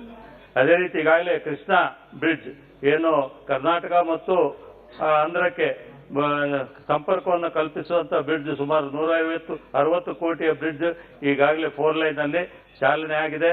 ಅದೇ ರೀತಿ NH 167 ಸಹ ಈಗಾಗಲೇ ರಸ್ತೆ ನಿರ್ಮಾಣ ಆಗಿದೆ. ಅದೇ ರೀತಿ 150 ಯಾದಗಿರಿಯಲ್ಲೂ ಸಹ ಈಗಾಗಲೇ ಜನರಿಗೆ ಅದು ಈಗ ಉಪಯೋಗಕ್ಕೆ ಬರ್ತಕ್ಕಂಥ ನಿಟ್ಟಿನಲ್ಲಿ ಆಗಿರೋದ್ರಿಂದ ಮತ್ತೊಮ್ಮೆ ಈ ಯೋಜನೆಗಳು ಮಾಡಿದ್ದಕ್ಕೆ ಕೃತಜ್ಞತೆಯನ್ನು ಸಲ್ಲಿಸಿ ಮುಂದೆ ಆಗಬೇಕಾದಂತ NH 50A ಜೇವರ್ಗಿ ಶ್ರೀರಂಗಪಟ್ಟಣ ಸಿಂಧೂರ್ ಲಿಂಗಸೂರು ಮಸ್ಕಿ, ಅದೇ ರೀತಿ ಭಾರತ್ ಮಾಲಾ ಅಡಿಯಲ್ಲಿ ಬೆಳಗಾವಿನಿಂದ ಹೈದರಾಬಾದ್ ರಾಯಚೂರು, ಅದೇ ರೀತಿ 167 ಆ ರಸ್ತೆಯನ್ನ ನಿರ್ಮಾಣ ಮಾಡುವುದರ ಜೊತೆಗೆ ಸೂರತ್, ಅದೇ ರೀತಿ NH 150A ಹತ್ತಿಗೂಡೂರು ಚಿಂಚಡಿ ಬ್ರಿಡ್ಜ್ ಮತ್ತು ಯಾದಗಿರಿ ನಗರದಲ್ಲಿ ಬೈಪಾಸ್ ರಸ್ತೆ, ಇನ್ನಿತರ ಏನು CRF ರಸ್ತೆಗಳಿದ್ದಾವೆ ಆದಷ್ಟು ಬೇಗ ಅನುಮತಿಯನ್ನು ಕೊಟ್ಟು ನಮ್ಮ ಭಾಗದ ಏನು ಆಸ್ಪಿರೇಷನ್ ಡಿಸ್ಟ್ರಿಕ್ಟ್ಗಳಿದ್ದಾವೆ ಹೆಚ್ಚಿನ ಅಭಿವೃದ್ಧಿಯನ್ನ ಮಾಡಬೇಕು ಅಂತ ಮತ್ತೊಮ್ಮೆ ಕೇಳಿಕೊಂಡು ಈ ಸಾರಿಗೆ ಇಲಾಖೆ ಅನುದಾನ ಬಿಡುಗೆಗೆ ಮನಸ್ಸು ಬೇಡಿಕೆಯನ್ನು ಬೆಂಬಲಿಸಿ ಮತ್ತೊಮ್ಮೆ ವಂದಿಸಿ ನನ್ನ ಮಾತುಗಳನ್ನು ಮುಗಿಸ್ತೇನೆ. ಧನ್ಯವಾದಗಳು. Thank you, honorable member Sri Dilip Saikia ji. धन्यवाद अध्यक्ष महोदय. राष्ट्रीय राजमार्ग और सड़क परिवहन के विषय पर डिमांड्स फॉर ग्रांट्स में बोलने का हमको मौका मिला है. मैं पहली बार माननीय हमारे सड़क परिवहन मंत्री, राष्ट्रीय राजमार्ग मंत्री श्री नितिन गडकरी जी के सामने कुछ विषय में उपस्थापन करना चाहूंगा. मैं पहली बार इस विषय को उठा नहीं रहा हूं, इसके आगे भी 2-3 विषय में उठा रहा हूं. शुरुआत में देश के यशस्वी प्रधानमंत्री नरेंद्र मोदी जी को और हमारे आदरणीय सड़क परिवहन मंत्री जी को भी मैं धन्यवाद देना चाहता हूं. नॉर्थ ईस्ट में आज विशेष करके जो शांति और प्रगति का वातावरण आज कायम है, इसके कारण देश के प्रधानमंत्री जी के नॉर्थ ईस्ट के प्रति जो इंफ्रास्ट्रक्चर डेवलपमेंट, विशेष करके रोड कम्युनिकेशन में, सड़क परिवहन में जितना योगदान पिछले 7 सालों में हुआ, 70 सालों में कांग्रेस का शासन में नहीं हुआ था. अध्यक्ष जी, 7 साल में पूरे नॉर्थ ईस्ट आज कनेक्टिविटी के मामले में पूरे 7 के 7 राज्यों आज नेशनल हाईवे से जुड़ गया है. पूरे नॉर्थ ईस्ट आज शांति के पथ पर आगे बढ़ रहा है. वहाँ पीस, प्रॉस्पेरिटी आज आगे बढ़ रहा है. वहाँ इंसर्जेंसी खत्म हो रहा है, वहाँ अनरेस्ट खत्म हो रहा है. इसका कारण अगर हम विशेष करके बताएं तो रोड कम्युनिकेशन सेक्टर में जितना विकास हुआ है पिछले 7 सालों में, इसमें एक बड़ा कंट्रीब्यूशन हमारे प्रधानमंत्री जी के नेतृत्व में हुआ है. अध्यक्ष महोदय, कभी हम चुनाव लड़ते थे एक स्लोगन सामने लेकर के, बिजली, पानी और सड़क. आज बिजली भी हमारे सामने है, बिजली भी 24/24 आवर्स हमको मिल रहा है. आज पानी भी हमको, और जल जीवन मिशन के नाते पानी भी हमको भरपूर मिल रहा है. और सड़क के मामले में भी आज हम लोग एक सेल्फ रिलायंस हम लोग होने जा रहे हैं. तो इसीलिए मैं अभी चुनाव जो भी हम लड़ते हैं तो हम एक्सप्रेस वे के, हाईवे के लिए चुनाव लड़ते हैं और सुपर एक्सप्रेस वे को विषय लेकर के हम चुनाव लड़ते हैं. तो इसके लिए अगर किसी को प्रशंसा करनी है, देश के प्रधानमंत्री जी को और माननीय नितिन गडकरी जी को हम सब लोग प्रशंसा करते ही है. नॉर्थ ईस्ट में आज विकास के जो बड़ी जो हमारे उपलब्धियां है, आज सड़क परिवहन हो, नेशनल हाईवे हो. आज नेशनल हाईवे, आज मैं नितिन गडकरी जी को बहुत बहुत धन्यवाद देना चाहता हूँ. विश्व के सबसे बड़ी नदी द्वीप माजुली, जो आज आजादी के बाद डिस्कनेक्ट होते थे, कोई सड़क नहीं था, कोई ब्रिज नहीं था. आज माजुली कनेक्ट, जोरहाट माजुली, निमातीघाट माजुली ब्रिज का शिलान्यास करके आज उस ब्रिज का काम आज जोरदार से चल रहा है. आज माजुली के लोग बहुत खुश है. आज पूरे नॉर्थ ईस्ट में अगर हम देखेंगे, काजीरंगा नेशनल पार्क वर्ल्ड का एक हमारे एक हेरिटेज साइट है, वर्ल्ड का सबसे बड़ा एक रिजर्व फॉरेस्ट है। काजीरंगा नेशनल पार्क के ऊपर से आज हम काजीरंगा एलिवेटर जो कॉरिडोर का जो मंजूरी माननीय नितिन गडकरी जी ने दिया है, इसके लिए मैं प्रधानमंत्री जी के साथ नितिन गडकरी जी को भी बहुत बहुत धन्यवाद देना चाहता हूँ। दो विषय मेरे कॉन्स्टिट्यूएंसी के जुड़ाव विषय में बोलना चाहता हूँ। माननीय मंत्री जी, मेरा कॉन्स्टिट्यूएंसी में कुरुआ नारेंगी एक ब्रिज ब्रह्मपुत्र के ऊपर उसका डीपीआर चालू है। मैं आग्रह करता हूँ, मैं आपसे निवेदन करता हूँ, कुरुआ नारेंगी ब्रिज जल्द से जल्द उसका डीपीआर करके उसको बनाना शुरू करना चाहिए। दूसरा एक NH-15 नेशनल हाईवे 15 बाहेता सारियाली से दामोगरी हाट तक 182 किलोमीटर, ये 2 लेन है। इसको अगर 4 लेन में इसको तबादला किया जाए तो पूरे अरुणाचल प्रदेश चाइना के साथ हमारा बड़ा संपर्क। तीसरा एक विषय है मेरा, गोरेश्वर माजबाट उदालगुरी में रेलवे ओवरब्रिज या फुटब्रिज बना करके वहाँ के लोगों के जो परेशानियां सामना कर रहे हैं उसका एक समाधान माननीय नितिन गडकरी जी के सामने में रखता हूँ। और ईस्ट वेस्ट कॉरिडोर जो अभी 35 किलोमीटर अभी बाकी है डिमा हासाऊ उस सेक्टर में, उसका भी काम इसी साल में अगर संभव होता है कंप्लीट करके ईस्ट वेस्ट कॉरिडोर काम पूरा किया जाए। बहुत बहुत धन्यवाद अध्यक्ष महोदय। Honourable member Shri Sunil Kumar ji.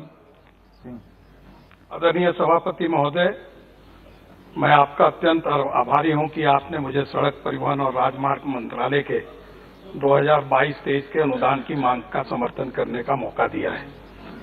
Budget में मंत्रालय को 1,99 करोड़ रुपए का आवंटन हुआ है। मैं माननीय प्रधानमंत्री जी, आदरणीय नरेंद्र मोदी जी और आदरणीय गडकरी जी का अत्यंत आभारी हूं कि उन्होंने देश के उन क्षेत्रों की अपेक्षा पूरी की है जो बरसों से विकास का राह जो रहे थे। आज सदन में कुछ सड़कों की बात आई 17 साल से पेंडिंग है, कुछ सड़कों की बात आई कि शायद चौथी इंडस्ट्रियल क्रांति का इंतजार हो रहा है। लेकिन मैं इसलिए आभारी हूं कि मैं जो कहानी सुनाना चाहता हूं वो अतिशोक्ति लगेगी, लेकिन मैं इस ऐसे क्षेत्र से आता हूं जहां 360 साल से सड़क का इंतजार हो रहा है। हो सकता है ये अतिशोक्ति लगे 360 साल, क्योंकि औरंगजेब के समय दाऊद खान को जब पलामू विजय का मौका मिला था तो पटना से पलामू जाने में अप्रैल से दिसंबर हो गया था। और फिर ब्रिटिश पीरियड में उसका डॉक्यूमेंट है, आज मैं उस डॉक्यूमेंट को कोट करना चाहूंगा। पलामू गजट में ये डॉक्यूमेंट है, बिहार डिस्ट्रिक्ट गजटियर पलामू, इसके एडिटर पीसी राय चौधरी हैं, 1961 का एडिशन है। The first proper road made by government was laid down in 1863 when American Civil War had interrupted the cotton trade and it was desired to provide an outlet for the cotton grown in Palamu and Sarguja. This road was intended to join Daltonganj with the Grand Trunk Road via Sherghati, a distance of 70 miles, and called the Bihar Cotton Road. But this road never completed. और ये 160 साल पुरानी जो हमारे ऊपर जो राह देख रहे थे उसको पूरा करने का काम मैं आज आदरणीय नितिन गडकरी जी को अत्यंत बधाई दूंगा और पूरे क्षेत्र की जनता से हम सब आपके आभारी हैं कि आपने इसको सैद्धांतिक मंजूरी दिया है। डाल्टनगंज NH 9039 पर सरगालिम, मनातू, रानीगंज, इमामगंज, सिरघाटी होते हुए, जिसमें झारखंड की लंबाई 72 किलोमीटर और बिहार में 58 किलोमीटर, इस रोड की जो सैद्धांतिक स्वीकृति दी है इसके लिए हम सब आभारी हैं। और ये इसलिए भी आवश्यक है कि हमारे लिए ये सड़कें सिर्फ सड़क नहीं है, ये हमारे लिए हमारे संघर्ष की कहानी है, हमारे लिए हमारे संस्कृति का प्रदर्शन है। ये सड़क हमारे शौर्य और वीरता का भी परिचायक है, क्योंकि 1857 की क्रांति में जब पूरे देश में क्रांति समाप्त हो गई थी, तब भी पलामू और चतरा की धरती 1960 तक लगातार लोहा लेते रही और इस सड़क के माध्यम से जो जुड़ने वाला है वो हमारे क्षेत्र के वीर चेरो राजा और वीर भोक्ता बंधु नीलांबर पीतांबर की शहीद भूमि को छूता हुआ जाएगा। और साथ ही साथ माननीय गडकरी जी ने जो हमारे क्षेत्र से अभी हाल में ही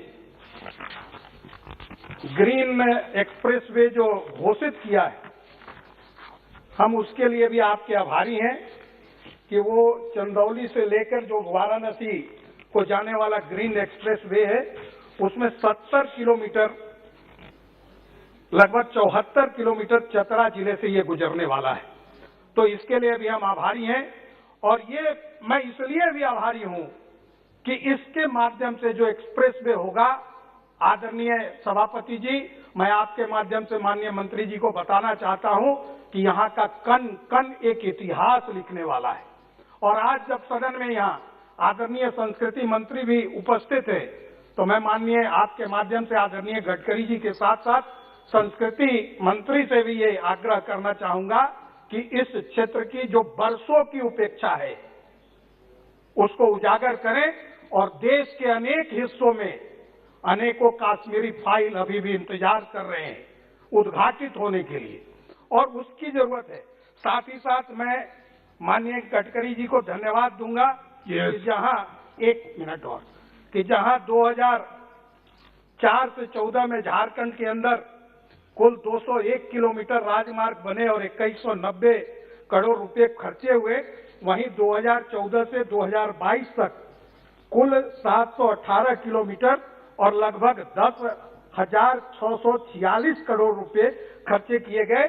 मेरे पास बहुत कहने को है, क्योंकि लगभग 11 सड़कें, जिसमें रातू से ठाकुरगांव होते हुए, बगरा से लेसलीगंज, दुबियाटांड़ से छत्तीसगढ़, जसपुर से महुआडांड़, चतरा से चौपारण, पांकी से बालूमाथ, जोरी कला से प्रतापपुर, हंटरगंज से सुल्ताना होते हुए लगभग 11 से अधिक सड़कों की जो स्वीकृति मिली है सैद्धांतिक, और साथ ही साथ आपने जो चतरा बाईपास और लातेहार बाईपास की स्वीकृति दी है, उससे आने वाले समय में हमारे संस्कृति के साथ साथ हमारी समृद्धि भी बढ़ेगी। इसलिए हम निश्चित रूप से आपके शुक्रगुजार हैं। और मैं अपनी बात सिर्फ एक बात कह के माननीय सभापति जी आपका आश्रय चाहूंगा कि हजारों साल नरगिस अपनी बेनूरी पे होता है, तब जाकर चमन में पैदा होता है कोई दिजनवार। और इसलिए हम आभारी हैं कि आपने उस क्षेत्र की जनता के महत्व को समझा है और हमारे आकांक्षाओं को स्वर दिया है। अब तक हमारे ऊपर माननीय सभापति जी, मैं इसलिए समय चाहता हूं कि ये 160 साल की दास्तां है। 160 साल से सड़क नहीं बना, 80 साल से रेलवे लाइन पेंडिंग रहा, 40 साल से सिंचाई की योजनाएं पेंडिंग रही। आप बताएं, वहां उग्रवाद नहीं पैदा होगा तो क्या पैदा होगा? इसलिए मैं माननीय प्रधानमंत्री जी और आदरणीय गडकरी जी को उस क्षेत्र की जनता की ओर से बधाई देता हूं। மாண்புமிகு அவைத் தலைவருக்கு எனது வணக்கத்தை தெரிவித்துக் கொள்கிறேன். இந்த விவாதத்தில் பங்கேற்று உரையாற்றுவதற்கு வாய்ப்பளித்தமைக்காக என்னுடைய நன்றியை உரித்தாக்குகிறேன். ஒரு தேசத்தின் வளர்ச்சியில் சாலை போக்குவரத்து மற்றும் நெடுஞ்சாலை கட்டமைப்பு வசதிகளுக்கு முக்கிய பங்கு இருக்கிறது. அந்த வகையில் நெடுஞ்சாலை வசதிகளை மேம்படுத்துவது, சாலை போக்குவரத்து வசதிகளை மேம்படுத்துவது என்பது மிகவும் இன்றியமையாதவை. அகில இந்திய அளவில் இந்த பணிகள் இன்றைக்கு வலுவாக கட்டமைக்கப்பட்டு வருகின்றன. ஒப்பீட்டளவிலே தென்னிந்தியாவில் இத்தகைய பணிகளின் வேகம் குறைவாக இருக்கிறது என்கிற ஒரு குறைபாடு உள்ளது. குறிப்பாக தமிழகத்தில் தேசிய நெடுஞ்சாலை துறையின் சார்பில் மேற்கொள்ளப்பட்ட பணிகள் கைவிடப்பட்டிருக்கின்றன என்பதை அரசின் கவனத்திற்கு நான் சுட்டிக்காட்ட விரும்புகிறேன்.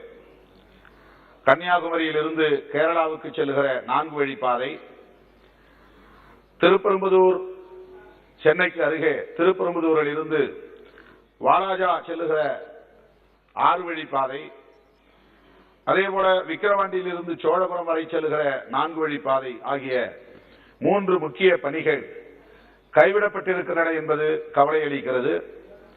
இது தொடர்பாக நமது அமைச்சர் அவர்கள் மாண்புமிகு நிதின் கட்கரி அவர்கள் அண்மையிலே ஒரு பேட்டியில் சொல்லுகிற போது, தமிழ்நாடு அரசின் ஒத்துழைப்பு இல்லை என்பதால் தான் இந்த நிலை என்று சுட்டிக்காட்டியதாக தெரிய வருகிறது. இதற்கு பதிலளிக்கும் வகையில் தமிழக முதல்வர் மாண்புமிகு தளபதி மு.க. ஸ்டாலின் அவர்கள் அதை மறுத்திருக்கிறார். தமிழ்நாடு அரசு இத்தகைய திட்டங்களுக்கு முழுமையான ஒத்துழைப்பு அளிக்கும் என்று உறுதியளித்திருக்கிறார். எனவே கைவிடப்பட்ட அந்த பணிகளை மீண்டும் தொடங்கி நடைமுறைப்படுத்த வேண்டும் என்று விடுதலை சிறுத்தைகள் கட்சியின் சார்பில் வேண்டுகோள் விடுக்கிறேன். தேசிய நெடுஞ்சாலைகள் கட்டண விதிகள் 2008 determination of rates and collection என்கிற அந்த சட்டத்தின்படி 2 சுங்கச்சாவடிகளுக்கு இடையில் குறைந்தது 60 கிலோமீட்டர் இடைவெளி இருக்க வேண்டும் என்று கூறப்பட்டிருக்கிறது. அதேபோல நகராட்சி மாநகராட்சி எல்லைகளை சுற்றி 10 கிலோமீட்டருக்குள் எந்த சுங்கச்சாவடிகளும் இருக்கக்கூடாது என்றும் சொல்லப்பட்டிருக்கிறது. இந்த விதிமுறைகளுக்கு மாறாக தமிழகத்தில் பல சுங்கச்சாவடிகள் இயங்கி வருகின்றன. அவற்றை எல்லாம் மூடுவதற்கு அரசு விரைந்து நடவடிக்கை எடுக்க வேண்டும் என்று நான் வலியுறுத்துகிறேன். அதேபோல நிலம் கையகப்படுத்துதல், இந்த திட்டங்களை நடைமுறைப்படுத்துகிற போது கடுமையாக பாதிக்கப்படுகிறவர்கள் நில உரிமையாளர்கள், விவசாயிகள். இதற்கென்று ஒரு சட்டம், நிலங்கள் கையகப்படுத்துதல் சட்டம் 2013. அதிலே நில உரிமையாளர்கள் விவசாயிகளின் ஒப்புதல் இல்லாமல், அவர்களின் கருத்தை அறியாமல், பொதுமக்களின் கருத்தை அறியாமல் நிலத்தை கையகப்படுத்தக்கூடாது என்று அழுத்தமாக குறிப்பிடப்பட்டிருக்கிறது. அதேபோல இழப்பீடு வழங்குகிற போது மார்க்கெட் வேல்யூ, சந்தை மதிப்பீட்டின் அடிப்படையில் தான் வழங்க வேண்டும், கைட்லைன்ஸ் வேல்யூ அல்ல. வழிகாட்டு மதிப்பின்படி இழப்பீடு வழங்காமல் சந்தை மதிப்பின்படி இழப்பீடு வழங்க வேண்டும். எனவே 2013 நிலம் கையகப்படுத்துதல் சட்டத்தின்படி விவசாயிகள், நில உரிமையாளர்கள் பாதிக்கப்படாத வகையிலே அவர்களுக்கு உரிய இழப்பீடு வழங்குவதற்கும் அரசு உரிய நடவடிக்கைகளை எடுக்க வேண்டும் என்று கேட்டு இந்த வாய்ப்புக்கு நன்றி கூறி அமர்கிறேன். நன்றி, வணக்கம். Thank you. Honorable members, Sri Sunil Mengdi. धन्यवाद अध्यक्ष महोदय। सबसे पहले मैं तो मेरे वरिष्ठ पार्टी के सभी नेताओं को आभार व्यक्त करूंगा कि मुझे आज इस सड़क परिवहन और राजमार्ग मंत्रालय के अनुदान मांगों पर अपनी बात सदन में रखने का मुझे मौका दिया। जैसा कि हम सब जानते हैं, सड़क परिवहन और राजमार्ग मंत्रालय पिछले 7 सालों से देश भर में अपने सड़कों का जाल बिछा रहा है और उस निर्माण में काफी प्रगति भी हुई है। पिछले इसी कुछ सालों में जो हमारी पहली गति, प्रतिदिन रास्ता बनने की गति जो 10 से 14 किलोमीटर थी, वह अभी हमने देखी है कि 30 से 35 किलोमीटर प्रतिदिन रास्ता रोज बनने जा रहा है। हमारा देश का एक कीर्तिमान, जो पूरे विश्व में कीर्तिमान बोल सकता हूं, ऐसी उपलब्धि हमने इसमें पाई है। यह बात अभी मेरे ऑनरेबल दोस्त ने कहा है कि बात रही नॉर्थ ईस्ट की हो, लेह लद्दाख की हो या जम्मू कश्मीर की हो, सभी तरफ सड़कों का जाल पिछले 7 सालों से बुना जा रहा है। अभी हमने देखा कि जो 7 वर्षों में हमारी देश की सड़कों की लंबाई, राजमार्गों की लंबाई जो 91,000 थी, आज बढ़कर 1.5 लाख किलोमीटर से ज्यादा हुई है। यहाँ जो कीर्तिमान हमने स्थापित किया है, इसके लिए यह मंत्रालय धन्यवाद के पात्र है। अध्यक्ष महोदय, जैसा कि हम चाहते हैं और जानते हैं कि पिछले 2 सालों में कोरोना काल में विशेषकर पूरा देश जब शांत था, जब कहीं भी काम नहीं चल रहा था, इंफ्रास्ट्रक्चर पूरा काम रुका हुआ था, ऐसे विपरीत परिस्थिति में भी इस मंत्रालय का काम और खासकर राजमार्ग बनाने का काम अधिक गति से चालू था। और मुझे खुद मालूम है कि पूरे देश भर में एकमात्र अपना नेशनल हाईवे ऐसे काम कर रहा था जिससे देश भर में रोजगार पैदा हो रहे थे, लोगों को काम मिल पा रहा था। और इसी दौरान, इस महामारी के दौरान ही हमारे काम में 126% की वृद्धि इस राजमार्गों में हुई है। यह भी हम लोगों ने सोचने वाली बात है। जैसा कि हम सब जानते हैं, इस साल की बजट में हमारे देश के लाडले पंतप्रधान आदरणीय मोदी जी की सबसे बड़ी महत्वाकांक्षी योजना है जिस परियोजना का नाम है पीएम गति शक्ति, और इसके माध्यम से पूरे देश भर का एक मास्टर प्लान बनाकर 14 गांवों को एक साथ मिलाकर हम लोग उस पर काम करने जा रहे हैं।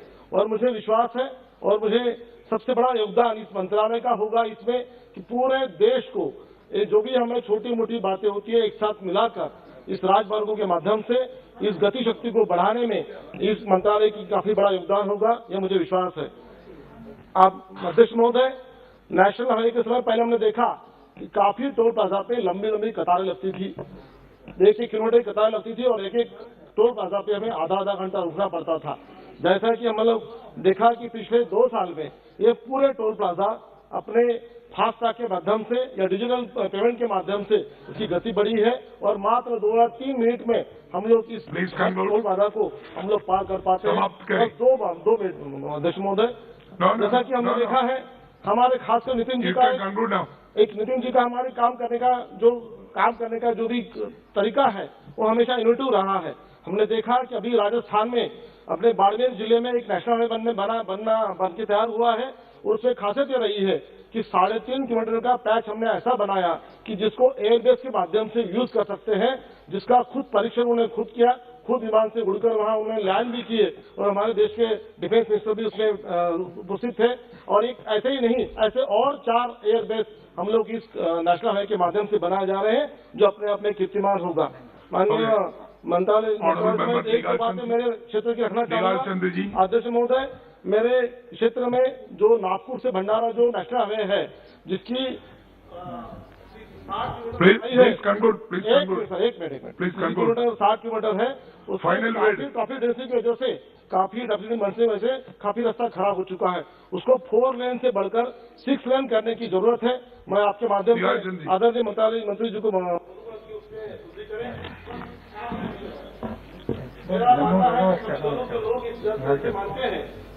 धन्यवाद। सब लोग समर्थन करेंगे और अपनी बात थैंक यू। धन्यवाद। Thank you. Please निगाल Chand ji. धन्यवाद सभापति महोदय। मैं सड़क परिवहन और राष्ट्रीय राजमार्ग के इस अनुदान मांग के समर्थन करने के लिए खड़ा हुआ हूँ। सभापति जी, हमें हिंदुस्तान के इतिहास में पता है कि सबसे लंबी सड़क जीटी रोड सहरसा सूरी ने बनाई थी, जो चटगांव से लेकर लाहौर तक थी, 2,500 किलोमीटर की। लेकिन हिंदुस्तान का इतिहास हमेशा याद रखेगा कि आदरणीय मंत्री जी ने 66 लाख किलोमीटर सड़क बनाकर विश्व को दूसरे नंबर पर भारत में यह सड़क बनाने का काम किया है। आज भारत दूसरे नंबर पे है। इसलिए मैं मेरी तरफ से और मेरे क्षेत्र की तरफ से माननीय मंत्री जी को धन्यवाद देना चाहूंगा।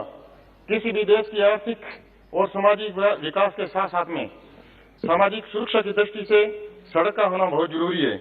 देश के बेहतर विकास की योजनाएं बनाने के लिए सड़क का होना बहुत जरूरी है।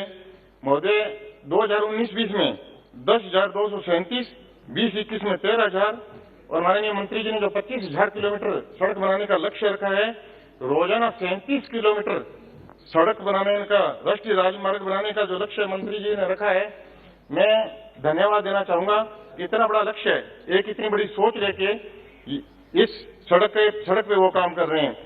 माननीय सभापति जी, यूपीए सरकार में रोजाना 12 किलोमीटर राष्ट्रीय राजमार्ग और 69 किलोमीटर जो ग्रामीण सड़क का निर्माण होता था, आज नरेंद्र मोदी जी के नेतृत्व में और माननीय मंत्री जी के कुशल प्रशासक के द्वारा आज 37 किलोमीटर राष्ट्रीय राजमार्ग और 162 किलोमीटर गांव की सड़क बनाने का अगर किसी ने काम किया है तो केंद्र की सरकार ने किया है। बस 2022-23 में करीबन 1,99,000 करोड़ रुपए का बजट आवंटित करके एक बहुत बड़ा संदेश सड़क परिवहन को जोड़ने के लिए भारत में माननीय मंत्री जी ने किया। मैं धन्यवाद देना चाहूंगा। मैं ज्यादा लंबी चौड़ी बात नहीं करूंगा सभापति जी, मैं आपका इशारा देख रहा हूं। मैं अपने क्षेत्र की कुछ बातें कह के अपनी बात को समाप्त करूंगा।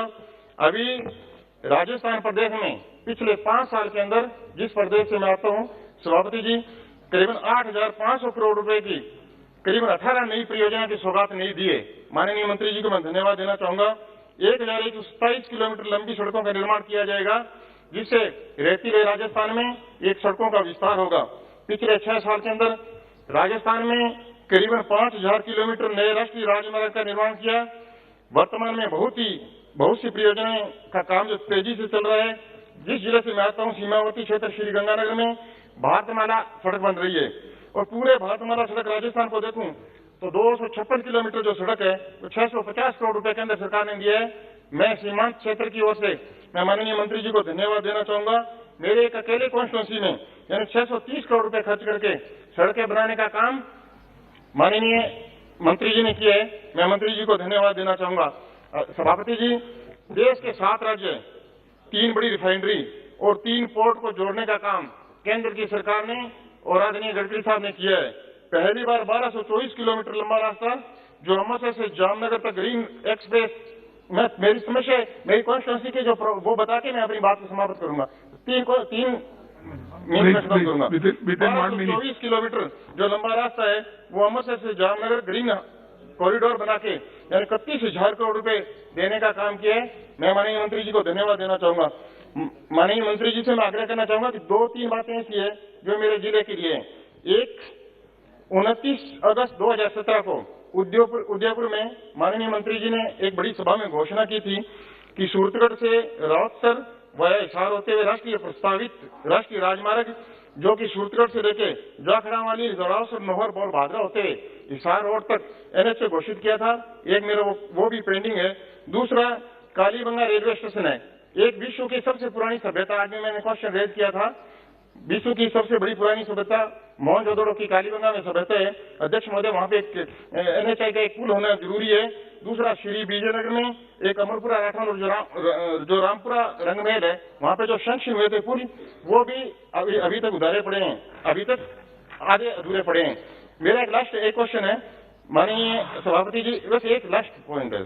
श्री गंगानगर हनुमानगढ़ मार्ग की चौड़ाई बढ़ाकर इसको राष्ट्रीय राजमार्ग घोषित करके और हनुमानगढ़ से गुजरने वाली ग्रीन एक्सप्रेस हाईवे जो सड़क है उसको उसमें जोड़ा जाए। मेरा यही निवेदन है। माननीय मंत्री जी ने एक हनुमानगढ़ बाईपास के लिए भी घोषणा की थी, वो मैं माननीय मंत्री जी को मेरे लिखित में रिक्वेस्ट कर दूंगा। बहुत बहुत धन्यवाद। Thank you.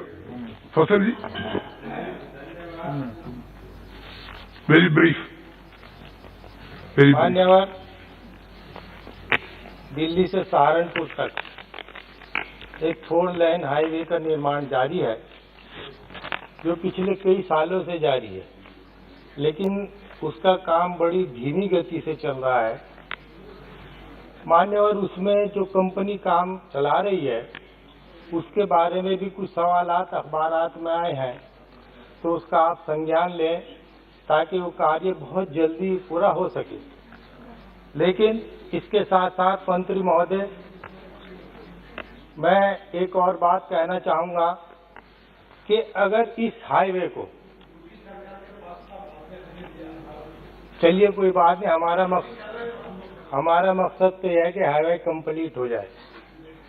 मैं इस बारे में एक और बात कहना चाहूंगा कि हमारे यहाँ माता शाकुंभर देवी का मंदिर है और ये हाईवे सहारनपुर तक बन रहा है। आपने भी 2018 में एक 4 लेन बनवाने का वादा किया था।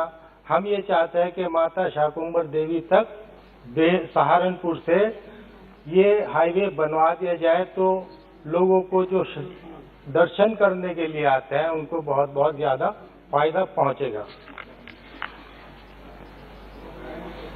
मान्यवर, इसके अलावा शाकुंभर देवी और देहरादून जो कैपिटल है उत्तराखंड की, उसके बीच में एक गांव माजरा पड़ता है जो कि शाकुंभर देवी मंदिर से कुल 7 किलोमीटर दूरी पर है। अगर आप एक रोड माता शाकुंभर देवी से और वहां तक बनवा दें तो आसानी से देहरादून के लोग आ सकते हैं, जा सकते हैं, और मैं समझता हूं कि 40 किलोमीटर का रास्ता कम हो जाएगा।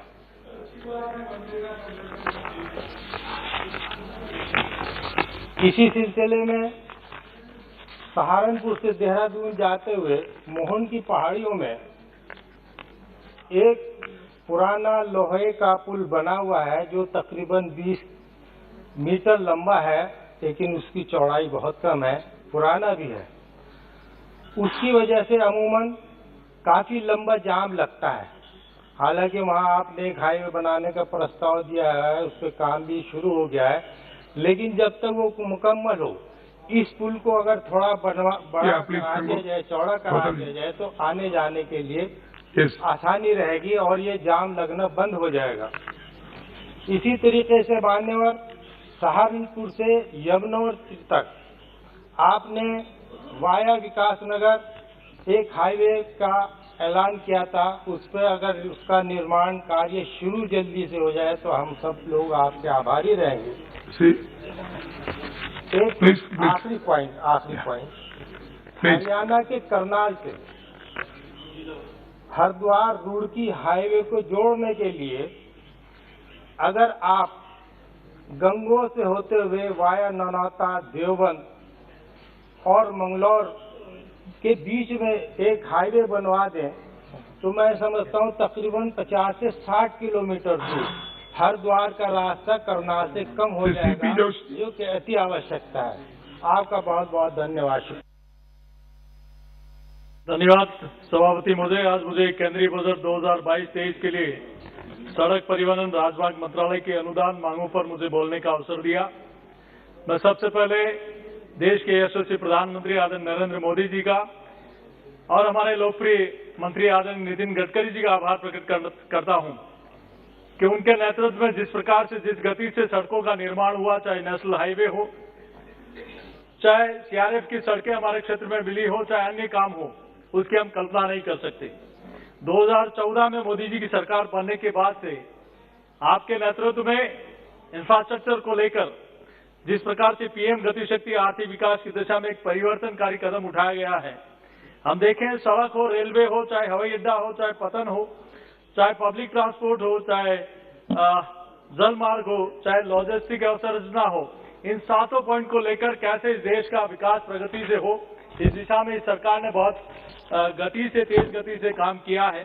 मैं आदरणीय प्रधानमंत्री जी का और आदरणीय मंत्री जी का धन्यवाद अर्पित करता हूं कि अब तक के सबसे अधिक बजट 1,99,000 करोड़ का प्रावधान इसमें किया गया है। मैं अपने क्षेत्र की मांगों पे मैं आ जाता हूं। मैं माननीय मंत्री महोदय का आभार प्रकट करना चाहता हूं कि दिल्ली मुंबई नेशनल हाईवे, जिसमें किशनगढ़ से अहमदाबाद तक 4 लेन था, हम लोग क्षेत्र की जनता की मांग के आधार पर आपसे मिले और आपने 4 लेन को 6 लेन किया और उसका शिलान्यास ही नहीं किया, जबकि इसी 2022 में आपके हाथों उसका उद्घाटन भी होगा। मैं इसके लिए क्षेत्र की जनता की ओर से आपका आभार प्रकट करना चाहता हूं। मैं आभार प्रकट करना चाहता हूं, पिछले 60 वर्षों में जितनी सीआरएफ की सड़कें नहीं मिली होगी, उतनी पिछले 7 वर्षों में संसदीय क्षेत्र की जनता की ओर से उस पूरी जनता की ओर से 20 लाख मतदाताओं की ओर से मैं आपका आभार प्रकट करना चाहता हूं। जिस क्षेत्र में बिना टोल की वो सड़कें मिली, ग्रामीण क्षेत्र में जहां सड़कों का अभाव था, बसें नहीं चल पाती थी, ऐसे में आपने होड़ा चौराहे से बड़चाड़ी बांसी हो, चाहे निम्बाड़ा केली हो, चाहे कीर्ति चौकी आकोला फतेहनगर हो, चाहे बड़ौदिया से सतपुरा हो, चाहे काटुंदा से रावतबाटा हो, चाहे मंगलवार से बड़चाड़ी हो, चाहे देबारी पावर हाउस से मावली रोड हो, चाहे मोड़ी बाठेड़ा से कुराबड़ हो, चाहे रावतबाटा से कोटा रोड हो, चाहे प्रतापगढ़ से नीमच बॉर्डर, मध्य प्रदेश बॉर्डर तक आपने जो सड़कें दी है, निश्चित रूप से उस क्षेत्र की जनता हमेशा के लिए और हमेशा आपको याद करती है। प्रतापगढ़ में आप एक्सप्रेस वे निकल रहा है, अभी आपने मुंबई दिल्ली मुंबई, जो प्रतापगढ़ एक मेरे संसदीय क्षेत्र में एक ऐसा जिला है जो आदिवासी जिला है। मेरी आपसे करबद्ध प्रार्थना है कि वहां से 50 किलोमीटर वो नेशनल हाईवे निकल रहा है, एक्सप्रेस वे निकल रहा है।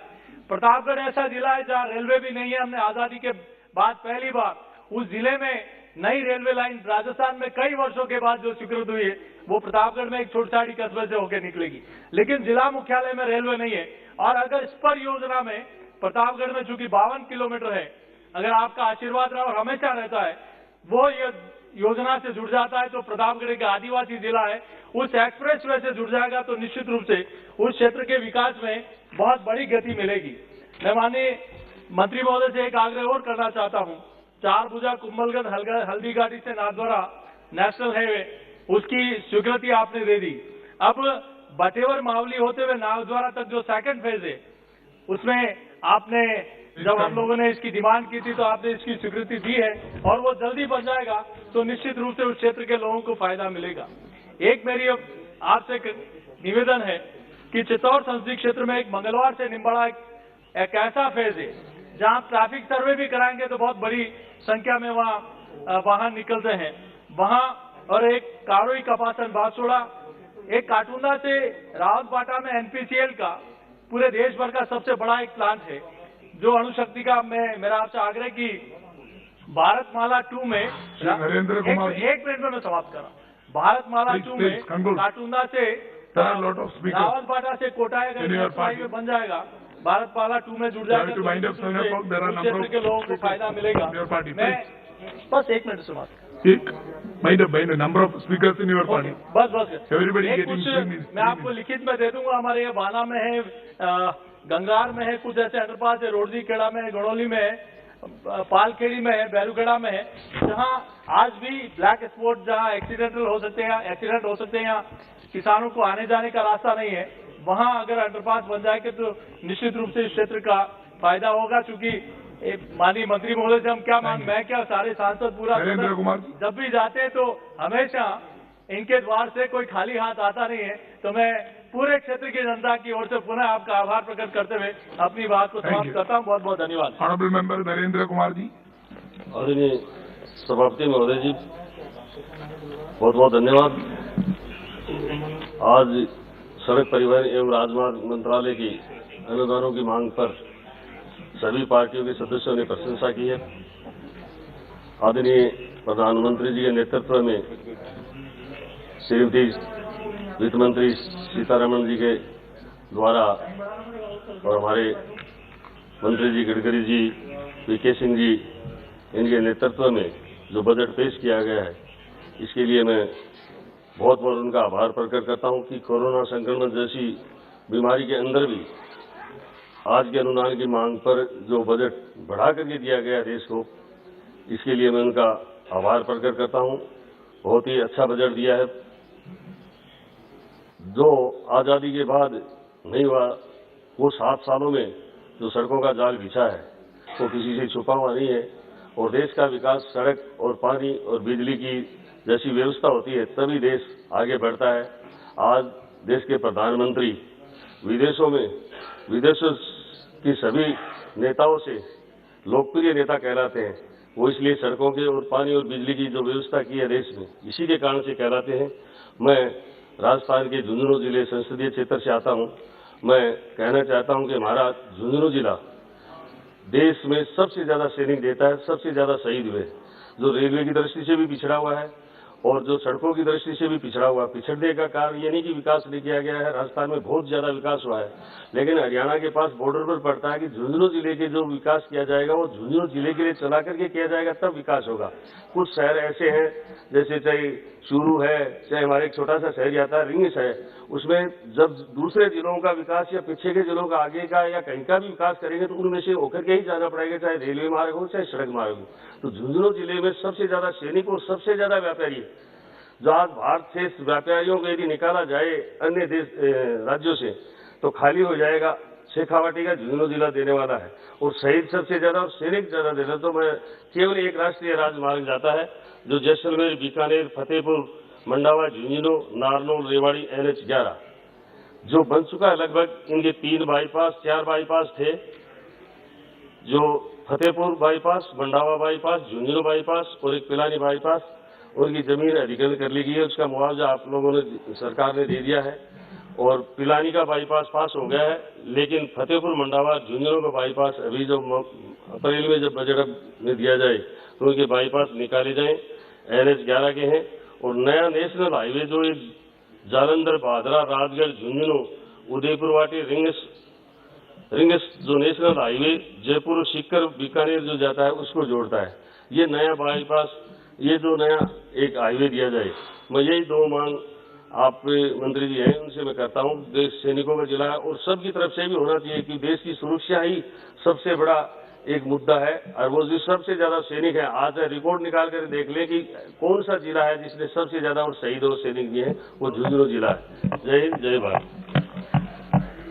ऑनरेबल मेंबर श्री राहुल कसवान जी। धन्यवाद अध्यक्ष महोदय। अध्यक्ष महोदय, मैं बहुत धन्यवाद देना चाहता हूँ आदरणीय Kindly point out your constituency matter. Honorable Minister is here. Don't go any other items. I will try my best, sir. Time is very short. Sir, अध्यक्ष महोदय, पीएम गति शक्ति प्रोग्राम के 7 इंजन्स इसके बारे में चर्चा करी गई थी रेलवे मेन बजट में। उसमें road, port, waterways and logistical parks 4 main engines ministry के अंदर आते हैं। बहुत ही एक अच्छा बजट है इसके लिए, और बहुत से कुछ हमारे आदरणीय मंत्री महोदय गडकरी साहब बैठे हैं, उनके द्वारा काफी कुछ पॉजिटिव वे के अंदर रेल हाईवेज की जो कल्पना देश ने करी है, बहुत कुछ करने का काम किया है। जहां 12 किलोमीटर पर डे की रोड्स बना करती थी, हम पिछले साल 36.5 किलोमीटर पर डे पहुंचे हैं, जो बहुत हिस्टोरिकल है और बहुत टफ है। पर गडकरी साहब और पूर्व मंत्रालय का मैं बहुत धन्यवाद देना चाहता हूं। इन्होंने इस चीज को अचीव करने का काम किया है, और उससे बड़ा टारगेट इस साल 25,000 किलोमीटर की नई सड़कों को एक साथ में शुरू किया गया है। एक महत्वपूर्ण चीज जो नजर आती है, पूरा नेशनल हाईवे जो प्रधानमंत्री ग्रामीण सड़क योजना हो, जो स्टेट हाईवेज की रोड्स हो, ये रोड्स की जो मैनुअल्स हैं जिसके आधार पे इनको हम डिजाइन करते हैं, वो इंडियन रोड कांग्रेस के मार्फत करते हैं। मेरा मंत्री महोदय से निवेदन ये रहेगा कि आईआरसी का बजट का प्रावधान बिल्कुल भी नहीं है। पूरा जो हाईवे का बजट है 2 लाख करोड़ के लगभग का है, उसमें 1.5% से कम का बजट सिर्फ हमने R&D पे दिया है। R&D के बजट को बढ़ाना बहुत जरूरी है। कंट्री के अंदर 5 लाख से ऊपर डेथ्स हो रही हैं। मेरी कॉन्स्टिट्यूएंसी के अंदर सालासर से लेकर नागौर तक का नेशनल हाईवे 52, जिसका भी जो निर्माण हाल ही में पूरा हुआ, 2 ऐसे डार्क स्पॉट्स हैं जिनको आइडेंटिफाई भी कई बार किया जा चुका है। एक बोबासर के अंदर फ्लाईओवर है, और एक कानोता विलेज के अंदर फ्लाईओवर ही लैंड विलेज के अंदर करता है। दोनों ऐसे महत्वपूर्ण इश्यूज हैं जिसके ऊपर बहुत जरूरी है कि इनको ब्लाइंड स्पॉट के अंदर उनका एक्सटेंशन किया जाए, वहां बाईपास देने के काम करना पड़ेगा। R&D पे इन्वेस्टमेंट बहुत कम हुई है, और इसी R&D की इन्वेस्टमेंट के बिना हम देश के अंदर हाईवेज के ऊपर जो होने वाली डेथ्स को कम नहीं कर पाएंगे। मेरी कॉन्स्टिट्यूएंसी के अंदर NH 52 जिसकी 4 लेनिंग का प्रस्ताव मई के अंदर ड्यू है। मेरा मंत्री महोदय से निवेदन ये रहेगा कि जो ये इंडिया की one of the last BOT based road project था, जिस BOT के अंदर जो कंपनी कंसेशनर है उसको अब 4 लेनिंग का काम करना है, पर 4 लेनिंग के काम के अंदर सबसे बड़ी प्रॉब्लम उनको जो सामने आएगी, और जो हमने महसूस भी करी है, मैंने एक जॉइंट सर्वे वहां के जो हमारे नेशनल हाईवे अथॉरिटी के PD हैं, DTO महोदय हैं, SP महोदय की टीम के साथ हमने एक सर्वे किया। उसके अंदर हमें जो डार्क स्पॉट्स को हमने आइडेंटिफिकेशन किया कि काफी गांवों के अंदर गांव 2 हिस्सों में बटा हुआ होता है। एक तरफ स्कूल है, एक तरफ गांव बसा हुआ या लोगों के आने जाने के स्टेशन हैं, ऑपोजिट साइड हैं। ऐसे के अंदर अगर आप जब रोड क्रॉस करोगे तो आपके एक्सीडेंट्स की मात्रा बहुत ज्यादा बढ़ने के चांसेस बन जाते हैं। सर, 1 मिनट भी नहीं हुआ sir, please sir, Already you have taken 3 minutes. Sir, give me another 3 sir.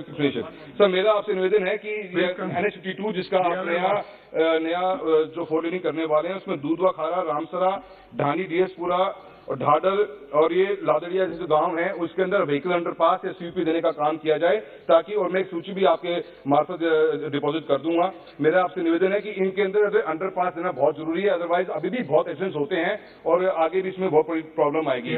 CRIF के fund, sir please sir 2 minutes, CRIF के फंड्स के लिए मैं सरकार से निवेदन करना चाहता हूँ। 8,910 करोड़ रुपीज का बजट दिया गया है। राजस्थान का बहुत बड़ा स्टेट है, उस स्टेट के अंदर हमारे को इसकी बजट की बड़ी जरूरत ज्यादा पड़ेगी। CRIF के अंदर जो आपने ROBs बनाने का काम किया, चूरू शहर के अंदर, पूनिया कॉलोनी के अंदर, सरदार शहर से हमारे बीकानेर रोड के ऊपर और लाहौर के अंदर एक ROB की रिक्वायरमेंट है, तो मैं सरकार से और मंत्री महोदय से निवेदन करूंगा कि आप इनके लिए भी ROB का एक सैंक्शनिंग अलग से CRIF के अंदर दें, जिससे फायदा हो सके।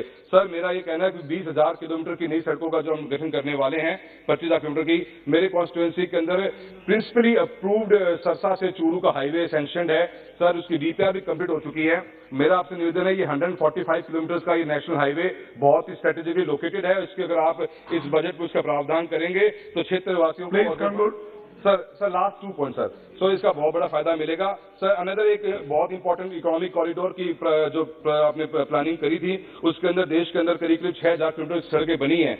बठिंडा से अजमेर जो दोनों डायरेक्ट स्ट्रेट कॉरिडोर को जोड़ने का काम करती है, ये एक बहुत बड़ा सुपर एक्सप्रेसवे का बहुत दिन से पेंडिंग पड़ा हुआ है। मैं उम्मीद करता हूँ इसके अंदर आप इस बार भी इस बजट के अंदर इकोनॉमिक कॉरिडोर के रूप में बठिंडा अजमेर को भी आप इसमें लेना काम करेंगे। सर, अंत में सर प्लीज सर अंत में मेरा एक सुझाव ये रहेगा कि आपने इस पहली बार ये जो एक ड्राइविंग ट्रेनिंग सेंटर की बात करी है, सर एक डिस्ट्रिक्ट एक ड्राइविंग ट्रेनिंग सेंटर का एक कॉन्सेप्ट प्लीज सर आप लेकर आइए। सर कंट्री के अंदर 45 to 50 व्हीकल मैन्युफैक्चरिंग कंपनी और हर डिस्ट्रिक्ट में ले सकते हैं और चूरू के अंदर भी sir vehicle driving training centre का व्यवस्था करी जाए। आपका सर थैंक यू स्पीकर साहब, मैं आपके माध्यम से मेरे क्षेत्र की कुछ मुश्किलें हैं मैं मंत्री साहब को नोट कराना चाहता हूं।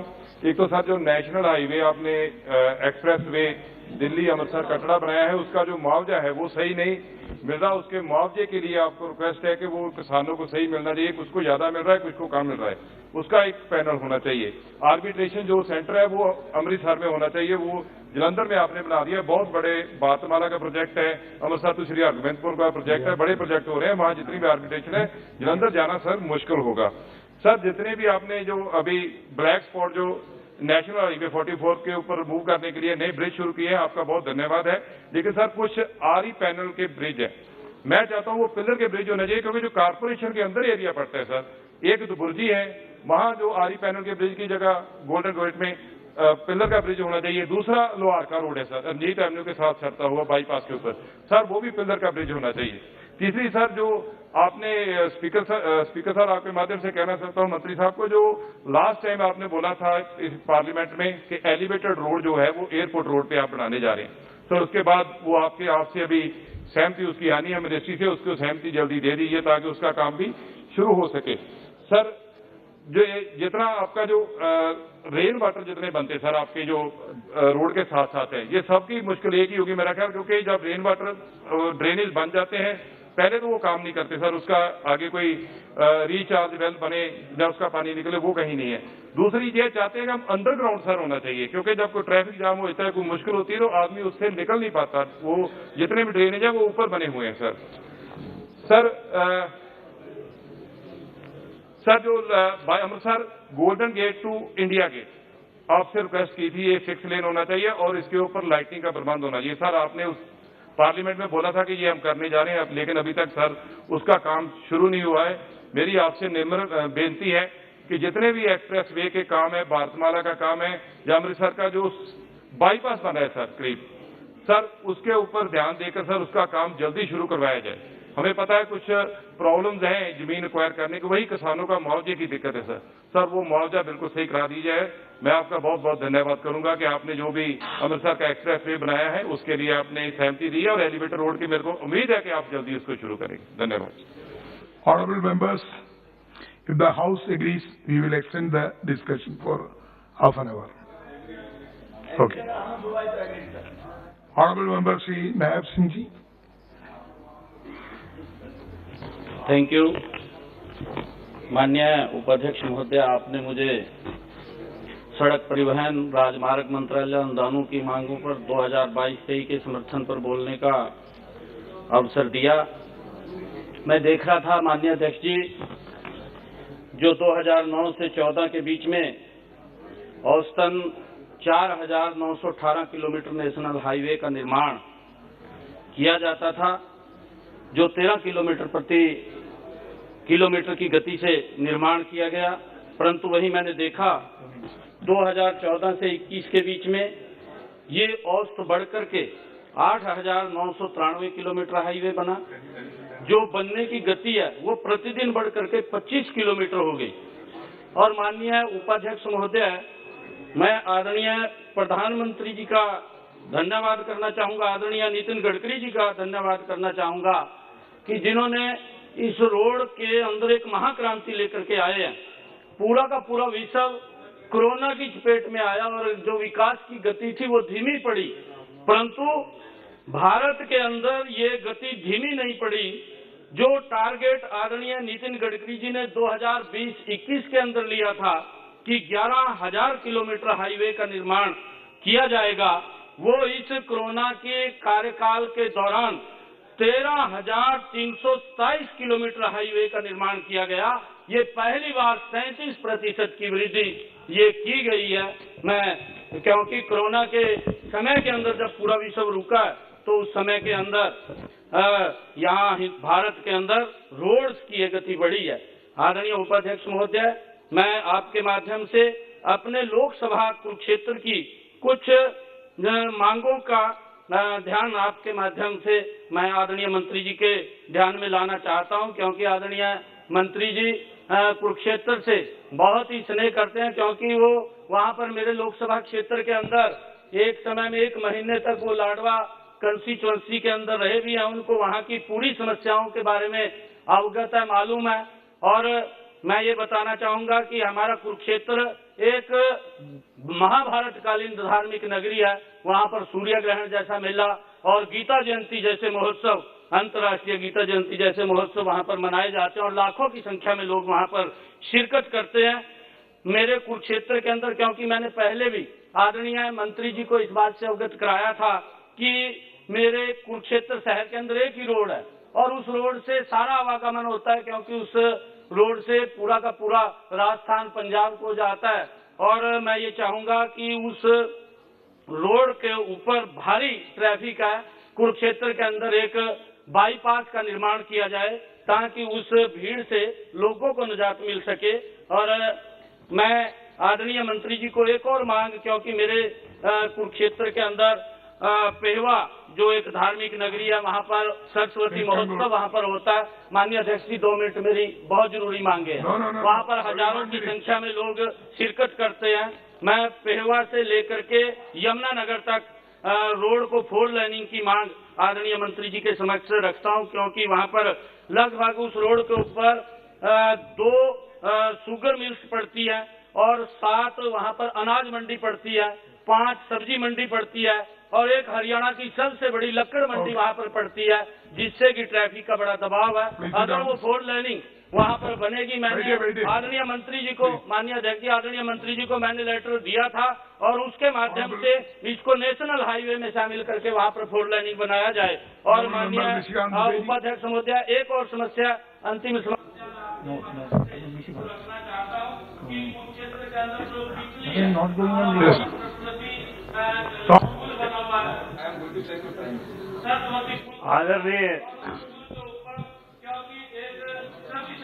आदरणीय record please sit down. Nishikant ji,